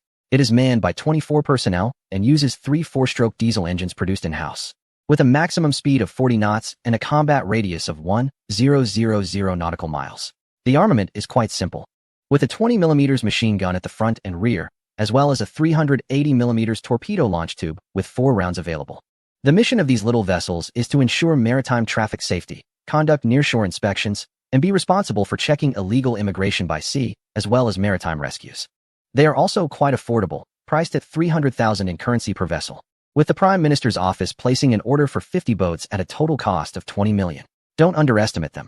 If a conflict arises, these boats can pose a significant deterrent to merchant and transport vessels, not to mention the torpedoes. The 20mm machine guns may not be effective against light cruisers and larger warships, but they are sufficient to target the upper structures of destroyers, let alone civilian ships. With their terrifying speed of 40 knots, it's nearly impossible for anyone to outrun them. Even large military ships, if unescorted, would be in serious trouble if attacked by a dozen of these small boats launching torpedo strikes. The coastline of the eastern region exceeds 50,000 kilometers. And with the rapid development over the past few years, people from neighboring countries have learned about this new term, illegal immigration. This phenomenon emerged after the S2 era, coinciding with the acceleration of globalization. Fang Mingzhou did not expect to encounter this situation now. If it weren't for the Prime Minister's office completing population identity registration and household registration systems a few years ago, these individuals might have managed to obtain citizenship in the eastern region. However, it is understandable. When people cannot secure enough food in their own country and their lives are at risk, coming to the eastern region at least guarantees them enough to eat and safety. The Ministry of Internal Affairs apprehended over 10,000 people last year, and Fang Mingzhou does not wish to be overly lenient. The eastern region is not yet an industrialized nation, and workers are highly sought after. They can hardly manage their own citizens, let alone accommodate others. These individuals have been sent by Ouyang Geng to the newly developed area of Iberia, where they can find enough to eat and assist the empire in expanding into the wilderness. Population is still a minor issue. Since the inception of Fang Mingzhou's rule, he has enforced a strict ban on opium. In just 10 years, while it hasn't completely disappeared, it is no longer visible in the market. Of course, opium smuggled from the mainland and elsewhere still exists. Both Fang Mingzhou and Ouyang Geng are aware of its dangers. And Fang Mingzhou has even implemented laws that seem almost brutal by contemporary standards. Don't mention 50 grams. Just touching it is considered labor, using it is banishment, and selling it is punishable by death. Even 1 gram warrants execution. Moreover, every June, these individuals are gathered for target practice, with officials from various departments observing. Even for medical use, there is a strict review system in place. Fang Mingzhou knows that aside from this land, other nations are all just as corrupt as the previous dynasty. If this continues for another 200 years, the genes of these people will have degraded to the point where they emerge from the womb as useless.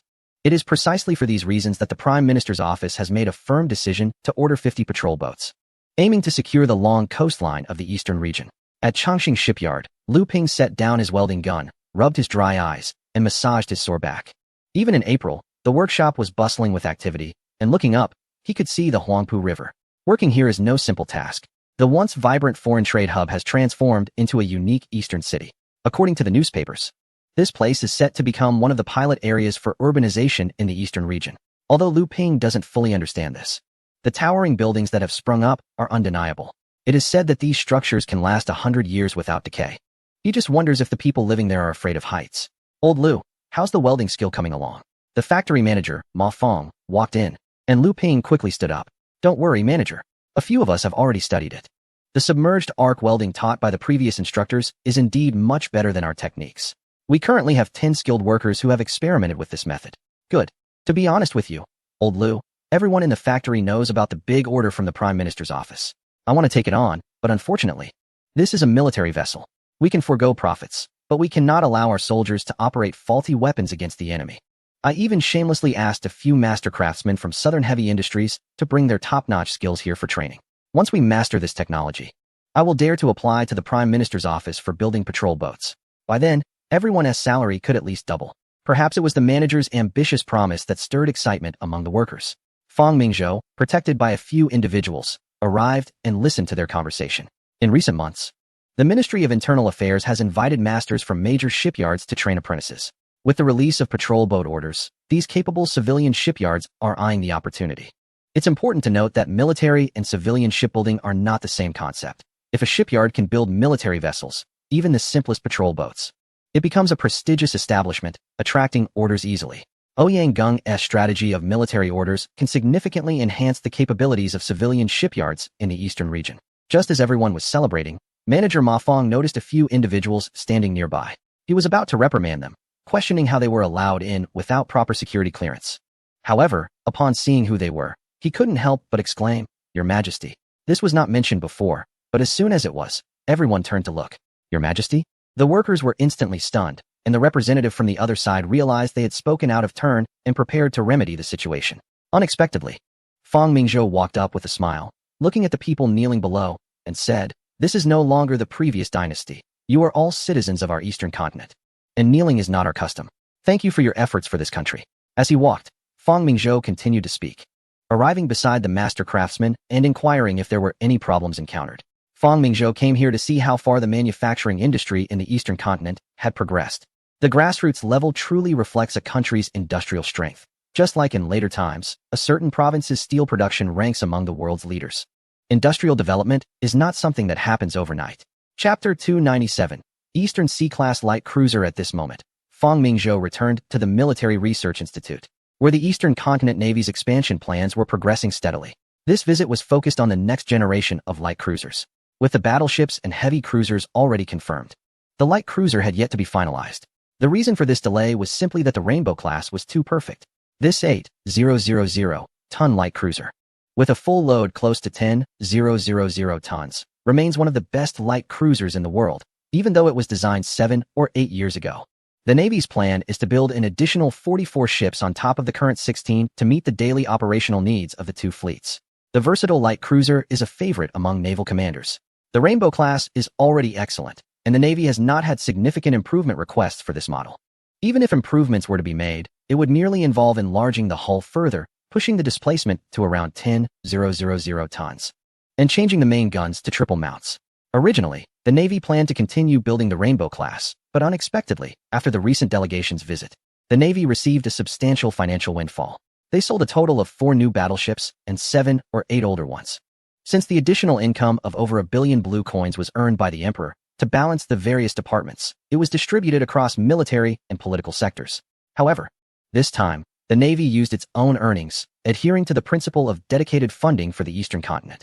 This nearly 100 million blue coin budget essentially belonged to the Navy, transforming Sun Fu from being frugal to suddenly wealthy. Thus, immediately after the delegation's visit, the Military Research Institute received a request for the Navy to construct a new type of light cruiser.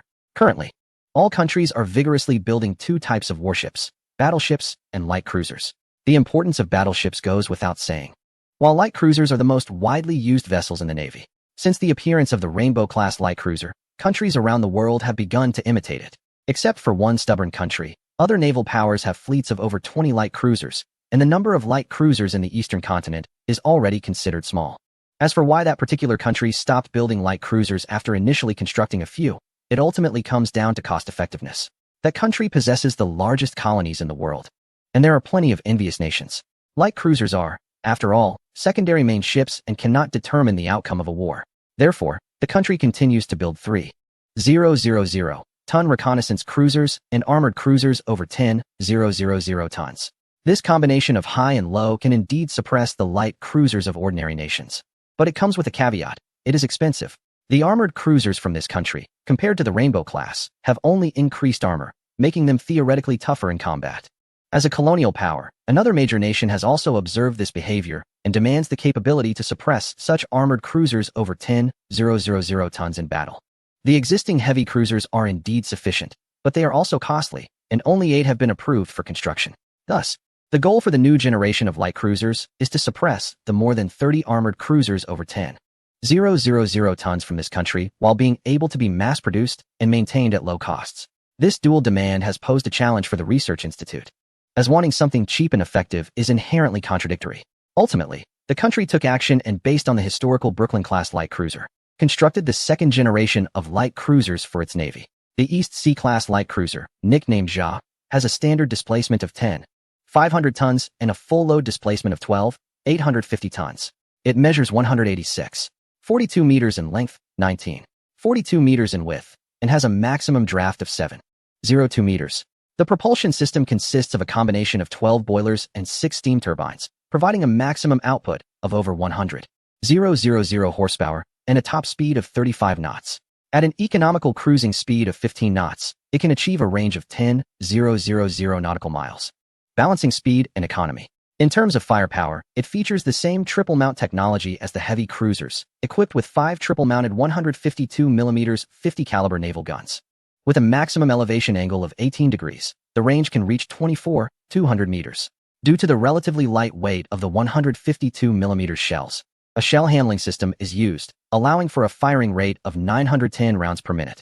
As for the secondary guns, the initial plan was to add some anti-aircraft guns. However, with the increasing number and size of destroyers from various nations, these smaller vessels pose a significant threat to major ships. Therefore, in addition to the 152mm main guns, 4 twin-mounted 127mm 35-caliber secondary guns were also added. To counter aircraft and close-range torpedoes, 10 127mm anti-aircraft machine guns and quadruple-mounted 40mm quick-firing guns were installed. The aircraft from this region are currently the most advanced in the world and have been among the first used in naval warfare. This advantage must be utilized. So the design includes 2 catapults and 4 seaplanes at the stern of this class of light cruiser, enabling reconnaissance within a 300-kilometer radius for the fleet. With increased tonnage, armor has also been enhanced, and the 280mm naval guns of the armored cruisers from this country are formidable. The main gun turret and the front armor of the main structure utilize the most advanced 190mm homogeneous armor available in this region, equivalent to 230mm Krupp armor. The horizontal armor is 76mm thick, and the command tower is also reinforced with 190mm armor. It can be said that in a one-on-one encounter, the East Sea-class light cruiser is capable of being evenly matched, with the same type of fire control radar as the Tianjin class, and an engagement range of 24 kilometers. This light cruiser can challenge all the old battleships in the world. Of course, challenging is one thing, winning is another matter. Though losing is also not easy. In the Military Research Institute, regardless of whether it was Zhang Shun, Li Yongchang, Sun Fu, or Su Wingguang, they couldn't help but swallow hard when they saw these data. To them, it seemed like His Majesty was selling lamb heads while hanging dog meat. This was hardly a light cruiser. It was practically a destroyer for ships under 10,000 tons. Your Majesty, how much does this warship cost? Sun Fu asked eagerly. Fang Mingzhou glanced at Chen Zhaoyao next to him, who smiled and said, if produced according to these specifications, the internal price in the Empire is about 3.5 to 4 million blue coins. Everyone gasped. They knew this thing wouldn't be cheap, given the impressive parameters. They didn't expect it to be so costly. Director Chun, do you know the price at which our Navy is selling the old battleships? Sun Fu asked with a hint of grievance. The Navy had finally managed to allocate funds and personnel to stir up trouble in the region, selling warships for just over 700,000 pounds each, which converted to about 3 to 4 million blue coins. It turned out that selling an old battleship was only enough to build one light cruiser. This business felt like a loss. Chapter 298. Navies of various nations in turmoil as the eastern region began constructing light cruisers and patrol boats. Alongside a series of naval expansion plans, shipyards along the coast became bustling with activity. The Navy needed to complete the construction of 4 battleships and at least 4 heavy cruisers by the end of next year. There was no choice. With the spread of new battleship technology, naval powers around the world began to accelerate their efforts. First was the nation known for its boldness, which announced the addition of 3 more Palermo-class battleships to its construction plan, while 4 of its Fearless class were still unfinished. Clearly, they were beginning to ramp up their efforts. With the new battleships being outpaced by those from the eastern region and unable to close the gap with the Hans Cat, the urgency was evident. It's important to note that simply producing more ships isn't always better. This is why most countries typically build ships in cycles of about 3 years. This allows them to thoroughly address any issues that arose during the construction of the previous class. The fact that they are now planning to build 3 more Fearless-class battleships, despite the current ones still being unfinished and untested at sea, shows just how urgent the situation has become. The new battleships from the eastern region are stirring up trouble in the area, affecting not only the local powers, but also this bold nation. This region is also a vital sphere of influence for them, where the Navy was once entirely composed of their own ships. However, as the Eastern region's naval forces begin to undergo significant changes, it's easy to foresee that in a few years, their Navy will become loyal users of the Eastern region's vessels. Naval ships are not a one-time purchase. Subsequent costs for barrels, weapons, and even midterm overhauls all require funding. This bold nation has also recognized the significance of the new battleships in the current world landscape. According to the usual expectations, after the recent developments, the Hans Cat should have followed suit, but in reality, it remained quiet. Although the progress of the 4 Nassau-class ships wasn't slow, it lagged behind the Dreadnought class significantly. What was V2 doing? Fong Mingzhou was puzzled. He had worked hard to help the Hans Cat bring the new battleship to the same starting line.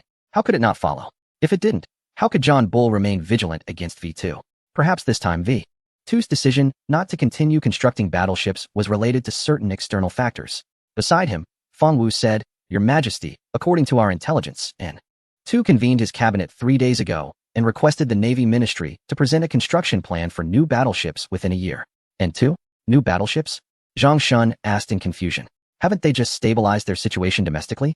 Do they even have the technology to build new battleships? 3 days ago, in the Winter Palace, N2 sat at the top, his face clouded with anger. The impact of the last war and the domestic chaos had dealt a significant blow to this ruler, who had enjoyed a smooth path since birth. Losing to the Eastern region wasn't terrifying. After all, they hadn't had an easy time in wars for decades. It was just a temporary setback. What N2 couldn't accept was that those commoners dared to oppose him. And that damn Duma had even rejected his military budget request. He should have eliminated them all back then. Furthermore, the Eastern region had the audacity to sell the great battleships of the Bear Nation at prices of 600,000 to 700,000 pounds each. Why didn't they fight with the lighthouse? N2's roar silenced everyone. They all knew he had been simmering with anger for the past year. To ensure national stability, he had formed the Duma and granted them power, but when the Duma was established, N2 regretted it. To him, the Duma was a constraint on his ability to exercise the power of a great emperor. "Sergei, I want to know when our Navy will be rebuilt. Why has it been over a year, and our Navy still consists only of a few ironclads? Do you know how the world views our great nation now?" N2 expressed his anger. Ever since the last naval battle defeat, the tonnage of the Bear Nation's Navy had dropped to 100,000 tons. With all ships being over 20 years old, these vessels could barely produce smoke, let alone perform any effective operations. "Your Majesty, if I may speak frankly, although various countries have offered us loans exceeding $700 million, $200 million of that is for reparations. And another $100 million is for the aftermath of this war," Prime Minister Sergei said calmly. "Additionally, we need to allocate some funds to repair the railways damaged by the Eastern region and to build a new defense line.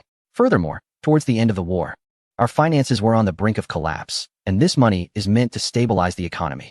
In summary, Sergei's lengthy explanation boiled down to one thing. There was no money. The war against the Eastern region had mobilized 1 million troops, and the weapons and ammunition used were countless. The Navy had deployed all its ships. All of this resulted in a complete defeat. With no benefits gained, and even the initial capital lost, it was difficult for us to corner those who were well prepared. If we were to start large-scale shipbuilding at this moment, it would be a challenge. The leader knew that his prime minister was right, but he was unwilling to accept it. Perhaps noticing the inner conflict within him, Sergei continued, "Great leader, even if we had the funds now, we wouldn't be able to construct new battleships. Firstly, we lack the relevant technology.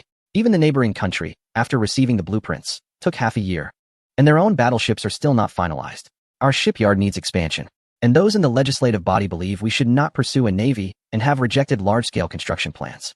However, they also recognize the importance of the Navy and have approved funding for the construction of 2 battleships of the Andrei class. Those legislative members are so frustrating. The leader wanted to disband the legislative body right away. The Andrei class cannot support the naval ambitions, as it is an outdated battleship. This is vastly different from the leader's proposal to build 10 new battleships and over 20 cruisers within 5 years. In Sergei's view, this was already a very good outcome. At least the Navy was on the path to recovery. According to our secret agreement with the neighboring country, once they complete the construction of their first new battleship, they will provide us with a complete set of technical blueprints. By then, we can have new battleships. The newly appointed Navy Minister, Rozdevstvensky, spoke up. As his predecessor Alexeyev had become a prisoner, Rozdevstvensky's biggest problem now was the navy of the neighboring country. The senior pineapple has become a bathtub for them, with ships flying the double-headed eagle flag approaching our shores. The flags of both countries are quite similar, both featuring a double-headed eagle, and both claim to be the rightful heirs of historical empires. This greatly displeased the leader. Once upon a time, the senior pineapple was entirely under our control. Was that traitor Uniangru captured? In the leader's eyes, Uniangru was the root cause of our failures. If it weren't for him sabotaging our efforts, we would have never surrendered. Therefore, over the past year, the leader instructed the interior minister and others to capture him. Your Majesty, he has many supporters in our country, and since the last incident, he has completely hidden himself. Our last information was that he went to the neighboring country a year ago. Damn that cousin. The leader felt a deep resentment towards him. That foolish traitor actually aided the rebels. One day, his country would face repercussions. Since the navy could not be expanded for now, the leader turned his attention back to the army. After the last war, our conventional forces had dropped to 400,000, but fortunately, the elite Western army had not suffered significant losses.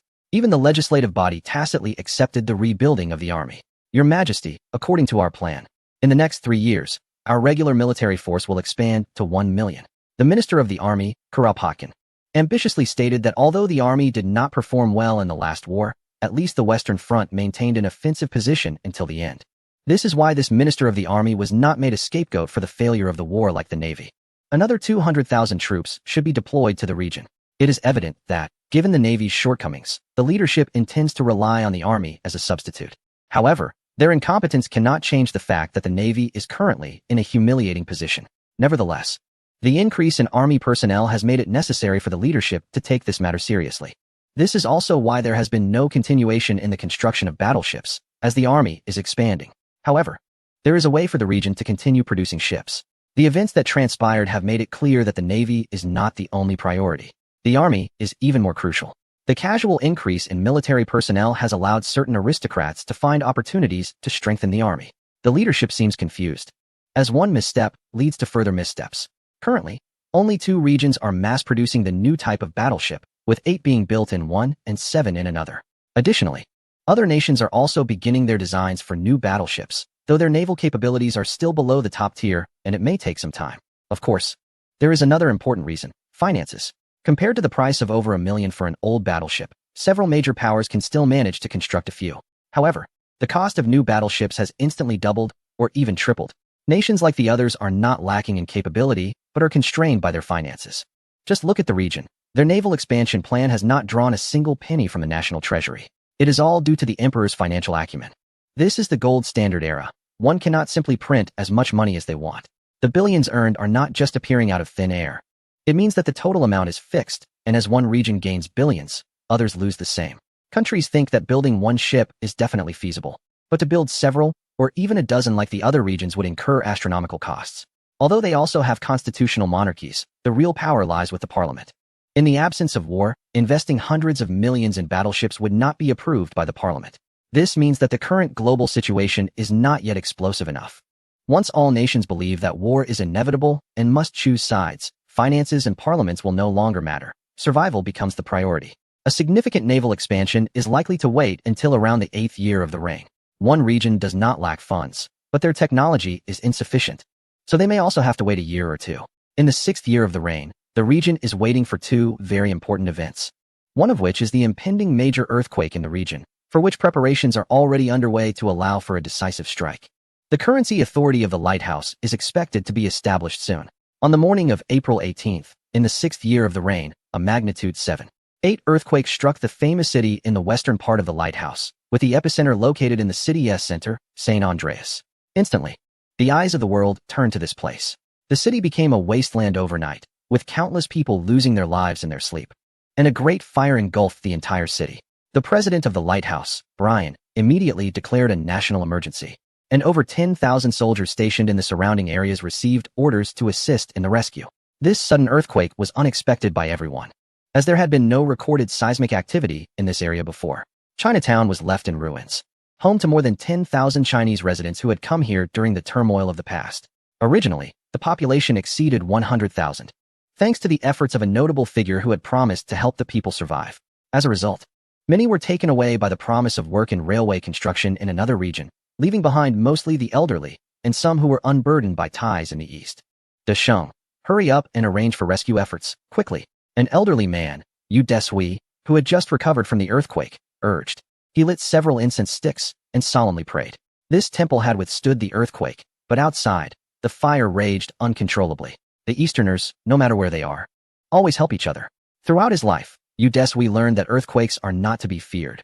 What is truly frightening is the human heart. At this moment, Burgess also sprang into action. As a well-regarded patriotic businessman in the lighthouse, he could not miss this opportunity to gain recognition. Moreover, this was a great chance for him. Having saved the lighthouse once before, he intended to use this situation as a stepping stone for his own advancement. The earthquake, which lasted 3 days, completely devastated the city, leaving countless people homeless and the fire spreading throughout the area, unrelenting.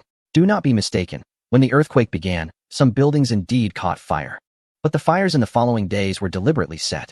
This was because the lighthouse's insurance company refused to compensate for property damage caused by the earthquake, stating that only disasters like fires would qualify for financial compensation. As a result, many people set their own homes ablaze. This led to a major issue. Hundreds of thousands of people were left without shelter. Although daytime temperatures hovered around 10 to 20 degrees, the nights were unbearable. A riot targeting the Chinese community was about to erupt. Chapter 300, The Threat of War. The past failures in war led to the signing of numerous unequal treaties, including those allowing Chinese laborers to go abroad. Although it was claimed to be voluntary, most were forcibly taken. At that time, the lighthouse was in the midst of a peak period for railway construction, with over 100,000 Chinese laborers brought in for mining, infrastructure, and railway projects. The mortality rate has reached as high as 20. Moreover, the notorious anti-immigrant legislation still exists. Fang Mingzhou is very dissatisfied with this situation and has previously communicated with the local government, but both the leaders have been ambiguous in their responses. If he were unable to compete with the local authority, that would be one thing. He could just work harder to regain his standing. However, the current local authority is like a younger sibling in front of the Eastern region, being looked down upon by a worthless figure, which is unacceptable to Fang Mingzhou and the Prime Minister's office. During his visits to various countries in Europe, Fang Mingzhou had made his stance very clear in his speech at Hans Katz's residence. Yet, for more than half a year, it seems that the local authority has completely ignored it. Following the recent incident, it is believed that the leader will become even more indifferent, since they are feigning ignorance. Let them understand the consequences of offending the Eastern region. Where are our warships? Your Majesty, our 2 new battleships, 2 advanced models, and 4 others have already arrived in Hawaii 3 days ago. It will take just 4.5 days to reach the local territory. Zhang Shun remarked that the local authority has always viewed Hawaii as a thorn in their side. But the entire fortress of Oahu makes it impossible for them to break through even if they gather their entire fleet. On the contrary, the Eastern region has a task force stationed here year-round, which is a constant irritation for the local authority. When the turmoil begins, we will directly move our fleet to the local territory, and Wang Jingting will cooperate with you. Then, under the pretext of evacuating citizens, we will give them 48 hours to feel the pressure of our naval guns. Burgess will cooperate with you. Isn't the new leader trying to recreate the prosperity of the local authority? Let us give him a grand gift. If the local fleet dares to resist, let Sun Fu decide whether to attack. Fang Mingzhou has come to a realization. The current military strength of the local authority is quite weak. And if he doesn't teach them a lesson, they might jump out before the situation escalates. Just like dealing with a certain bear. Sometimes one must give them a good beating first. So this time Fang Mingzhou is prepared for war. At the very least, he wants to sink a few battleships to teach them a lesson. The last time he sold new battleships to the local authority was a sweet deal. Now it's time for a stick. A combination of soft and hard tactics. 2 battleships are more than enough to deal with the few outdated ships on the west coast that can't even match the advanced models. The spirit of fighting must always be present. The Eastern region's retreat at certain bays has made these people think they are easy to bully. This conflict between Fang Mingzhou and the local authority is just a small matter. The real issue is about helping Burgess control the monetary power of the local authority. The Rothschild family's attempt to gain monetary control over the local authority will definitely not succeed. Fang Mingzhou will not let that happen, but Burgess can. The title of Messenger of God that Burgess holds is the perfect pretext. On April 21st, 6 days after the major earthquake struck the local territory, a piece of news shocked the world. The Rhine Daily suddenly published a report featuring photographs of a park near Van Ness Avenue, where countless individuals from the Eastern region were temporarily residing. In several photos, local police, white individuals, and some youths surrounded these people and were brutally assaulting them. The black liquid in the photos indicated that this was no joke. The next day, the Rhine Daily published over 20 photos across its entire front page, leaving everyone astonished by the actions of the lighthouse. The world's attention once again turned to the lighthouse and the Eastern Empire. It was well known that the emperor of the Eastern Empire was quite tolerant. Just half a year had passed since the emperor's speeches, and such a persecution occurred. People had not forgotten the previous victim, a certain European country, which had not even acted directly, but had simply been implicated due to the massacre of Chinese people by the indigenous population in its colonies. As a result, millions of square kilometers of its territory became a colony of the Eastern Empire. The previous case involved another country, whose territories were completely taken over by the Eastern Empire. Countries in Europe held no good feelings towards these two nations. They viewed one as a nouveau riche and the other as a warmonger, and believed that conflict would be the best outcome. On the morning of April 23rd, the Presidential Office of the Lighthouse announced an investigation into the persecution and stated that they would provide an explanation to the affected Chinese individuals. Meanwhile, the Eastern Empire remained silent. The longer this continued, the more people understood that the situation was unlikely to resolve peacefully. On the morning of April 25th, the Prime Minister's Office of the Eastern Empire held a press conference. The Foreign Minister, Hu Wenba, presented over 20 photos and indicated that they would intervene in this incident. It was already anticipated that there would be such a response. The lack of action from the Eastern Empire in recent days suggested they were considering their strategy. However, Hu Wenba's subsequent statements made it clear that the matter was serious. The Eastern Empire announced that they would arrest and interrogate those responsible for the persecution of their citizens. During the conference, Hu Wenba directly announced a list of over 30 individuals, including the mayor of a certain city and 12 employees of the Lighthouse government. Additionally, there were 5 gang leaders and several other participants. At the meeting, the Eastern Empire further stated that if the Lighthouse government did not hand over these individuals within 72 hours, it would be considered an act of war. Everyone looked at the Eastern Empire's foreign minister, wanting to ask if they were serious. The fate of a few ordinary individuals had escalated to a potential war between two powerful nations. With Hu Wenba's final remark that life and death were of no concern, it became clear to everyone that war was truly imminent. At noon on April 25th, the Eastern Empire's ambassador to the Lighthouse, Wang Jinting, formally submitted an official document to the Lighthouse government. At that moment, the cabinet of the Lighthouse had yet to respond, thanks to the Eastern Empire's dissemination of radio technology. Just 3 hours later, news of the 72-hour ultimatum spread worldwide, leaving everyone pondering a question. Was the Emperor of the Eastern Empire serious this time? Or was it merely a test? As the Eastern Empire's consul arrived at the park on Van Ness Avenue, the situation took an unpredictable turn. The consul led embassy staff to sit in the park. President Bryan had just received a diplomatic communication from the Eastern Empire and was gathering cabinet members. Still undecided on how to respond when this news came in. Yes, Mr. President. The consul had brought over 20 staff members and was staying in the park. He indicated that if his demands were not met within 72 hours, then the matter would be left to the military forces of both sides to resolve. The Secretary of State, looking grave, said, "There are now over 5,000 people from the Eastern continent living in this park. Damn the Eastern continent. They actually issued a warning of war over just a few individuals. Everyone, bring out the regulations. God above, we must achieve results." Chapter 301. Ultimatum. The Eastern Empire has actually issued a threat of war against the Lighthouse. In just half a day, this news has drawn the attention of various nations. Recently, the European nations have been inundated with reports about the expansion of John Bull's navy. Now, all the analyses focus on whether a war between the two countries will break out. Fang Mingzhou has managed to support numerous newspapers by himself. The Pearl River Navy port on Xiamen Island has gained worldwide fame due to Operation Tiger, yet it is currently astonishingly low profile. At this moment, the fleet led by Sun Fu had already set sail from their homeland 2 months ago. Just after the new year, His Majesty entrusted him with a task. Sun Fu initially thought that the Chief of Staff was just making a fuss in a certain region and that he would take the fleet for a friendly visit to the lighthouse. A slap on the hand, a sweet date. However, when he opened the mission plan, he was shocked to see a complete combat plan against the lighthouse. Sun Fu and Su Wenguang exchanged glances, both sharing the same expression. This combat plan couldn't be fake, could it? But the seal of His Majesty and the signature of the Chief of Staff were indeed authentic. One might wonder if His Majesty was tired of our constant commotion and wished to turn a blind eye. Recently, Sun Fu has been so eager to expand the navy that he has been visiting the Eastern Park almost daily, causing the guards there to shake their heads at the sight of him. After the recent incident, the lighthouse had taken the initiative to back down. And since we were selling warships, we had to keep the peace. Was it true that this time we were really going to engage in conflict? Isn't it just the lighthouse? They currently have only 10 battleships on their west coast, 2 of which have already returned. With 8 outdated battleships, our 2 new battleships and 2 advanced models could easily strike them from a long distance. The question now is how many we need to take out. As Sun Fu calculated, he thought that taking out 1 would be too cheap for them. His Majesty wouldn't send us here just for 1 battered battleship. I believe 2 to 3 would be best, enough to make them remember, yet not enough to plunge both nations into total war. Commander Sun, what do you think His Majesty wants us to attack the lighthouse's west coast for? Su Wenguang asked suspiciously.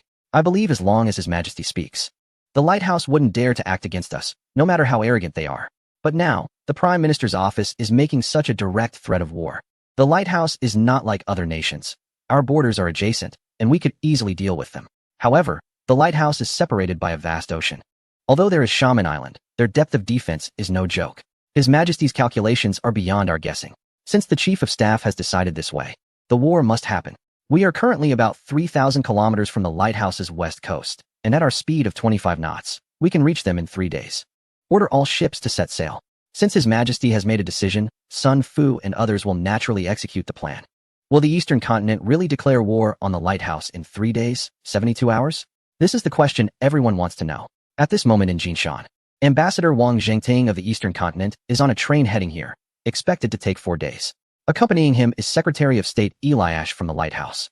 Your Excellency, I believe there might be a misunderstanding. As one of the free nations, the lighthouse would never commit such acts, Eliash stated, filled with frustration. Wishing the military could directly deal with those who bully the Chinese. If it weren't for these individuals, how could the Eastern Continent take advantage of the situation? Your Excellency, as you know, I am merely an ambassador. Since Our Majesty and the Prime Minister's office have made a decision, I can only comply. Now that you are scared, why didn't you act sooner? His Majesty has hinted to the lighthouse government about repealing the discriminatory laws more than once. He has also signaled to 2 past presidents. Yet the outcome has always been stalling. Do you really think being the leading industrial power is impressive? In this day and age, those with guns are the most powerful. I believe as long as your government hands over those responsible, we in the Eastern Continent are not unreasonable. Wang Jingting said seriously to the Secretary of State. Eliash almost choked on his words. Is this even a reasonable request? If it were just those individuals, Eliash would certainly give a good word for the Eastern Continent. However, the mayor of Jinshan is a significant figure in the lighthouse, and to simply take him away would mean losing face for the lighthouse in the future. Even now, Eliash still believes the Eastern Continent is merely taking advantage of the situation. He understands why the Eastern Continent is making such a big deal this time. It's still about that law. Eliash has also hinted to Brian, hoping he could push for the repeal of that law in both houses. After all, the Eastern Continent today is not what it was 2 or 3 decades ago. Moreover, since the establishment of the Eastern Continent, the number of Chinese heading to the lighthouse has decreased significantly. Back then, with the rapid economic development in the western part of the lighthouse, especially in railways and mining, there was a huge demand for labor, which led to the use of force to bring in Chinese workers. However, as the domestic market in the lighthouse became saturated, the need for so many positions diminished. These workers thus became redundant. To protect the job opportunities and economic interests of local workers, interest groups pushed for this law. Meanwhile, figures like Brian sought to gain support from specific voter groups by using this law to attract votes. Moreover, Brian represents the agricultural states in the West, using these Chinese workers as scapegoats for economic and social issues to gain political capital. Ultimately, it's about finding an outlet for the frustrations of the lighthouse's citizens. Coupled with racial discrimination and cultural differences, this law has existed for 2 to 3 decades, and still, no one has proposed its repeal. If your country cannot achieve this, then let each government handle it. Wang Jingting knows that these individuals will not easily repeal the law, but it doesn't matter. This is just a pretext. In 3 days, the world will likely understand that His Majesty and the Eastern Continent's ultimatum is not just idle talk. These individuals still believe that the Eastern Continent is pressuring them. If they were to study the history of the Far East, they would understand what is meant by golden words. In a country where imperial power has existed for thousands of years, once His Majesty has spoken, the ultimatum will surely be fulfilled. As for what will happen after 72 hours, Wang Jingtong does not know, but he understands that this time, the beacon must realize that having a strong stance is the hard truth. On April 28th, newspapers around the world seem to have forgotten that the area near Golden Mountain is still in ruins after an earthquake. Even the local government, after sending some soldiers to participate in rescue efforts, has not taken further actions. Everyone knows that after tonight, it will be the final deadline for the Eastern Continent's ultimatum. How the Eastern Continent will respond is what everyone is waiting for. This diplomatic dispute caused by the persecution of Chinese people, will it escalate into war or lead to peace? But no one knows that just a few days ago, Xiao Wei had imposed a complete lockdown, prohibiting anyone from leaving. Meanwhile, 500 kilometers away from Golden Mountain, the Navy of the Eastern Empire's flag is flapping in the sea breeze. Chapter 302. Arrival at the west coast. The morning fog blankets the Farallon Islands, draping this small island, which is less than 0.5 square kilometers, in a thin veil. Once a habitat for whales and seals, they are now fleeing in panic. A massive fleet has appeared here. It is less than 100 kilometers from Golden Mountain, with the Golden Gate Strait just 50 kilometers ahead. In a few years, a great bridge will be built here. Report, our fleet is less than 100 kilometers from Golden Mountain, and currently, 6 battleships are anchored at the Mare Island Naval Base in Vallejo, where the beacon is stationed. In addition, there are 4 armored cruisers and destroyers. With the officer's report, everyone immediately became serious. After more than 3 days of sailing, the fleet led by Sun Fu has finally arrived here from Xiaowei. The next step is likely to be naval combat. Launch 4 seaplanes to monitor the warships at Mare Island Naval Base and inform them that the Eastern Navy is coming. Additionally, do we have any latest news from the beacon government? Not yet. Ambassador Wang Jingtong will arrive at noon today. Currently, our consul is presiding over matters at the park on Van Ness Avenue. The beacon has cleared the area and provided food. Now they know fear. Unfortunately, it's too late. Sun Fu sneered. The beacon's desire to make amends is not out of conscience, but due to the Eastern Continent's firm stance. Order the fleet to form up. Sun Fu's stern voice rang out, and everyone stood up straight. Tianshu and Tianxian will be the first strike formation. Tianji and Tianyong will be the second strike formation. We need to teach the beacon a lesson, making them understand that even across the ocean, the Eastern Continent has the capability to leave an unforgettable impression on them. 2 light cruisers will be responsible for guiding data and coordinating with destroyers to eliminate small enemy vessels on the periphery. I hope everyone is prepared. His Majesty did not send us over 10,000 kilometers here for mere intimidation. This battle must yield results. With our naval artillery, let the world know that anyone who dares to regard the people of the Eastern Continent as inferior citizens is an enemy of the Empire. Yes, following Sun Fu's order, over 10 warships began to form up, heading towards the nearby Golden Mountain. At the Lighthouse Naval Base, Rear Admiral Louis Kempf was also gathering everyone for a meeting. The rhetoric from the Eastern Continent made it clear to the presidential office that they would certainly showcase their military strength. After all, harsh words had been spoken, and it wouldn't be in the Eastern Continent style not to deploy a few battleships. Therefore, in recent days, the western coast of the lighthouse has also begun to be on alert. Currently, there are 8 battleships along the entire western coast, which would be considered a powerful naval force by any country's standards. Unfortunately, their opponent is the Royal Navy of the Eastern Continent, a nation with modern battleships. The Eastern Continent is likely to send a fleet, and we must ensure the safety of our coastline, Kemp said seriously, adding that there are still 2 battleships at Los Angeles, and 72 hours have already passed. The Eastern Continent could strike at any moment. Remember, we must not fire first. What? The captains below opened their mouths wide in shock. What does it mean not to fire first? This is our territorial waters and land. While the Eastern Continent may not be considered an outright enemy, they are certainly not here as guests. Given the scale of this incident, if the Eastern Continent's Navy doesn't issue a warning, they would lose face in the future. Now, this person is actually telling everyone not to fire first, while the Eastern Continent's battleships are already more advanced than ours. Without the initiative, isn't this one-sided? Kemp felt helpless, although the Eastern Continent was taking advantage of the situation. The lighthouse was indeed at fault first. The key issue is that the actions have already been taken, and they were documented and published in newspapers for the whole world to see. Even if the Eastern Continent pretends not to notice, they can't ignore it. The lighthouse does not want to conflict with the Eastern Continent because they cannot win. Once war breaks out, the lighthouse might not even be as resilient as others. Kempf knows what his fleet is like. Among the 8 battleships, 2 are the Indiana class that survived the Battle of Shebanya. These ships can only go out to sea for over 100 kilometers before their artillery begins to take on water in rough seas. There are 2 Illinois-class ships with a displacement of 13,000 tons, 2 Maine-class ships, and 2 newly launched Virginia-class ships.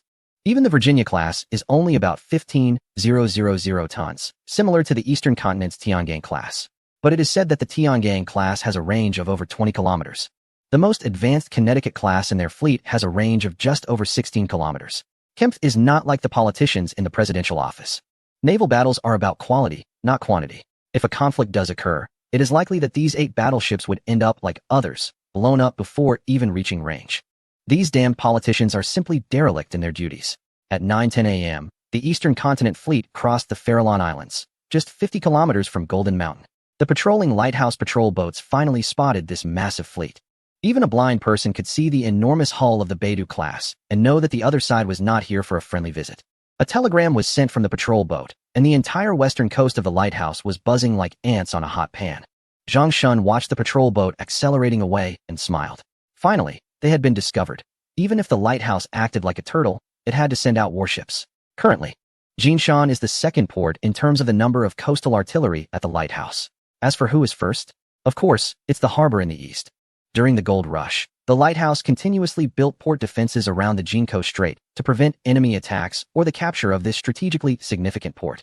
With the empire constructing permanent fortifications in the region, the lighthouse also began expanding here 10 years ago. The operations officer continued, currently, there are about 70 advanced breech-loading artillery pieces installed in concrete emplacements. The calibers range from 3-inch rapid-fire guns to 12-inch long-range cannons, capable of addressing threats from small patrol boats to heavily armored battleships. According to our intelligence, even the largest 12-inch 305mm coastal artillery has a firing range of about 25 kilometers, comparable to our new battleships. In most cases, when warships face coastal artillery, the latter generally has the advantage. If it weren't for the advanced technology of the Beidou class, there would be no capability to threaten these coastal defense guns. Unfortunately, no one knows that the Eastern Navy has another crucial technology, extended-range projectiles. Although this reduces some accuracy, it can increase the range by 30. For the Beidou class, when equipped with these extended-range projectiles, it can reach 33 kilometers, surpassing the maximum firing range of the lighthouse's coastal artillery. As the officer finished his introduction, everyone turned to Sun Fu. The lighthouse navy was definitely going to retaliate. However, whether to fire the coastal artillery would depend on the commander's decision. Chapter 303. Encounter in the Strait. In the history of the lighthouse, apart from the War of Independence, it had never been hit by enemy shells on its homeland. The Beidou class has the capability to destroy the Jinshan coastal defense system. If a shot were fired, it would likely rewrite the history of the lighthouse, and the risks involved would naturally be immense. Send a telegram to the ambassador. Inform him that we will evacuate at 3 p.m. Have them prepare, Sun Fu said decisively. If these coastal artillery know their place, that's good. If they dare to obstruct our evacuation, smash them. Everyone immediately understood what choice to make and returned to their respective warships. Having delayed for so long, the lighthouse's fleet should have already set out from the base. At the lighthouse presidential office, Paul Morton from the Navy Department pushed open the presidential door and, seeing the astonished Brian, said in a deep voice, "The Eastern Empire has dispatched battleships, and they have arrived at our west coast." What? Brian stood up and shouted, "How is that possible? Is that emperor insane? Mr. President, whether the Eastern Emperor is insane or not, I don't know. What matters now is how to face this fleet." While the two were conversing, other cabinet members arrived, clearly having received the telegram as well. General Louis Kempf had already led